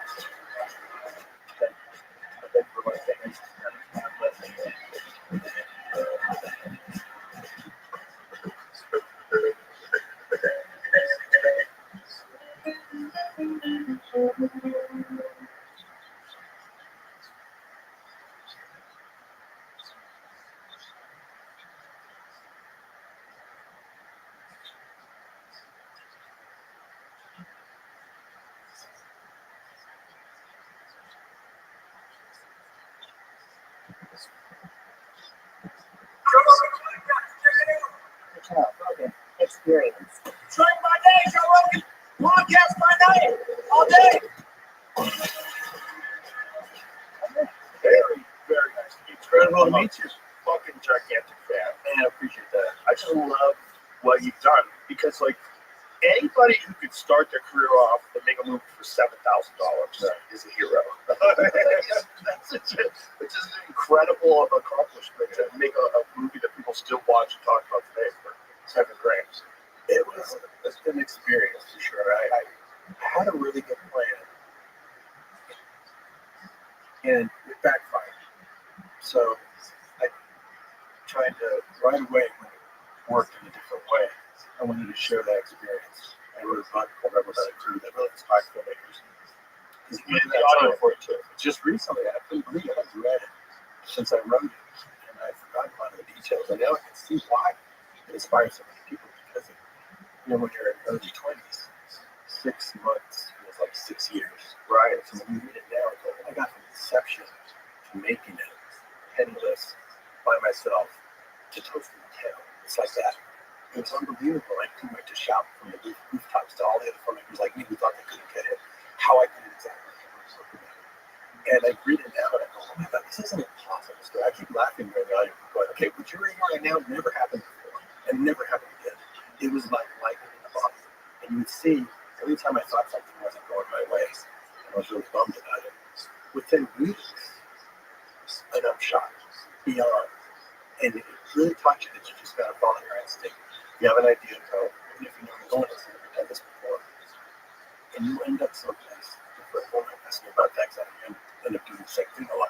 Yeah. Where it's not manifesting so much naturally, you're just kind of following your nose. You're doing something that just sounds ridiculous. Even when I try to tell one of my teachers, I was going to go do that summer, I said, I'm going to try to make a movie. So, yeah, who's going to be director of photography? And I said, I didn't want to tell him I'm the crew. I said, I'm DP. Oh, the actors are going to hate you. You're going to be there setting up your lights all the time. I'm like, okay, but I ain't going to tell them about the rest of the crew. It was just because I had read this advice that meant to be good, but it sounded really impressive. Someone had written, if you want to write screenplays, write 3 full screenplays, throw them away.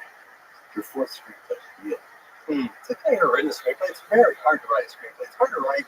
It's like 3 huge meals that you're just going to dump. Why not? Okay, write the script, throw it away. But why throw it away? Why not also shoot it and direct it? Light it yourself. Do the sound so that you're training yourself on each one. So as I'm organizing this, where I can get paid to listen to like my own film school, where I get paid to learn.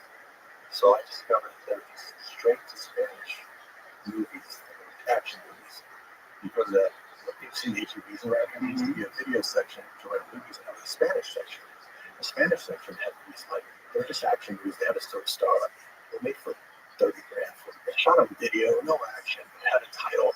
It looked kind of like a U.S. title. Memoros Adios Dos, like written like Lethal Weapon 2. And we would rent it, be like, just crap, people in an apartment talking. So I looked at the back of these and I thought, we can make a better one. Probably for like $5,000. Because I had made a short film called Bedhead by myself with a wide camera. It was 8 minutes and it cost $800. And I thought, multiply it times 10. I could do it for $8,000, but with dialogue and everything, I could get it for like 8, probably like 5 or 6. Let's go shoot a movie, write it, shoot it, the whole crew. So I learn all the jobs, and then we'll sell it to the Spanish home video market. No one will know it's me. I'm just on a record, but Robert. I'll make 3 of them. So I was so young, I was running a lot of film festivals and short films. But I thought, if someone sees one of my short films that's winning all these awards, they're not going to hire me to do short films. They're going to hire me to sit here and practice that. I need practice. So I'm going to practice 3 films. Take the best scenes and have a demo reel with the money I make from them. I don't know how much I can sell it for, so I got to make it look cheap. Let's just do the first one real low. Then I'll take that money and make my first American independent film, and that'll be more serious. Because I threw it away like that, I just thought, well, let me just make something fun. Action, okay, I guess I could do action. I started as a cartoonist, so it was more comedic than anything else. I said, well, actually, let's make it fun. Let's make it about a guy with a guitar case for equipment. It's kind of like road warrior. We go from town to town. I can't afford road warrior on the first one. So how about I just do a Genesis story? So I check out these cards and I go, okay, maybe you want the guitar player. In fact, that'll be a funny title to have this comedic sense of time. How about I make a movie that's got so much action? It's actually shot on film, but I'll call it basically the guitar player. Which promises no action whatsoever. Put it on the show. And if someone happens to be so desperate to watch it, they'll be surprised. You know, that was like my joke to myself, but I just wanted to practice. So I did this method where I just got the cards and I go, guy with the used to making short films. Guy with a guitar case walks into a bar, looking for work. Different things to, hire people, usually synthesizer. He leaves. A guy with a guitar case full of weapons walks in after, shoots the place up, says he's going after the guy who owns it because he did it wrong. So I put those 2 cards in. Okay, that's how a short film would start. Shit, this is a feature. So it's going to need like 3 scenes before it. This is how fast you write. Wow. This is how I wrote that script. It was, again, I'm throwing it away. I'm just going to make something that I want to see because no one else is going to see it. You're getting paid for practice. If I can sell it, I'll be paid for practice. So I thought, okay, we got to figure out this guy. Okay, how about you talk guy who's coming into town? But wait, who's the guy that shoots the place? Let's start with him. I got a story about a guy in Mexico who was running his drug dealers from his jail cell, and he used it as protection. He can walk out at any time. Someone puts a hit on his jail. He shoots them up, tells the bad guy, I'm coming after you. I'm coming to town and shoot you down. He passes the mariachi on the road. Mariachi is a mariachi guy, just wants to be a musician. We get to know who he is. And then he walks in the bar. And then the guy goes, she's messed up. But now he's got to leave and go to another place, and now he's got to go meet the girl. And because it's a movie about a guitar player, he's got to have some kind of tragic past. The Road Warrior had a tragic past. Mad Max, he lost his wife and kid. Oh my gosh, she has to die. Because it's going to be, the movie's going to be like a sad songbook. So they kind of wrote that fast. And when I shot it, index cards, I just straight out on a table. I do this, wherever you go. I do this talk where I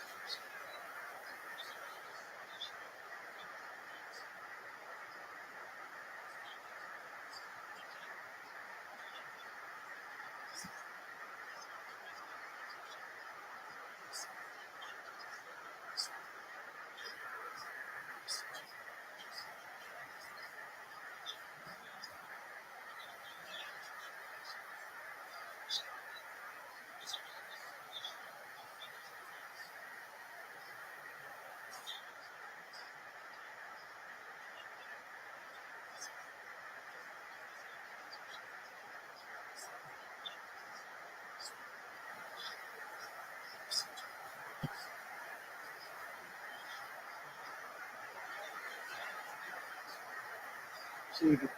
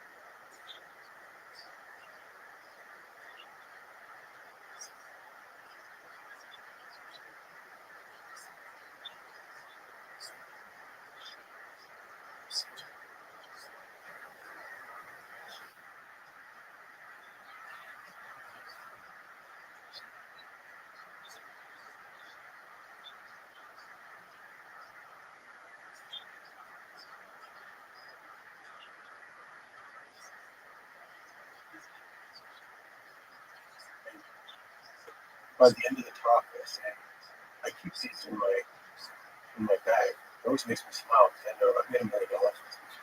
It has a tiny little. This is a tiny little carry it anywhere. I gave this to my kids. But for people that are just listening, it's closed together rubber band. Rubber band. I get this in a cool leather bag for my kids for Christmas. I thought that was they loved it. I said, you can change your life with this thing. Because a lot of times when you go to therapy, not for answers, to go for questions. We have answers inside us. Usually we ask ourselves terrible questions. Therapists ask you questions like, why are you calling me? Why do you need me? What's going on? If we do our own questions, like, what's next? what goes before this? Your mind comes up with the answer to the question. So I've used this for like, we usually ask empowering questions. The words we use ourselves are so important. So many questions, like, why am I such a loser? Well, I'd be giving you 10 answers right now. But if I change it to, what 3 things can I come up with to start this week? So not just change my life, but everything around me. We don't come up with like 15. Just keep coming out. And as you look at them, you go, these kind of go together, are actionable. I can actually start this right now. I mean, you can literally change your life. Business ideas.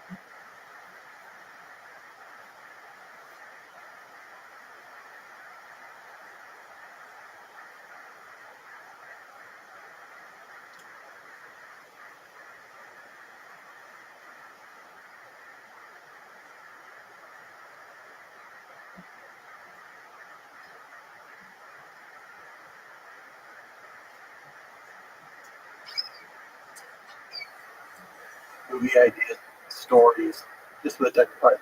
By the time it goes up and show all the examples of it, at the end of the talk, I hold up one of these it's good and proud. It's a nice to teach you life. More on examples. Toss them out. Hey, catch. In fact, I'm going to make you about 7 years. It's funny. This is a long way out. It's just like, lets you map out your life. Another friend of mine, DJ Katron, is an actor. He called one. And he said, wow, that talk you gave was so empowering. How you wrote it. I went home and I picked up an old script. I just cut off the film for 3 days and I finished it. I said, finish the script in 3 days? I like the feat that happens when you inspire somebody. Well, I'm going to try that because I had a bunch of half-baked ideas that I've never gotten done that with. We did it in 3 days? Yeah, if you shut the phone off, you're doing 3 days. And now he has that movie's out. It's coming out. It's called Fight or Flight with Josh Arnett. You go, wow. After hearing the talk, he went and picked up this old thing he thought. And I get this a lot when I talk to people. It's really inspiring for them to hear other people. That's why I'll ask you questions. But where did you develop this approach? Like, is this something you completely invented yourself, just to map out life on index cards? Writers often put index cards up to just kind of block out a scene. It's a visual way to see your story. Like when you lay it out, you go, oh, this works. I'm missing this section here. But again, like this is asking, what can I put there? he'll come up with a bunch of ideas. It's almost going to do like an overview. But I started when I was a cartoonist. I had a daily cartoon strip.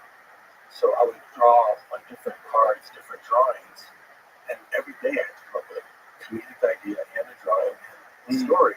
And it was tough. You'd have to draw it out. And you would sometimes make two drawings that you really liked. You go, oh, this kind of is the setup. 1, 2, 3 payoff here. And I come up with it like that. So I kind of use it for everything. It's kind of a more visual, I'm a more visual kind of person. So it helps you visually see something that's normally like written words and stuff. So it started off with cartoons, and then worked into writing. But I haven't seen too many people apply it the way you're explaining it. Like you can actually use that to fix your life. Oh, fix your life completely. Because it's another question. It's just questions. Right. And the amazing thing is once you start doing stories, that's why I like doing a lot of original franchises. Probably make the most original franchises. I don't usually direct other people's stuff. Because you realize you're creating the story. Like I just made this guy's destiny happen. And I can give him a good outcome or a bad outcome. It's in my control. And you realize you can do that with your own life. So you're writing the story of your own life of who you're going to become, who you're going to be. And as a parallel. And you realize you've got that power. When you realize you've got that power, you can make anything happen. And it's, you realize art and life should be the same. There's so many people that I was telling this story to somebody, and they said, wow, you're really positive. It kind of makes a lot of sense. You know, I have a project that's pretty much all together. Most of the pieces are there. But I guess I'm just not ready. It's going to be on your tombstone. Here lies so-and-so. He was never ready. You can't wait to go do it. Like in life, we don't know what's going to happen. And you know, I work out today. What happened? A bunch of shit, right? Out of the way. Your tire's flat. Fire's went out. You just got fired. You're not ready for life. You're like this. Right. But for some reason, people, artists think that they need to be ready to create art. It's like, well, you got to jump in and just start. You just need to start. You're not going to really feel ready till you're almost done with the project. I didn't feel ready to make that stuff done until the last few days when I was like, okay, now I wrap my head around it. I had to figure it out day by day. It's procrastination really cripples people. Yeah. They're thinking that they need to know more. And you don't realize the answers that you need or not going to figure it out. So that's going to be on the floor. But I think it's kind of a fear of incompetence and failure, especially if you're undertaking something like starting a film. Like some people just, for whatever reason, they don't have the confidence to just potentially fail and just try. Just get moving. Just get, Hemingway, my friend Ari on this laptop has this quote, top of his keyboard, first draft of everything is shit. Yeah, it's Hemingway. What a great fucking, it's like such an important thing to know. Because he knows the process. Yes. If you trust the process, you don't have to worry. If you question, well, I don't know. You're an artist. That's what an artist should think. But don't let that cripple you. I call it fear forward. Like you should have some fear going into something. Yes. Like I might screw up. That's good. That means you're not wasting your time. I think it's really important for people to hear someone like you who's accomplished so much say it that way, because they can internalize it and go, okay, this is what it is. I just have to do something. I just have to actually get moving. I just can't sit around waiting for the perfect time, because it won't happen. It's not going to happen. And there's that thing. You have to, I used to give people copies of The War of Art. Pressfield. Yeah. Amazing. It's a great book. But it's all about that. That book is, if you try to figure it out, that book's the guidebook. Read that book. It's a short little book, super easy to read. And it gives you the tools to put in your head like, oh, well, this is resistance. Like this procrastination, this weird fear of doing it. Yeah. Because it's not like the thing you're doing is painful, which is really crazy. Like writing out cool plot lines. That's got to be fun. It's really fun. The making of it might be very painful. But it's a very short amount of pain versus a long-term pain. You're not living your dream. That's the longest time in space. That's the longest time in pain. There's just rip the Band-Aid off and jump in. I mean, I'm sure there's a bunch of people out there that are in the middle of that right now. They're trying to figure out. We have to keep reminding ourselves. We got to remind ourselves. Sometimes we forget we don't apply to others' life. That's what I really found successful when I took these ideas and moved it to another area. But like I tried to figure this out when I was I was doing that other method, the wrong method when I was cartooning, because it'd be so hard to come up with a cartoon strip each day. And I needed the money, and I had a daily cartoon strip here at UT, had the biggest comics page in the country. It was really, everybody wanted to be an expert, whether he'd come out of Blue County. He was a UT student. This college art was like national stuff. So we all wanted to be him, so I feel like, it's got to be an easier process than sitting here and working it out. I want to come home and develop a process where I sit on my couch and I just picture it first. Picture the comic, I picture the jokes, I picture the, then I got to scoop. Drop it, right? I'll be there for 2 hours, 3 hours, my deadline's coming up. Shit, it's not working, so I have to go start drawing again. I'll be like, okay, this kind of goes with that one. Oh, here it is. And I realized something really profound. Back at 19, it's really carrying the mariachi, which is when you pick up the pen or the keyboard or the camera and you start, it starts doing itself. You realize it's not you. It's coming through you because there's a creative spirit flying to us that needs hands. And it's not going to reward you. Because they can do that. But as soon as you pick it up, it takes over. So I can realize, oh, I just have to be a conduit or a pipe. And if I just start, I'm going to be like, whoa. And then you got to keep your ego out of it because then you go, wow, how did I do that? I wonder if I could do it again. You just shut it. You just shut it right back up because you think it's you. It's not you. And I know this works because I taught it to my kids when they were younger. I thought I got to teach it to my kids. And since they hadn't learned any bad habits, they went, oh, so we don't have to do anything. We just have to start writing and stuff. And I go, yeah. When they went, they were some amazing stuff. And I was like, they don't have to be reversed, reversed. But that was a very powerful thing that I saw when I did another cinematic film. I had a TV series based on the that where I got independent filmmakers that only made short films. They made 2 weeks. And you got to do like mariachi. You bring one person, your cameraman or your sound guy, but you got to do the whole movie yourself. Write it, direct it, edit it, and be shot in 2 weeks. That's how long it took me to shoot mariachi. And they're all out of my going to do it. By the week they started shooting, they were already talking about the next 3 films. Like they changed their idea of what was impossible was driving me. And I was really curious to do mine. I was doing one based on my medical experiments I did to pay for mariachi, which is another story. And I brought my son to that. I brought my son next to him because I knew he hadn't been working with the movies for a while. I'm going to make him my second guy. He's going to be my co-writer, my co-lighter, and he's going to be doing the sound. I didn't show him how to use the sound equipment until we're filming because we're documenting it. We made a documentary about it, and people really loved about how we made this movie today for $5,000.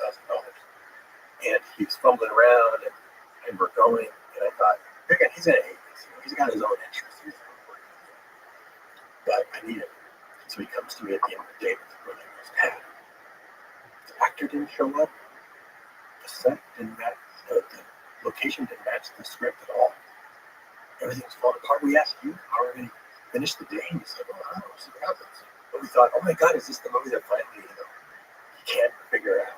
But by the end of the day, we figured out. Their eyes were all wide and realized it's the creative process, and that's every day in life and in work. Life, you're going to figure it out as you go. Art should be the same way. And by the end of the 2-week shoot, they're interviewing him. And he's all waxing philosophical about the creative process. It's like he's been doing it for years. He goes, I never knew how to do mariachi. And then now I know because I just did this project. He just started and he figured it out. Most people never start. I mean, he succinctly encapsulated everything I tried to say in my book, which was you just got to go. And identity is key. Identity is the main thing. All these people who are out there, I got to tell them this.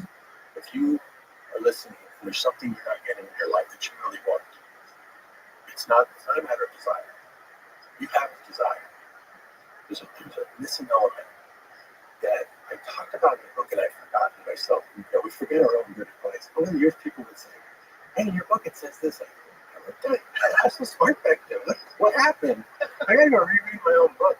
But there was this thing where I told people, they would come up to me a lot because I was making films really early on and saying, I'm inspiring filmmaking. You might be there. I'm inspiring comics. I'm inspiring filmmaking.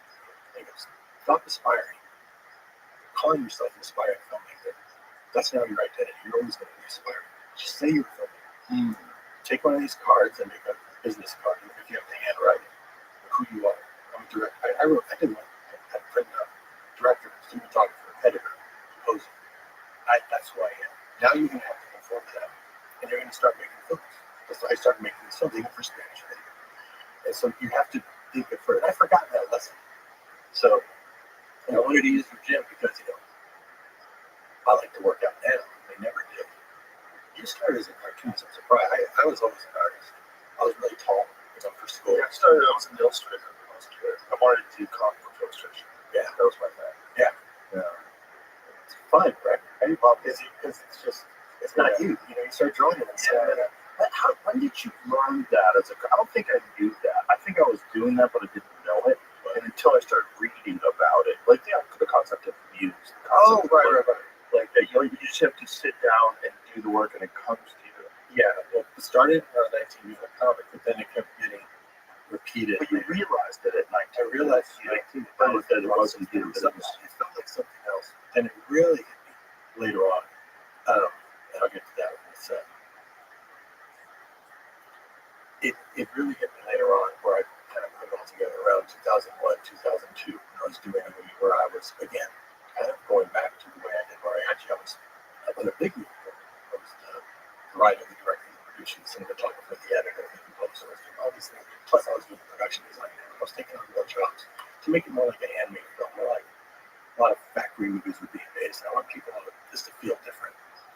To get a feeling from it they don't get from a McDonald's process. Right. They're still good, but something about them could be.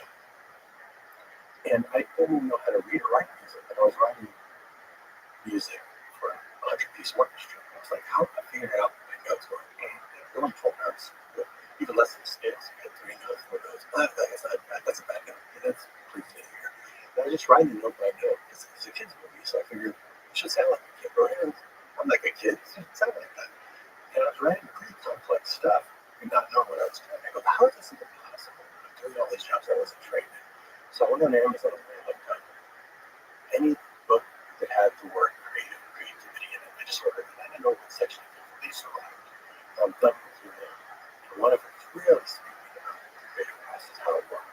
And I'm like, wow, that's how it is. And then it said gels and media. So I was like, oh, this is a book particularly about painting. But it applies to all the other things I'm doing. That's when I realized that it's all games. That creativity is 90% of many of those endeavors. 90% of it is just being creative. The technical part, like reading and writing music, a lot of great musicians who read and write music are fantastic. The technical part, you can fudge that, like how to shoot the movie. You can fudge a lot of the technical stuff. 90% is creative. If you know how to be creative, you can literally jump from job to job and do it really well because you're coming with your own experience. It's your own point of view. That's why I teach my actors to paint on the set because they've never painted before. They're already being creative, but in between takes, we'll go paint a portrait of their character, where I take a photo of them in character and have them paint a background. So just pick up the paint with these 3 methods, any color you want. The paintbrush is going to know where to go. No, you've never painted before, it's going to know where to go. And they do it. They put a stencil of a line drawing of their face over it. I'll show you something. You're not going to believe it. Josh Brolin was right into it. Lady Gaga did a lot of Bruce Willis. And it's just like magic. It all comes together. It's to teach them that you don't have to know. We always think, they need to know this, they need to know that. What about the other side? Half of the battle is knowing. What about the other half? Not knowing, I think, is the more beautiful and where the magic is. Because you don't need to know what's going to happen. You just need to show up. You just need to pick your head. Because it just starts coming through you. And they see it. And it helps them go back to the set and solve any creative problem. Because it was much harder in the family figuring out gels and mediums and all this stuff. If you go back to the set, you can solve any problem instantly. And you think they're already in a creative mode by acting, but it fires off a whole other part of your brain to go do something else creative at the same time. Or on the set, Josh goes, is it okay? I'm still thinking about the paint. I think so. I think it's all right. Let's see.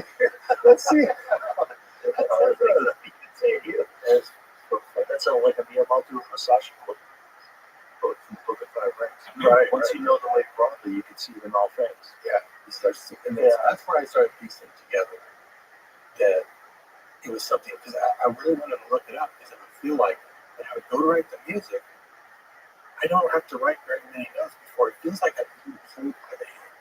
Like, I didn't make that. I didn't make that. Right. I didn't do that. I didn't do that. A lot of musicians say that, and a lot of comedians say that too. Well, if you ask Ben, all the disciplines. Yeah. I asked Jimmy Glenn, how did you play that? That song was amazing. You had that worked out. It's kind of like Tim Radio. Just write. You can believe it. Yeah. You always hear everyone's version of that. And so I called it something. I thought, I'm going to call it the creative spirit. Like, there's a creative spirit. Imagine the creative spirit that's assigned to you. And if you're someone who's just like, I don't think I can do this.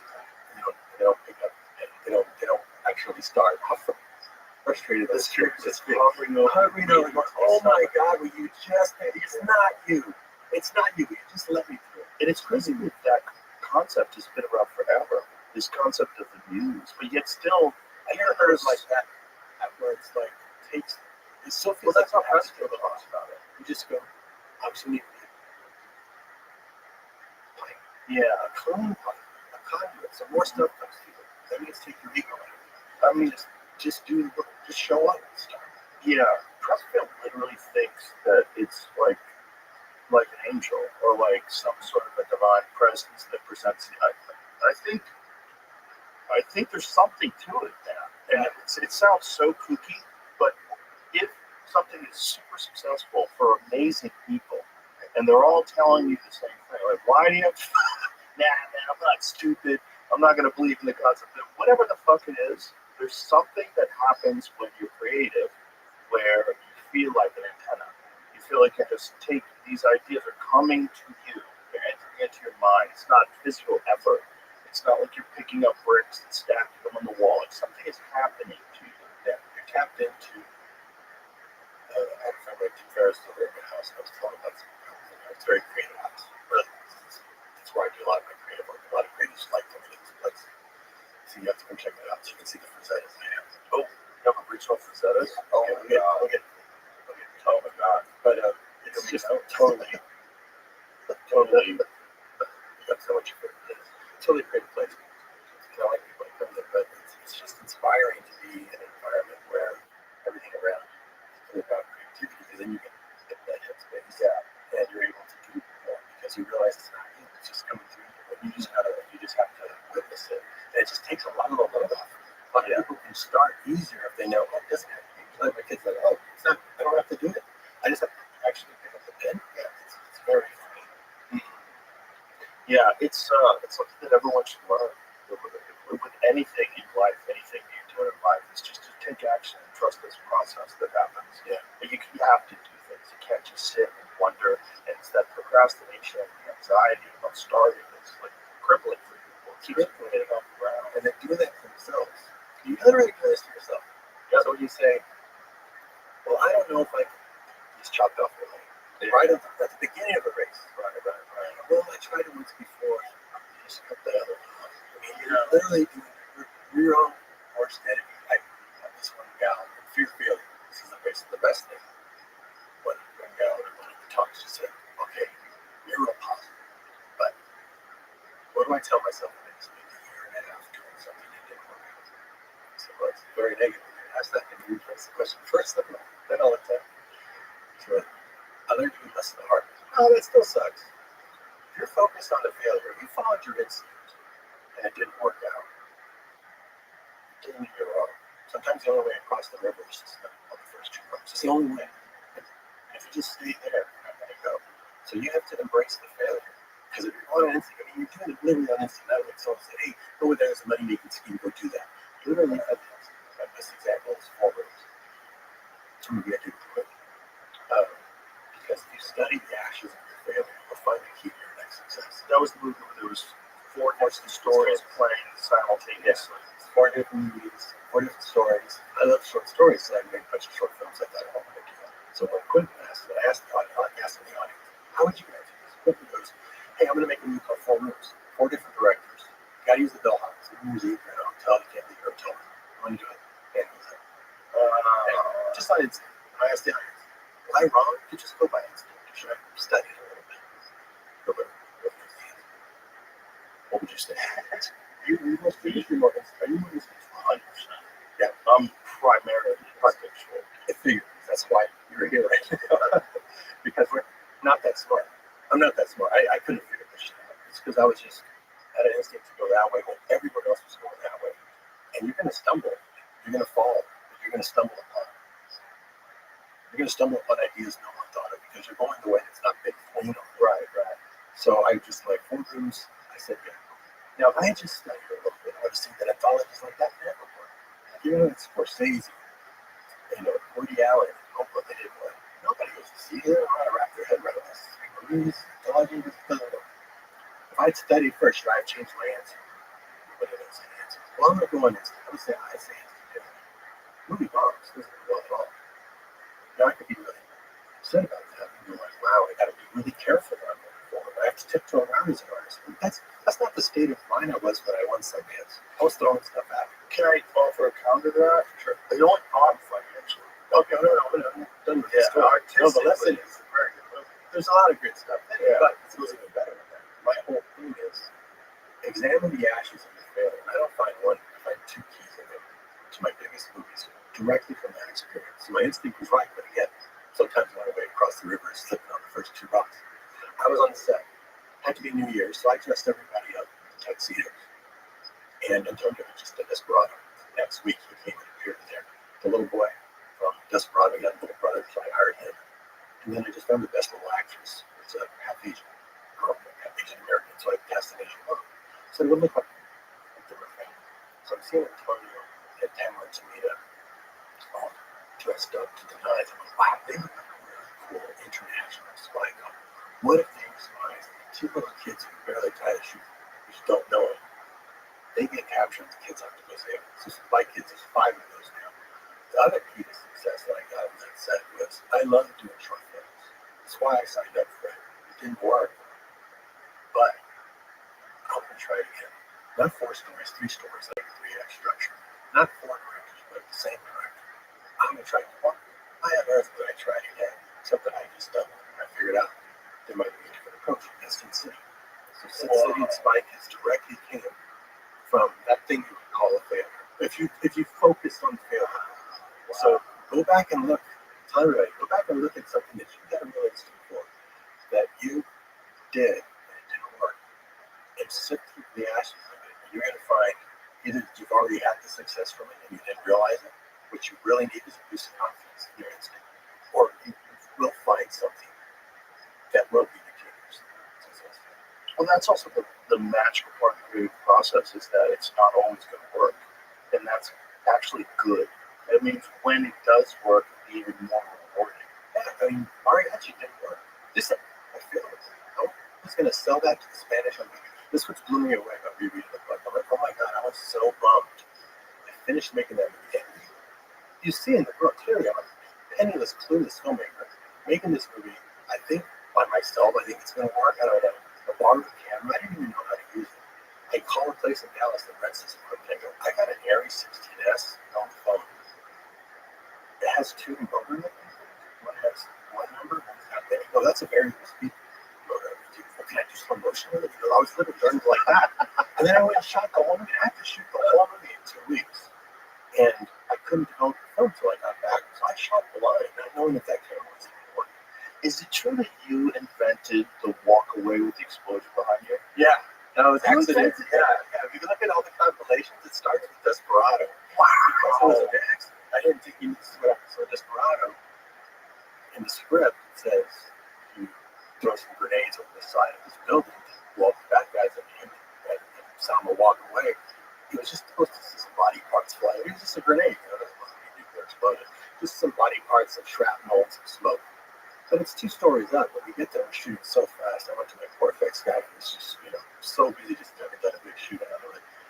And I know you don't have body parts. Do you have anything you can just stuff? It's so high up here. Is there anything you can launch up there? There's not. I need something to come up because I wanted some shit to fly up behind it. I gave you $5. He said $5. it's propane. So it's going to burn off like that. How fast does it burn off? Like that. So, okay, shoot slow motion. Okay, as soon as you shoot slow motion, I tell the actors, just keep walking. Don't turn around. It's supposed to be pretty big. It might be really high. Once you send you just walk fast. Walk fast in the turn around and shoot. It's going to feel funny, but when I shoot in slow motion, it'll look like you're just walking normal speed. And it'll slow down the explosion. Well, it looks fantastic. Remember yeah. It looks good. Two leaders walking. They don't know. Look at Tony was just like, look at her. She's just like so calm.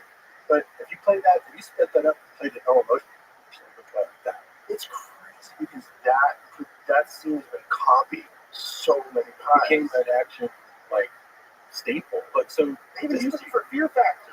Yeah. Now that I'm thinking about it, we used it for one of the ads for Fear Factor. It's me walking away and they blew some shit up behind me. Because it's just like it's a cool attitude. And yeah, I thought it was the dumbest shit ever. When I first it was a TV show. Oh, no, It wasn't an actual. It was just an accident. Again, the accidents are stuff. There you go. All right. That's all. That's where it is. So that came out in August of 1995. Just 6 months later, Dustin Hoffman, and I made that. I enjoyed it. I fucking love that movie. Oh, thanks. Love that movie. I showed this explosion shot in the movie to Jim Cameron. He's watching it. I was waiting for his exam. He was doing it. It was like Terminator 2 for the shot. So I was wondering if he like my little Ricky thing. His hand went up in the air when he saw that moment. So I thought, I'm doing that. I'm going to do this. Just till dawn, I had the actors come out to the dialogue there. And the explosion just keeps going. And they're walking away while having a conversation. Yeah. So within 6 months, you saw 2 versions of that. So people just started doing. You see it in Man and Fire. You see like whole confidentials of it. But it's got to be weird for you. Like you're like, bitch, that's mine. No, because it wasn't mine. Again, it came. If I had engineered it, yeah, I'd be really smart. But again, like I said, I'm not that smart. Sometimes But I it's gotta stumble be pretty upon. cool to become like part of like an action film. Yeah. Dust Till Dawn. So first of all, Quentin Tarantino played such a good fucking psychopath. who knew? What's so fun is he's in Desperado. Now, I met him on the film festival circuit. So in 1992, we're both had movies with guys in black, violent movies. In fact, I met him at the Toronto Film Festival for Reservoir Dogs. They had mariachi. Because they put us on a panel together to discuss violence in the movies in the 90s. I know it was only 92. And so we met there with friends. And he said, I'm 92 movies in Pulp Fiction. I just thought, this crazy guy, he's so funny. And I said, I'm going to write him in Desperado. It was before I did Pulp Fiction or anything. So by the time Desperado came out, Pulp Fiction was a phenomenon. And people cheer when he walks on stage. But when we were doing that 4 rooms, here's another thing that makes it 4 rooms. If I hadn't done 4 rooms, it'd be no Dust Till Dawn.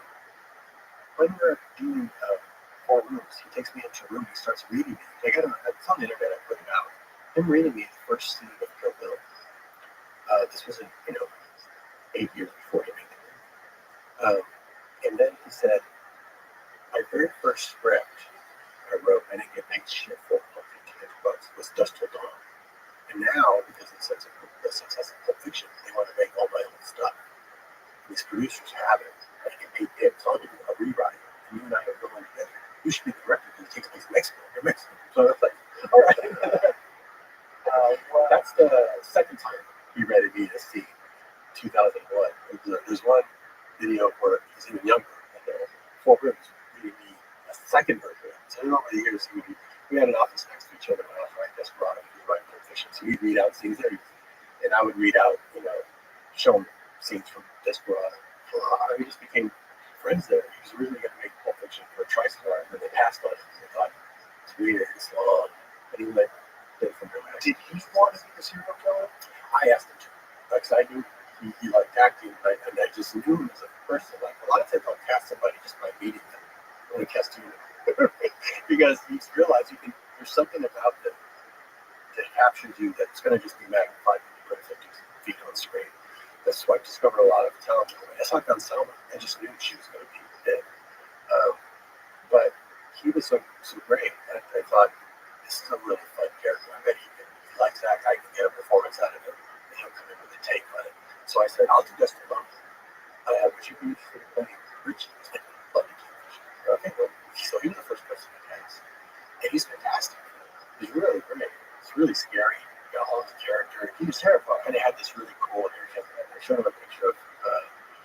Burt Reynolds at Deliverance. It's like, dude, you got the haircut of Deliverance. So it was really, it's like, wow, he just really slipped in, but it was always in character. He was always intense on the set. It's really fun to see. He was very believable. You really enjoyed that performance. I said, dude, you're so good as me. Anyone talking shit, he's talking shit.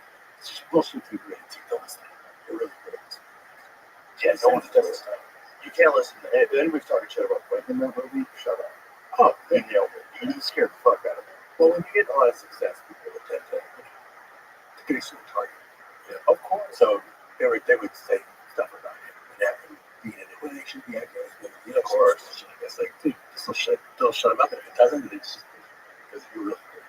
Yeah, you just have to tune out the noise. Yeah, how do you get best? I just tune it out. I'm busy. Stay busy. Yeah.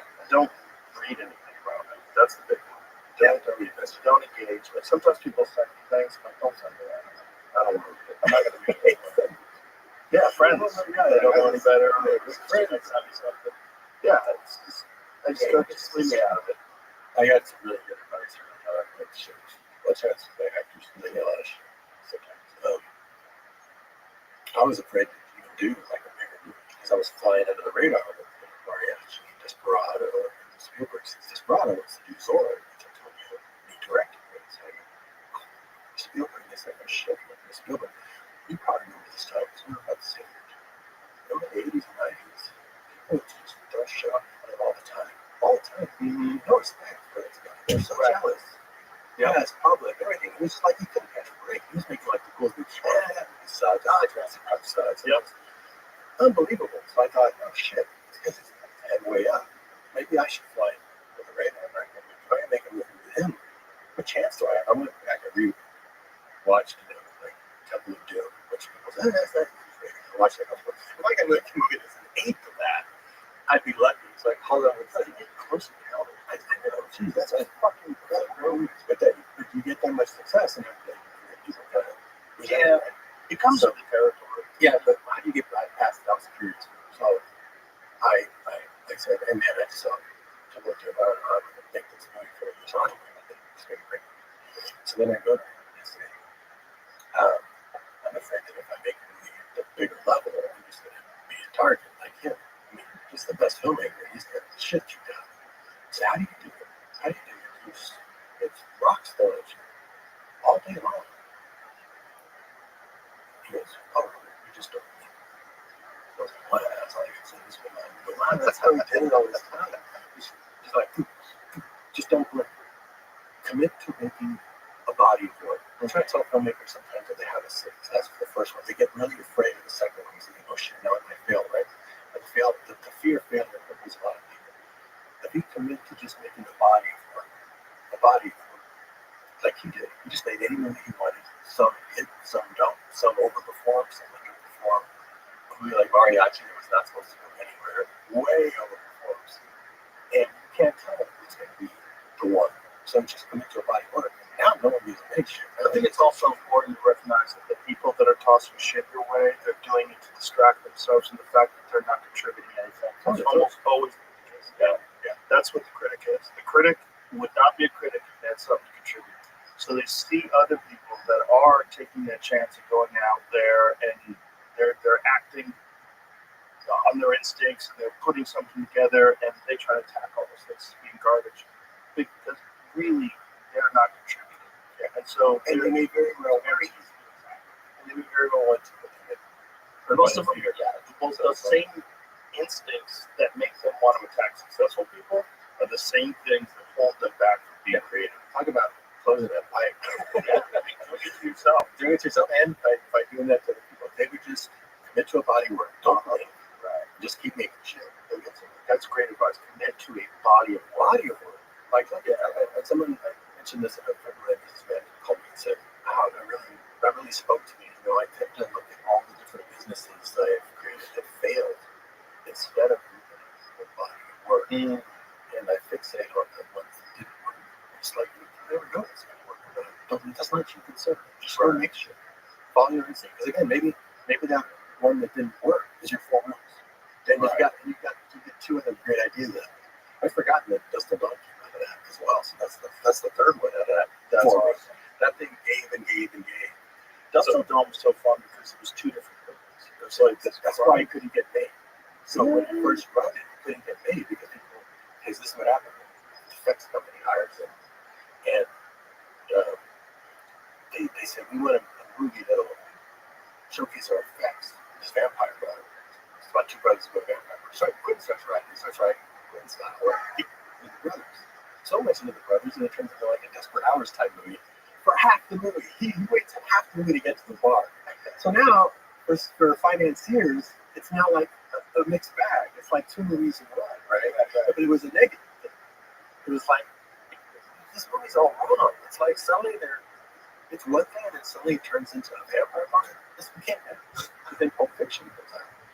You know, everybody wants to make it. Oh, it's good. You know, whole different perspective change. A little successful before you. 4 rooms. 4 rooms. Oh yes, 4 rooms. 4 times as fun. You know. You never know. So I told Quinn, let's make it right now because we made it our next movie right after 4 rooms. So we just brought 4 rooms out. So Desperado came out in August 1995. 4 rooms in December. Dust Till Dawn was in January. That's how fast this came out. We're working that fast right now. Wow. So I said, let's make this right now because you're starting to steal from the script. That Ezekiel speech that Sam Jackson says in Pulp Fiction, that's from the original Dust Till Dawn script. He just took it. He was pulling stuff out of it. It was just not going to get made. So I said, before it gets picked clean, let's go make it this thing. And we'll shoot it now. We'll shoot it right now. Wow. And it's so fun. I love that movie. So far. She just so good. You know, we did a table read. When you have a table read with your actors, you only have your main actors there. So sometimes you'll assign other parts to other people who are there. So it's like, why don't you go ahead and play the main guy at the end? Go ahead and read for the guy who gives the speech. He was playing that guy. Read for the border guard and for the guy who plays the Carlos. That's going to get like, Eric Estrada. So he starts reading and he does each line. He's immediate. He does everything in a different voice. And we're like, by the end, it's like, wow, he should play all 3 characters. And so I asked Quinn, goes, hey, what if we get Cheech to play all 3 characters? So I was thinking the same thing. So I go to tell Cheech, do I get beat 3 times? That's not why I love having comedians on the set, you know, because we're out there shooting that desert scene, you know, at the end. When the Cheech comes and the whole place is burnt down, it's 125 degrees in the shade or at Barstow and dry but so freaking hot. We're all just like not moving. Somebody has to go get something. We're all just Cheech is like this in a cigarette hat. Your Honor, this is gonna be long. Can I go to my trailer? I was like, oh man. By the time you go, this guy's gonna be back and we'll have to start. Cheech just stay right here. Okay, I'll go to our next trailer. Okay, I smoke dreams, air conditioning. Lines up the whole set. Oh, okay. This guy's gonna be in every movie. He's gonna take movies because this guy attitude, like that attitude, somebody who finds levity and torture. But sometimes movies can be torture. So having people like that that are really on your team, you've done so many different kinds of movies. This was so interesting because you never got, Quentin essentially does these wild, chaotic action movies that just blow you away. You do everything. Like you're doing like kids movies. There's a similar animated movies. Yeah, there's a similarity between them. I'm still that cartoonist. So what they all have is they're all comedic. Like even the action movies are kind of just fun. When you think of Desperado, it's like a James Bond movie. He's got a guitar case that fires missiles. He's got this one. He's got weapons. Like Spy Kids is very much the same thing. It's just some are for big kids and some are for little kids. But it's Sin City. Yeah, even Sin City is very playful. Yeah, the Sin City one was so dark. The first book, that Martin and Mickey Workplace, it was so dark. I was going, oh my God, so many dark actors, loveliness, and Mickey would bring humor to it. And it's the funniest episode. It's really funny. But he's in the book. It's just like, oh my God, he's just killing everybody. But you're really with him because of the way you portray it. You didn't change very much. You said it when I see you later. And that gallows humor. Really like with the yellow knife shot the dick. Oh, that was a good one. That was a really good use of it. That, by the way, was one of the fucking creepiest characters ever in a film. And it looks like that in the drawing. And I just wanted to, my whole idea was, I'm so respectful of someone's artwork. You read Sin City, and you realize the art just happened. For anyone else in Hollywood would make that into a movie. They would just make it like a gritty crime film. Right, take out the whole visual element, which is that stark black and white. But people people's eyes glow in the dark, and it has all these layers of reality. I went to Frank Miller and I said, I want to just make this movie. This is like the coolest movie ever made. And he actually wrote it because he had been in Hollywood writing a couple of screenplays and he got shit on and screwed around the whole Hollywood thing. Jamie, can you show me the scene? Oh, this is Bruce Willis. Bruce Willis in the yellow dress. I just want to, like, while you're talking about this, Yeah, look at it. And so he went and made this comic. He said, if I'm in Hollywood, I'm going to go make a comic that can never be made. It's so dark, so sexy, and so everything. I called up, man, let's make a great movie. God, it was so interesting. Oh, Bruce loved it. This is the fastest I think any Hollywood movie's ever gotten made. I'll show you the process. It's kind of like this cards thing. It's going to blow your mind. What is it now? It's April. Okay, so imagine this is 2000. This is 2004. April. Last year, I had 2 movies out. In the summer, it was Spy Kids 3D. So number one movie. A couple months later, Once Upon a Time in Mexico. Another number one movie, but also both of them ended a trilogy that I started. So I was looking for my next thing. I opened up like Sin Cities again, and I was like, oh shit, I know how to do this now. I just did a whole movie on green screen, which was really new back then for Spy Kids 3D because I wanted to do 3D. It was the first digital 3D movie. Because when you're in Austin, you just innovate a lot. The George Lucas told me it's a good thing you're in Austin. That's why I'm in Orange County. You live outside of that box, you think outside of that box, automatically. You stumble upon innovations. So I thought, I'm going to go take this process and utilize it to make Sin City. So I did a test of it. Oh shit, this is going to work. So it was October when I filmed it. I contacted Frank Miller, met him in New York. I showed him my laptop. It looks like his art, but then it starts moving. It's the actor. And he's like, wow, he gets all into it, right? And he goes, oh no, but then we have to write a script. The studio's got our notes, and that's not how it works. Like, I'm in the studio. I'll write the script. It's going to be unremarkable. I'm going to copyright it, I'm going to edit it down, edit through the stories together. I'll write it this month, show it to you December. And then in January, we've got a couple of acting friends, and we're going to shoot the opening scene. I said, Jesse, don't give me the right. Because I understand this is your baby, and you've never given up the rights. I know what it's like for an artist to make something. Let me take all the risk. I'll go ahead and write the script. We'll shoot the opening scene. I'm going to fly you down so you can watch. Brought Josh Hartnett, Harley Shelton. That opening scene in Sin City, that was a test. 10-hour shoot day. And Harley Shelton comes up to me and says, why did I hire this guy to kill me? Well, I don't know. This guy's Frank. You should know it's not in the book, but I'm curious myself. So Frank answered her question. I said, I want to do this movie. No, let's wait. We got the whole process. I'm going to shoot the opening. I'm going to cut it together. I'm going to put in the effects. I'm going to put in the music. I'm going to put in fake titles. Then we're going to watch it. And if you like what you see, then you do the rights and you make the movie. If you don't like it and you're still on the fence about it, just keep it as a short film. Keep the gift. So we committed to the process. We make the opening sequence. He loves it. He wants to do it. I take it to Bruce Willis first. This was cool about doing it that way, which is unheard of. When I went to his agent was like, wait. He moves forward very dramatically. He brought actors down. Oh, because I told him, this is Frank Miller, one of our greatest artists. He wrote Hollywood, he got screwed around. The guy goes, welcome to Hollywood. You know, like that. I'm like, yeah, whatever. I just respect the artist, so I just thought, hey, you be a partner, you're going to co-direct this with me. And we're going to make this, I'm going to take all the risks. We're going to come down. We shot this opening, which I have. I'm going to show it to Bruce so you can see the book. Then you can see how it gets translated. That guy gets very dramatic. He goes, wait, you brought the actors down. We shot this. Did they fast for the rights? And then welcome to Texas. All these little monkeys spit on water. Okay, so it was super noisy. He said, okay, he saw it. He went, but you're going to be. So I showed it to Bruce, and we're watching it. He took the book, and he looks at the date, and he goes, damn, this is really great. And then fake titles come up, his name's in the titles. And I go, look, you have to be in the movie, your name's in the titles. He's like, what? So he was in, and we were shooting we're shooting the actual movie by March. Wow. So by April, we're already done. We're filming the second story by April. It was out the next year. I mean, this is fast and easy about it in production. All these actors jumped on right away once we had Bruce. And he loved doing film art type thing. and we were doing something very experimental, which is green screen. Nobody knew what green screen back then was. And what I told them was, well, it's kind of like theater, but instead of being in front of a black curtain, in front of a green curtain, you'll still have some props. You might have a steering wheel. Clyde just had a steering wheel.